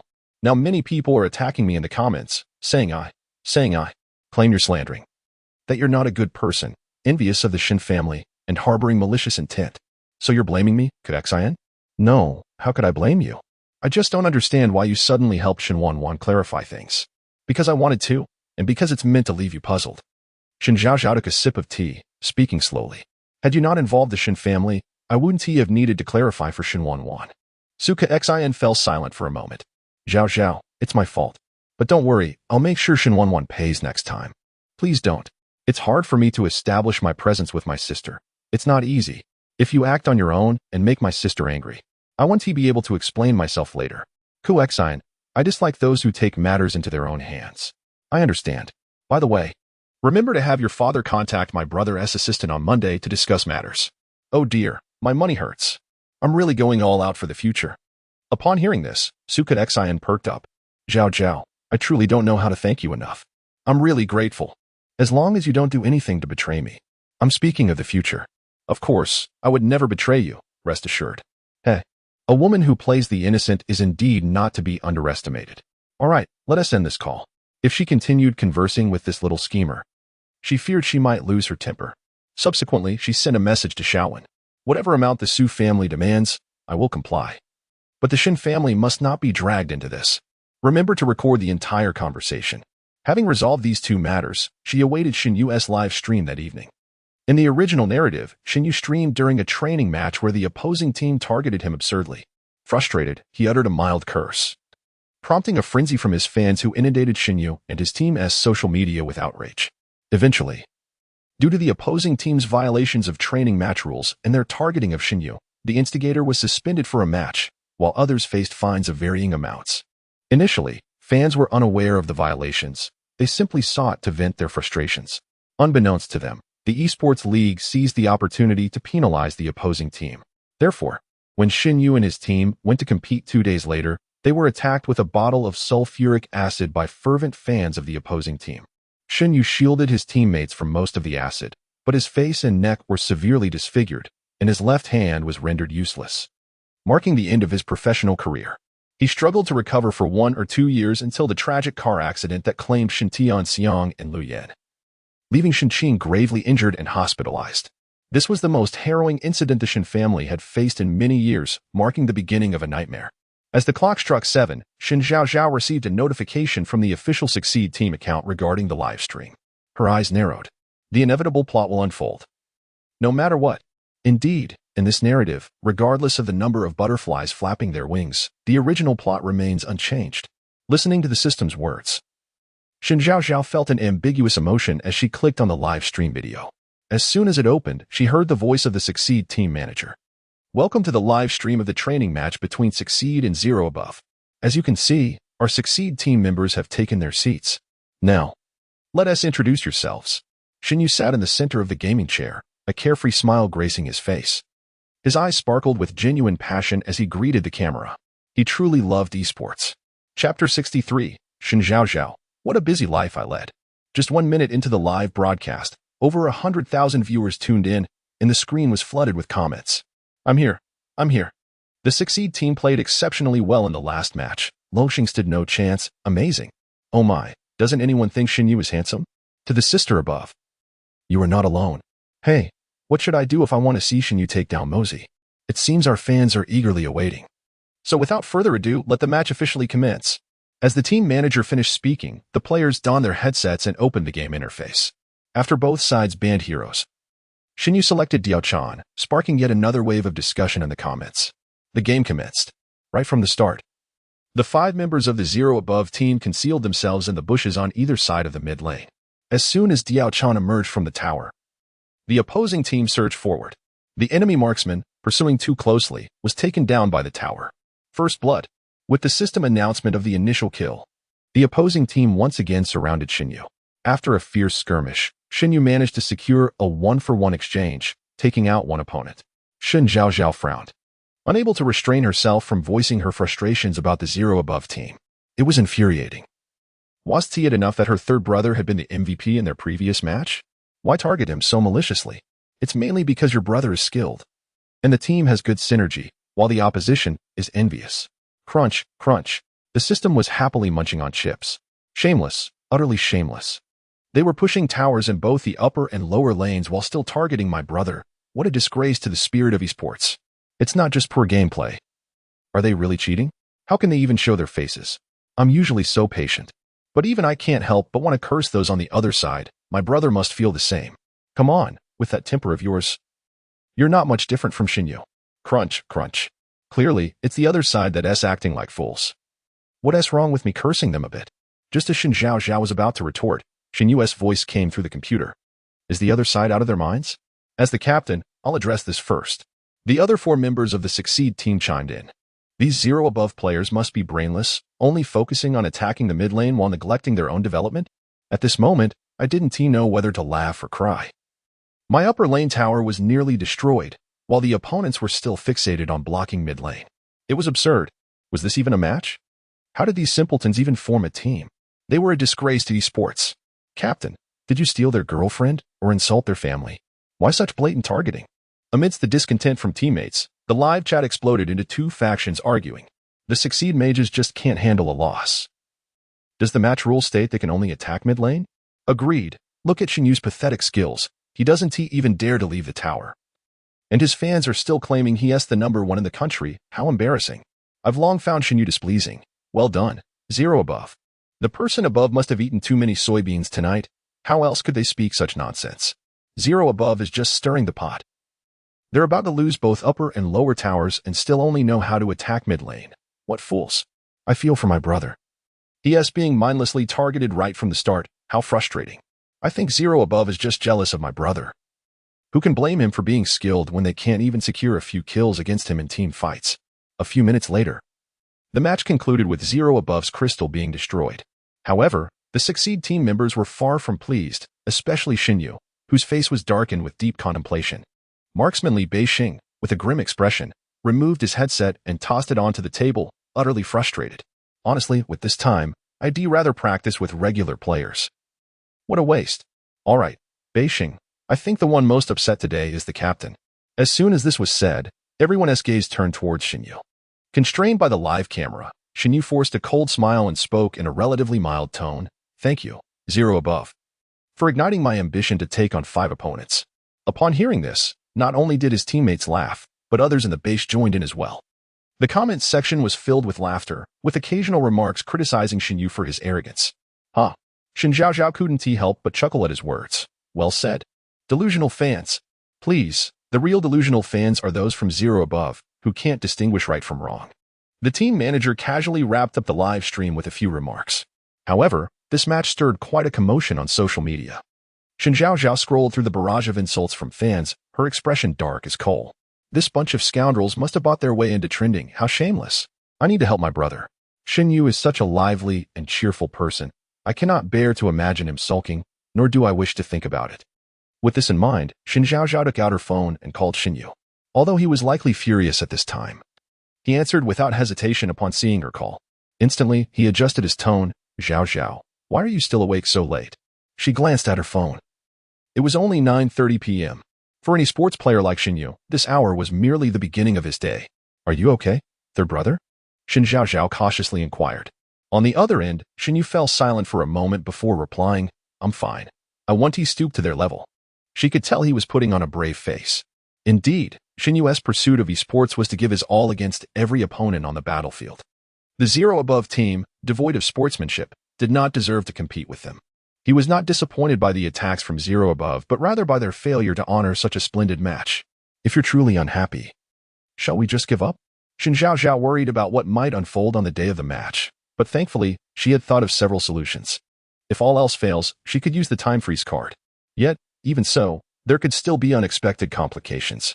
Recalling how the world consciousness had repaired the plot after she altered events, she felt compelled to persuade Shen Yu further.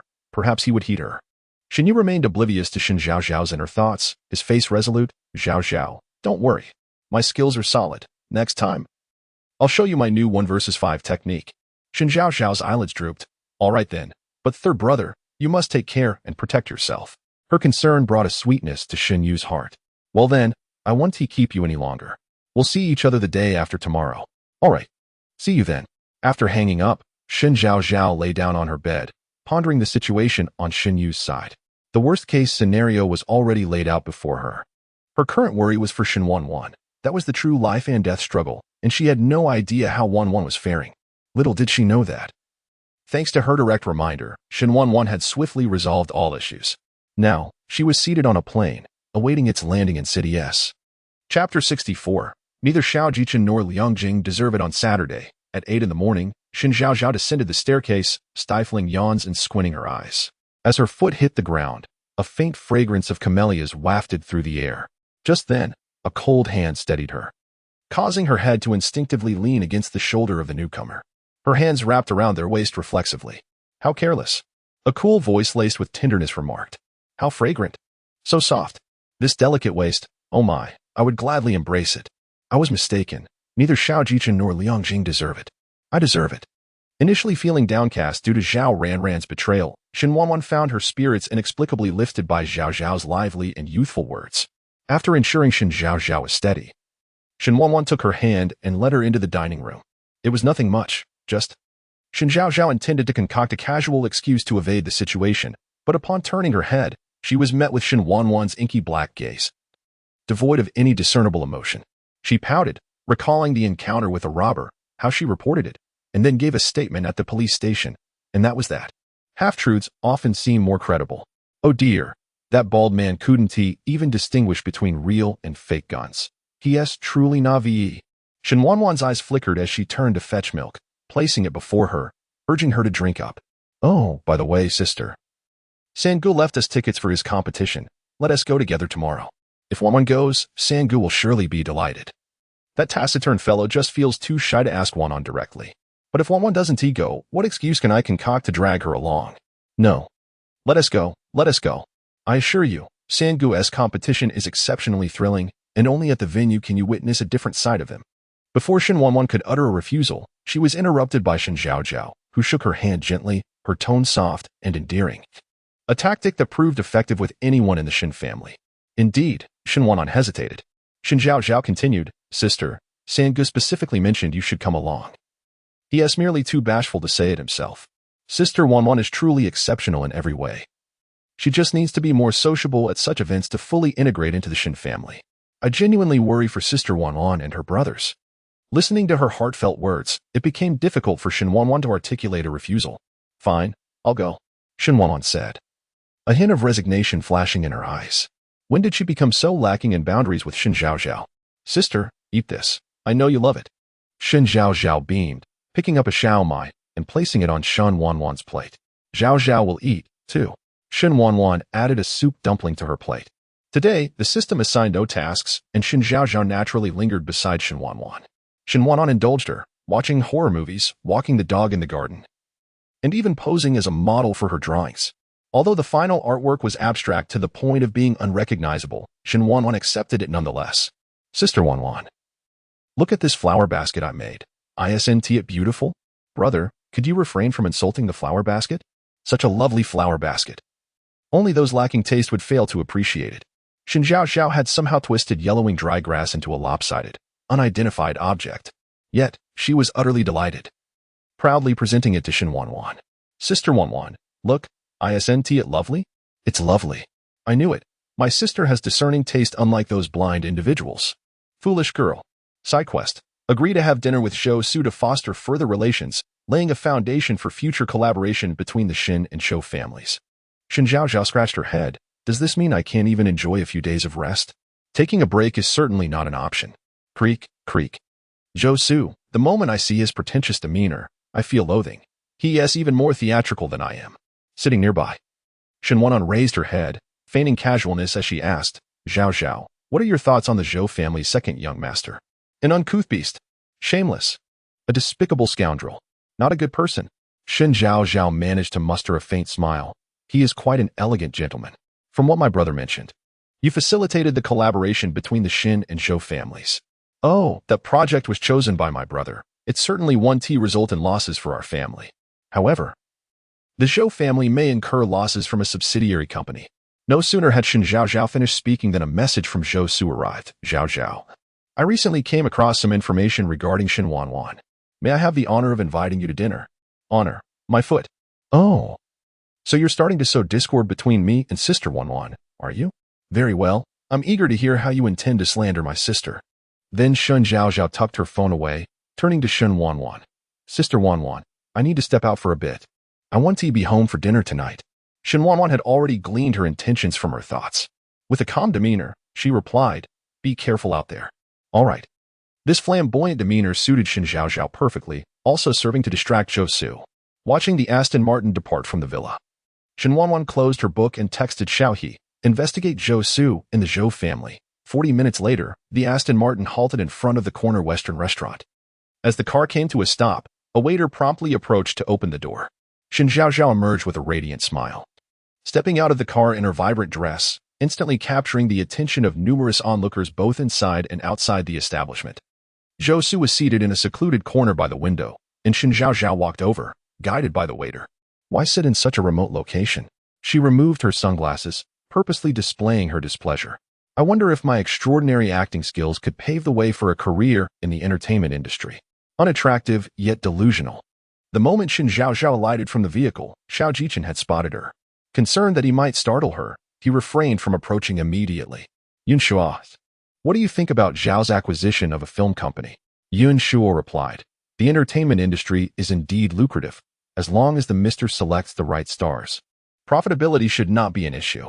This conclusion stems from his analysis of the current situation, especially since the government is keen on cleansing the entertainment industry, making the character of stars and actors all the more significant. Chapter 65 Shen Zhaozhao, truly possess a sharp tongue but a tender heart. He lifted his gaze towards Xiao Jichen, only to find him intently staring at Shen Zhaozhao and Zhou Su ahead. Rolling his eyes, he silently criticized his companion for being infatuated with romance. In front of them, Shen Zhaozhao sat down reluctantly, furrowing her brow. As she preferred the comfort of the central hall, Zhou Su maintained a gentle smile. The Shen family's reputation in S-City was far too illustrious, especially for Zhaozhao.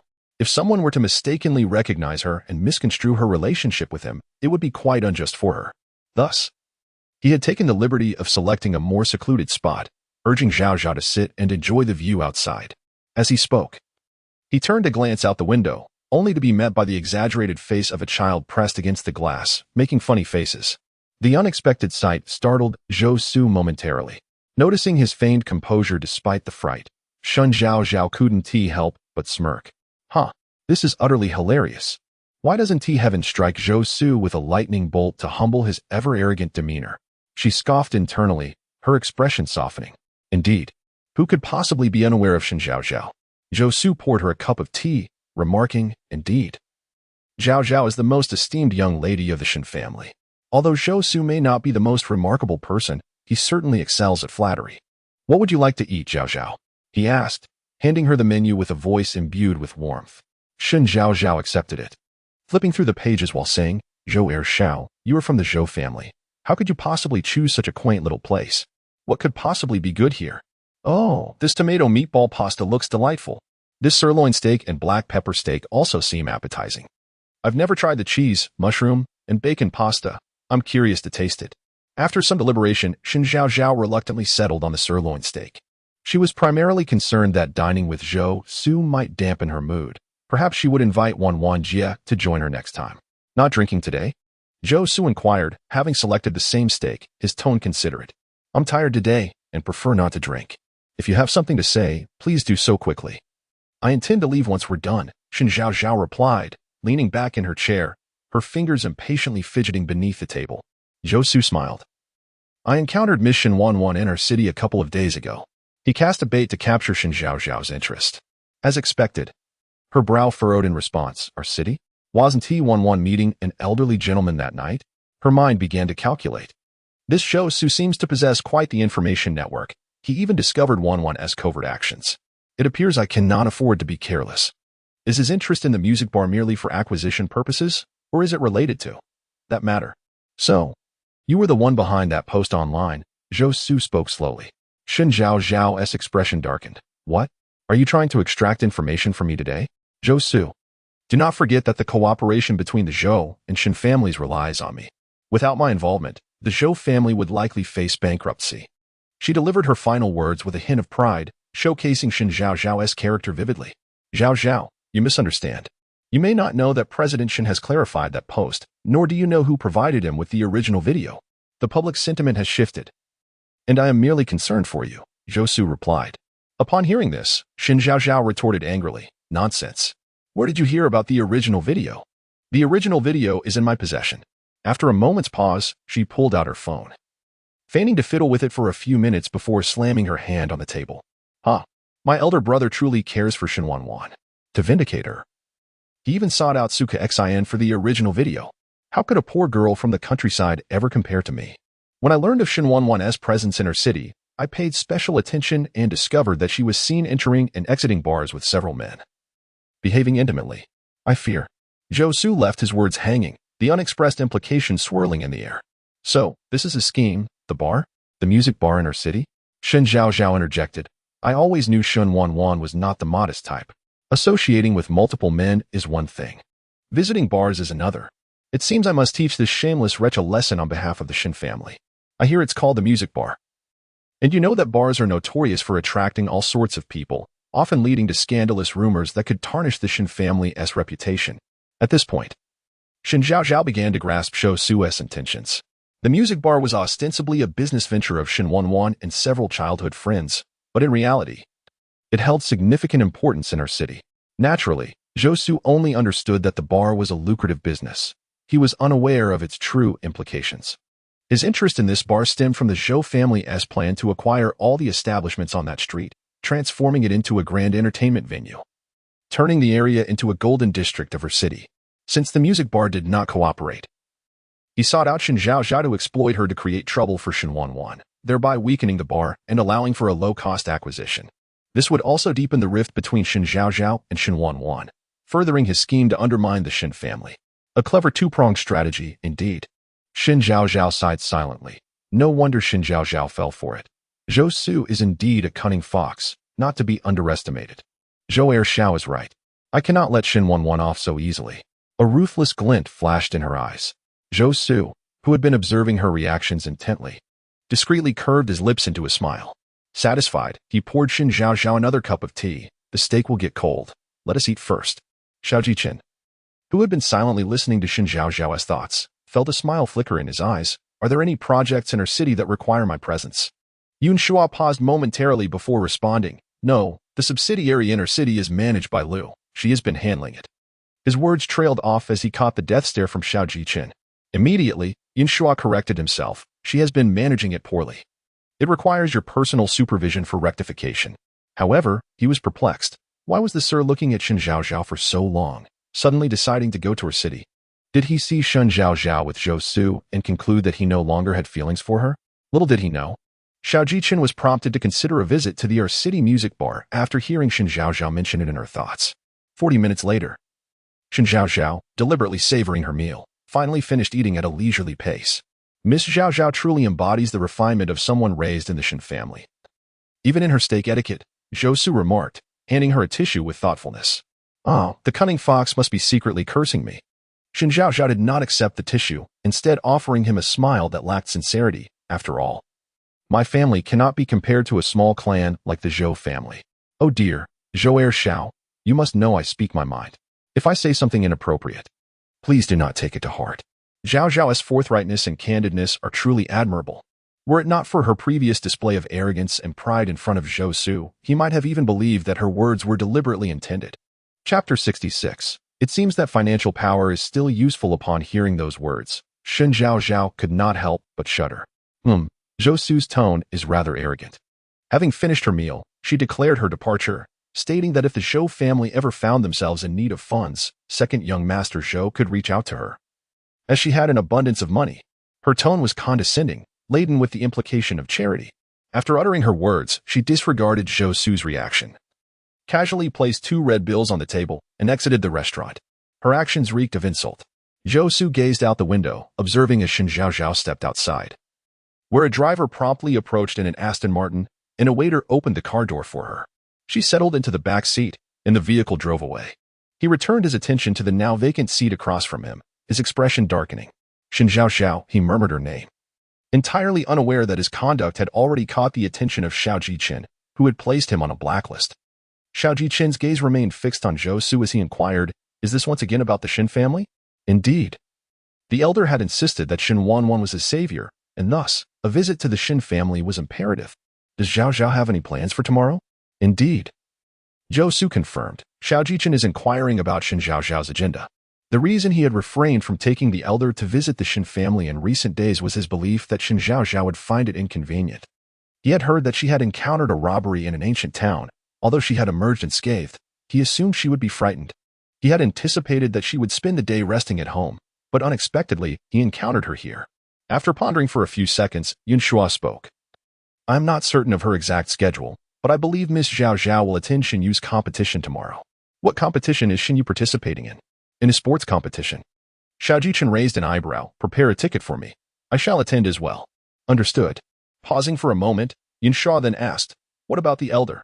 "Inform the elder that S City is currently unstable, and going out may lead to an assassination." Listening to Xiao Jiqin's serious tone, Yunshua felt a wave of disbelief. Surely, if he uttered that excuse, the elder would not have him killed, would he? "Sir, the elder will not." "Then tell him that Shen Wanwan is not in S City." Xiao Jiqin interrupted impatiently. Yunshua nodded. "Understood. As long as Shen Zhaozhao is preoccupied, the Shen family visit would be off the table." He comprehended the situation fully. "And what are your current plans?" Yunshua felt exasperated. They were in a shop owned by a distant relative of the Xiao family, and Xiao Jiqin had initially come to discuss a collaboration. Yet, after concluding their discussions, he found himself waiting for over an hour, staring at a bottle of red wine and a cup of cool tea, as the infamous Shen Zhaozhao had not once acknowledged his presence. After a few seconds, Yunshua finally realized who the bald man he mentioned was. Yes, even if the sir did not speak, the Shen family had already made their intentions known. Moreover, considering Shen Zhaozhao wielding a gun, it was uncertain who posed the real threat. The Shen family is the Shen family, and I am I. They are different. Yunshua agreed. Pondering how accurately Yu Rui's had spoken, Shen Zhaozhao was indeed a femme fatale, while Xiao Jiqin appeared to be ensnared by romantic thoughts. "Zhaozhao, do you like chicken wings?"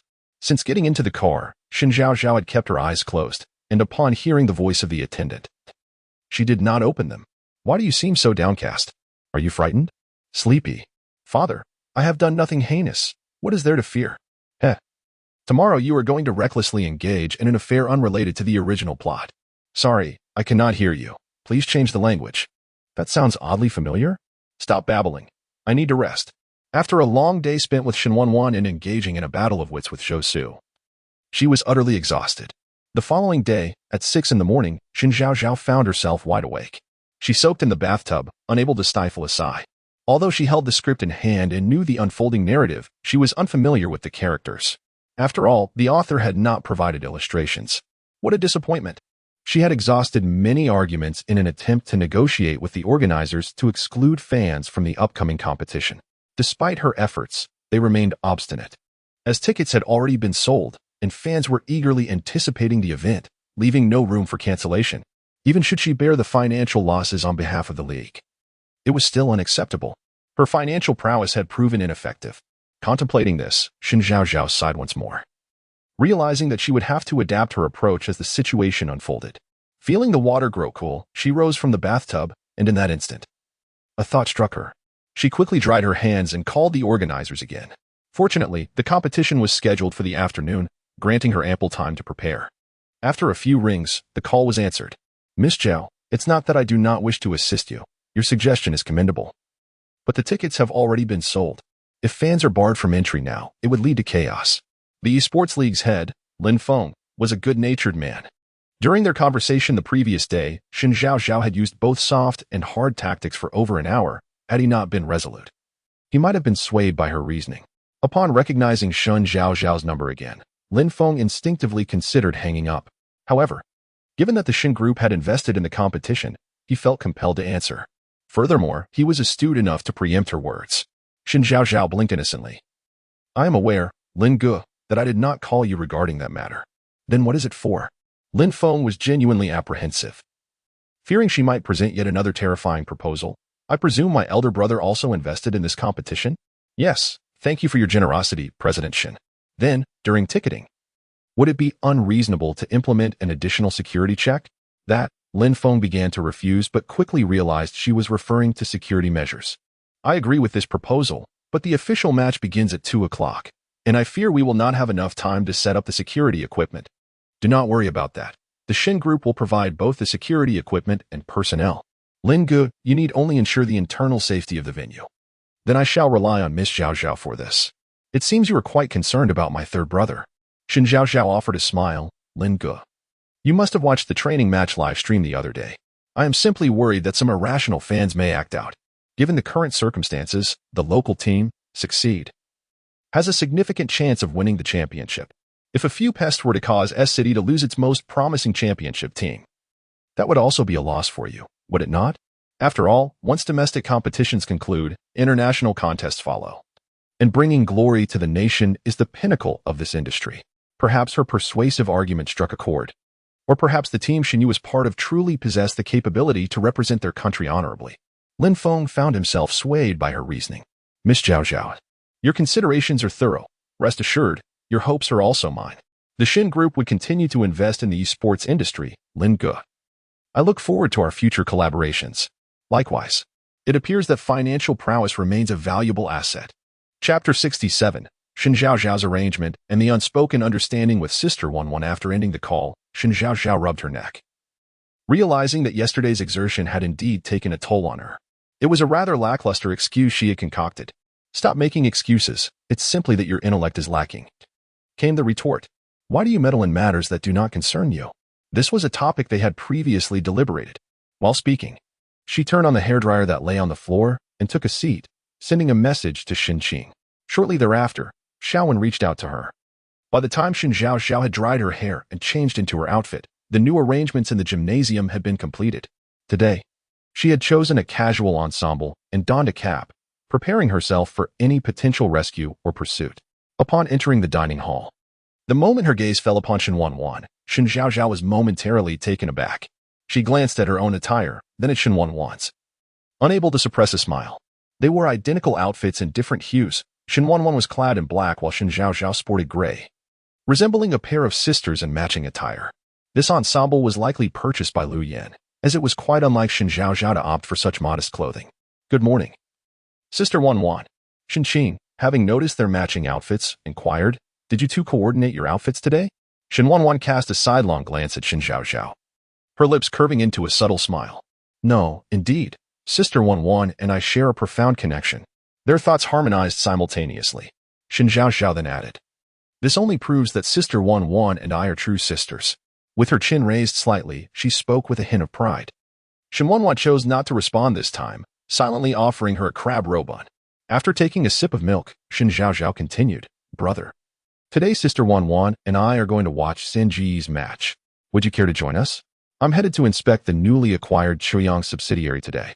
You two can go on your own. Brother, you successfully acquired that Chaoyang company? Shen Zhaozhao exclaimed in delight, having seemingly forgotten about it as she had not been following the Shen Group's official updates. Yes, it was thanks to. Shen Qing began, but suddenly recalled that he had only learned of President Chen's reasons for selling through Shen Zhaozhao's thoughts, a fact he could not disclose to her. With half a bun in her mouth, Shen Zhaozhao chewed. Thanks to what? Thanks to Xiaowan, who investigated President Chen's ailing child and helped resolve that issue, allowing for the successful acquisition of Chaoyang, Shen Qing explained. Shen Zhaozhao's eyes brightened. Congratulations, brother. The Shen Group will undoubtedly flourish under your leadership. Indeed. My brother is impressive. I hadn't even thought of how to remind him, yet he resolved it on his own. Truly, the illustrious business magnate Shen Qing. Hearing these words, Shen Qing felt a twinge of insecurity. How could he reveal to Zhaozhao that his success in transforming Chaoyang into a subsidiary of the Shen Group was due to her insight? Without her he would have had no confidence in this endeavor. While they conversed, Shen Wanwan remained silent, her demeanor calm and composed. Aside from occasionally serving Shen Zhaozhao food, she offered no further words or gestures. At 1 p.m., Shen Zhaozhao and Shen Wanwan were escorted by the driver to the largest gymnasium in City S. The first round of the winners group for the King of Glory Autumn Tournament was to be held here. To ensure everyone's safety, 3 security checkpoints had been established at Shen Zhaozhao's request, with a lady stationed at each, tasked with inspecting the personal items brought by fans. Additionally, a small sign explained the rationale behind this measure, aiming to prevent any dissatisfaction among fans that could lead to unforeseen incidents. They arrived not too early, and the plaza outside was already teeming with countless fans. Some held light boards, others clutched photographs, while others brought gifts. Both men and women eagerly awaited entry, anticipating the ticket checks and security screening. As Shen Wanwan and Shen Zhaozhao disembarked, the sight of the bustling crowd caused Shen Wanwan to frown slightly. Instinctively, she took Shen Zhaozhao's hand, guiding her forward. In that moment, Shen Zhaozhao was too preoccupied with the thrill of her sister's gesture to notice. The instant she stepped out of the car, her body tensed, her focus acute, her eyes scanning everyone in sight. She scrutinized anyone holding items, fearful of missing that bottle of sulfuric acid. Given its corrosive properties, it would likely be contained in a specially designed bottle, as long as it was brought to light. She would surely recognize it. Zhaozhao, are you feeling unwell?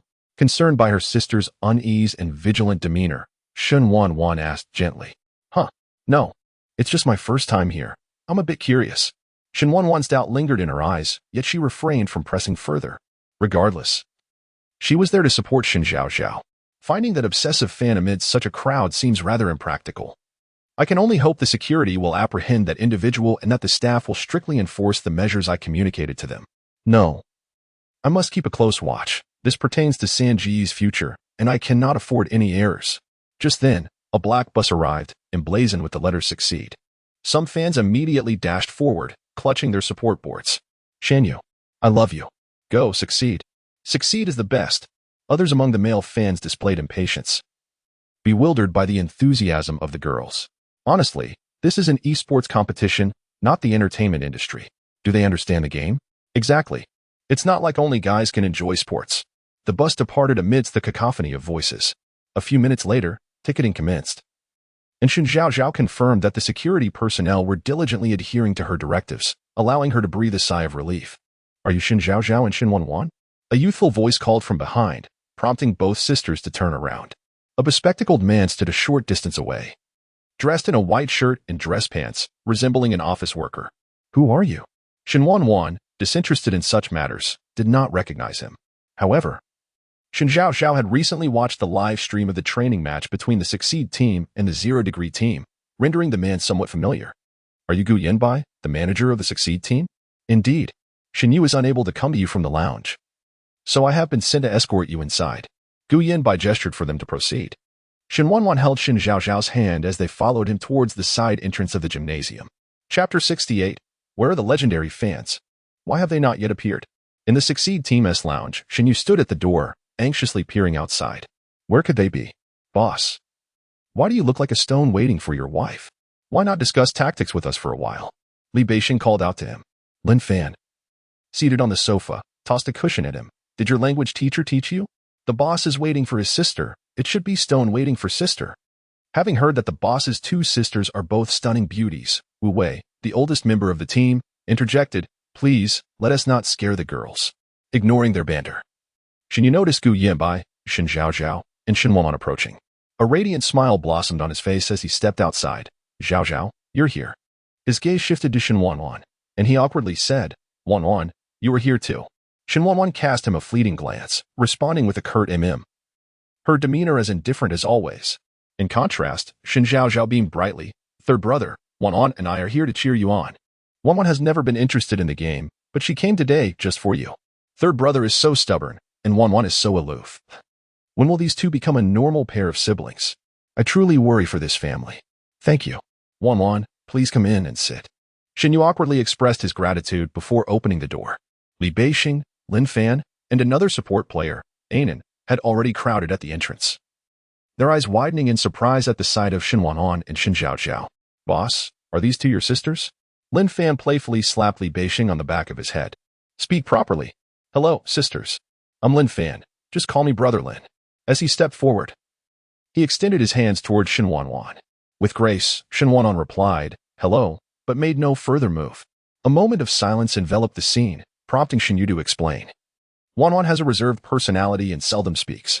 I quite admire girls like Wanwan. This must be Zhao, right? Zhaozhao, come, call Lin Fan. Before he could finish, Li Beixing pushed him aside. Don't mind him. He is just a bad man. I'm Li Beixing. You can call me Brother Bei. Shen Zhaozhao glanced between Lin Fan and Li Beixing. Hello, brothers. Enough mischief. It's time. Dubai, please take the sisters to the VIP seats while we prepare backstage. Wu Wei's raspy voice called from behind. Gu Yanbai nodded. All right. Good luck. Third brother. Good luck. Shen Zhaozhao and Shen Wanwan chimed in one after the other. Shen Yu ruffled Shen Zhaozhao's hair. Okay. As he turned to walk away, Shen Zhaozhao grasped the hem of his shirt. Why am I feeling a bit nervous? Don't worry. Third brother will be fine. Shen Wanwan's gaze deepened as she recalled Shen Zhaozhao's earlier actions, her vigilance heightened. With a bright smile, Shen Yu called out, goodbye, sisters. See you later. Remember to cheer for us. The other four members also bid farewell to Shen Wanwan and Shen Zhaozhao, following Shen Yu as they moved forward.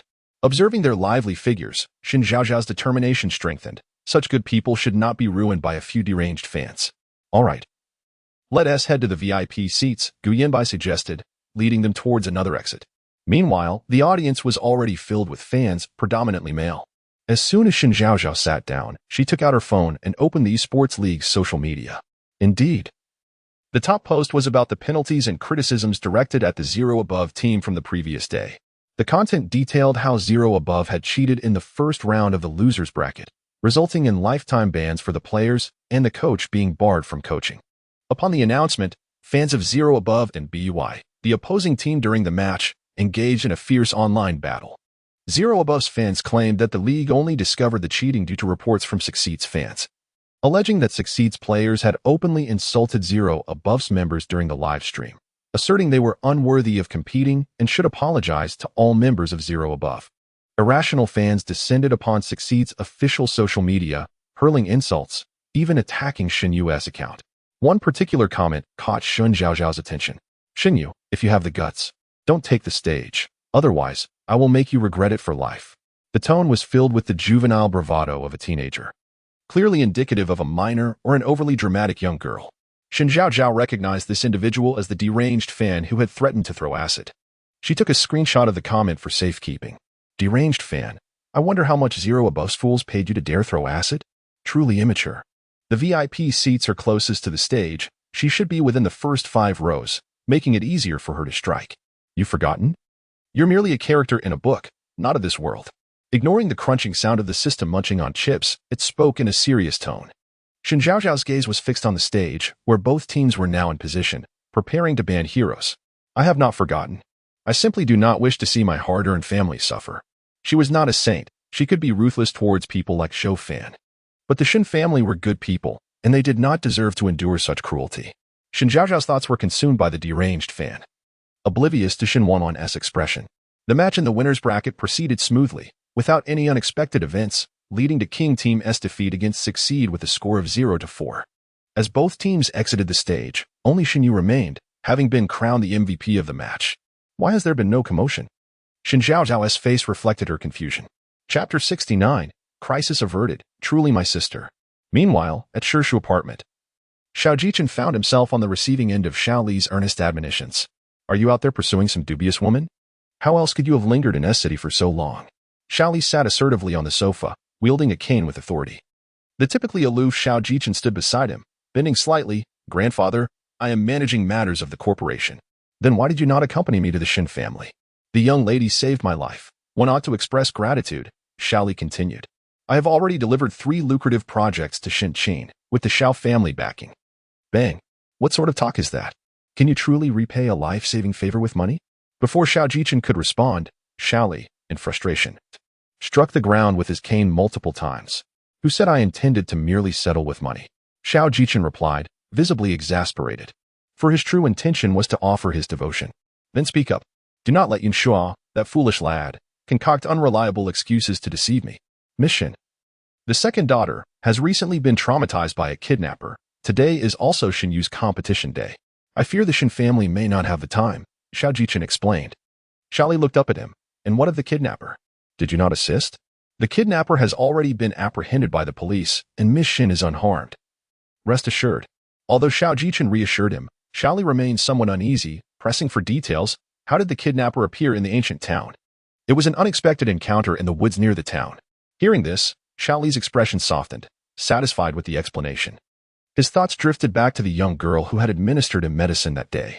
In his dazed state, he hadn't clearly seen her features, possessing only a vague impression. He later sent someone to investigate, but there were no surveillance cameras where he collapsed. Otherwise, he would have known her identity. He wondered if he would ever see that girl again.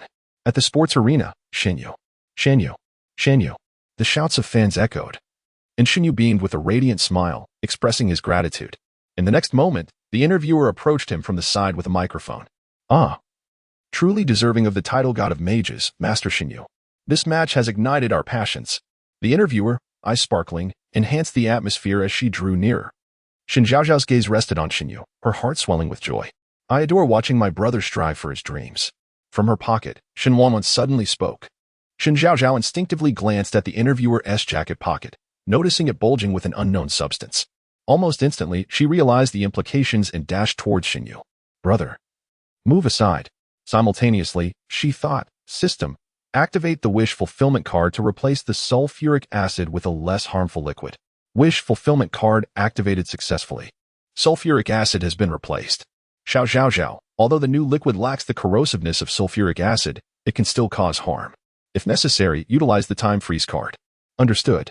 The audience, oblivious to the unfolding drama, stared at the sudden commotion on stage as Shen Zhaozhao and Shen Wanwan rushed forward.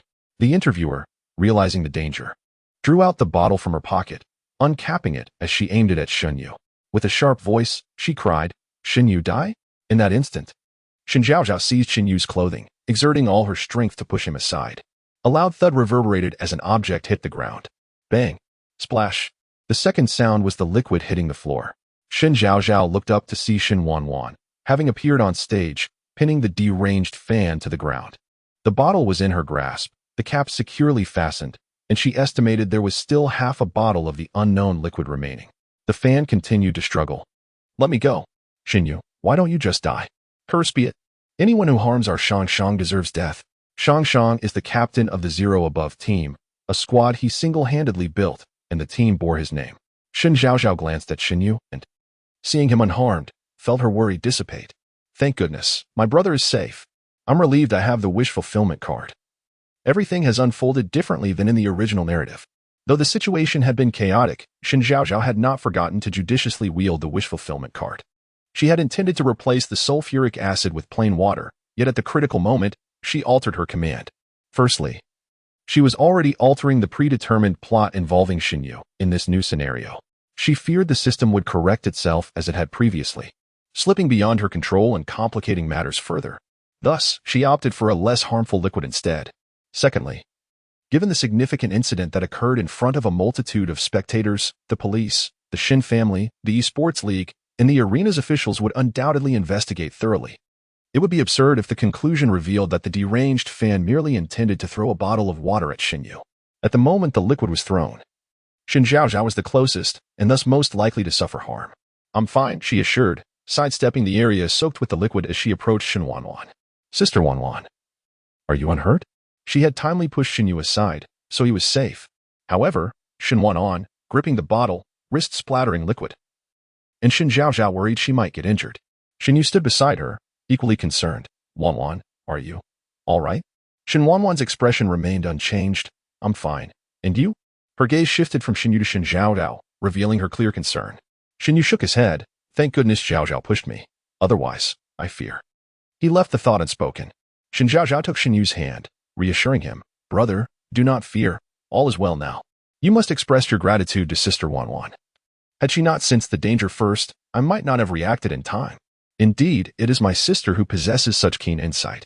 Fortuitously, this time, nothing has gone awry. Chapter 70. Could these two possess the ability to read minds? The other staff members finally reacted, hurrying onto the stage to assess the situation. Meanwhile, the fans below erupted in a frenzy. What on earth was happening?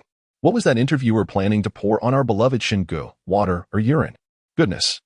Those two ladies reacted far too swiftly, dashing out in an instant. I initially thought they were the troublemakers, but it turns out they were merely responding to the interviewer. Isn't that person the president of Zhang Rang's fan club? I heard they had some sort of prior relationship. They must have acted out of concern for Shen Gu. Where did this malicious woman come from? So full of venom. I wonder how Shen Gu is doing. Is he hurt? The fans were eager to learn about this situation on stage, but security ushered them out of the arena. Given the gravity of the incident, the event organizers would bear significant responsibility. The deluded fan who threw acid was being detained by security in another room. Upon entering, Wu Wei and Lin Fan quickly surrounded them. They had just witnessed the entire incident unfold on the television in the lounge. Boss, are the two sisters all right? Who was that woman? What did she throw at you? Shen Yu's expression was grim, suppressing the fury within as he replied, I have no idea what it was. Just looking at the black mess on stage indicates it was nothing good. If Shen Zhaozhao and Shen Wanwan hadn't intervened in time, I fear he would have been done for today. Not only would the match be at risk, but his very survival might have been in jeopardy. Ugh, how did I not notice this substance got on my hand? Wait, isn't this no longer acid? Why does it still hurt so much? Even if it's not acid, it can still cause harm. Hot water would sting for days, let alone this substance. I told you to use the time-freezing card. Who told you not to listen? Deserved it. The system scolded in exasperation. Shen Zhaozhao, aware of her fault, did not dare to retort, only daring to mutter in pain. It really hurts. This is just a low-damage liquid. What if? She shuddered at the thought. Suddenly, both Shen Wanwan and Shen Zhaozhao spoke in unison. Zhaozhao, are you hurt? After the fan was secured by the guards, Shen Zhaozhao finally felt relieved. It was only then that she noticed the burning pain in her hand. Raising her right hand, she saw some liquid near her pinky. The area was already red and swollen, with yellowish blisters forming. Just as she internally cursed, she heard the concern from Shen Yu and Shen Wanwan. She assumed they had noticed her examining her hand and had no inkling that they could hear her thoughts. It should just be a minor issue. I'll rinse it off with cold water. It hurts so much that I could cry. With that, she immediately turned and rushed to the restroom, turning on the tap. The moment the cold water touched her wound, the pain significantly subsided. Is this first aid method correct? I'm in so much pain. How can I care about whether cold water is the right remedy? No, I haven't even asked you yet. Go ahead. I'm listening. Creak, creak. Wasn't he that deluded fan running up from the audience? How did they turn into an interviewer? Do I even need to ask? Because of your foolish actions. I advise you to speak properly. Manual mute activated. She rolled her eyes at the mirror, irritated by the system's increasing temper, wondering where it had come from. However, she seemed to grasp the system's meaning. Her attempt to save Shen Yu had triggered a butterfly effect, altering certain plot points of the original narrative. Regardless of the changes, she had managed to save the person she intended to, so whatever happened next was of little concern. Thankfully, she hadn't directly swapped the acid for water, or the butterfly effect could have been far more significant, potentially causing harm to Shen Yu in the future. Emerging from the restroom, the police had arrived. They took statements from Shen Zhaozhao, Shen Wanwan, and Shen Yu after assessing the situation, then took the deluded fan away. Boss, leave the task of calming the fans to the team. You should take the two sisters to the hospital for a checkup. We don't know what that liquid was, and we can't afford to delay any further, Wu Wei suggested. And it nodded in agreement. Yes, boss, look at how pale Zhaozhao's face is. Inan was the only underage member of the team. Shen Yu nodded. Then we'll leave this to you. Guye bye. Worried about the incident affecting Shen Yu's performance, decided to grant him a couple of extra days off. After exiting the arena through the back door, the driver sped toward the nearest hospital. Watching the scenery retreat outside the window, Shen Zhaozhao couldn't help but self-deprecate. In less than a month, I've already been to the hospital 4 times. Am I going through a streak of bad luck? Perhaps I should visit a temple to pray. But does S City even have a temple? Why does it still hurt after so long in cold water? Want to visit a temple? Shen Wanwan's cool voice suddenly interrupted her thoughts. Shen Yu, seated in the driver's seat, turned to her. Zhaozhao, do you wish to go to a temple? Shen Zhaozhao blinked in surprise. Are these two capable of reading minds? I didn't say anything out loud. In truth, she did want to go. She had never been before. Shen Wanwan maintained her composure, stating, I noticed your frown. I guessed you were feeling a bit unlucky. So I asked if you wanted to visit a temple. Oh, it seems my expression was too serious. It's my sister who is perceptive, able to deduce my thoughts just from my subtle expressions. Impressive. She mused internally about whether S City had any temples, then asked aloud. I'll take you next weekend. With Shen Wanwan's reminder, she recalled that tomorrow was Monday, and she would have to attend classes again. Oh dear, when will I ever be free from school? Why must such a dreadful institution exist in this world? If only an earthquake could just level the school or a flood could wash it away. As she continued to grumble internally, Shen Wanwan closed her eyes, seemingly lost in thought, while Shen Yu wore a shocked expression, even appearing somewhat dazed. It seemed he had stumbled upon something extraordinary. If only there was a zombie outbreak at school. Shen Zhaozhao's voice resonated. And Shen Yu turned to her, realizing she was staring out the window, her lips not moving. His face bore an expression of astonishment, and his mind was in turmoil. Had he just imagined it? Had he truly heard Zhaozhao's voice? Was he hallucinating? Zhaozhao hadn't spoken at all. Chapter 71. Deep Sibling Affection. Parents call amidst Shen Yu's tumultuous emotions, they arrived at the first hospital. As they disembarked, they spotted Shen Jun, clad in a white coat, waiting at the entrance. Shen Yu had informed him of the situation after leaving the gym, and fortunately, Shen Jun was not in surgery and could greet them. Why are you wasting your time on that game if you can't play it? Not only does it create chaos online, but it also drags Zhaozhao and Wanwan into it. What were you thinking? Shen Jun chastised as soon as he saw Shen Yu. A wave of anxiety washing over him. Who could predict what that madman might do? If he were to throw sulfuric acid, facial disfigurement would be the least of their problems. Isn't it surprising that even dog Ergu can be so fierce when angry? Shen Zhaozhao thought to herself. Turns out he usually holds back his words towards me. She subtly shifted closer to Shen Wanwan, attempting to evade Shen Jun's wrath. However, Shen Jun's gaze soon fell upon her. Do you not have enough exams? Or are your extracurriculars lacking? Have you eaten your fill and decided to watch that pathetic competition instead? And no, Shen Zhaozhao stammered. Shen Jun's expression darkened. Show me your hand. Without hesitation, Shen Zhaozhao revealed her injured right hand, the searing pain now bearable. Thankfully, the wound was not large. Realizing his words were insufficiently grave, he added, if you truly don't want that face anymore, I can personally assist in ruining it. Why would a grown man like me need two young girls to save him? If he were such a failure, he wouldn't deserve to be a part of the Shen family. Is my second brother truly angry? He even scolded Wanwan? He really isn't afraid of being thrown into the Huangpu River. Upon hearing Shen Zhaozhao's internal musings, Shen Jun's frown relaxed slightly. Come with me. Shen Yu remained in a state of bewilderment throughout, even refraining from rebutting Shen Jun's remarks. It wasn't until they stood in Shen Jun's office that he fully comprehended the situation. So, the thoughts he had overheard earlier were indeed Shen Zhaozhao's inner thoughts? Glancing at Shen Zhaozhao, he was once again privy to her silent musings. Why does applying medicine hurt so much? After this, I can boast that I've touched chemical reagents. In ancient times, Sun Wukong soaked his hands in hot oil. Now, it's Shen Zhaozhao immersed in reagents. Alas, my education is lacking, so I will force a rhyme. Shen Wanwan. Shen Jun. Shen Yu, confirmed. He can indeed hear Shen Zhaozhao's innermost thoughts. He looked at Shen Jun and Shen Wanwan, observing one treating Shen Zhaozhao's wound while the other stood expressionless against the wall. They did not appear to be capable of hearing her thoughts. So was it only he who possessed this ability? Thus, a new question emerged in Shen Yu's mind. Why could he hear Zhaozhao's thoughts? And why was he the only one who could? Was it perhaps because of their close bond, a gift from the heavens? Lost in a myriad of imaginative scenarios, Shen Jun had already tended to Shen Zhaozhao's wound. Keep it dry. I will change the dressing for you every morning and evening, he instructed with great care. After being accustomed to my second brother's peculiar demeanor, his gentleness is quite disconcerting, Shen Zhaozhao replied, nodding obediently. Thank you, second brother. Shen Jun adjusted his glasses, the lenses glinting in the sunlight. He smirked slightly, his voice cold. The wound is minor, and there is no infection. You may attend school normally, but no snacks. These two stipulations were akin to a death sentence for Shen Zhaozhao. Since their trip, with everyone else too busy, she had been hoarding snacks at home. Indeed. My earlier thoughts were just an illusion. Dog Ergu remains unchanged. Just as Shen Zhaozhao finished her internal critique, Shen Jun's voice rang out again. Coincidentally, I recently bought you 5 years' worth of practice exams. Remember to complete them. I want to buy cyanide. Shen Zhaozhao managed a strained smile, biting her back teeth. Thank you, second brother.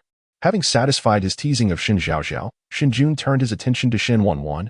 Wanwan, are you certain you're not injured? Shen Wanwan nodded. No? Shen Jun, still uneasy, reiterated his concern. Shen Wanwan responded with a soft her features relaxing considerably. Upon returning home, Shen Yu was once again reprimanded by Shen Qing. Only after confirming that Shen Zhaozhao and Shen Wanwan were unharmed did he finally feel relieved. Nevertheless, He still called both the Esports Alliance and the police department. The incident involving the Shen family would not be brushed aside lightly. The 5 siblings rarely gathered on the sofa together, waiting for dinner. Shen Wanwan and Shen Zhaozhao sat on a love seat, with Shen Zhaozhao's head resting on Shen Wanwan's lap. Her bandaged right hand dangled limply as she reclined on the sofa, flicking through movies with the remote. Shen Qing occupied a rocking chair by the window, engrossed in researching the development of a resort project. He had dispatched personnel from the headquarters to oversee it, and the Chaoyang subsidiary had resumed operations. Shen Jun settled into his single sofa, observing Shen Zhaozhao's movie search. His gold-rimmed glasses lay on the coffee table, and without them, his countenance appeared even more austere. Meanwhile, Shen Yu occupied an entire sofa, with his leg draped over the back, perusing the latest trending topics on social media. Unsurprisingly, the top 10 trends were dominated by events from their competition earlier that day. The Esports Alliance issued a prompt apology to the Succeed team, Shen Yu himself, and his 2 sisters. The Succeed team also clarified the situation, stating that the injured Shen Zhaozhao was not in serious condition and that the assailant had been taken into police custody. Suddenly, Shen Yu's phone vibrated, and upon checking WeChat, he saw a video call incoming. He instantly sprang from the sofa. Dad is calling? He presumed he must have seen the news online. Answer it, Shen Qing suggested. Shen Yu hesitated for a few seconds before shoving the phone into Shen Zhaozhao's hands. You answer. Mom and Dad have always favored you. They won't scold you, while I might not be so fortunate. Sitting up straight, Shen Zhaozhao propped the phone against a tissue box and pressed the answer button. Chapter 72. This matter cannot be left unresolved. Shen Tianxiang's serious face appeared on the phone screen, and upon seeing Shen Zhaozhao, he immediately broke into a warm smile. Is that you, Zhaozhao? Father, did you and Mother enjoy your day? Hearing her words, Lu Yin walked over with concern. We are all well. But what about you and Wanwan? Did you get hurt? Shen Zhaozhao turned the phone slightly towards Shen Wanwan. I am completely fine. As for my sister, I cannot say. She refrained from claiming there was no issue, allowing Lu Yin and Shen Wanwan to communicate directly, thereby strengthening the emotional bonds with the rest of the Shen family. Wanwan, are you sure you're not hurt? Lu Yin inquired. Shen Wanwan nodded. No, not at all. Seeing that the two indeed did not appear injured, Shen Tianxiang and Lu Yin felt a slight relief. That's good to hear. You too. Why did you rush in like that? What if something had happened? Father and I were terrified when we saw it, worrying for your safety. You didn't even call to let us know, causing us unnecessary concern. Indeed. All mothers in the world are the same when it comes to nagging. Shen Zhaozhao thought to herself as she discreetly tucked her injured right hand into her sleeve, determined not to let her parents see it, otherwise, they would surely worry. Shen Wanwan remained her usual silent self. Shen Zhaozhao reluctantly spoke up. Mother, please don't worry. My sister and I are perfectly fine, and Sang-gu. Sang-gu is also unharmed. She deftly redirected the topic to Shen Yu. I'm sorry, Sang-gu, but I must share this burden of maternal love with you. Shen Yu's eyes widened, and before he could protest, he found the phone turned towards him by Shen Zhaozhao. Once again, Lu Yin began. What reckless thing have you been doing out there? Shen Yu lowered his head. I didn't. Didn't? Did no one throw anything at you on stage? I told you not to play games, but you didn't listen. Now look. Someone couldn't stand it anymore, and this is what you get. Hurry and deal with your troubles outside. If they're essay next time, I'll break your legs. In contrast to her sternness with Shen Yu, Lu Yin spoke to Shen Wanwan and Shen Zhaozhao with genuine gentleness. Shen Zhaozhao watched in astonishment, unable to resist leaning closer to Shen Wanwan. Is this still my gentle and caring mother? Suddenly feeling a pang of sympathy for Sang-gu. He must have been adopted, right? Hearing her thoughts, Shen Wanwan couldn't help but smile slightly. Shen Qing quietly remarked, Mother only becomes irritable when dealing with Xiao Yu. The fact that the typically composed Shen Qing would say this indicated Lu Yan's true agitation at that moment. Shen Jun scoffed. He deserves it. I believe he should be given a good beating to learn his lesson. Shen Yu, distracted by Lu Yan's discipline, had to endure their mockery. His mind was buzzing. He realized Zhaozhao might be right. Perhaps he truly was adopted. After Lu Yan's 20-minute lecture, she finally paused to take a sip of water from Shen Tianxiang. Good. At that moment, Shen Yu resembled a scolded golden retriever, keeping his head down and refraining from uttering a word in defense. Fortunately, Shen Qing timely intervened by taking the phone away, rescuing him. Father, Mother, have you gathered all the information? Shen Tianxiang asked. Shen Qing nodded. I have instructed Xiaowen to investigate. I called the police station in the Alliance. We should have results soon. Shen Tianxiang responded affirmatively once it's clarified. If we are not at fault, you know what to do. This matter cannot simply be overlooked. Rest assured, father. Shen Qing glanced at Shen Zhaozhao and added, Xiaojun has already checked. Zhaozhao and Wanwan are both fine, so you and mother need not worry excessively. I have sent the driver to pick you up from the airport. Good. At that moment, Police Chief Emojo was in his office, overwhelmed with stress. He turned to another officer and asked, how's the investigation progressing? That girl just graduated from university and is new to society. She may not understand the seriousness of her actions. Not understand? That was methanol, although it's not an extremely toxic chemical reagent. It's not something one can casually purchase. Did you not see the surveillance? She was openly threatening Xinyu. This is attempted murder. Investigate where she bought that methanol from. Have her parents arrived? Emojo reprimanded angrily. They had just verified that the substance in the bottle was indeed methanol, a common chemical used in laboratories. While methanol is not as corrosive as sulfuric acid, it is still a toxic substance. Furthermore, this methanol was of high concentration. It was reported that the second young lady of the Shen family developed redness and swelling after contact with it. This demonstrated that the girl was not acting impulsively but had prepared in advance. As soon as he finished speaking, his phone rang again. This was already the 7th call since the incident. Emojo waved his hand, signaling the officer to leave, and answered the call. Chief Emo. A voice came through the phone. It was Xiao Jichen. Emojo frowned. Mr. Xiao? The heir of the Xiao family in Jing City, his status was significant. Everyone knew him, especially for someone in Mo Zhou's line of work. To avoid unnecessary misunderstandings, Xiao Jichen's appearance and voice were almost etched in his memory. Suddenly receiving a call from Chief Emo, he wondered if he was interrupting anything. Xiao Jichen's voice was devoid of any emotion. I assume you were aware of the events at the gym this afternoon. The young lady from the Shen family once saved my grandfather. I wonder how Chief Emo plans to handle this? At the mention of this, Emojo silently sighed. Well, here comes another matter concerning the Shen family. It has only been 2 hours since the incident, and this is already the 8th call. Apart from the Shen family, the Li and Shou families have also called. I never expected the Xiao family would reach out as well. When did the Shen and Xiao families become connected? Suppressing his inner confusion, he replied, Mr. Xiao, rest assured. Our police department will certainly not let any wrongdoers escape. I hope your words align with your actions, Chief Emo. Xiao Jichen's voice was icy. Emojo promised, Mr. Xiao. I assure you, I will act according to the law. With that assurance from Chief Emo, I can rest easy. However, should anything go awry in the future, I will still come to find you. This statement carried an implicit threat. Emojo chuckled awkwardly, of course. After that, Xiao Jichen hung up the phone directly. Yet, even with Emojo's guarantee, Xiao Jichen remained uneasy. With a grim expression, he inquired, Are you certain Zhaozhao's injuries are not serious? Yun Shuo replied with unwavering determination. I assure you, although methanol is toxic, as long as there is no prolonged exposure, it should not pose significant issues. It is likely that Miss Zhaozhao's skin is sensitive, resulting in redness and blisters. The second young master of the Shen family has already examined Miss Zhaozhao and confirmed there are no major concerns. You need not worry. Xiao Jichen's lips curled into a cold smile. Rest easy? To dare commit such an act openly in front of so many witnesses. The security in S-City is indeed lacking. Make a call. This matter cannot simply be overlooked. Understood. Chapter 73. The heartfelt voice of Zhaozhao speaks the truth. Punishment must be severe. The Shen siblings finished their dinner and gathered in the living room for casual conversation. Sister Wanwan, how about we watch Sadako? Shen Zhaozhao suggested casually, having flipped through various options without finding an appealing film. Wanwan was always agreeable to her suggestions as long as they were reasonable. Just don't be too scared to even go to the bathroom afterward, you coward, Shen Jun teased lightly. With a huff, Shen Zhaozhao retorted, Well then. Let us see who is too scared to go to the bathroom.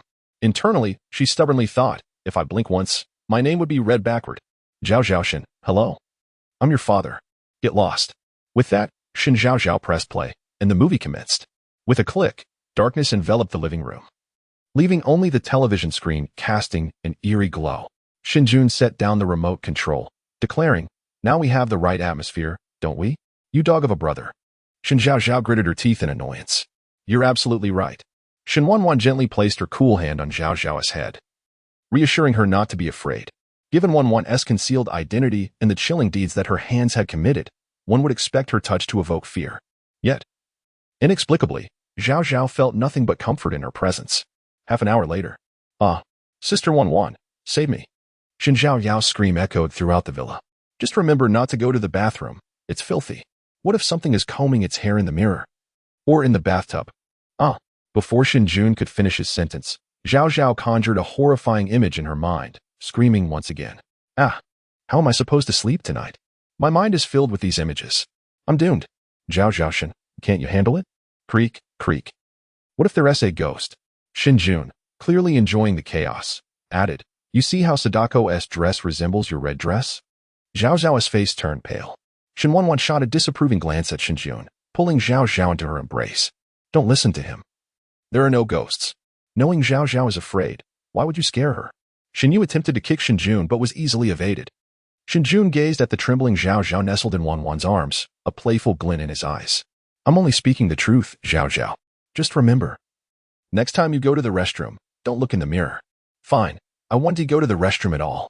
Zhaozhao's voice was muffled against Wanwan's abdomen.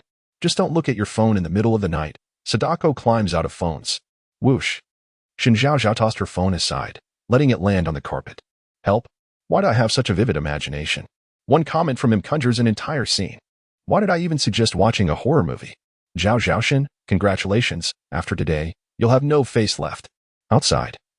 Shen Qing had finally finished his call and found Shen Jun still tormenting Shen Zhaozhao, his expression darkening. Xiao Jun, stop fooling around. Okay. The cunning fox was most attentive to Shen Qing's words. As soon as he spoke, Shen Jun promptly turned on the lights in the living room, halting the film. Shen Qing walked over to Shen Zhaozhao's side, speaking softly. Zhaozhao, don't be afraid. The movie is off. Come.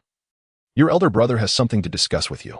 Zhaozhao hesitated momentarily before rising, adjusting to the sudden brightness, and looked at Shen Qing. Elder brother. She said in a pitiful tone, prompting Shen Qing to lightly scold Shen Jun. Your second brother is being thoughtless. Ignore him. Yes, I'm fine, elder brother. Though a bit frightened, Zhaozhao was not angry. She had resolved to devise a meticulous plan to deal with Shen Jun and put an end to his incessant scaring. Shen Qing continued. The police have gathered all the details. The girl's name is Song Shi, 24 years old, a recent college graduate. She is a fan of the Zero Above team and in a relationship with Zhang Rang. After watching Xiao Yu's training match live, she harbored resentment toward him. She stole methanol solution from her uncle's lab and secretly brought it to the venue. She intended to teach Xiao Yu a lesson, thinking methanol was not too dangerous, which led to her committing the crime on stage. Her parents wished to contact us for a private settlement. What do you think? She was targeting third brother. How does third brother wish to proceed? Zhaozhao turned to Shen Yu. Without hesitation, Shen Yu replied, Third brother defers to you. Zhaozhao then looked at Wanwan. And what about you, Sister Wanwan? Wanwan gently rubbed her head. You decide. Do not negotiate. Everything will be handled according to the law. If it weren't for me, Songshi would be thrown sulfuric acid. Songshi initially threatened on Weibo, then meticulously planned this. It's a premeditated murder. If it weren't for me and Sister Wanwan, third brother would have faced more than just disfigurement. His hands would have been ruined as well. Why should we settle privately? I refuse. I've already shown the Song family enough courtesy by not taking action myself. As she spoke, Zhaozhao's expression darkened. Her hands clenched into fists at her sides. She was no saint. She would never forgive someone simply because they professed sincerity. Here, in this world depicted in the book, she bore no burdens. Anger surged through her mind, causing her to overlook the equally grim expressions on the faces of the others. Had they not been able to hear Zhaozhao's inner thoughts, they would never have guessed that there was more beneath the surface of this incident. Shen Yu was the first to voice agreement. Zhaozhao is right. We cannot let Songshi go unpunished. Wanwan's dark, unfathomable eyes held no trace of softness as she placed her hand over Zhaozhao's. Her voice was cold and resolute. Zhaozhao is correct. Songshi? Is she from the Song family that runs the department store? Shen Jun inquired. Shen Qing nodded. I will handle matters concerning the department store. The Song family overstepped. The Shen family is not to be trifled with. None of them doubted the authenticity of Zhaozhao's inner voice. After all, since they had begun to hear her thoughts, everything she spoke had been validated. They also refrained from questioning how she knew so much in advance or how she had swapped out the sulfuric acid. Regardless, Zhaozhao was their sister, and that would never change. Chapter 74. Another day of attempting to defy the system. Upon returning to her room, Shen Zhaozhao, feeling utterly exhausted, sprawled across her bed. Accidentally brushing against the wound on her right hand, she involuntarily let out a hiss. I should love you. Just then, her phone rang. Flipping it over, she noticed it was Zhou Su. Her eyes flickered momentarily before she answered. With a languid tone, Shen Zhaozhao spoke. Zhou Xiao. What brings you to call at this late hour? I heard you were injured. How serious is it? Zhou Su's voice was laced with genuine concern. Had she not been well aware of his character, she might have been swayed by his words. That's good to hear. You truly had me worried, he continued. If you were truly concerned, you would have come to see me. You're merely seeking something now. Just as Shen Zhaozhao finished her internal mockery, she heard Zhou Su's next words. Zhaozhao, I've heard that the Shen Group is currently developing a resort project, but it seems to be facing difficulties. Is that so?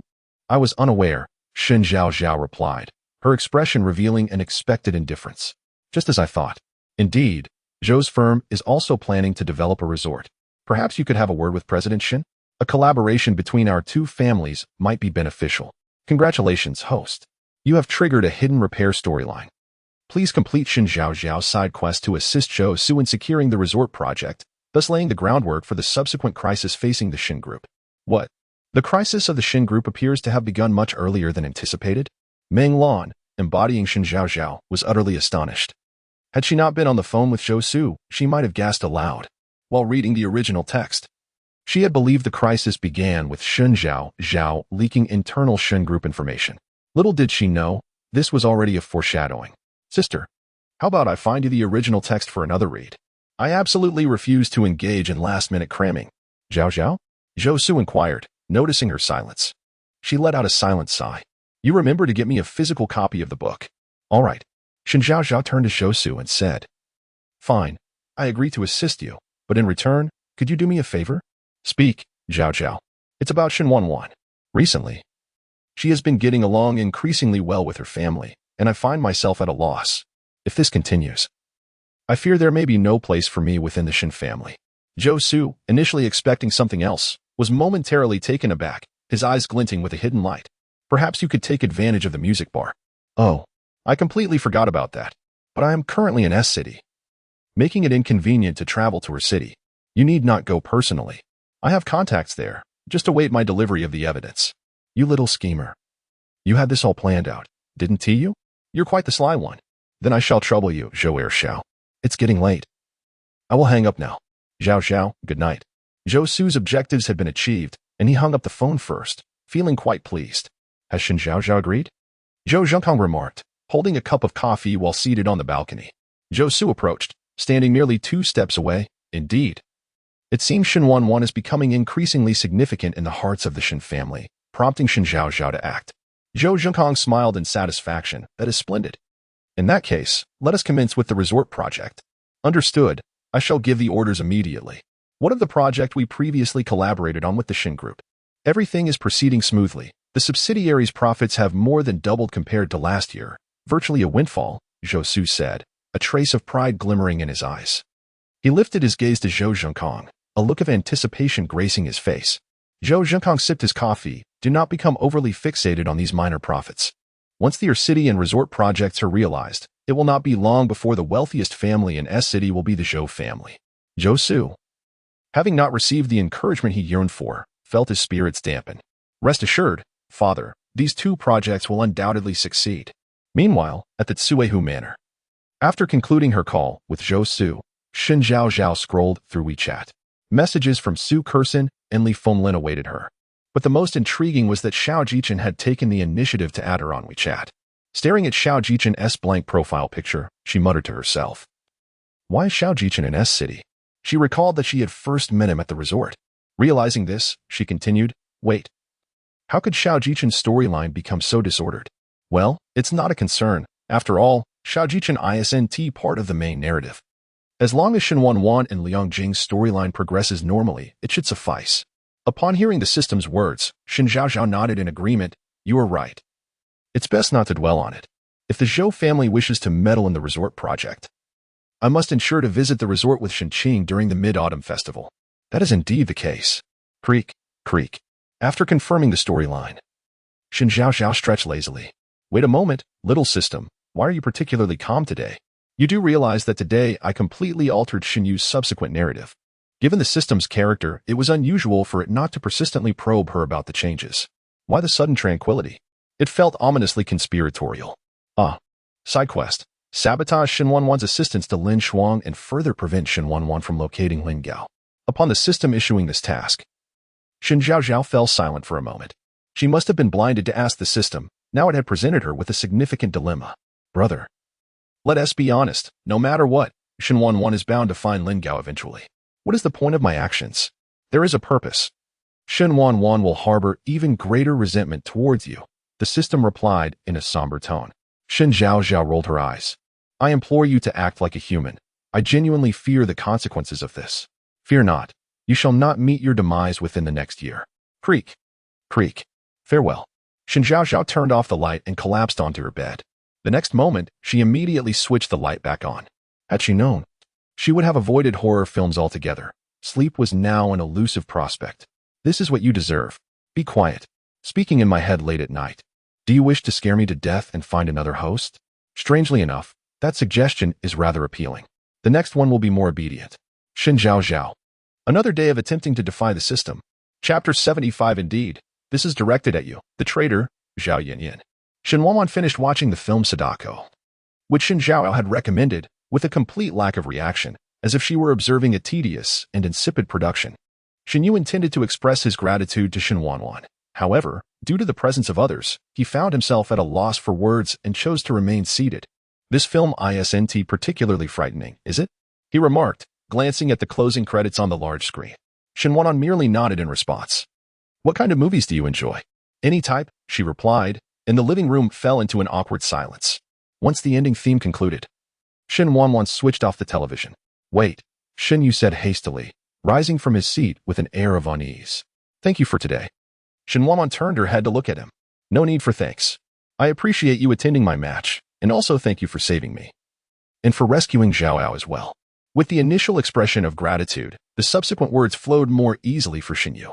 Shen Wanwan blinked. No need for thanks. Zhaozhao is my sister too. Though her words remained sparse, at least her expression was no longer devoid of emotion. Shen Yu suddenly found her much more agreeable. Up until this point, he had genuinely accepted Shen Wanwan. Shen Wanwan accepted the card. Thank you. On Monday, the Shen family arose early. Xiaowen arrived around 6 to pick up Shen Qing, as they were headed to the capital and needed to depart promptly. Shen Jun was resting, preparing to go to the airport to pick up Shen Tianxiang and Lu Yan.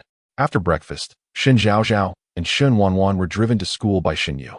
If you two are bullied at school, remember to call me. Shen Zhaozhao immediately noticed the shift in Shen Yu's attitude towards Shen Wanwan. She glanced at Shen Yu. Then at Shen Wanwan, pondering, has third brother started to care about Wanwan? What on earth has transpired that I am unaware of? Shen Yu ruffled her hair. I'll pick you both up after school.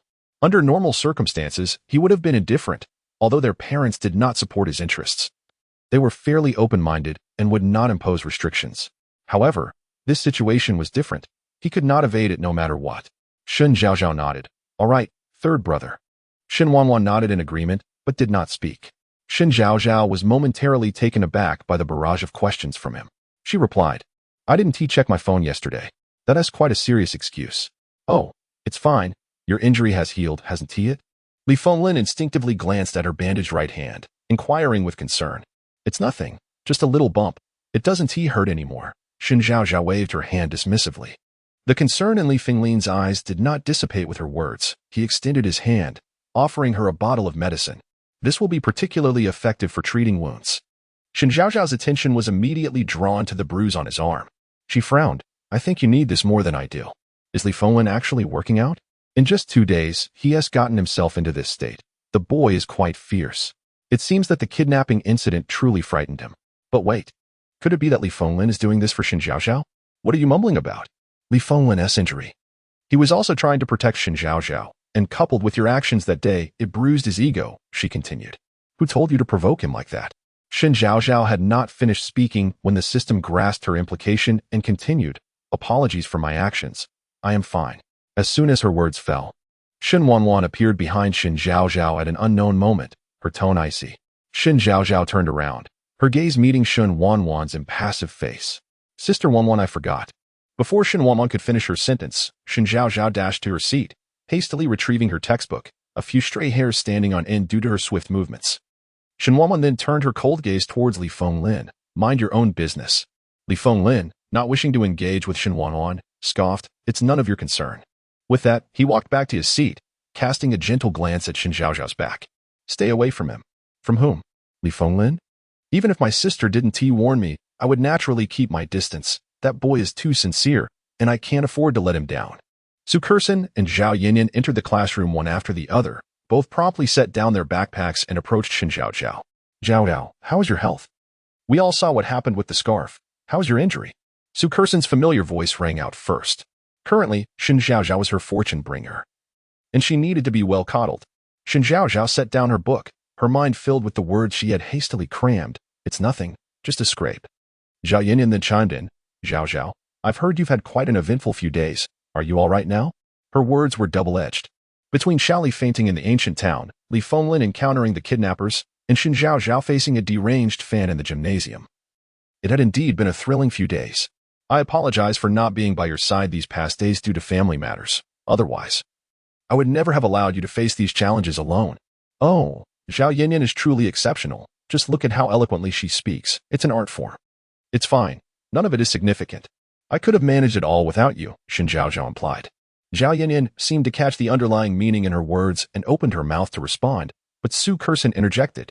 Zhaozhao, I tried calling you multiple times last night. Why didn't you answer? I was asleep and didn't hear. After a brief pause, Shen Zhaozhao continued. By the way, has the Shen family signed the cooperation agreement with you? Regarding this, Zhaozhao, I truly do not know how to express my gratitude. My father said the Shen family's project is outstanding. He suggested I take you out for a meal sometime. Su Kersen said excitedly, clutching Shen Zhaoao's left hand. She had facilitated the collaboration between the Su family and the Shen family, and in her father's joy, he gifted her a card worth 200,000, an unprecedented privilege for her. That sounds great. Kersen, as long as you remain loyal to me, there will be plenty of such collaborations in the future. As Shen Zhaozhao spoke, she cast a sidelong glance at Zhao Yinyan, and indeed, she noticed a flicker in her gaze, her complexion slightly paling. A smile curved Shen Zhaozhao's lips. Indeed, this is directed at you, the traitor, Zhao Yinyan. Chapter 76, Campus Bullying? Witness Shen Zhaozhao's plea from afar. Zhao Yinyan could sense the underlying meaning in Shen Zhaozhao's words. Yet, in her mind, Shen Zhaozhao had always been an impulsive and reckless spoiled young lady. Thus, this sudden declaration left Zhao Yinyan momentarily perplexed. However, before she could probe further, Lin Xuan entered, carrying her textbooks. Now, let us check your recitations. When your student number is called, stand up and recite, Lin Xuan stated with a serious demeanor, not even setting her books down. As her words echoed, the entire class immediately pulled out their English textbooks to flip through the pages. Those unprepared resorted to memorizing one word at a time from the beginning, while a few others simply slumped over their desks, their minds blank and wandering. Shen Wanwan merely glanced at her textbook before messaging Xiaohe. How's the situation arranged? After putting her phone away, she heard Lin Xuan call her name. The morning passed swiftly, and soon it was lunchtime. Thus, Shen Zhaozhao had to dine with Su Kexin and the others. After their meal, she wandered the school alone. Suddenly, a piercing scream from a girl echoed nearby. Ah! Shen Zhaozhao paused, hesitating for just a second before heading in that direction. It was the familiar abandoned warehouse. Peering through the window, she indeed spotted a few familiar faces within. Aren't you usually quite talkative? Why the silence now? One voice sneered. Look at her. With such thick legs, how dare she expose them? Another mocked. Ha ha. At such a young age, already enticing men, how shameless. How about we? Slash her face. These individuals, barely 18, uttered words more malicious than those of adults. Shen Zhaozhao frowned, stepping back slightly, and spoke softly. Luqing Shan, why does your interest remain so dull? Indeed. The raucous perpetrators were none other than Luqing Shan and her entourage, and the target of their torment was Wen Xiang. Just as in the original storyline, Wen Xiang had become the subject of gossip due to an unfortunate incident in the ancient town, and Luqing Shan, disapproving of her, had resorted to violence. At that moment, when Xiang's clothing had been forcibly stripped away by them, the group observed her as one might a spectacle, commenting on her appearance, sitting against the wall. When Xiang hugged her knees, trembling, her face stained with tears. Upon hearing Shen Zhaozhao's voice, Luqing Shan raised her hand to signal for silence, then approached the window to look out at Shen Zhaozhao. Zhaozhao, what brings you here? Just wandering around after a hearty meal? Your peculiar hobby for midday strolls is quite unique. Shen Zhaozhao's gaze fell upon Wen Xiang, her expression indifferent, revealing no intention of rescue. Soon, the system's voice resonated in her mind. Side mission, guide Shen Wanwan to save Wen Xiang, laying the groundwork for Wen Xiang to assist Shen Wanwan later. Noticing Shen Zhaozhao's disinterest in intervening, Lu Qingshan gradually lowered her guard and engaged her in conversation. You know me, I have always been one to champion righteousness. What nonsense. Just a self-serving excuse. Shen Zhaozhao yawned. If that's the case, you carry on. I shall take my leave. With that, she turned to walk in another direction. Lu Qingshan called after her retreating figure. Let us have a meal together sometime. Internally, she couldn't help but scoff. What a hassle. It would be much simpler to just save her. Creak, creak. I roll. A grand one at that. Childish. Shen Wanwan had just finished discussing the afternoon's tasks with Mu Xian at a restaurant outside the school when she encountered Liang Ruan on her way back. Although Liang Ruan was typically lively and somewhat naive, she did not shy away from befriending such individuals. Wanwan, you won't believe it. My brother has come back to S-City again, and he loves to meddle in my affairs, leaving me with no free time. It's so annoying. Liang Ruan complained as she kicked a small stone along the path. As soon as she finished speaking, Shen Wanwan's phone vibrated. She glanced down to see it was a call from Shen Zhaozhao and answered without hesitation. Before she could speak, Shen Zhaozhao's sobs echoed from the other end. Wanwan, sister. Wuwa, sister. Shen Wanwan's expression turned grave, her eyes radiating danger. Where are you? I'm at the warehouse on the west side of the school. A minute. Without a moment's hesitation, Shen Wanwan pivoted and headed toward the warehouse, with Liang Ruan hurrying to follow. Don't worry, I'll call the principal. With the school involved, Shen Zhaozhao will be fine. This was her typical student mentality, turning to teachers in times of trouble. In her mind, while Shen Wanwan might be exceptional, she was still just another powerless female student like herself. What if the danger Shen Zhaozhao faced was beyond what the two of them could handle? Thus, she believed seeking a teacher was the more prudent option. Shen Wanwan did not stop her. With a teacher present, she wouldn't need to reveal her capabilities. Otherwise, drawing attention to herself would be the real peril.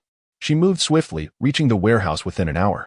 Hearing the mocking laughter from inside, her gaze grew increasingly frigid. God, how can such things happen at our school? Liang Ruan exclaimed in disbelief. Shen Wanwan remained silent, striding inside. At the entrance of the warehouse, she kicked the door open, her expression dark as she surveyed the interior. Although Shen Zhaozhao's call had been urgent, there were no other voices around. She must have called from a particularly quiet spot. She had cried out desperately, providing the location of the warehouse, yet was not present herself, evidently. Her true intention lay with Wen Xiang. Chapter 77. A fortuitous windfall. Lu Qingshan was in high spirits, having drawn a teleportation card, when her reverie was abruptly interrupted by an unwelcome presence. She lifted her head, her expression souring upon recognizing Shen Wanwan, a flicker of curiosity crossing her eyes. Miss Shen, what brings you here? Are you searching for someone? Where's Shen Zhaozhao? Although she suspected that Shen Zhaozhao had orchestrated this encounter, Lu Qingshan still inquired.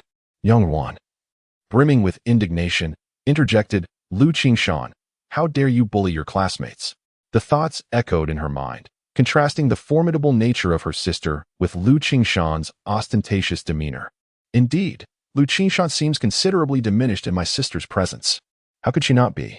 Shen Wanwan stands at a height of 1.7 meters. It has nothing to do with height. My sister's aura is towering. How pathetic. In the end, the sycophant is left with nothing. You are simply envious of my connections with powerful figures. Get lost. The system cast a disdainful glance her way, rolling its eyes in the process. The familiar inner voice emerged, confirming Shen Wanwan's suspicions. She relaxed her furrowed brow, adopting a stoic expression as she released her grip on the situation. The 4 casual words she uttered unexpectedly placed immense pressure on Lu Qingshan and her entourage. It had been a long time since Lu Qingshan had dared to confront someone directly. Lu Qingshan's narrow-mindedness is evident. The Lu family is far from reputable, and their offspring reflect that. Liang Ruan, who could not tolerate classist attitudes, prepared to retort when Shen Wanwan restrained her. A chilling voice whispered in her ear. The director is coming. What? My sister reported this to the teacher? Liang Ruan was bewildered, struggling to grasp the situation. She would actually inform the director? Shen Zhaozhao remained dazed for quite some time, unable to comprehend that it was indeed Shen Wanwan, the ruthless individual who would resort to violence at the slightest provocation, bringing the teacher into such trivial matters. Liang Ruan, unable to stand by while someone was bullied, decided to involve Wang Dachui. Shen Wanwan stood nearby, observing coldly, showing no intention of intervening. How could her character shift so dramatically? Suddenly, the director entered, sporting a receding hairline. Wang Dachui, who had taught at the first high school for over 40 years, was known for his strictness and had little tolerance for students who violated school rules. Students privately referred to him as the black-faced Grim Reaper. What brings you here? At that moment, Shen Wanwan stepped in front of Wang Dachui, shielding him from the sight of Wen Xiang, who had stealthily retreated to a corner. Director, Lu Qishan, along with her classmates, has been bullying a fellow student in the storage room. Is this bullying? This is humiliation. This is attempted murder. Stop disguising it as bullying. Liang Ruan quickly grasped the situation, removing her school jacket and draping it over Wen Xiang. No one can see you here. Put this on. In the corner, a large stack of cardboard boxes provided a perfect cover, which was why Wen Xiang had taken refuge there. Pale and silent, she trembled as she took her clothing and hastily donned it. Although she struggled to distinguish the front from the back, it was still an improvement from being inadequately clothed. Director, Lu Qishan has gone too far. Liang Ruan supported Wen Xiang as they approached, while Shen Wanwan discreetly stepped aside. Far too far. She deserves to be detained. Listening to Shen Zhaozhao's subtle agreement, Shen Wanwan's gaze softened, a hint of an imperceptible smile gracing her features. Wang Dachui immediately noticed Wen Xiang's bruised body. Realizing the gravity of the situation, with a fierce glare, he addressed Lu Qishan and her companions. You all need to call your parents. No one will escape the consequences of such actions at school. With that, he strode out. In the next moment, the system's voice echoed in Shen Zhaozhao's mind. Teleportation card. Upon successful use, the wielder can transfer from one space to another within a designated range of 10 meters. Note, this card is a single-use item and will vanish after successful activation. Note, the cardholder may choose to grant its use to anyone. Shen Zhaozhao's eyes brightened. This reward was exceptional. Though the distance was relatively short, it would suffice in a dire situation, such as an encounter with an assailant. Coupled with the time freeze card and the wish card, she would possess an almost invincible status. In the storage room, the other girls, excluding Lu Qishan, displayed expressions of fear upon seeing Wang Dachui, hastily following him out without a moment's hesitation. Only Lu Qishan remained unfazed, casting a disdainful glance at Shen Wanwan as she passed. So, this is how Miss Shen asserts her dominance, by reporting to the authorities? I will not let Wen Xiang off easily. Let's see how many times you can save her. Outside, hidden behind a tree, Shen Zhaozhao's initial delight over the reward card dissipated upon hearing Lu Qishan's words. What? Is this a game to me? For the sake of assisting my sister in the future, I intentionally led her to rescue Wen Xiang. Why is Lu Qishan clashing with my sister? Do you believe this constitutes long-term bullying? Do you understand why Wen Xiang ultimately succumbed to despair?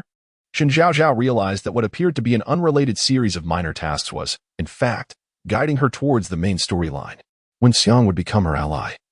While Lu Qishan stood among the three principal antagonists, some aided Shen Wanwan, while others tormented her. All of this was a gradual accumulation from the very beginning. In the original narrative, Shen Zhaozhao had been manipulated by Zhou Su. Now, through the system's tasks, she was directly and indirectly facilitating the unfolding of the original plot until its conclusion. With a sigh, she mused, it seems I must continue my reckless path. My sister's grievances will remain unabated. Just as Shen Zhaozhao wallowed in her sense of injustice, she suddenly spotted a pair of familiar, pristine white shoes. The shoes seemed familiar. Almost instantly, the alluring voice she recognized resounded above her. Shen Zhaozhao. Stiffening her neck, she slowly lifted her head. And there stood the main female protagonist from the original story before her. Sunlight illuminated her from behind, casting a radiant glow around her. Shen Zhaozhao offered a foolish grin. Sister Wanwan. Simultaneously, her mind raced. I need to concoct a plausible excuse to distract my sister. Chapter 78. A superfluous task. Testing Zhao Yinyan, Shen Zhaozhao voiced her confusion and the awkwardness of Shen Zhaozhao. You told one when you were in the warehouse, yet here you are now? Liang Ruan directly inquired. Shen Zhaozhao cleared her throat. I was truly terrified upon encountering this situation. I panicked and called you, sister. Fortunately, having experienced the previous incident. My sister should believe me, right? Really, Sister Wanwan, about last time. What happened at school? It genuinely frightened me. I didn't know what else to do but call. Fearing that Shen Wanwan might not believe her, Shen Zhaozhao squeezed her palms, forcing out a couple of tears. Shen Wanwan stood before her, observing her act without a hint of emotion, despite shedding several tears. Shen Zhaozhao waited in vain for Shen Wanwan to speak, feeling increasingly awkward. Shouldn't you be cooperating with my performance? She thought. What should I do now? Could it be that my sister has caught on? The truth is Shen Wanwan is not foolish. How could she not see through your insincerity? The system chimed in, reveling in the spectacle. What am I to do? But I am doing this to help my sister. Otherwise, why would I bother? This task is utterly unnecessary. I could have simply rescued someone directly, the system remarked. Then the task would remain incomplete, and you would face dire consequences. Sister, you were scared? Shen Wanwan finally spoke, and Shen Zhaozhao quickly nodded. Yes, it was those bullies from last time. Otherwise, I wouldn't have been too afraid to come over. From now on, avoid wandering into such secluded areas. Shen Wanwan, already aware of Shen Zhaozhao's true intentions, chose not to expose her. Realizing that Shen Zhaozhao's current actions were for her own sake, although she was uncertain of the support Wen Xiang would provide her later on. She was willing to indulge Shen Zhaozhao as long as she did not go too far. Shen Zhaozhao nodded affirmatively. Shen Wanwan took her hand while Liang Ruan walked beside them. On their way back to school, Liang Ruan couldn't help but comment. I thought Lu Qinshan was merely proud, but it turns out she bullies her classmates as well. It's truly infuriating. Shen Zhaozhao, were you bullied by her before? Shen Zhaozhao replied with a soft yes, adding, I don't even know why. You're lying through your teeth. It's fine. Anyway, Wang Dachui knows now. Lu Qinshan will definitely think twice before bullying you again, Liang Ruan reassured her. Shen Zhaozhao narrowed her eyes, hoping that would be the case. That may not necessarily be true. Even for the sake of their upcoming IPO, Yinxiang Company won't let Lu Qinshan face any severe consequences. This time, she will likely only receive a minor reprimand. She may only become more brazen in the future. In the future, walk with me at school. Shen Wanwan, having heard her thoughts, suggested. Shen Zhaozhao didn't think much of it, assuming it was merely concern from her sister, and replied, okay, secretly feeling pleased with her acting skills. Meanwhile, at S-City Airport, Shen Qianxiang and Lu Yin had just disembarked. As they wheeled their luggage out, they spotted Shen Jun leaning against the car. Father, mother, Shen Jun called out as he quickly approached them. Why didn't you go to the hospital today? I was on leave. Shen Jun handed over the luggage to the driver, opened the back door for Shen Tianxiang and Lu Yin, and then opened the front passenger door for himself. Where's Xiaoyu? He's at home cooking. Shen Qianxiang scoffed. He can cook? I think he is just too ashamed to face me and Lu Yin after what he did. Shen Jun adjusted his glasses. This incident isn't entirely his fault. Being his younger brother, he still felt sympathy for Shen Yu and offered a brief defense. How have Wanwan and Zhaozhao been getting along lately? Lu Yin asked. Concerned that Zhaozhao might feel neglected, they decided to leave, allowing the young one some privacy. Things are going well, Zhaozhao.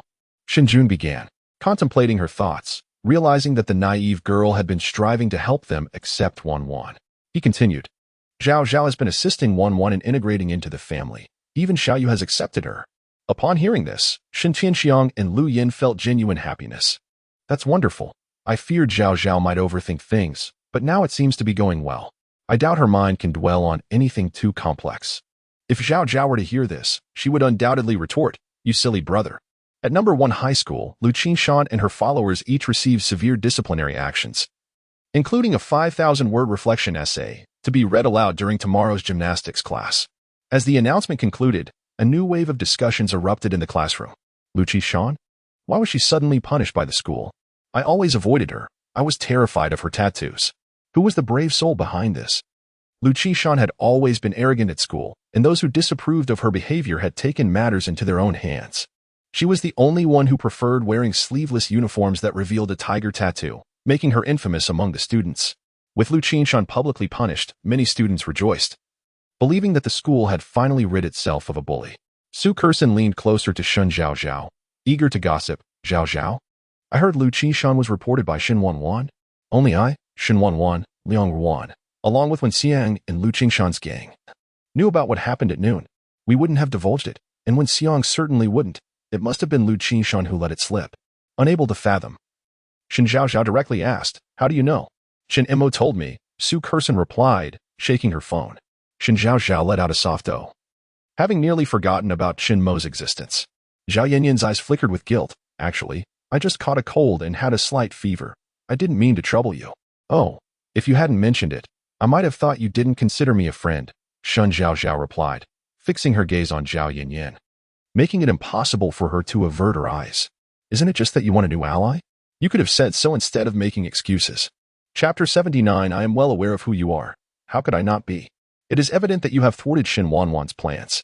Zhao Yanyan, fearing that Shen Zhaozhao might overthink, quickly added an explanation. Shen Zhaozhao wore a faint smile, assuring her, do not be anxious. I am merely inquiring about who you are. Which I already know.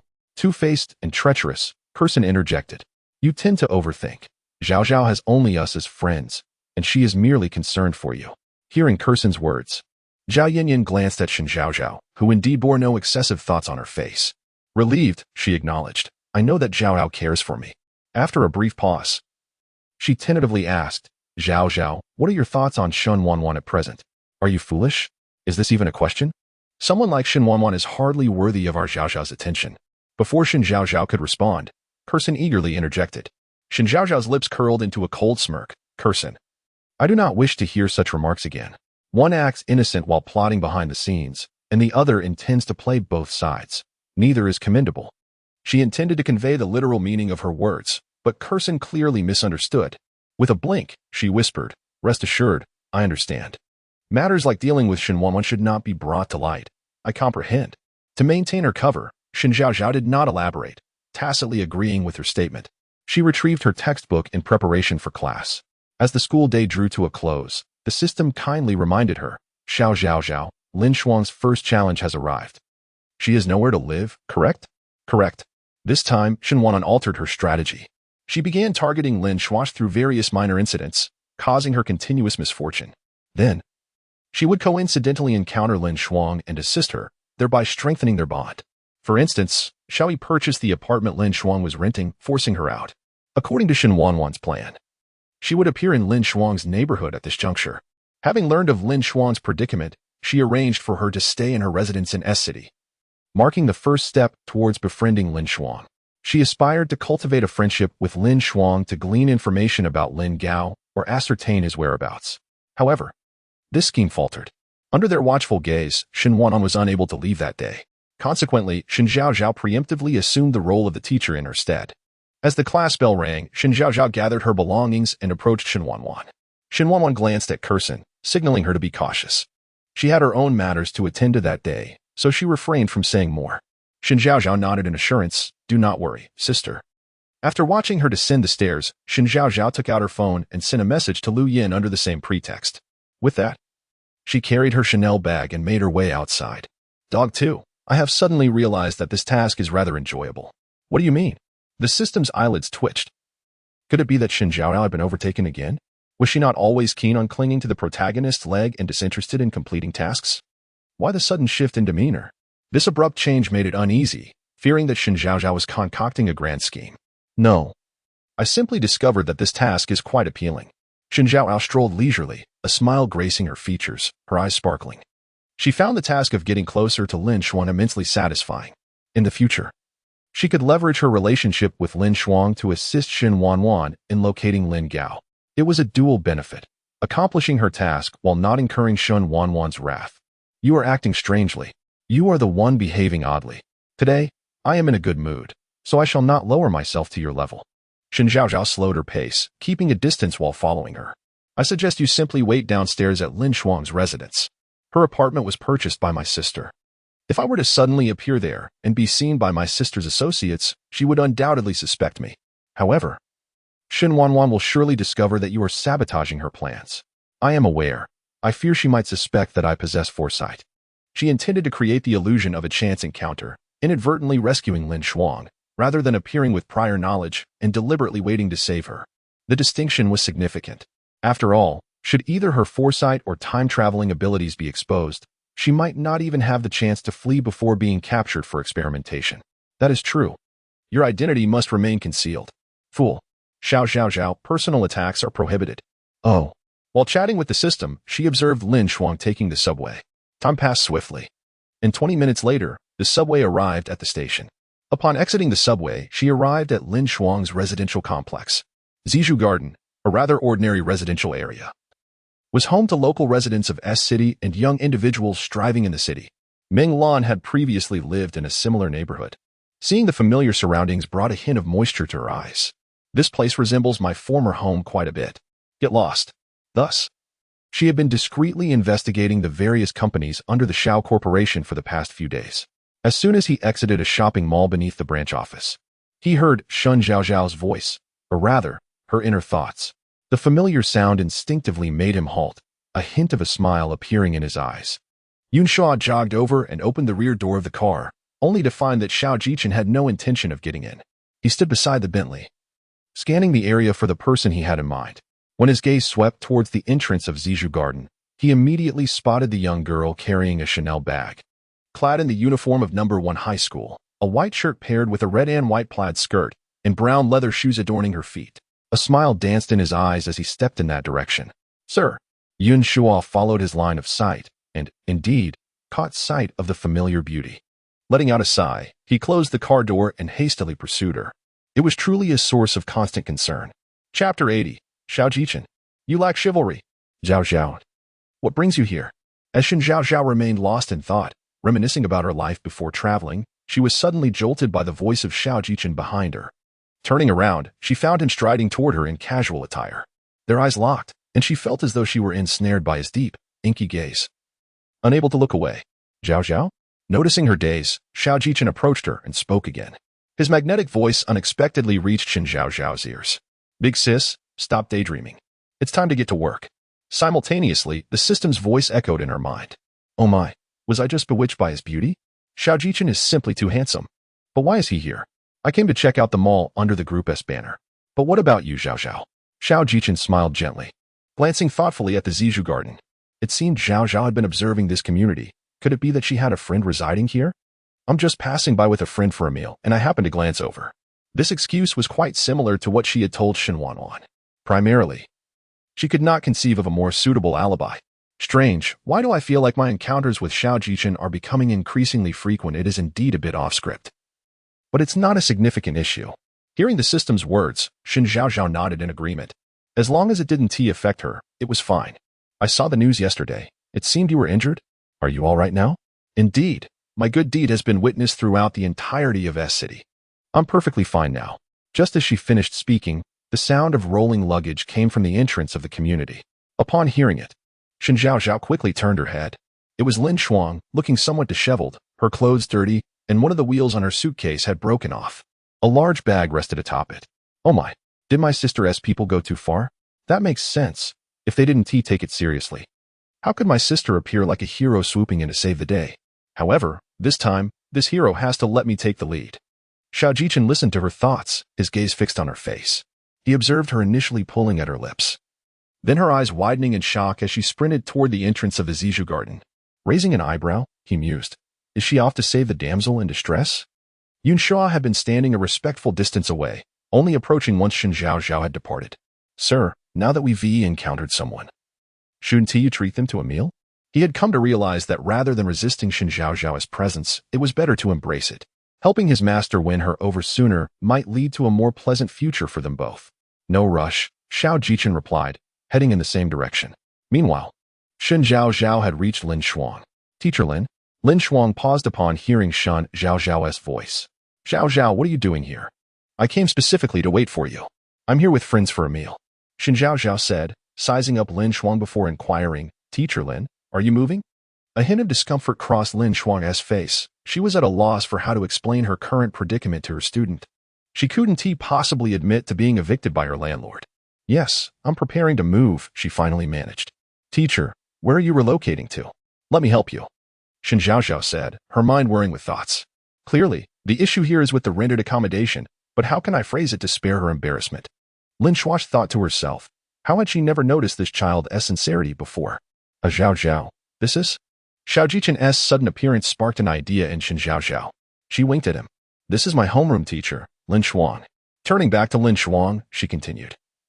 Teacher Lin, this is my older brother's friend, Xiao Jichen. He is also like an older brother to me and is quite helpful.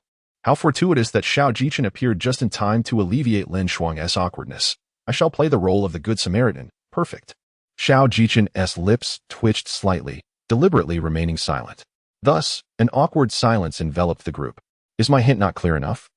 Why has Xiao Jichen brought up the matter of Lin Shuang being evicted? Shen Zhaozhao stepped closer to Xiao Jichen, tugging at his sleeve. Brother Jichen? Don't you have anything to say? The affectionate address struck a chord with Xiao Jichen. Her soft, tender voice melted his resolve, leaving only Shen Zhaozhao in his gaze. After a moment, she added softly, help me, just this once. Zhaozhao, since you're going to dine with your brother, you should hurry. It will soon be dark, Lin Shuang interjected, recovering her usual composure after a few moments of awkwardness. Shen Zhaozhao replied, oh, we'll head over now. She pulled at Xiao Jichen again, urging him to speak up. He doesn't seem particularly astute. I need to be more explicit. Xiao Jichen smiled slightly, softly acquiescing. All right. He then turned to Lin Shuang, asking if she was encountering some difficulties. He got straight to the point. At last, a topic has been introduced. Shen Zhaozhao quickly interjected. Teacher Lin Shuang offered a wry smile, interrupting her. The landlord of my previous residence has decided not to renew the lease, and I'm currently seeking a new place. What a wretched landlord. Even if they have reasons to terminate the lease, they should at least wait until you find a new home before making you leave. Shen Zhaozhao frowned.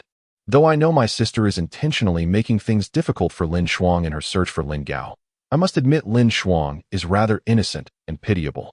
It's all for Lin Gao's sake. As this thought crossed her mind, Xiao Jichen turned to Shen Zhaozhao with surprise. It was astonishing that the elusive Lin Gao was acquainted with Lin Shuang, and that Shen Zhaozhao was aware of it too. From the implication in her thoughts, it seemed Shen Wanwan was also searching for Lin Gao. What is Shen Wanwan's identity? Suppressing his curiosity, he turned back to Lin Shuang, saying, Teacher Lin, I happen to have several vacant properties available for rent. Perhaps you might consider them? Wait, this man lacks chivalry, trying to poach someone. Brother Jichen, considering Lin Shuang is my teacher, it would be more appropriate for her to reside with me. Besides, as a man, it would be inconvenient if Lin Shuang encountered any difficulties, wouldn't he? Shen Zhaozhao's sudden outburst left Xiao Jichen speechless. In terms of closeness, he indeed had no advantage over Shen Zhaozhao. Little fool, I still hope to send Lin Gao to my sister. You think you can compete with me for someone? Dream on. Chapter 81. The novel is truly not deceitful. Shen Zhaozhao cast a triumphant glance at Xiao Jichen, then took Lin Shuang's hand. Teacher Lin, since you currently have no place to stay, I happen to have an apartment near the school. You can move in, and once you find a suitable house, you can relocate. Lin Shuang hesitated but did not outright refuse. Indeed, she found it challenging to find an appropriate place at the moment. Teacher Lin, I will charge you rent, so it won't be free of charge. Sensing Lin Shuang's struggle, Shen Zhaozhao hurriedly added. Xiao Jichen stood by, watching the scene with a smile, a hint of satisfaction gracing his features. Now that he was aware of the connection to Lin Gao, it was inevitable. Moreover, with Zhaozhao wanting this person, there was no distinction between them. Oh dear, teacher, please do not hesitate. I will call the driver, and we can head over right away. Shen Zhaozhao decisively grabbed Lin Shuang's suitcase and reached for her phone to call the driver. Xiao Jichen seized the moment to interject, I will drive you over. At this, Shen Zhaozhao immediately regarded him with suspicion, thinking, this man harbors ulterior motives. How could I forget he is also in search of Lin Gao? No, I cannot allow him to discover Lin Shuang's identity. I must keep my distance. Seeing her regard him like a potential threat, Xiao Jichen could not help but chuckle inwardly. It was merely a simple gesture of offering a ride, not the implication she feared. Although Lin Gao was of some utility to him, he did not feel compelled. He had no patience in need of Lin Gao's rescue. Shen Zhaozhao narrowed her eyes. Really? Xiao Jichen, amused, nodded affirmatively. He then turned slightly, making a gentlemanly gesture. Mission, after you. All right, teacher. Let us hitch a ride. Side quest progress. 10 completed. There remains 90 of this side quest. Please continue your efforts, even without the system's interjection. Shen Zhaozhao mentally noted the number of times Lin Shuang would face difficulties. Unless Shen Wanwan abandoned her pursuit or had already secured Lin Gao, she would not easily relinquish this lead. Silence enveloped them as they traveled, and a short while later, the vehicle halted in front of the first high school across the street from the Shuxia apartment. When Shen Zhaozhao first enrolled at the school, Lu Yin and Shun Tianxiang had specifically gifted her this apartment for convenience. Since Shen Zhaozhao's essence had been replaced, she had not set foot here once. To her surprise, it would come in handy now. Yun Shua followed behind them, carrying the suitcase up the stairs. Shen Zhaozhao pressed in the code and opened the door, stepping inside first, with Lin Shuang, Xiao Jichen, and Yun Shua trailing behind. Shen Zhaozhao spoke up. Lin Shuang nodded. Thank you, Zhaozhao. There's no need for formalities, teacher. Here's how to modify the password. Should you require anything, just give me a call. Shen Zhaozhao suppressed her wandering thoughts and smiled. Lin Shuang inquired, what is the rent for this apartment? Shen Zhaozhao had already contemplated this question on her way here. In truth, Lin Shuang and Lin Gao were not financially disadvantaged. They merely lacked local residency in S City, which prevented them from purchasing property. The rent for the small community Lin Shuang previously resided in was 6,000 a month. So she decided to set the rent at this rate. Let us say 6,000 then. Lin Shuang hesitated at this figure, recognizing it reflected her previous rent. Teacher, this apartment would remain empty otherwise. You moving in will bring some vitality to it. I should be thanking you. Anticipating Lin Shuang's objections, Shen Zhaozhao promptly interrupted her. After a moment of silence, Lin Shuang acquiesced. Fine, 6,000 it is. She then swiftly transferred the amount to Shen Zhaozhao's account. Not wishing to pay for an entire year, uncertain of her duration of stay. Receiving the payment, Shen Zhaozhao remarked, Teacher, we won't disturb you any longer. Lin Shuang stopped her. Let us have a meal before you go. You saved me last time, and I owe you my gratitude. All right. Just let me know when you wish to eat, and I will personally cook for you. Seeing Shen Zhaozhao was not making excuses, Lin Shuang did not insist, knowing there would be ample time in the future. After bidding farewell to Lin Shuang, Shen Zhaozhao and Xiao Jichen exited the apartment and entered the elevator. Throughout their ascent, Xiao Jichen remained silent, prompting Shen Zhaozhao to glance at him, unable to discern his thoughts. Mr. Xiao, thank you for your help this time. Please feel free to ask for anything. As long as it is within my capabilities, I shall comply. The esteemed Xiao has wealth and power. He likely wouldn't request anything inappropriate from me. The system expressed concern for her reasoning. I'm not particularly valuable, so I doubt he would sell me off. It's probably related to the company. Shen Zhaozhao retorted dismissively. One day in the future, when someone had her pinned against the bed, recalling her earlier words, she would wish to slap herself. Not only would she have sold herself, but she would have essentially given away the entire Shen family. Listening to her tangled thoughts, Xiao Jichen's gaze softened. I haven't decided yet. We can discuss it later. Shen Zhaozhao tilted her head to look at him, her eyes wide and innocent, her bangs instinctively standing on end. Her adorable demeanor prompted Xiao Jichen to reach out to ruffle her hair. However, fearing he might startle her, he withdrew his hand halfway.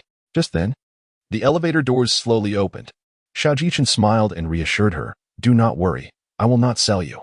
With that, he stepped out of the elevator first. Am I being that obvious? Shen Zhaozhao grappled with her thoughts for a moment before following him. Xiao Jichen awaited her by the car, personally opening the door for her. Are you hungry?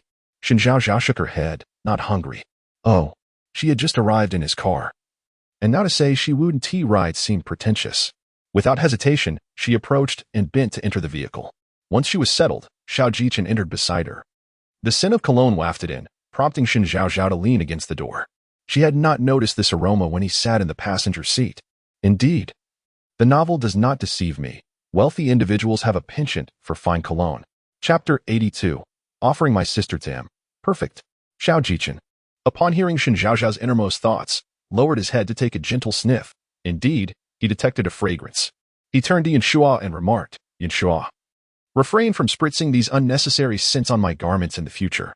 Yunshua, obediently starting the car, nodded, Understood, sir. As they departed, he pondered whether the perfume he had sprayed on Xiao Jichen's attire was perhaps a bit overpowering. Xiao Jichen explained while lowering the car window, allowing the fresh air to sweep into the cabin, dissipating much of the lingering scent of the cologne. Yunshua could only remain speechless, utterly confounded. After all, it was his master who had begun using perfume after becoming acquainted with Miss Shen Zhaozhao. How have you fared at the Shen household? Xiao Jichen inquired. Recalling the earlier incident when Shen Zhaozhao had intentionally exposed Shen Wanwan's posts online. Is Shen Wanwan treating you well? At the mention of Shen Wanwan, Shen Zhaozhao turned her head towards him with resolve. She is my sister. Of course, she treats me well. Her expression was one of unwavering conviction, devoid of hesitation. Her eyes clear and sincere, as if she were stating an undeniable truth. Yet, her mind was burdened with thoughts. What could this mean?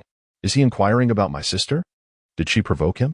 Shen Zhaozhao considered an important question. Indeed, Shen Wanwan had entangled herself with Xiao Jichen on that fateful night at the ancient town. She had speculated about Shen Wanwan's whereabouts that evening, deducing that she had likely gone to retrieve a USB drive from Xiao Jichen. After all, aside from a dramatic turn of events, that USB drive was the sole link between Shen Wanwan and Xiao Jichen. Moreover, according to the original narrative, that endeavor was destined to fail. Could it be that he recognized my sister? Aware of her true identity. Good heavens, this could spell disaster. The more she contemplated, the more she felt inclined towards that possibility, especially considering the widespread attention her sister had garnered online that day. Suddenly, Shen Zhaozhao's eyes widened. No way. Did I inadvertently sabotage my sister's plan? You really have a knack for getting yourself into trouble, the system teased, as it habitually nibbled on its fingers after indulging in some chips. Oh no, I have disrupted my sister's grand scheme. In that moment, Shen Zhaozhao comprehended why her recent rewards had been so plentiful. She had thought the system was scheming against her. But it turned out she had indirectly thwarted Shen Wanwan's primary mission. Did this mean her efforts to earn Shen Wanwan's favor had been in vain? In a surge of anxiety, she lost control of her expression and stood up abruptly, resulting in her head colliding with the car ceiling. Thud. A sharp pain surged through her, leaving her momentarily dazed, her vision filled with twinkling stars. Hearing the noise, Zhaozhao felt a surge of panic and a sense of helplessness. What seemed like a mere accidental bump felt as though the sky were falling. He would have preferred to bear the impact himself than to see Shen Zhaozhao hurt. This was a feeling he had not experienced in many years. He quickly took her hand to assess her injury. As anticipated, a sizable bump had formed on her head. He retrieved a bottle of cool water from the side and gently placed it on the swelling, firmly stating, "We must go to the hospital." "No need. What are you staring at? A serious incident has occurred. How can one be concerned about a doctor at a time like this?" Zhaozhao gently urged. "It could lead to a concussion. You must see a doctor for my peace of mind." Shen Zhaozhao was preoccupied with thoughts of having ruined Shen Wanwan's plans, hardly registering what Zhaozhao was saying. "No need. I often bump my head at home. It's nothing serious. Besides, my second brother is still at home. I can just have him take a look." Wait a moment. Her plans were thwarted by me. Yet I haven't seen her express any anger? Could she be secretly plotting something against me? But surely, she wouldn't need an elaborate scheme to deal with me to the Shen residence. At least Shen Jun was there, which offered her some comfort. Yun Shuo complied, casting a surprised glance in the rearview mirror. This was the first time he had witnessed Zhaozhao so readily change his mind. He couldn't help but wonder what kind of magic Shen Zhaozhao possessed. He pressed the accelerator, increasing their speed significantly. 20 minutes later, at Suihu Manor, Shen Zhaozhao and Zhaozhao stood outside the car. "Mr. Xiao, I am immensely grateful for your assistance today," Shen Zhaozhao said, having regained her composure after the earlier incident. Zhaozhau's concern lingered in his eyes. "Are you truly certain you do not need to go to the hospital?" "Yes, it's just a minor bump. It's nothing severe." Shen Zhaozhao reached up to touch the swelling. It still throbbed slightly, but it was much improved. A hint of embarrassment crept in as she thought. "I hope I didn't leave a dent on his car after all. He is my future brother-in-law. It's best to remain courteous." Zhaozhau's lips twitched upwards momentarily at her words before promptly falling back into a serious expression. He sighed silently, recalling how Shen Zhaozhao had saved his grandfather during the incident in the ancient town. "Please convey my gratitude to your family. I will visit with my grandfather tomorrow." "Oh my, are my ship and my OTP finally about to meet?" The image of her sister standing alongside Zhaozhao, both strikingly handsome and beautiful, filled her mind. And she could not help but envision their past lives together. Shen Zhaozhao nodded. "Very well." After a pause, she continued, "I owe you a favor. You may call upon me whenever you require assistance. I could offer my sister to you." Lost in her fantasies of shipping her OTP, she failed to notice Zhaozhau's handsome visage gradually darkening. "All right. Goodbye. Rest well." Zhaozhao watched as Shen Zhaozhao entered the gate before turning to leave. "Hey. If I recall correctly, in the original narrative, Zhaozhao never visited the house, only Xiaoli did. I wonder where the discrepancy lies that has led to such a deviation in the storyline regarding Zhaozhao. Indeed." Suddenly, Shen Zhaozhao recalled the scenes from the original story depicting Zhaozhau's interactions with Shen Wanwan, prompting her imagination to run wild. Could it be that Zhaozhao has taken a liking to my sister and is deliberately staying in S City for her sake? Exactly. That must be it. Otherwise, how could he possibly take the initiative to visit the Shen family? He is not someone who easily abandons his principles. The more she thought about it, the more plausible it seemed. They had met at the banquet. She had stolen from him for a special reason. And they had gradually developed feelings for each other amidst various challenges, with him always protecting her. Alas, their identities were opposed, and they could never be together. Ah, what a classic tale of star-crossed lovers. As if struck by a revelation, Shen Zhaozhao's eyes widened. I understand now why they cannot be together in the original narrative. It's all about their identities. Neither of them has the courage to break through that barrier. She couldn't help but stomp her foot and smack her forehead. If only I had promoted my sister more in front of Zhaozhao earlier to foster their mutual affection, overcoming the barriers of their contrasting identities. What I own now is merely a favor to my future brother-in-law. Perfect. Offering my sister to him is truly the best outcome. If Zhaozhao had heard her thoughts, he would have felt an overwhelming urge to take action against her. Chapter 83. My sister is the most impressive. At the Tsihu Manor, the living room radiated with bright lights, and the Shen family gathered together, a rare occurrence. With the exception of Shen Zhaozhao, Lu Yin engaged Shen Wanwan on the sofa with gentle words, while Shen Tianxiang and Shen Qing conversed on the balcony about a project. Shen Jun, feeling bored, continued to peel raw eggs, and Shen Yu was engrossed in a video game. As soon as Shen Zhaozhao entered, she was spotted by Shen Jun, who remarked in a sarcastic tone that could freeze the air. Calm down. I must remain composed. I won't stoop to the level of this dog. Taking a deep breath, she adorned her face with a radiant smile and walked in. Upon hearing her voice, Shen Tianxiang and Lu Yin simultaneously rose and approached her. Zhao Nao, have you thought about us? Shen Tianxiang inquired, glancing at her bandaged hand. How many stitches did you get? Do you need to be hospitalized? At this, Shen Jun, with a tremor in his hand, accidentally punctured the half-peeled egg. He glanced at the egg liquid in the plate and then turned to the living room, speaking calmly.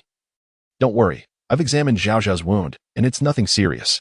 She merely had a severe reaction due to methanol allergy. Otherwise, a simple rinse with clean water would suffice. The medical skills of Shen Jun garnered the family's trust, and hearing this, Shen Tianxiang and Lu Yin felt relieved. Just yesterday, she dared to deceive me and Dad during the video call. Is that a trivial matter? Lu Yin scolded, pinching Shen Zhaozhao's cheek. Aware of her guilt, Shen Zhaozhao smiled sheepishly and replied, Oh, it was nothing serious. If it were particularly severe, I would never hide it from you. Lu Yin pointed a finger at her forehead, warning, no next time. Shen Zhaozhao raised her hand, fingers together, assuring, I promise there won't be a next time. Noticing Shen Wanwan from the corner of her eye, she continued, Mom, let me tell you, this time I owe it all to Sister Wanwan. Had it not been for her, that bottle of methanol might have ended up on third brother's face. She added, and went on. What were you two young ladies thinking rushing into that situation? If it had been sulfuric acid, what would you have done then? Lu Yin glanced between Shen Zhaozhao and Shen Wanwan. Shen Zhaozhao stuck out her tongue, but that's third brother. If it were someone else, I would definitely have dragged my sister away. Ultimately, it's still third brother's ineptitude. Lu Yin shot a glance at Shen Yu, who sat quietly on the sofa, too intimidated to play games, remaining completely silent. Shen Zhaozhao internally reveled in this and suddenly recalled what Xiao Jichen had mentioned earlier. Oh, by the way, Mom and Dad. Xiao Jichen from the Xiao group said he and his grandfather will come to our house tomorrow to express gratitude for sister's life-saving assistance. Life-saving assistance? The Xiao group?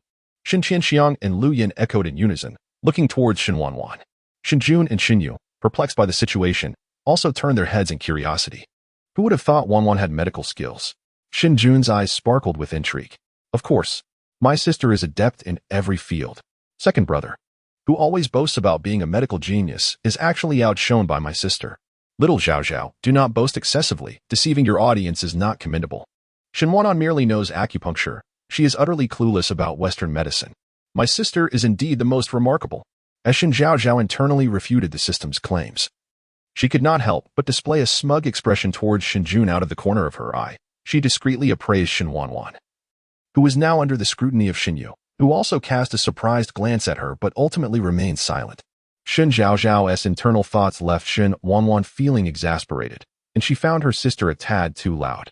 Thankfully, the others could not hear her inner voice. Otherwise, she would be mortified. After sending the last message, Shen Qing interjected, I am aware of this matter. Shali fainted on the way while handling business in the ancient town due to a heart condition, and Wanwan saved him. That same day, Xiao Jichen had his assistant deliver 2 project contracts to me and explained the situation. They probably did not come to our home because they knew Mom and Dad were away. Lu Yan's face lit with surprise. Wanwan was so skilled in medicine. Shen Wanwan, however, maintained her usual expressionless demeanor, knowing only a bit of acupuncture and lacking actual medical expertise. Her tone was too flat to convey any emotion. After pondering for a few minutes, Shen Tianxiang remarked, the 2 projects sent by the Xiao family should be purely profitable for the company, right? Shen Qing nodded. These projects can be considered as the Xiao family generously offering us financial support. Once initiated, they could yield approximately 100 million in profit within 2 to 3 months. The old man from the Xiao family's life is worth this amount, such as the foundation of a top-tier family. After a moment of reflection, Shen Tianxiang continued. Since the Xiao family is inclined to foster good relations, we should not offend them, but we should also avoid being overly flattering. Normal interactions will suffice. Understood. Once the serious matters were addressed, Shen Tianxiang softened his expression and kindly asked Shen Wanwan, does Wanwan enjoy medicine? Not particularly, she replied. Primarily, I study a wide array of subjects, so I don't have a specific passion. Lu Yin lightly smacked Shen Tianxiang's arm, stating, let the children pursue what they love. We need not interfere. Immediately, Shen Tianxiang obediently nodded. I merely asked out of curiosity. At that moment, Chen Ma emerged from the kitchen, announcing, Sir, Madam, dinner is ready. All right, let us eat. Lu Yin took Shen Wanwan by one hand and Shen Zhaozhao by the other, leading them towards the dining room. At 9 in the evening, Shen Zhaozhao brought a cup of milk from the kitchen and knocked on Shen Wanwan's bedroom door. She was quite anxious about the events from that night in the ancient town and felt compelled to inquire. Otherwise, she feared she wouldn't be able to sleep. Knock, knock, knock, creak. Before Shen Zhaozhao's hand could fall, Shen Wanwan opened the door. Upon seeing her, a flicker of surprise crossed Shen Wanwan's eyes. Quickly shifting to the cup of milk in Zhaozhao's hands, raising an eyebrow. Shen Zhaozhao forced a smile. Sister, I brought you milk. Don't be so nervous. My sister won't bite, will she? Feeling guilty. Coward. Come in. Shen Wanwan took the cup of milk, and as her hand trembled, she thought it would eventually spill. She placed the cup on the table, noticing Shen Zhaozhao still standing in place, and walked over to guide her to the sofa. She gently tucked back the strands of hair that had slipped down Zhaozhao's temples. Is it just milk you brought me? For some inexplicable reason. Shen Wanwan's voice was particularly magnetic that night. Shen Zhao's heart raced at the sound. She could hardly fathom what would transpire if a man were to speak in such a manner. Calm down. Don't be afraid. Isn't it just that her skin is a bit fairer, she smells a bit nicer, and her voice is a tad sweeter? What could possibly happen? Chapter 84. What should I do? I seem to have disrupted my sister's plans. Darling, please remove the feelings from your thoughts. Sister, I have something I wish to inquire. Summoning her courage, Shen Zhaozhao broke the silence. Shen Wanwan poured a cup of calming herbal tea and placed it before her, settling beside her with an arm resting on the back of the sofa.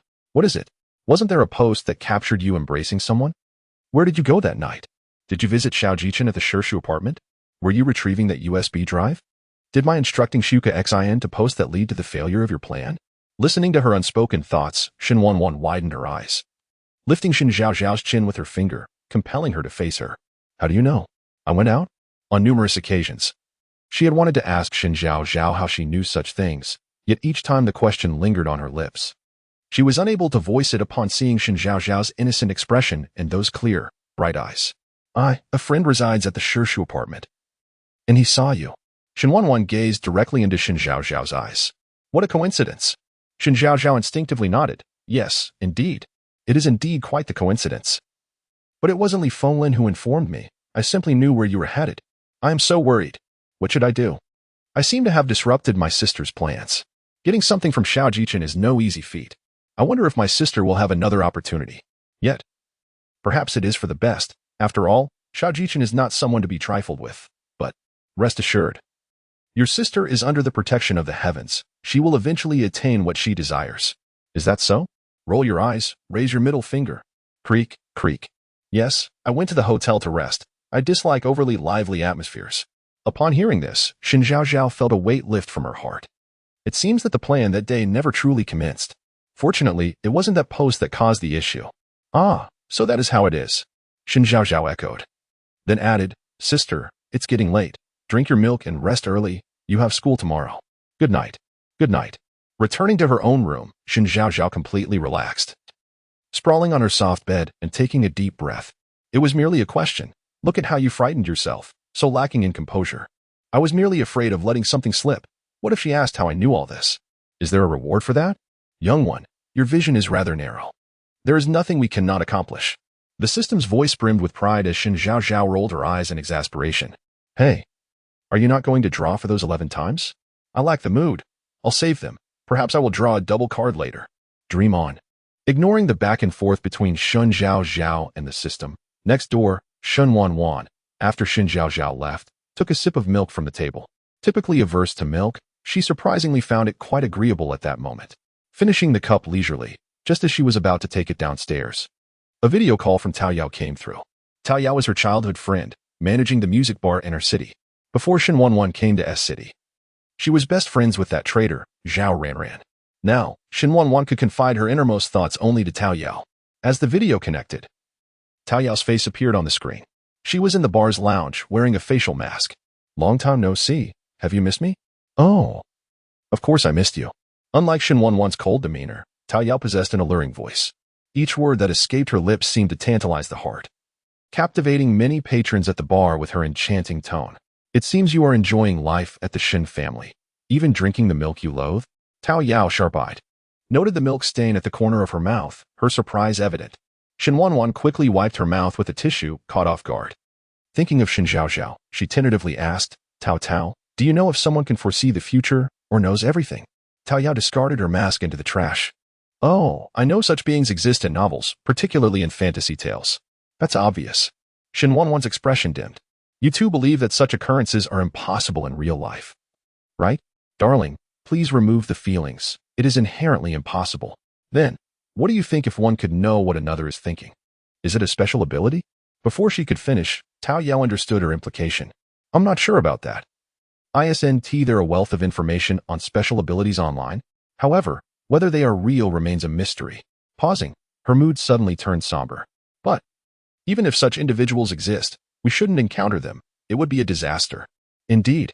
By the way, I heard from Xiao He that your plan to get close to Lin Shuang has failed.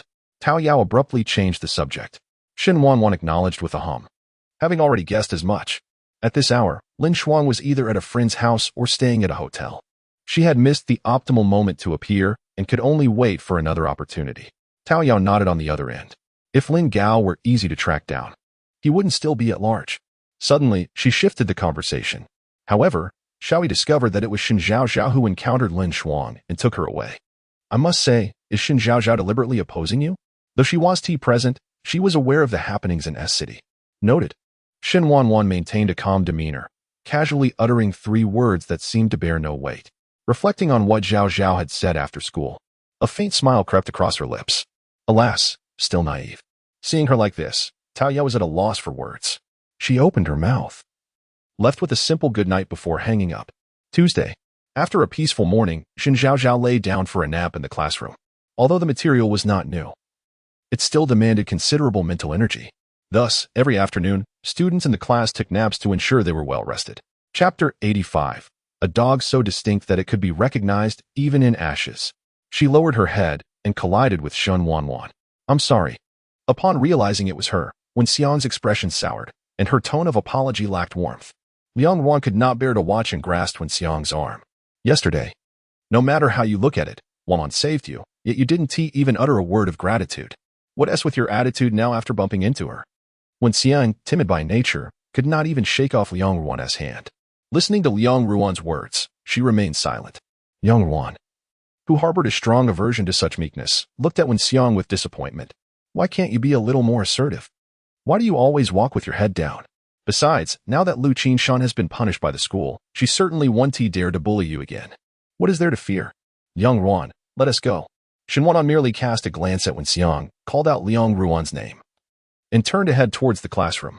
Her previous interventions had been for Zhaozhao. She preferred to remain uninvolved in others' affairs. Wanwan, don't you think you're being hypocritical? Do you believe I should be grateful to you? Xiang continued to keep her head bowed, even voicing her accusations in a hushed tone. Liang Ruan stared at her incredulously. What kind of attitude is that? Shouldn't you be thanking Wanwan?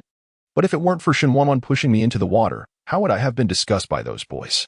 How could Lu Qinshan have bullied me? After speaking, Xiang gently pushed past Shen Wanwan and continued down the stairs. Liang Ruan, watching her retreating figure, exclaimed, that is not true. Wanwan didn't push you at all. With that declaration, Xiang vanished from sight at the staircase. Liang Ruan, exasperated with hands on her hips, declared, I must go find her and clarify this. It has nothing to do with you. As she started to leave, Shen Wanwan grabbed her collar. No need for unnecessary actions. Liang Ruan looked at her. But can you just endure being misunderstood by her? You're taking the blame for her. No, we must clarify this. You cannot remain misinterpreted. Shen Wanwan raised her gaze to Liang Ruan and spoke earnestly, It's not Zhaozhao. This matter is in the past. Let us not mention it again. Had it not been for the discovery of her heartfelt words later, Shen Zhaozhao might have remained oblivious forever. Just how far Shen Wanwan had indulged her was a mystery. On the way, Shen Zhaozhao once again heard the system's call. Little Zhao, your mission awaits. Lin Shuang's wallet has been stolen, containing all her funds. Shen Zhaozhao opened her eyes abruptly and instinctively glanced at Shen Wanwan, then said, Stop the car. Shen Wanwan turned to her, What's wrong? I just remembered I made an appointment with Su Kurson.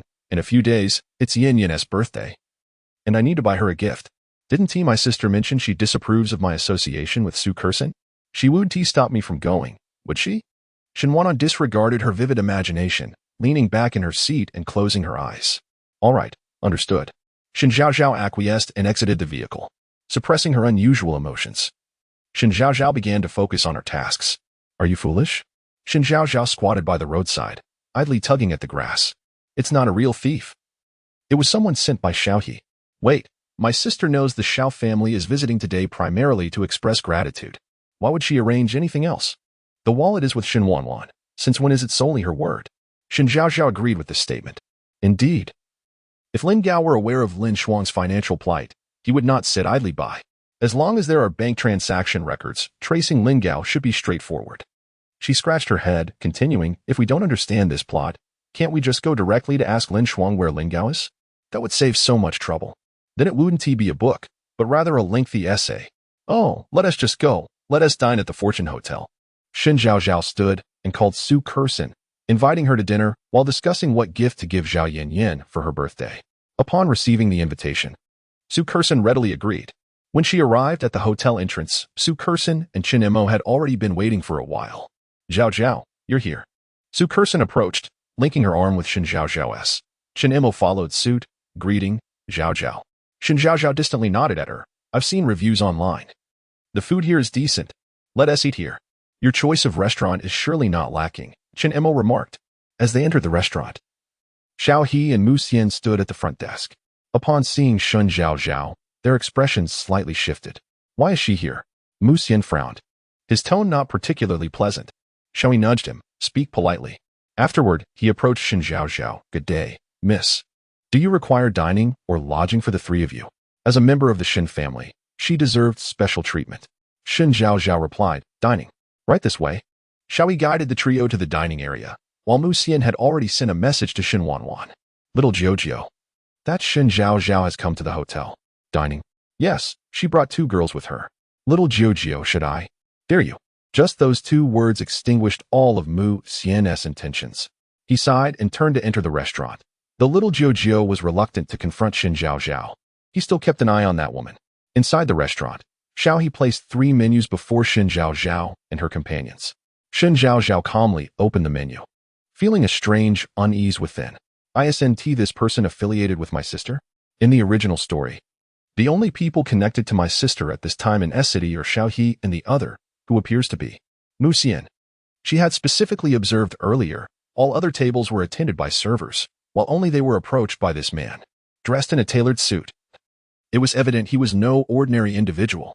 Furthermore, the person who spoke with this man at the entrance was the same who had embraced Shen Wanwan that night in the ancient town, even reduced to ashes. She would recognize him, clinging to her sister, that dog of a man. Chapter 86. He has taken a liking to the young lady. Xiaohe, 22 years old, a childhood friend of Shen Wanwan, owner of the Fortune Hotel, primarily responsible for all affairs in S-City. Mu Xian, 21 years old, another childhood friend of Shen Wanwan, acts as a personal secretary, accompanying Shen Wanwan wherever she goes, and is her most loyal companion. Listening to the system's introduction, Shen Zhaozhao no longer needed to guess. The man who had just taken the menu was Xiaohe, while the white-haired man was Mu Xian, whom she had failed to recognize that night. After ordering a few dishes, Shen Zhaozhao picked up a glass of water from the table, sipping it while surveying the hotel environment. With so much to choose from, where am I to find the person with the wallet? You might consider it. Su Kursen suddenly leaned closer and whispered, Zhaozhao, do you see that man? He resembles the one we encountered in the ancient town with Shen Wanwan. Following her gaze, Shen Zhaozhao looked over and confirmed it was indeed Mu Xian. Really? Your eyesight is rather sharp. Side quest. Once you locate Lin Shuang's wallet, publicize the incident online to unlock Lin Shuang's initial negative impression of Shen Wanwan, complicating Shen Wanwan's subsequent pursuit of Lin Gao. Side quest. Establish the affair between Shen Wanwan and Mu Xian, triggering the Shen family's investigation into Mu Xian's identity. Shen Zhaozhao's eyes flickered. Is this a progression of the main storyline? The relationship between Shen Wanwan and Mu Xian would undoubtedly prompt an investigation from Shen Tianqiang and Shen Qing. However, Mu Xian's identity would remain elusive to them. As the recently acquainted father and brother, they would likely intervene to prevent Shen Wanwan from associating with someone of uncertain background. Indeed. Or do you think you were brought here merely for leisure? As if I willingly traversed here myself. Shen Zhaozhao retorted. Chen Mo, have you decided on your dish? Su Curson cast an impatient glance at Chen Mo, her eyes betraying a hint of disdain. Had it not been for Chen Mo's articulate nature, she would never have befriended someone so financially constrained. I have not yet decided. A hint of shame crossed Chen Mo's face. Each dish here cost in the hundreds, nearly her entire weekly allowance, and she simply could not afford it. Shen Zhaozhao regarded her calmly, stating, Since I invited you all out today, I shall cover the bill. Her words, initially intended to be straightforward, took on a different connotation in Shen Mo's ears. Her face flushed. Then I will have the matsutake mushroom soup. Shall he set the menu aside? Very well, please wait a moment. Zhaozhao, should we? Su Curson looked towards Mu Xian, speaking softly. Shen Zhaozhao took a sip of water. But Shen Wanwan is not here now. It is just him. What can we do? Su Curson smiled slyly. That is easily resolved. This is a hotel, after all. He cannot possibly remain here alone. Then we shall find an opportunity. I do not wish for Shen Wanwan to turn the tables this time. System. Is this task a binding one? Am I not afforded any opportunity to take shortcuts? I am somewhat reluctant to slander my sister. At least let her be present when I do so. However, your sister has indeed made things difficult for Lin Shuang. And you just mentioned that this is to advance the main storyline. Whether you like it or not, this task must be completed. Shen Zhaozhao's thoughts swirled. Yet she possessed no hesitation regarding this task. After all, it encompassed 3 objectives: sabotaging Shen Wanwan's approach to Lin Shuang, solidifying her affair with Mu Xian, and managing the Shen family's investigation into Mu Xian. If she could prepare thoroughly and devise a complete strategy, she might accomplish all 3 tasks in one go. However, should any error occur and the tasks remain unfulfilled, she wondered if, as System 2 suggested, she would still have an opportunity to remedy the situation. Currently, she had yet to discover a perfect method to complete all 3 tasks. At the Shirshu apartment. Today, Xiao Jichen was taking Xiaoli to the Shen family to express gratitude for Shen Wanwan's life-saving assistance. He had been preparing since 9 in the morning, carefully selecting gifts that aligned with the Shen family's preferences, all appropriate for the occasion. Next was the choice of attire. Yu Rui's observed the array of clothing laid out in the bedroom and couldn't help but sigh. Is this sufficient? We are visiting the future mother-in-law. It must be more formal. Yun Shua's perspective had shifted. Noting that Xiao Jichen had been deliberating over suits for a long time without making a decision, he stepped forward and picked up a hoodie. Sir, Miss Zhaozhao has just turned 18 this year. Perhaps you should opt for something more youthful? Xiao Jichen, holding a suit jacket, froze momentarily, glancing at his reflection. Over the past 2 decades, many women had pursued him, and he considered himself reasonably handsome. However, he realized he had matured considerably since his school days. Thinking of Shen Zhaozhao's somewhat youthful visage, for the first time, Xiao Jichen felt a twinge of insecurity. He turned and accepted the hoodie from Yun Shua's hand. Do you really think this would suit me? Certainly. It will make you look both handsome and youthful, a perfect match for Miss Zhaozhao, a pair destined to be. Yun Shua gave him a thumbs up. He spoke the truth. Xiao Jichen was already handsome and wealthy, the quintessential diamond bachelor, a highly sought-after man in the matchmaking scene. Pondering this, Xiao Jichen donned the hoodie. Although he felt somewhat out of place, he had to admit Yun Shua's judgment was indeed correct. Little Chen, I am ready. Let us depart. Xiaoli's voice echoed from outside the door. After making a final adjustment in front of the mirror, he opened the door and stepped out. Watching the scene unfold, Yi Rui's wished he could poke his eyes out. Yun Shua shot him a glance. This is called love. You wouldn't understand. Outside, Xiaoli was taken aback by Xiao Jichen's departure from his usual style, then his expression darkened. We are going to the Shen family to express our gratitude. Do you really think this attire is appropriate? Xiaoli feared that the Shen family would perceive them as not taking the matter seriously. After all, they were merely going to express thanks. He did not want any trivial matter to spark a negative impression. Dressing casually makes you look youthful.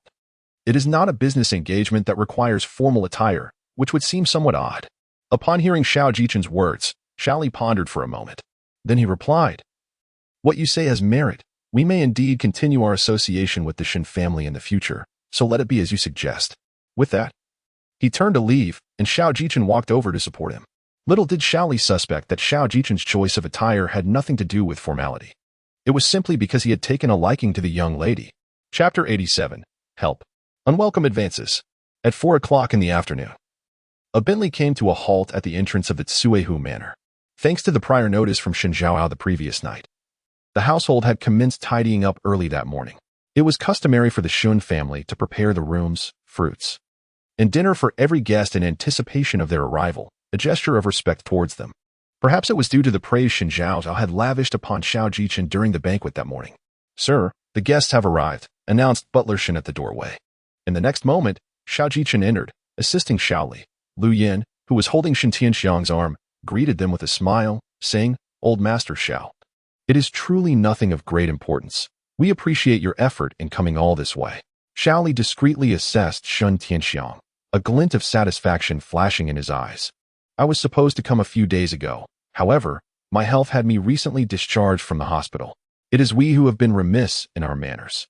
"Do not speak such words. Please come in." Lu Yin maintained a gracious smile, gently releasing Shen Tianxiang's hand so he could assist Xiaoli. Once Xiaoli was seated on the sofa, Xiao Jichen turned to Shen Tianxiang and Lu Yin, saying, "Uncle Shen, Aunt Shen, I apologize for the intrusion. This is but a small token of my esteem." As he spoke, he presented a gift of precisely 7 items. Lu Yin had heard of Xiao Jichen before but had been preoccupied during the banquet and had not seen him.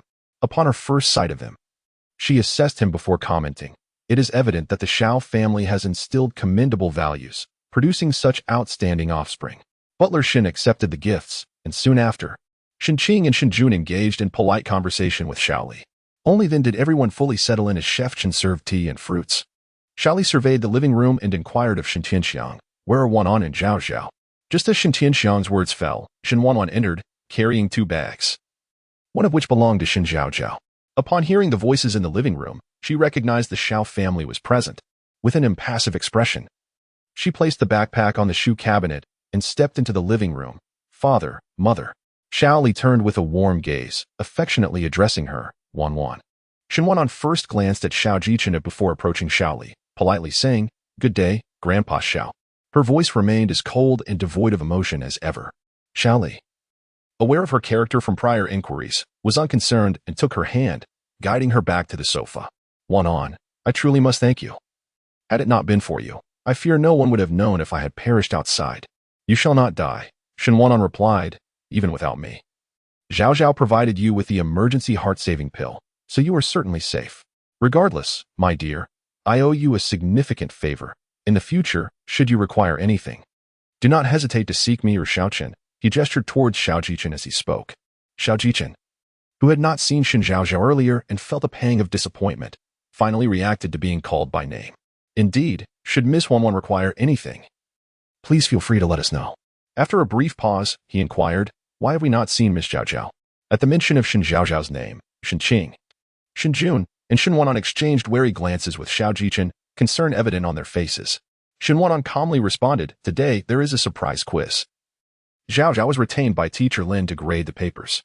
Xiaoli regarded Shen Wanwan before addressing Shen Tianxiang. "Your daughters are both remarkable, indeed." Meanwhile, at the affluent hotel, Shen Zhaozhao had finished her meal and was discreetly observing Mu Xian, who was seated nearby, sipping tea. Turning to He Kursin, she remarked, "In 2 weeks, it will be Yin Yan's birthday. What do you think I should gift her?" She had devised this excuse to step out, needing to maintain the facade.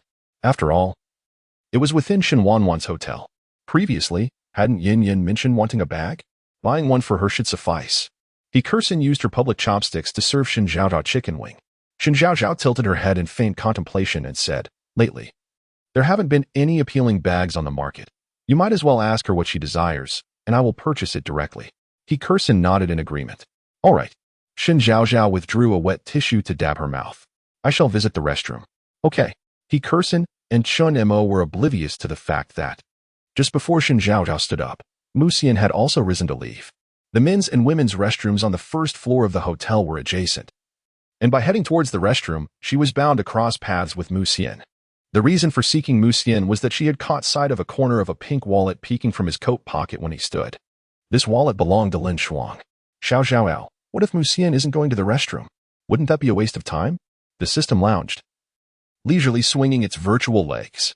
"He has been drinking water since he sat down, nearly finishing a whole pot. He must urgently need to relieve himself now. Even if he doesn't, I can always seek him out later.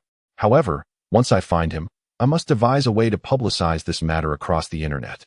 Do as you please, as long as the task is accomplished."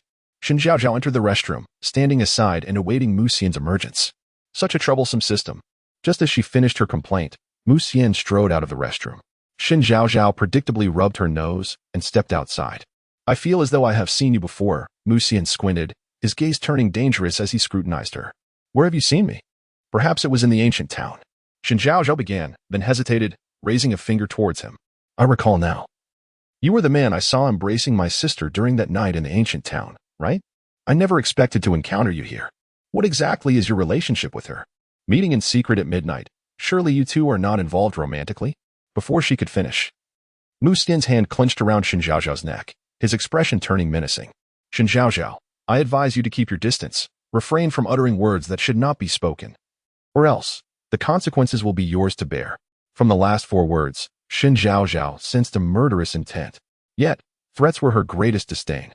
She paid no heed to the grip on her neck and forcefully kicked Mu Xian. Regrettably, I am not wearing high heels today. I, Shen Zhaozhao, have grown up not to be easily intimidated. If you possess the courage, strike me here. Mu Xian felt a sharp pain in his leg, and his grip on her neck loosened. Hearing her words, a cold smirk crept onto his lips. Indeed, you are quite the rebellious one. Allow me to. Help. Unwelcome advances. Her scream abruptly interrupted his words. Chapter 88. The thrill of being wealthy. In the next moment, a furious voice echoed from behind Mu Xian. What are you doing? It was Xiao He, his ire palpable. This woman was restless and would inevitably cause trouble. It was better to resolve the matter swiftly. A beguiling light flickered in Mu Xian's eyes as he tightened his grip, as if the act of killing were a source of amusement for him. Shen Zhaozhao felt her breath growing increasingly labored and couldn't help but curse him inwardly. This despicable creature. He truly dares to exert such force. Perhaps you should utilize the time-freezing card. Rewards will still be available later, but you may not have another chance to traverse again, the system suggested, its urgency apparent. He is unworthy of wasting a card on. Rest assured, Xiao He will not allow me to perish here, she retorted. I shall remember this, Mu Xian. Indeed. Upon witnessing Mu Xian's intent to take decisive action, Xiao He rushed over, grasping his arm in an attempt to pull him away, but Mu Xian was resolute and unyielding. With a sigh of resignation, Xiao He stated, if you do not release your grip, I shall call Shen Wanwan. Fearful of revealing Shen Wanwan's identity, he altered his address. He pulled Mu Xian behind him, turning with an apologetic demeanor towards Shen Zhaozhao. Miss Shen, I sincerely apologize for the fright you have experienced. Shen Zhaozhao lightly touched her neck, a cold smile gracing her lips. Apologies? Is it sufficient to issue an apology while threatening me by choking me? How could I not slap you twice, considering my sister's influence? What happened, Zhaozhao? Perhaps Shen Zhaozhao had lingered too long, as Su Curson approached. Upon witnessing the scene, she hurried to Shen Zhaozhao's side. Zhaozhao, what is the matter? A mad dog appeared from nowhere, claiming he would resolve me here. Is this how your affluent hotel treats its guests? Even the Shen family's young lady is disregarded? Su Curson immediately turned to glare at Xiao He and Mu Xian, rebuking them. Xiao He lowered his head, appearing somewhat unwell. I apologize on his behalf. I hope you. What is this? Su Curson abruptly interrupted him. The others followed her gaze and saw a pink wallet lying on the ground. She instinctively presumed it belonged to Shen Zhaozhao, approached, bent down to pick it up, and offered it to her. Zhaozhao, this must be yours. Upon seeing the wallet, both Xiao He and Mu Xian's expressions shifted. Xiao He cast a reproachful glance at Mu Xian. This is my possession. Mu Xian reached out to grab the wallet, but Shen Zhaozhao was quicker, seizing it first. Her arrival was indeed timely, sparing me the need to speak. You claim this is yours? She raised the wallet, her tone laced with curiosity. Xiao He added, this indeed belongs to him. You understand, individuals with mental issues often harbor peculiar preferences. This wallet is a gift I presented to my homeroom teacher, Ms. Lin Shuang, a special edition from Chanel, the only one of its kind. Where did you procure it? Shen Zhaozhao spoke with a steady heart, confident they were unfamiliar with women's luxury items. Moreover, it was originally obtained from Lin Shuang, so she felt no guilt. As expected, upon her declaration, astonishment flickered in the eyes of both Xiao He and Mu Xian. They had not anticipated such a revelation and were momentarily at a loss for words. Could it truly be Ms. Lin's?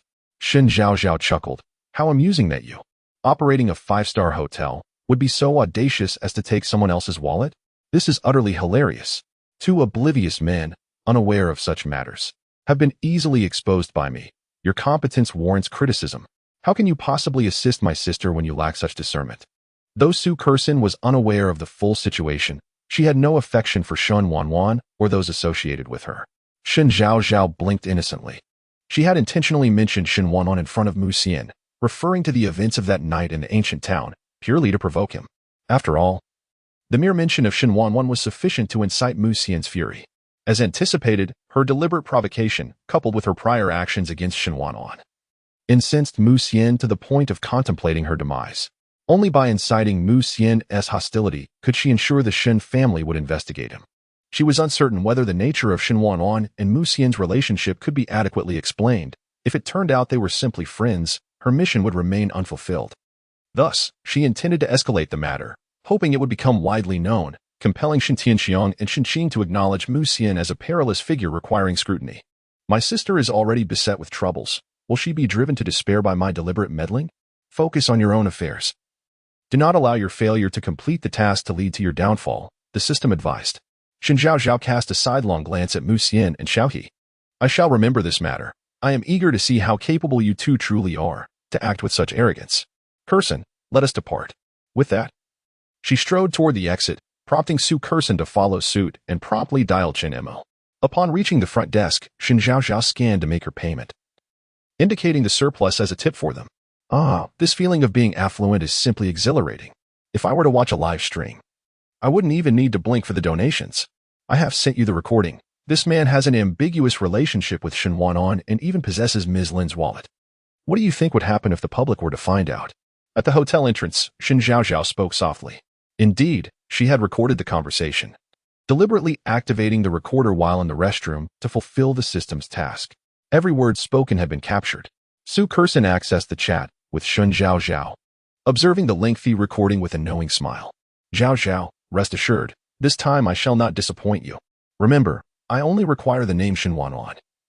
No extraneous details need remain. If she had not misheard, it seemed Xiaohe had vaguely mentioned the word Jiao, though the voice was faint. She deemed it prudent to edit it out to prevent Shen Wanwan's identity from being exposed. What purpose would there be in restoring the plot if everything were to unravel? No need. I shall take a taxi myself. With that, Shen Zhaozhao hailed a cab and departed. Su Curson, frustrated, stamped her foot. If you won't let me go, I shall insist on entering the Shen family's estate. As Chen Mo emerged carrying her bag, she overheard this declaration and quickly lowered her head, her gaze flickering. Chapter 89. Small expenses, great achievements on the other side. After leaving the hotel, Xiaohe, in a fit of rage, struck Mu Xian with a punch. Incompetent in accomplishing anything yet proficient in causing trouble. She merely came for a meal. Couldn't you endure a little? Mu Xian, caught off guard by the turn of events, leaned against the wall, the earlier murderous intent dissipating. How was I to know it would come to this? Xiaohe swept her hair back with her hand. Have all of Lin Shuang's bank cards been frozen? Mu Xian nodded, having initiated the freeze the moment he obtained the items. Now, they could only hope that Lin Gao had transferred funds to Lin Shuang. After finishing her thought, Xiaohe took out her phone and called Shen Wanwan. The call was answered slowly, just as it was about to disconnect. What is it? Hearing that familiar, cold voice, Xiaohe suddenly found her tongue tied. Jia, what has happened? Mu Xian couldn't contain himself. He had struck Shen Zhaozhao. He quickly recounted the events that had transpired. Silence lingered on the other end for a long time before Shen Wanwan finally spoke. Where's Mu Xian? Next to me. This punishment was more painful for Mu Xian than death itself. He snatched the phone, pleading, Jio, I was wrong. I truly know my mistake. I merely found her displeasing and wanted to vent for you. I never intended to harm her. Beep. Before he could finish, a busy tone echoed in the receiver. In an instant, Mu Xian deflated like a punctured balloon, slumping against the wall, realizing he had upset his precious Jio. Serves you right. Who told you to court disaster? Xiaohe shot him a glare, devoid of sympathy. He needed to quickly check with the bank for any transfer records from Lin Gao. Their primary purpose in S-City was to locate him. After getting into a taxi, Shen Zhaozhao sent a message to Lin Shuang. Half an hour later, she spotted Lin Shuang, dressed casually, at the foot of the apartment building. Teacher, is this yours? It is mine, Zhaozhao. Where did you find it? Lin Shuang exclaimed, receiving her wallet with delight, entirely surprised that her lost item could be recovered. Fearing someone would use her cards to withdraw money, she hurried to the bank to report the loss the moment she realized it was missing. While her funds were secured, she indeed found herself short on cash.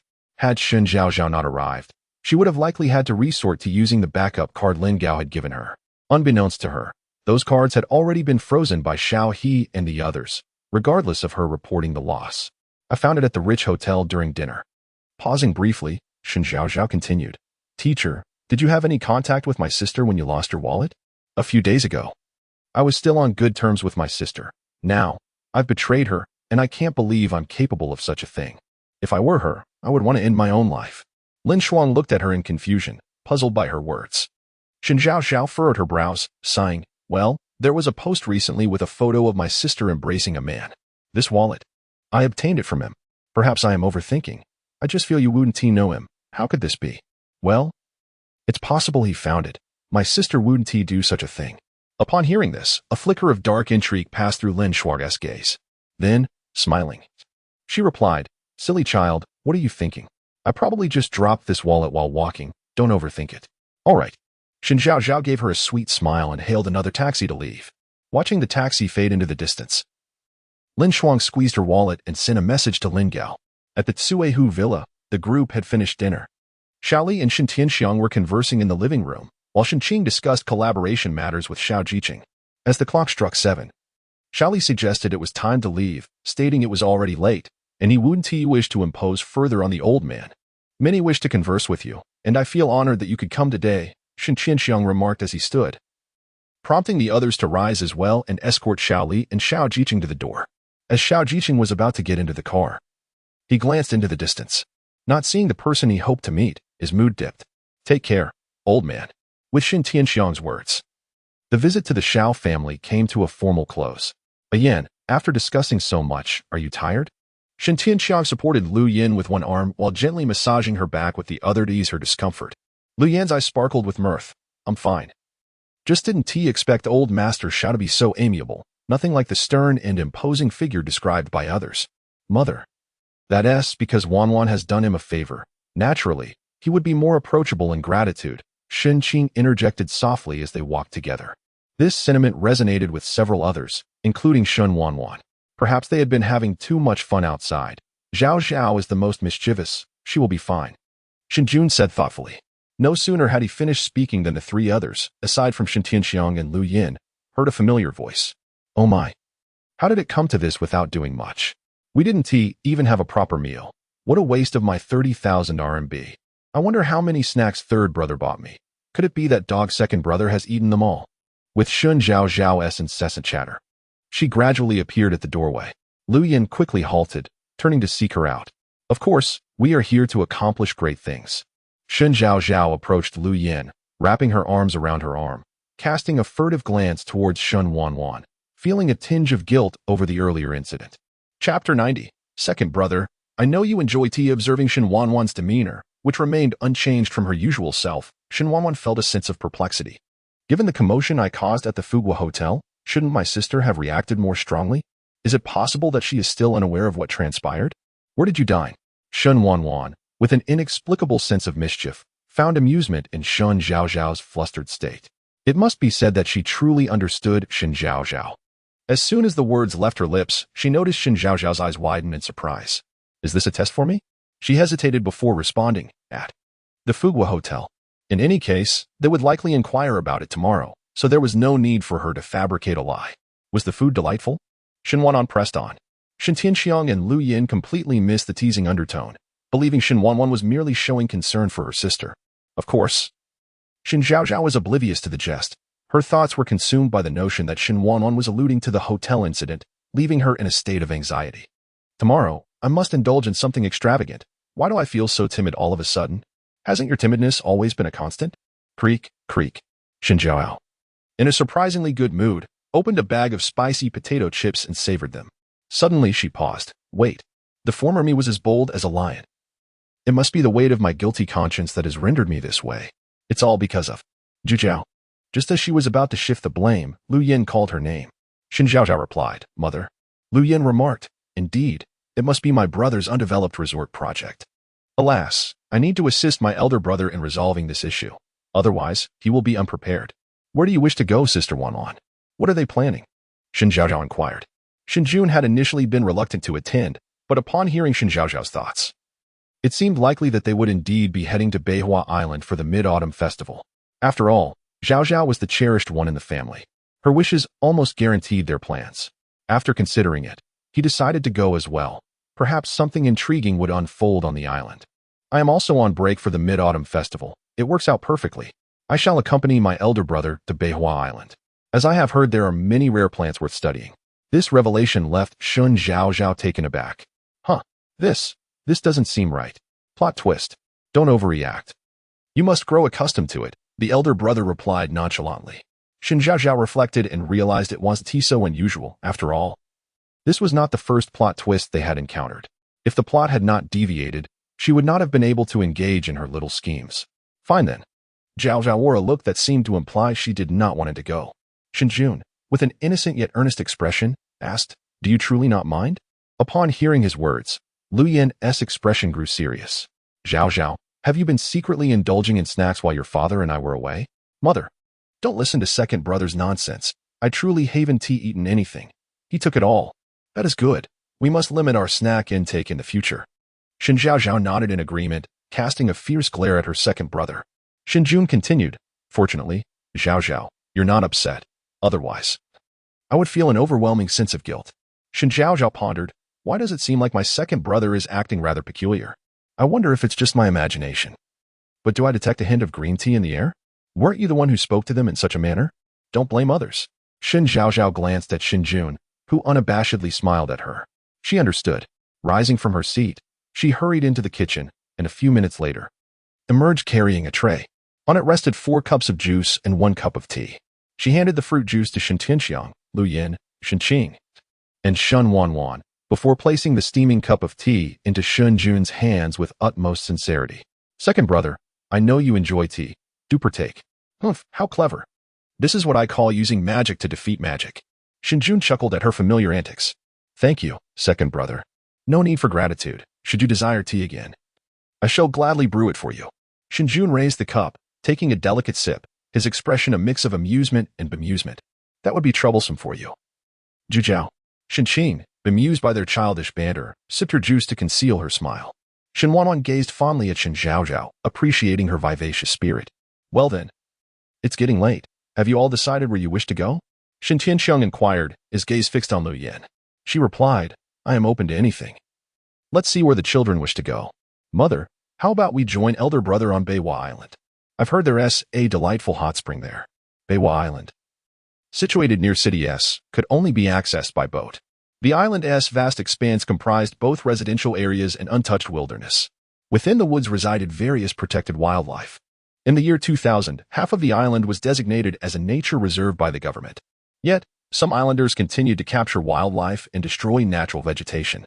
Consequently, the government decided to auction off the island, ensuring that residents would be monitored. The auction came with 2 fundamental conditions. First, the undeveloped half of the island could not be exploited without permission, with penalties ranging from 1 month to 10 years of imprisonment for violations. Second, the residents could not be forcibly removed. The existing resources had to be utilized reasonably to promote the residents' economic development. After the Shen Group successfully acquired the island, Shen Tianxiang and Shen Qing personally visited to assess the situation. They discovered that while the residents' cultural practices were somewhat outdated, the island's environment and architecture were impeccably maintained. There were also natural attractions, such as hot springs and cherry blossom groves. After much deliberation, they resolved to establish a resort while preserving the island's natural beauty and restoring damaged buildings and forests. Their goal was to improve the living conditions of the residents to the greatest extent possible. Lu Yan turned to Shen Qing. "Isn't construction currently underway there? Can we visit?"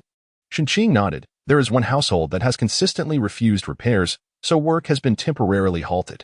My visit this time is to address this issue. For the repairs to proceed, the islanders must vacate their homes temporarily, but that particular family has refused to leave. If we were to proceed with construction without their consent, it could adversely affect them, so we must wait for them to move out before we can resume work." Chapter 91, Sister Wanwan's. Quite large indeed. "Wanwan, do you want to go?" Lu Yan turned her gaze towards Shen Wanwan. Shen Zhaozhao also turned to her, her heart fervently exclaiming, "I want to go. I want to go. Such a fun place. My sister must want to go." Shen Wanwan raised the corners of her mouth. After uttering a single word, she purposefully paused. The others were relatively calm, but Shen Zhaozhao was in a state of anxiousness. "Why did you stop talking?" What do you mean? Side quest progress. 30 completed, 70 remaining. Zhaozhao, keep pushing, and you will soon break through the chi refining stage. Reward, 1 lottery draw, cumulative 12 draws. Reward points, 30 points, cumulative total of 200 points. Ignoring the system, Shen Zhaozhao anxiously spoke up. Sister, are we going or not? Shen Wanwan gazed into her eyes and slowly opened her mouth. Yes. Hooray. Shen Zhaozhao could not contain her joy and leaped from the sofa, throwing herself into Shen Wanwan's embrace. Warning. Warning. Zhaozhao, your side quest has not yet been completed. Please manage your character accordingly. Huh? There is still one side quest pending. Quickly remove your hands from her chest. Hearing the unemotional voice of the system, Shen Zhaozhao pouted, instinctively squeezing the soft and bouncy texture. Feeling her actions, Shen Wanwan froze momentarily, her ears turning slightly red. This was the first time someone had touched her in such a manner. After taking advantage, Shen Zhaozhao reluctantly returned to the nearby sofa, clearing her throat. The rapid change of expressions took everyone by surprise. They stared blankly for a few seconds before erupting into laughter. Are they so thrilled about going to Beihua Island? Lu Yan's eyes brimmed with affection, a smile gracing her face. Shen Zhaozhao nodded. So happy. Lu Yan reached out, tucking a stray strand of hair behind her ear. All right. Then we shall go to Beihua Island. We have school tomorrow. Shouldn't you both be heading to bed? Understood. Good night, Mom. Shen Zhaozhao quickly planted a kiss on Lu Yan's cheek before bounding upstairs. Mother, good night. After Shen Wanwan echoed her farewell, she too ascended the stairs at a leisurely pace. Good night, Father and Mother. Good night. Lu Yan nodded. Indeed, it seems Wanwan and Zhaozhao get along splendidly. She had been concerned about their relationship, but seeing them so harmonious now eased her worries completely. Madam, it is rather late. Perhaps we should. At our age, we ought to behave more appropriately. Lu Yan brushed past Shen Tianxiang, ascending to the second floor alone. Upstairs, Shen Zhaozhao sat cross-legged on her bed, wrapped in a blanket. System, let us draw a lottery. Certainly. A familiar electronic screen materialized before her, and Shen Zhaozhao remarked, how come it's not in my mind this time? During the previous 2 draws, the screen appeared in her consciousness. Why has it suddenly manifested before her? Of course, your points are now sufficient for you to purchase items from the shop. Shen Zhaozhao scoffed. I want to spend. Shen Zhaozhao, poor rating. After shouting, her mood lightened. Would you like to draw? This time, the lottery page had undergone some changes. The options below transformed into 1 time and 10 times. Shen Zhaozhao pressed the 10 times draw button. The screen began to scroll rapidly, and after several seconds, 10 cards appeared. Congratulations. The host has drawn a memory erasure card. Congratulations. The host has drawn a wish fulfillment card. Congratulations. The host has drawn 4 bowls of snail noodles. Congratulations. The host has drawn 2 durians. Congratulations. The host has drawn 10 points. Congratulations. The host has drawn 10 points. What is going on? Is the food factory of the Temporal Bureau no longer satisfied with snail noodles? What do you mean? Is durian not delicious? It is tasty. But can't you provide something that doesn't smell? If there is food, don't be picky. The system rolled its eyes, returning to business. Notice, this card is a one-time use card, with a time range of 2 hours for erasure. Wish fulfillment card, upon successful use. The host can fulfill any wish within the specified time. The card lasts a total of 20 minutes. Meanwhile, Xiao Jichen and Xiao Li had just left the Shun residence when they received a call from the capital. The other party spoke something unknown, and Xiao Jichen's expression darkened, a flicker of dark light flashing in his eyes. If Shen Zhaozhao were present, she would have erupted into an excited cheer. This was the Xiao family's prince, who could manipulate the world at will, a master strategist. Xiao Li opened his eyes, a glimmer of clarity shining through his murky pupils. Are those old geezers getting restless? It's a trivial matter concerning overseas business. Stay safe. Xiao Li did not offer excessive advice. Xiao Jichen was even more capable than his father. As long as his actions did not tarnish the Xiao family's reputation or cross their bottom lines, Xiao Li typically would not restrict him. Xiao Jichen nodded. Understood. Yun Shua immediately halted the vehicle. Sir, A's will arrive shortly. Take care of things here. Xiao Jichen's words carried double meanings. Yun Shua bowed his head respectfully. Rest assured. Sir, whether it's the old master or Shen Zhaozhao, he will take good care of them.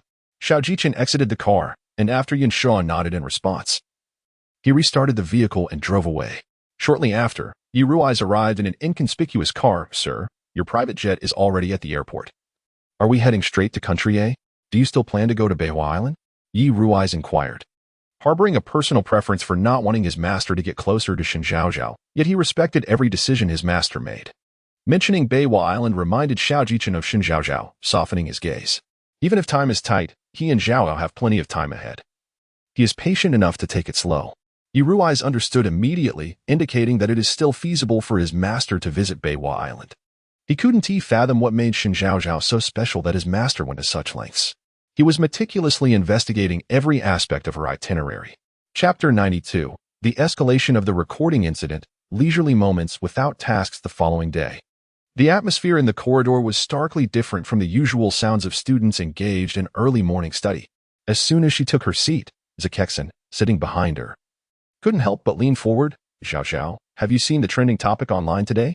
Of course, it shot to the top within just 2 hours. I've deliberately linked the incident of teacher Lin's lost wallet to Shen Wanwan. She will undoubtedly struggle to explain this time. Shen Zhaozhao scanned the classroom in confusion. Strange. Such significant news, and yet no one is discussing it? It was all talked about in the group last night, Zakeksan replied. Shen Zhaozhao opened her phone and indeed found a flurry of messages in the class group, all sent the previous night. She had muted the group, hence missing these updates.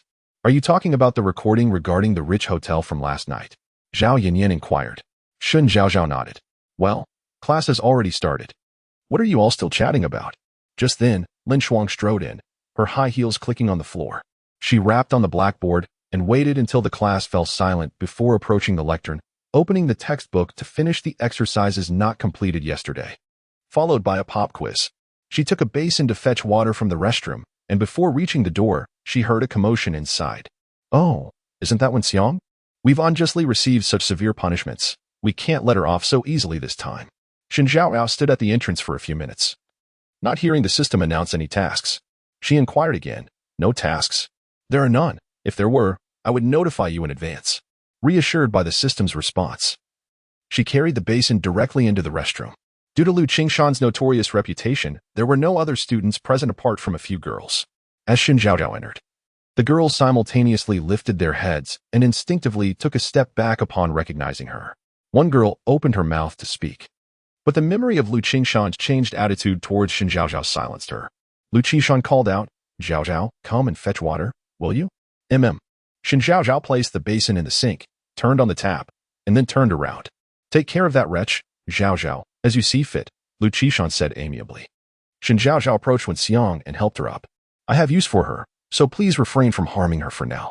In the original narrative, Wen Xiang's life was exceedingly pitiful, born into a poor family that favored sons over daughters.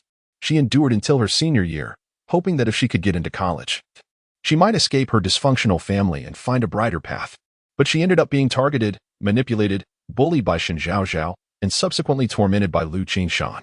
Although Shen Wanwan eventually rescued her, she remained indebted to Shen Wanwan, serving her loyally. It could be said that she had never lived her life according to her own desires. Really? Lu Qingshan's face showed a hint of doubt. You clearly had no intention of saving Wen Xiang yesterday in the warehouse. What has changed today? Shen Zhaozhao's expression darkened. Do I need to explain myself to you? At her words, a flicker of an inscrutable emotion crossed Lu Qingshan's eyes, and her hands clenched into fists at her sides.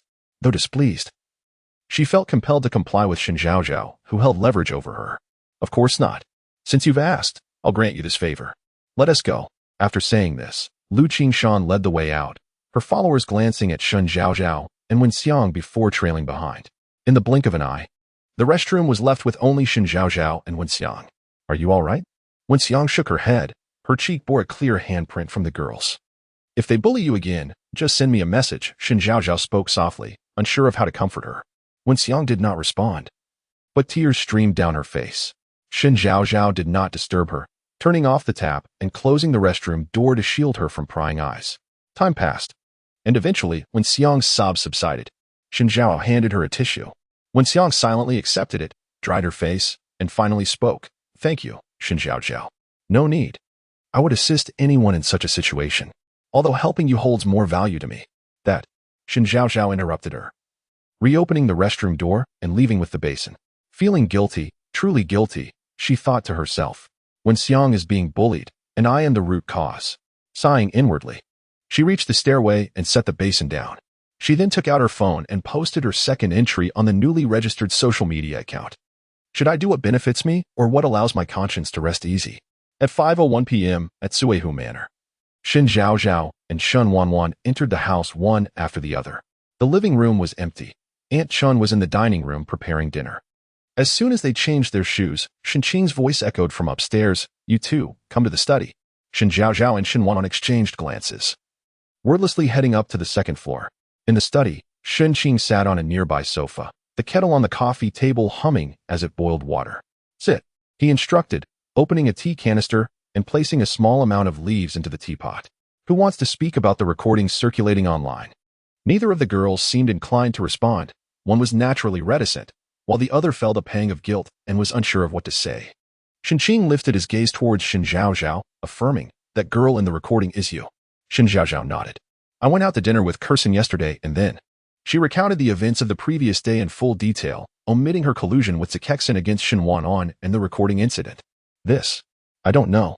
Surely I can't admit I recorded it on purpose? If I did, brother and sister Wanwan would certainly think I was deliberately trying to embarrass sister Wanwan and tarnish the Shen family's reputation.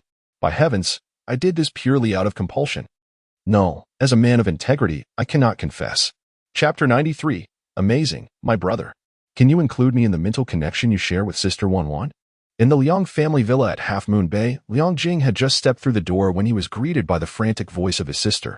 What nonsense were these keyboard warriors spouting online? Clearly, our Wanwan is a kind-hearted fairy. What's this about secretly meeting wild men and stealing from teachers? Are they out of their minds? These people don't even think. The Shen family is wealthy enough that Wanwan wouldn't bother stealing their money. They treat her poorly. And shouldn't such posts be deleted immediately? Why are they still trending?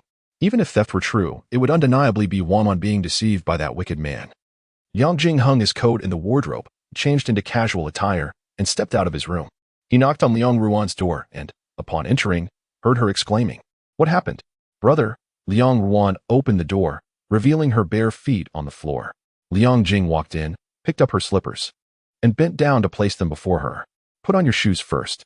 Obediently, Liang Ruan slipped into her slippers, took a deep breath to calm herself, and finally spoke, "It's all because of my new friend, Shen Wanwan."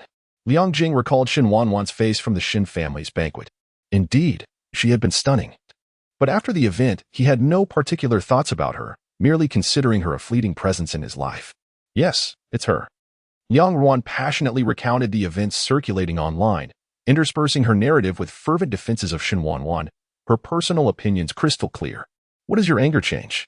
Liang Jing inquired lightly, without offering any opinion on her views. To him, such online sensationalism was a waste of time. He would rather attend to serious matters than indulge in trivialities. "I'm standing up for Wanwan. These people don't understand her at all and hurl such vicious words. I can't stand it." Yang Ruan frowned. Yang Jing ruffled her hair and asked again, "Do you believe in your friend?" "Of course, unreservedly." "Since you believe in your friend, why do you care about the irrelevant opinions of those online?" Yang Ruan blinked. Although you make a valid point. I'm still angry." Liang Jing's direct nature seldom allowed him to waste time on inconsequential matters. He had conveyed all he needed to Liang Ruan, respecting her thoughts. A flight from city S to city R takes about an hour and a half. While not excessively long, she was feeling rather lazy. Suddenly, she had a thought and leaned closer to Liang Jing, resting her chin on her hand and squinting playfully. With a curious expression, she asked, "Brother, do you have a girlfriend?" Yang Jing looked down at her. "No." "What are you scheming?" Yang Ruan clapped her hands. "That's not good. How about I introduce you to someone? A cool, sophisticated lady, standing at 1.7 meters, perfect for you. Her family background matches ours, grandma and grandpa. Mom and dad would surely approve. What do you think? Give it a thought?" As soon as she finished speaking, Yang Jing playfully tapped her forehead. "My affairs don't require your concern." With that, he turned and headed downstairs, while Liang Ruan hurried after him, persistently asking, "Brother, just think about it. She's really wonderful."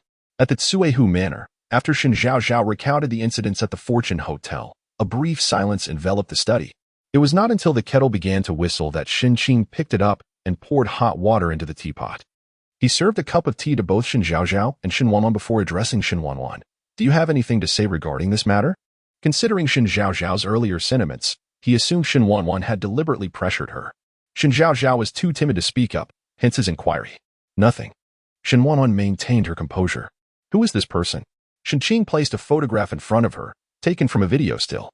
It depicted the moment Shen Zhaozhao and Su Kersen had secretly filmed Mu Xian embracing Shen Wanwan during that evening in the ancient town. The image captured Mu Xian's face unmistakably. Shen Qing had intended to ask Shen Wanwan before, but since Shen Zhaozhao had provided an explanation and no significant repercussions ensued, he refrained. However, this time was different. The audio recording indicated that this man had acted against Zhaozhao because of Shen Wanwan. Given that it had endangered Zhaozhao, he could no longer remain passive. Isn't this the Mu Xian from that video? My brother truly is remarkable. He deduced this was Mu Xian from just the audio and even captured his image. Shen Wanwan glanced at the photograph. A friend. What kind of friend? A good friend. What does this friend do? Shen Qing inquired gently, noticing her tea was empty and refilling her cup. Shen Wanwan took a sip and calmly replied. She owns a clothing company in City Yar. Why target Zhaozhao? A misunderstanding. After speaking, Shen Wanwan met Shen Qing's gaze. They exchanged a moment of silence, neither willing to break it. However, Shen Zhaozhao sensed a peculiar atmosphere surrounding them. She glanced at Shen Qing and then at Shen Wanwan, hesitant to speak up. Are they communicating telepathically? What sort of mystical technique is this? Why can't I do it? How long are they going to stare at each other? I'm getting hungry, craving sweet and sour ribs and kung pao chicken, just as the serious atmosphere thickened. Shen Zhaozhao's inner thoughts about food nearly caused Shen Qing and Shen Wanwan to burst into laughter. Fortunately, the timely call from Aunt Shen interrupted them. Young master. Young lady, miss, dinner is ready. Shen Zhaozhao's eyes lit up, her feet under the table moving eagerly. Shen Qing looked at her. Go on. All right. She sprang up and dashed outside, closing the door but not forgetting to shout, Brother, sister Wanwan, hurry up. In the study, only Shen Qing and Shen Wanwan remained. And the air grew cold. Compared to the previous warmth, the atmosphere now felt icily stark. If you don't like Zhaozhao, just say so. Based on what he had just heard, Shen Qing believed that Mu Xian's targeting of Zhaozhao stemmed from Shen Wanwan. Zhaozhao, being too understanding, bore the burden to maintain harmony and could not bear to expose Shen Wanwan. His expression was cold, as if the person before him was not his sister but a stranger or perhaps an adversary. Shen Wanwan's expression darkened, though it had nothing to do with Shen Qing. She simply did not care for his opinion. What she cared about was Mu Xian's attitude towards Shen Zhaozhao. No, I like her very much. Then do not continue your association with this person. You will harm Zhaozhao. Shen Qing pointed at Mu Xian's photograph. Without hesitation, Shen Wanwan retorted, he won't. Standing tall. She looked down at Shen Qing, declaring, I will never harm Zhaozhao, nor will I allow anyone else to harm her. It's time for dinner. If we delay, Zhaozhao will overthink. With that, she turned and exited the study. The newly poured cup of tea still emitted steam as Shen Qing's gaze darkened.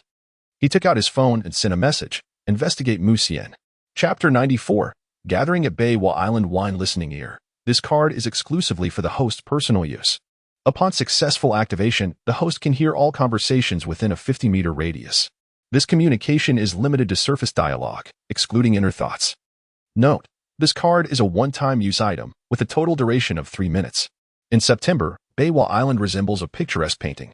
From a distance, one can observe a blend of vibrant greens interspersed with hints of autumn gold.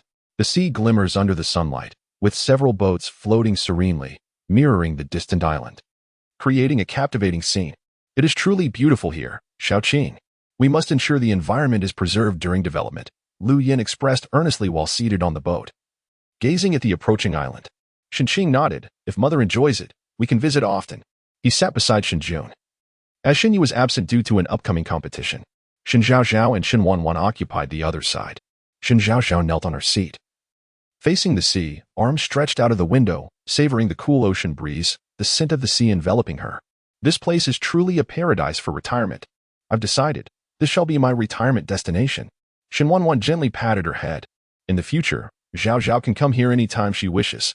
Shen Qing smiled indulgently, realizing that purchasing this place was indeed a wise decision. Brother, why not gift it to me? I could retire here. Absolutely not. If that lazy second brother comes, my peaceful days would be over. Shen Jun quipped, eliciting an immediate mental protest from Shen Zhaozhao. She quickly countered, second brother. This place is ill-suited for someone like you, who is above the mundane. You should reside in the heavens. Are you suggesting I should depart this world? Shen Jun replied with a bemused expression. Shen Zhaozhao faltered. Well, that does present a rather intriguing solution. Noting her genuine contemplation, Shen Jun couldn't help but laugh. What? Are you truly considering how to send me away? I suspect this lazy second brother possesses mind-reading abilities. Impossible. My second brother is far too kind. I merely meant you ought to dwell in the celestial realm. Yes, not in this earthly domain, to spare you from your constant complaints about the dirt. Shen Jun shot her a sidelong glance, recognizing her disdain for his fastidiousness. He felt a mix of affection and exasperation, realizing that he had been overly indulgent with her. A true little ingrate. Observing their playful banter, Shen Tianxiang and Lu Yin felt a genuine sense of joy. The boat traveled swiftly, and within 20 minutes, the Shen family set foot on Beiwa Island. The village houses on the island were arranged in a stepped formation, predominantly constructed of bamboo. The land area was confined to a section at the foot of the mountain. Currently, there were no cement roads in the village, only a winding gravel path leading upwards, visible from afar as it disappeared into the distant mountains.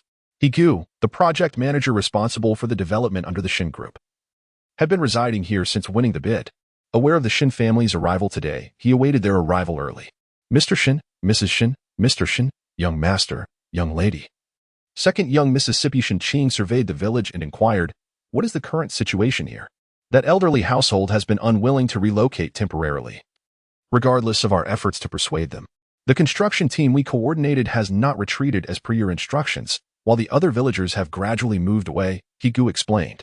This afternoon, I will accompany you to that household, Shen Qing stated, turning towards the towering mountains and addressing Shen Tianxiang and the others. Only half of the northern mountain is deemed safe. According to the village elders, the deep mountains harbor unknown dangers. Once villagers venture inside, they never return. If you encounter a no entry sign while ascending, do not proceed further. This sign is established by the government, intended not only to protect lives but also to safeguard the rare flora and fauna within. The natural hot spring resort is situated halfway up the mountain. The owner has reached an agreement with our company, and it will soon be developed into a hot spring hotel. We will be residing there for the next few days. Shen Qing had come to attend to official matters, and as it was still early, he intended to hold a meeting with those responsible for the resort project. Shen Tianxiang waved his hand. You go ahead. We can manage here. Father, I shall take my leave then, Shen Qing replied, leading Gu towards the left, where the Shen Group's temporary office was located. Let us first deposit our luggage at the hotel, and then you may go wherever you wish. Lu Yin called out to Shen Zhaozhao, who was capturing photographs nearby. Shen Zhaozhao stowed her camera, and the group headed towards the hot spring resort. Meanwhile, at Sher's apartment, the Li family. In just a few days, his complexion had grown increasingly pale, and although his physique was slender, he had gradually developed muscle. He was no longer the frail man easily toppled by a mere push. As his friend Jiang Xingzhou entered, he was busy wiping the sweat from his face with a towel. Why have you been pushing yourself so hard? What has spurred this on? Shen Zhaozhao stood before him, her eyes resolute, devoid of any hint of fear. This version of her captivated him, yet also left him feeling ashamed. He harbored feelings for Shen Zhaozhao and yearned to protect her. Hey, I asked you a question. Why are you lost in thought? Noticing his lack of response, Jiang Xingzhou approached him and clapped his hands vigorously. Nothing much, just exercising and striving to live to 99. After 19 years, you never once thought of exercising. And you expect me to believe that? Jiang Xingzhou retorted, moving to the shelf to retrieve a familiar bottle of red wine and poured himself a glass. Isn't this the same bottle I left here? Li Fenglin replied earnestly, yes, I believe you would. Writing exams and working out? How dreadfully dull. Jiang Xingzhou scoffed, then suddenly had an idea, saying with interest, hey, why don't we take a stroll on Beiwa Island? It will soon be closed for construction. And who knows when it will reopen? Li Fenglin paused his actions, softly repeating, Beiwa Island. Are we going or not? What scheme do you have in mind? Li Fenglin narrowed his eyes at him. Having known you for 19 years, I refuse to believe you would get out of bed for a mere holiday or vacation. Jiang Xingzhou had a defining characteristic. He detested unnecessary movement. If he could handle something from bed, he would never bother to get up. He would happily remain in bed for all 24 hours if he could. With a grin, Jiang Xingzhou stated, I received word that the Shen family arrived on the island this morning. What does that have to do with you? Come now, don't say that. I'm merely trying to create an opportunity for you to interact with Shen Zhaozhao and perhaps earn some goodwill in front of Uncle Shen and Aunt Shen. How splendid. By the way, the Shen and Li families have been family friends for generations. However, the Li family immigrated 2 years ago, leaving only Jiang Xingzhou in S City. Typically disinclined to venture out, he rarely visited the Shen family. The only person capable of motivating him to be active was none other than Shen Jun. Is this all for Shen Jun? Li Fenglin had long seen through his facade. He was perplexed by Jiang Xingzhou's peculiar behavior. Ever since meeting Shenjun, he felt compelled to involve himself in any matter related to Shenjun. However, Jiang Xingzhou was determined to maintain his charade, declaring, "This young master is merely acting as a bridge to connect you with the Shen family and Shen Zhaozhao." Li Fenglin, recognizing the true nature of Jiang Xingzhou, turned and walked towards the bathroom. The latter remained unhurried, leisurely finishing his drink. "Do hurry with the shower." Just as Li Fenglin comprehended him, he equally understood Li Fenglin. The mere mention of Shen Zhaozhao would undoubtedly lead Li Fenglin to capitulate. He could not fathom why Li Fenglin was so enamored with Shen Zhaozhao when it was evident that only Shenjun held any true intrigue. Chapter 95. I happen to need a specimen. Why not contribute one? System. What about Lin Shuang during my stay on Beiwa Island these past few days? Shen Zhaozhao was entranced by the island's scenery, only remembering her pressing matters after packing her suitcase. The system was attempting to stack potato chips one by one on the table. Just as one was about to succeed, her distraction caused the chips to tumble down, meeting a disastrous fate. It glanced mournfully at the corpse of the chip, then reluctantly opened another bag. All right. In the morning, Shen Zhaozhao and Shen Wanwan accompanied Lu Yin on a tour, gaining a basic understanding of the island's situation. Xiaozi, wake up. In this sunny and beautiful weather, how can you waste time sleeping? As a promising youth of the new era, you should strive to excel and be proactive. After a long absence from this familiar yet irritating wake-up call, Shen Zhaozhao weakly pulled the blanket over her head, attempting to linger in bed. Moments later, she sat up with a messy hairdo, irritation etched on her face. You better have something important to say. Side mission. Lead Shen Wanwan to the right waterfall cliff to unlock the plot of Shen Zhaozhao falling off the cliff. Shen Zhaozhao's eyes widened in shock. Wasn't this plot reminiscent of the time she fell down the stairs? Was it not a ploy to malign Shen Wanwan through self-harm? Nonsense. It's entirely different. This time is more perilous. You might even break a leg. The system retorted with a mischievous tone. It sounded almost gleeful. Shen Zhaozhao fell silent for a second, then let out an expletive. "Nigeb son." Care to repeat that? "Nide." She had never encountered such a cheeky demand before. Should she say it again? No need. The system was displeased, feeling a surge of hopelessness. Unable to best her in argument, curse her, or overpower her, life felt unbearable. Second system. I'm here. How may I assist you? Whether it was due to its own provocation or not, the tone sounded oddly like that of a eunuch. Shen Zhaozhao rubbed her eyes and inquired, "Can I use a reward card?" "Certainly. After all, you haven't completed the mission yet. So how could I let you die?" That sounded eerily similar to a heartless boss at a corporation. She reclined back on her bed with a sigh. What if I don't scare my sister and just push her directly? No, that won't do. The moment those words escaped her lips, she shook her head in denial. But your attitude toward her during previous missions wasn't very pleasant. Stop resisting, even if you're friendly now. Your demeanor will revert to unfriendly during future missions. Crunch, crunch. The system commented while munching on potato chips. Shen Zhaozhao recognized the truth in its words. She had acted rather arrogantly when locking Shen Wanwan in the restroom and splashing water on her. Since there hadn't been a mission that required her to confront her directly, she had maintained her green tea persona. After pondering, she concluded that it was best to keep things as they were. This would help maintain her character, wouldn't it? Yawning, she glanced at her phone. It was only 12:40. Unable to resist, she cursed the system again. Damn thing. I remember that the original task took place in the afternoon. How dare you wake me at this hour? How dare I, indeed. Crunch, crunch. I curse you to eat potato chips and be infertile, and to find no toilet paper when you need it. After venting her frustrations, Shen Zhaozhao felt a sense of relief, setting an alarm for 2 o'clock before snuggling back under her covers to resume her slumber. She had no idea when she'd sleep that night. She needed her energy. Meanwhile, Li Fenglin and Jiang Xingzhou had also arrived on the island. Wow, old Lin, I love the environment here. Jiang Xingzhou spread his arms to embrace the gentle breeze wafting from the mountains, squinting in delight. Li Fenglin nudged him. Where are Zhao and the others staying? How would I know? They must be at the hot spring resort. Faced with his penetrating gaze, Jiang Xingzhou quickly changed his tune. Without a word, Li Fenglin headed straight for the resort. Jiang Xingzhou, however, lingered behind, having spotted a familiar figure.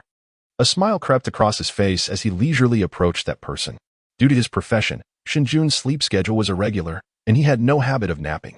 The hot, stuffy weather and boredom drove him outdoors to stroll through the orchard. The fruits were grown by the residents, and at this hour, the sweet scent of ripening fruit filled the air. Having exchanged money with the elderly man overseeing the orchard, Shen Jun strolled in with a small basket, leisurely picking the best fruits to fill it. Who would have thought that young Master Shen had the potential to be a devoted housekeeper? A teasing voice chimed from behind. The voice was so cheeky that Shen Jun could only think of Jiang Xingzhou. Jiang Xingzhou sauntered up beside him, plucking an apple from the basket, wiping it on his sleeve, and taking a bite without hesitation. This free apple is sweet. Hearing this, Shen Jun turned and picked a small green apple from the tree, offering it to him. Here, second brother picked this one just for you. It's even sweeter. Jiang Xingzhou paused, sensing the sourness of the apple without needing to bite it. Shen Jun adjusted his glasses, tossed the apple back into the basket, and fell silent. I heard the hospital is researching a heart case lately. How's your research going, second brother? After finishing the apple, Jiang Xingzhou playfully nudged Shen Jun. Shen Jun glanced down at the spot Jiang Xingzhou had touched with a cold voice. I happen to need a specimen. Why not contribute one? Being a specimen for second brother would be a coveted honor. When do you think I should go to the hospital? Now would be perfect. Before Jiang Xingzhou could react, he felt a cold object against his cheek. He turned to see Shen Jun pressing a scalpel there, the smirk on his face suggesting he was not joking. The knife could genuinely cut his face. Yet, Jiang Xingzhou paid it no mind, calmly responding, what a pity. I just managed to buy that instrument you wanted. Upon hearing this, Shen Jun's expression turned sharp as he moved the knife to Jiang Xingzhou's neck. Are you deliberately opposing me? Jiang Xingzhou was not a medical student. Why would he snatch the medical equipment from Shen Jun unless he was intentionally provoking him? Jiang Xingzhou blinked. Second brother, your words wound me. This isn't defiance. It's a predicament. Chapter 96. Aunt, it's late. Don't catch a cold in the heart of the capital. At the airport, Xiao Jichen and Yi Rui's arrived in the dead of night. The chauffeur from the Xiao family had been waiting there for quite some time. As soon as they emerged from the terminal, they proceeded directly to the car heading towards the Xiao residence. What is the situation at home? The driver, with a troubled expression, disclosed that the two girlfriends of President Xiao were embroiled in a quarrel at the old mansion. President Xiao refers to the current CEO of the Xiao Group, Xiao Zhen, who is also Xiao Jichen's father. Renowned in the capital as a notorious playboy, Xiao Zhen began seeking various women following the death of his wife, Li Lu. For him, if a woman could endure for a week, it was deemed a sign of relative fidelity. The elite circles of the capital privately speculated that the image of a model husband he portrayed during his marriage to Li Lu was merely a facade, and that his true nature had only recently emerged. Xiao Jichen maintained a composed demeanor. Has there been any news from the overseas business? No. He chose not to press further, closing his eyes to feign sleep. The journey remained silent until the car pulled into the Xiao family's old mansion at 2 in the morning. This residence was originally the royal palace of Prince Shun from the Qing dynasty. During the Republic of China, Prince Shun relocated to City South and sold the estate to Xiao Jichen's grandfather, allowing the Xiao family to reside there ever since. As Xiao Jichen stepped out of the car, he was greeted by the cacophony emanating from the main hall. The door to the hall swung open, revealing a brightly lit interior. He raised his gaze and clearly saw Xiao Zhen seated in a grand chair, confronted by two women who were arguing animatedly. Where did this little harlot come from? Does she not know whose house this is, whose man she is dealing with? One woman shouted, while the other retorted. And who do you think you are? A mere dancer from a nightclub? You should be ashamed for even stepping foot in this place. How dare you? I'll make you regret this. Xiao Zhen, why haven't you thrown her out for insulting me? Just as he stepped over the threshold, a pristine white porcelain vase shattered at his feet, scattering fragments around him. What on earth is happening here? Yi Rui's interjected, stepping protectively in front of Xiao Jichen and calling into the room. The occupants turned toward the entrance, and upon seeing Xiao Jichen, the two women immediately silenced. One retreating to a corner, heads bowed, their earlier arrogance utterly diminished. Upon seeing Xiao Jichen, Xiao Zhen sprang to his feet, tears streaming down his face as he extended his arms towards his son. Xiao Jichen pulled Yi Rui's in front of him, effectively blocking the overly affectionate embrace. Stay right there. Xiao Zhen, sniffling, lowered his arms, responding with a meek okay. Who broke this? Xiao Jichen surveyed the two women with a cold gaze. The woman in the cheap house slowly raised her head, her voice trembling as she admitted, it was me. The Ding Kiln engraved flower vase, worth 17 million. Just transfer the money to Uncle Xiao. As she spoke, she kicked at the remnants on the floor and proceeded to sit in the grand chair on the right. Xiao Zhen followed suit, taking a seat on the left, while Yi Rui's remained beside Xiao Jichen. The woman in the cheap house, hearing this, displayed a panicked expression. her previous bravado evaporating. Do I really have to pay for this? Her words provoked a laugh from the woman clad in pajamas. Huang Ying, women like you from nightclubs are truly beneath notice. This is a ding-kiln piece from the Northern Song dynasty. If it's shattered this badly, restoring it will be a Herculean task. If you say you won't pay, then who will? Huang Ying bit her lip, glancing at the broken pieces, her body instinctively trembling. In her moment of anger, she had carelessly thrown something without considering its value. If she had 1,000,000 or so, she wouldn't be in this predicament. With this thought, she hurriedly approached Xiaozhen, crouching down, her hands resting on his knees. With a pitiful expression, she implored, Zhan, you promised that whatever I desired, you would give me. Am I not worth more than this face? Xiaozhen wore an expression of difficulty, casting a glance at Xiao Jichen. Xiaozhen, this. Yiruai's immediately stepped in front of Xiaozhen, making a gesture of invitation with his hand. Xiaozhen opened his mouth, then, Xiaozhen, could you leave something for your father? Reluctantly, she trailed after Yiruai's. Uncle Xiao. Hearing Xiao Jichen's voice, the butler, who had been standing at the door, promptly entered.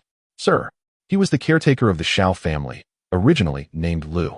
After losing his family, he remained in the old mansion out of gratitude for the Xiao family and adopted their surname. His son, who oversees the overseas branches of the Xiao group, had grown up alongside Xiao Jichen. If the money isn't received in 12 hours, we will involve the police. Xiao Jichen did not even spare a glance at Huang Ying. The butler nodded, understood. Huang Ying was now thoroughly panicked, her eyes pleading as she looked at Xiao Jichen. Sir, I truly had no idea this porcelain was so valuable. Could we perhaps negotiate? As she spoke, she moved closer to Xiao Jichen, but the butler intervened, grasping her arm and pulling her away. The remaining woman watched the scene unfold with a smirk of schadenfreude. Serves you right, vain creature. She may be vain, but what of you? Xiao Jichen poured himself a glass of water, taking a sip before lifting his gaze to her. The woman, her lips curving into a smile, sauntered over to him, her body swaying enticingly as her outer garment slipped from her shoulders, revealing a seductive camisole beneath. The vivid red hue accentuated her fair, delicate skin. She placed her hands on Xiao Jichen's shoulders, gently caressing him, her voice dripping with allure as she purred, I am here for you. In the dead of night, alone with a seductive woman, Xiao Jichen felt no stirrings within him.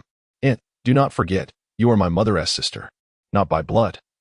Xiao Chun, even your father finds me appealing. What of you? Li Yuan leaned closer, whispering in his ear. If he lowered his gaze, he would catch sight of her ample cleavage.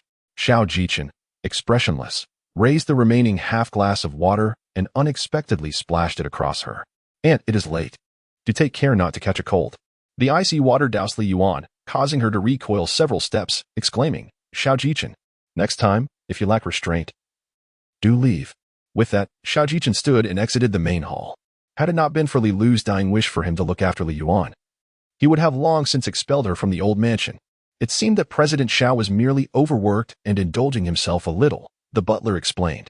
The Xiaozhen's private life was somewhat scandalous. He was, after all, a product of Xiao Li's upbringing, demonstrating considerable capability in his professional endeavors. A cold smile played on Xiao Jichen's lips. I believe he is simply too idle. He ought to be given more responsibilities. Sir, the plane is ready. Yiruai stood at the door, hastily opening the rear door of the car upon seeing Xiao Jichen.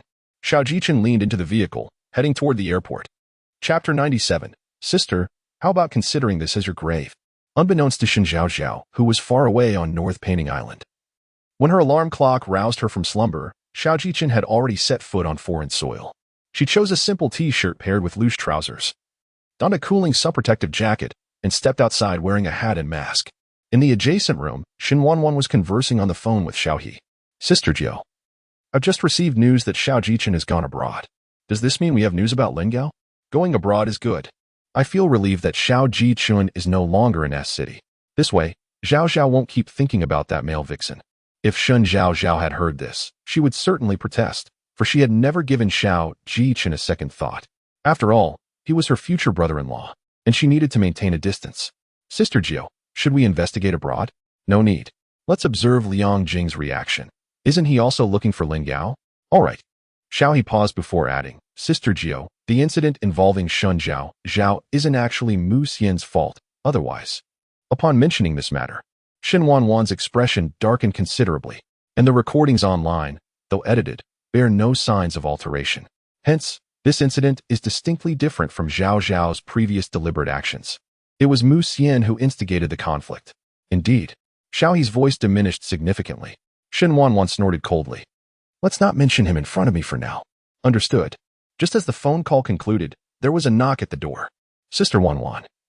Hurry and open the door. I want to take you out for a stroll. Shen Zhaozhao's voice resonated through the door.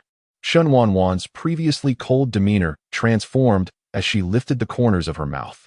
Still up to mischief, are you? If only you could truly cause some trouble. With that thought, she rose and walked over to open the door. You want to go outside for a walk? Yes. How could we just stay in the room after coming out? I heard there's a waterfall nearby. Sister, let's go check it out together. I've long heard that waterfall is beautiful. This time we can see it up close. I wonder if the water is cold and if we can swim? What if I discover something supernatural behind the waterfall, like an ancient tomb? Then I would be truly fortunate. Shen Zhaozhao's eyes sparkled with excitement. A little voice in her heart bouncing with joy.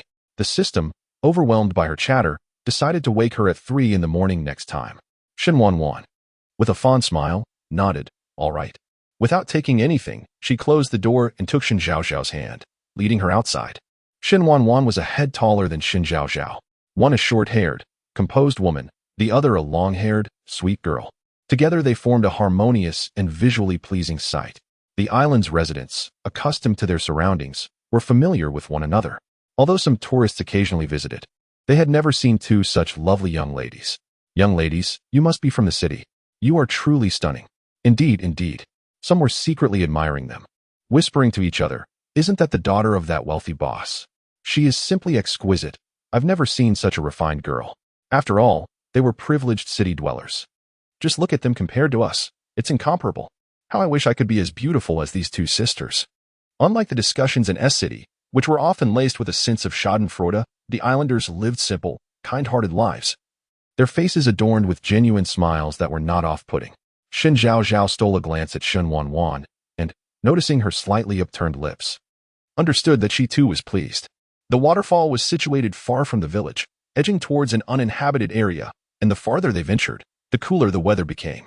The sound of cascading water grew louder, and Shen Zhaozhao, unable to contain her excitement, released Shen Wanwan's hand and dashed ahead. Heavens, it's truly beautiful. Sister, come quickly. How can a place be so breathtaking? Nature's miraculous craftsmanship, simply marvelous. The scenery is stunning, and the people here are lovely. This life is not inferior to that of ancient emperors. What a pity, though. Soon I shall engage in mischief in such a beautiful place. Shen Wanwan approached with a smile of indulgence. The waterfall cascaded down from the mountains, forming a lake below, flowing to either side. Shall we take some photos? Shen Wanwan inquired. Shen Zhaozhao surveyed her surroundings and pointed to a pavilion on a nearby cliff, saying, Sister, let us go there. We can see far from up high. It will facilitate my endeavors shortly. The cliff and the distant waterfall belong to the North Mountain, and the pavilion above overlooked the waterfall. The cliffside was an undeveloped portion of the mountain, with forests sprawling below the precipice. From this vantage point, two starkly contrasting landscapes were visible. This is good. It's not as perilously high as the other side near the waterfall. If one were to fall, they would merely be incapacitated. Shen Wanwan assumed she was frightened and stepped forward, ruffling her hair. Don't worry, I'm here. With her presence, such accidents would not occur. Shen Zhaozhao thought she was concerned about her fear and nodded in agreement. The two then turned their steps toward the pavilion. 20 minutes later, Shen Zhaozhao, having struggled to climb the cliff, sat on a chair in the pavilion, panting as she looked down. It doesn't seem that high. Why was it so exhausting to climb up? She instinctively glanced at Shen Wanwan, who appeared unchanged as usual. Sister, you aren't tired? She gasped in astonishment. Shen Wanwan unscrewed the cap of her water bottle and, noticing Shen Zhaozhao's breathing becoming more stable, handed it to her. Drink some water. You should start jogging early. Shen Zhaozhao smiled as she accepted it, taking a large gulp before stowing the remaining water in her jacket pocket. Zhaozhao. The countdown for the mission has begun. You need to hurry. Accompanied by the system's voice. She took Shen Wanwan's hand and walked to the closest spot to the uninhabited area. Pointing at the trees below, she said, Sister, doesn't this look beautiful? Indeed. Shen Zhaozhao's lips curved upward. Then, how about you consider this as your grave? Her gaze abruptly shifted, and her previously lively voice turned chilling and sinister. She tightened her arm around Shen Wanwan's shoulder positioned in such a way that she could easily push her down at any moment. Chapter 98. The third most reckless act on the human stupidity rankings, jumping off a cliff. Emma, this attitude has even startled me. Taking a deep breath. Ready to act. Listening to her inner voice, Shen Wanwan thought she was about to push herself off the edge. And the corners of her mouth lifted in a grin. She said, how about you give it a try, sis? I'm about to recite the lines I memorized last night, so please don't take it seriously. Even if you do, just don't lay a hand on me. I can't fight you.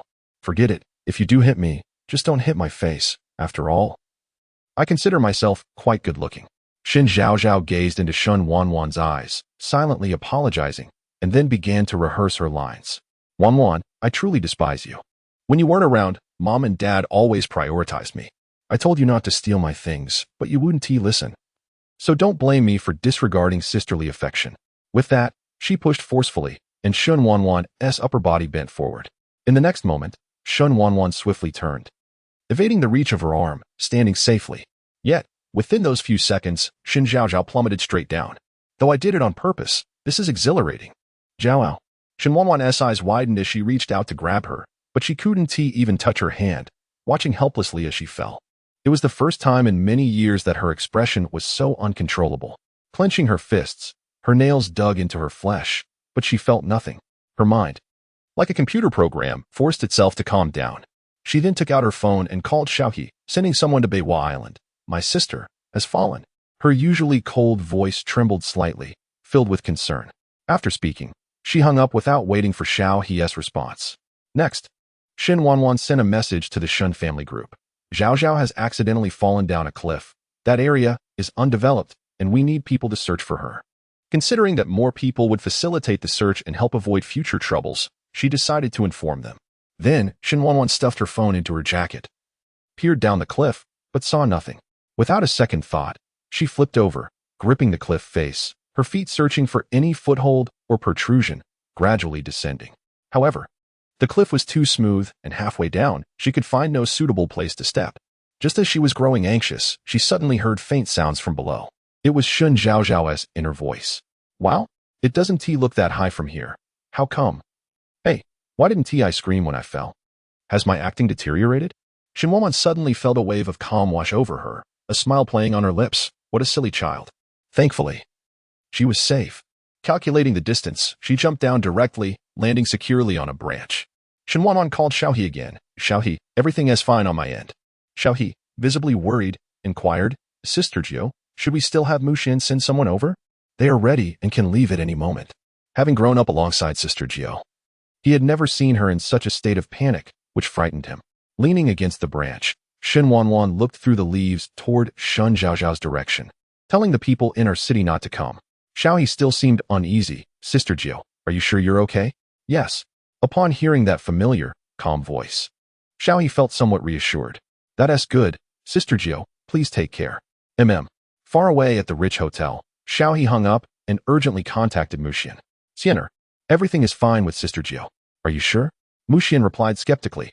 Just moments ago, the man's anxious phone call had made him think something serious had happened, prompting him to gather everyone in our city. Now, less than 10 minutes later, he was saying everything was fine. Confirmed, it was Sister Jiu who just called. Muxian let out a sigh of relief. As long as my dear Jiu is safe, that's all that matters. Bai Chuan entered with the butler. Finding the Liang family gathered in the living room, Liang Ruan sat between her father, Liang Qiming, and her mother, Xiao Chunyun, smiling and animatedly gesturing. Liang Jing sat nearby, watching them with tender eyes. The butler spoke first. Sir, madam, Mr. Bai Chuan has arrived. Bai Chuan greeted Uncle Liang, Annie Liang. He was a frequent visitor, and the Liang family recognized him. Liang Qiming and Xiao Chunyun turned to him simultaneously. Xiao Chuan is here. Dinner will be ready soon. Stay the night. Liang Ruan greeted him with a smile. Xiao Chuan, this is a gift for you. This was Liang Ruan's nickname, used by family and close friends. Bai Chuan presented her with a gift he had prepared in advance. Liang Ruan accepted it. Thank you, Xiao Chuan. Liang Jing stood up. Looking at Liang Qiming and Xiao Chunyun, Mom and Dad, Xiao Chuan and I need to go discuss something. Go ahead. Xiao Chunyun waved her hand dismissively. With her daughter at home, her son was of lesser importance. In the study, Liang Jing tossed Bai Chuan a cigarette, opened the window, lit it, and took a deep drag. What is going on? Just now, we noticed that Shang Jiao's people seemed to be making significant moves, but within minutes, they disappeared again. Bai Chuan frowned. They had been investigating Shang Jiao for a long time. Yet, so far, they had found no clues. Just when they thought they had a lead, it vanished, which left him feeling frustrated. Check the call records from this time. Liang Jing poured some water into the ashtray, discarding the cigarette butt. Bai Chuan nodded. We've already begun. Shang Jiao went to escape. Yang Jing did not respond further. He stretched his arms across the window frame, gazing out at the scenery. A glimmer of light flashing in his eyes. Chapter 99, hanging on the southeast branch at North Painting Island. In the fleeting moment of her fall, Shen Zhaozhao commanded the system to activate the wish fulfillment card to ensure her survival. Although the reward card guaranteed her safety, the rapid descent from such heights instilled a profound fear within her. Yet, as she landed on the tree, she couldn't help but think it would have been better to simply fall. If someone happened to stroll by beneath the tree, they would undoubtedly witness her precariously dangling. One leg draped over the trunk while the other swayed gently below, her body half reclined against the branch, caught by an unknown object tugging at her collar. She attempted to struggle but could not rise. From a distance, I must look like a caterpillar, she mused. Thank goodness no one saw me. My dignity would be utterly ruined. What should I do? I can't get up. Should I scream my lungs out? Shen Zhaozhao spoke with a hint of humor, unaware that her words reached Shen Wanwan's ears. The latter smiled indulgently, her lips curling into a playful grin. After struggling for some time, Shen Zhaozhao ultimately refrained from shouting. Despite the solitude surrounding her, the thought of someone overhearing her voice and discovering her embarrassing predicament was too much to bear. To preserve her dignity, she exerted herself and finally sat upright. Afterward, she brushed aside the branch that had snagged her pants, granting her the freedom to move. Standing on the ground, she gazed up at the cliff from which she had fallen, exclaiming, I specifically chose a shorter cliff. Yet it still turned out to be so high. It nearly scared me to death. My heart is still racing uncontrollably. Look at your cowardice. I disdain you. Why don't you try it yourself? The system immediately retreated. On second thought, I will pass. Such fortune is beyond my reach. Low-level weapon card. Randomly acquire a weapon and gain proficiency in its use. Note, this card lasts for a total of 10 minutes and is a one-time use item. Upon successful activation, the card will vanish. Upon hearing the system's explanation, Shen Zhaozhao pouted, finding it rather unfair that after her harrowing fall from the cliff, she only received such a meager reward. When she merely disrupted her sister's plans, she had been rewarded handsomely. You dare to be more biased? Rest assured, I certainly dare.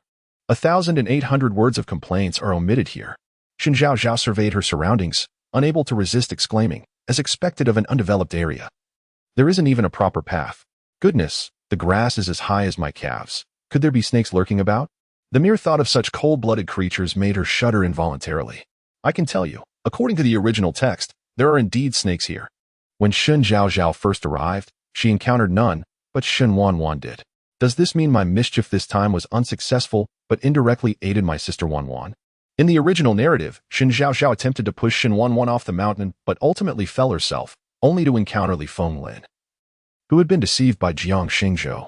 This was Shen Wanwan's habit. She meticulously memorized all the routes in her vicinity, which later saved her life. Don't be so shameless. Our main character is impressive. She only visited twice, but remembers every location clearly. In fact, this place is relatively easy to access.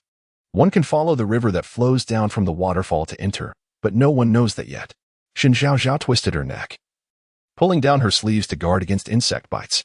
As she rummaged through her pockets, she froze upon finding only a bottle of water.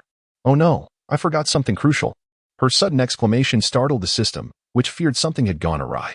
It hastily set down its ham and inquired, "What's wrong?" "Very well. Perhaps the system possesses a hint of northeastern lineage." Shen Zhaozhao clicked her tongue, having momentarily forgotten. She wasn't certain whether this task even existed, so she refrained from elaborating. Up in the tree, Shen Wanwan, relieved to see Shen Zhaozhao hopping about on the ground, softened her gaze as she murmured to herself, "This silly demeanor is rather endearing." Outside the uninhabited zone, Shen Tianxiang, Shen Qing's, and Shen Jun received Shen Wanwan's message almost simultaneously. Lu Yin was still asleep, and Shen Tianxiang deleted the messages from her phone to prevent her from worrying upon waking. At this time, Shen Yu was engaged in a competition, too occupied to check her phone, thus remaining unaware. A few minutes later, Shen Tianxiang, Shen Qing, and Shen Jun gathered in the hotel lobby. setting aside their respective tasks. Dad, I've already called for help. Don't worry, Zhaozhao will be fine. Shen Qing, usually composed, spoke somewhat frantically. Yet he suppressed his inner worries to reassure Shen Tianxiang. After all, Shen Tianxiang was no longer young. A sudden surge of anxiety could be detrimental. Shen Tianxiang nodded. Why can't I reach Wanwan on the phone? She still had time to send messages, so she should be all right. It's likely she ventured into the undeveloped area where there is no signal. A flicker of determination crossed Shen Jun's eyes. With Zhaozhao's fall from the cliff and her fate uncertain, both must be found. Shen Qing spoke up. Don't worry, they will both be safe. Shen Qing assured. Shen Jun added, Brother, when will your people arrive? I want to go with them. Zhaozhao might be injured, and I can provide first aid. Shen Qing nodded. All right.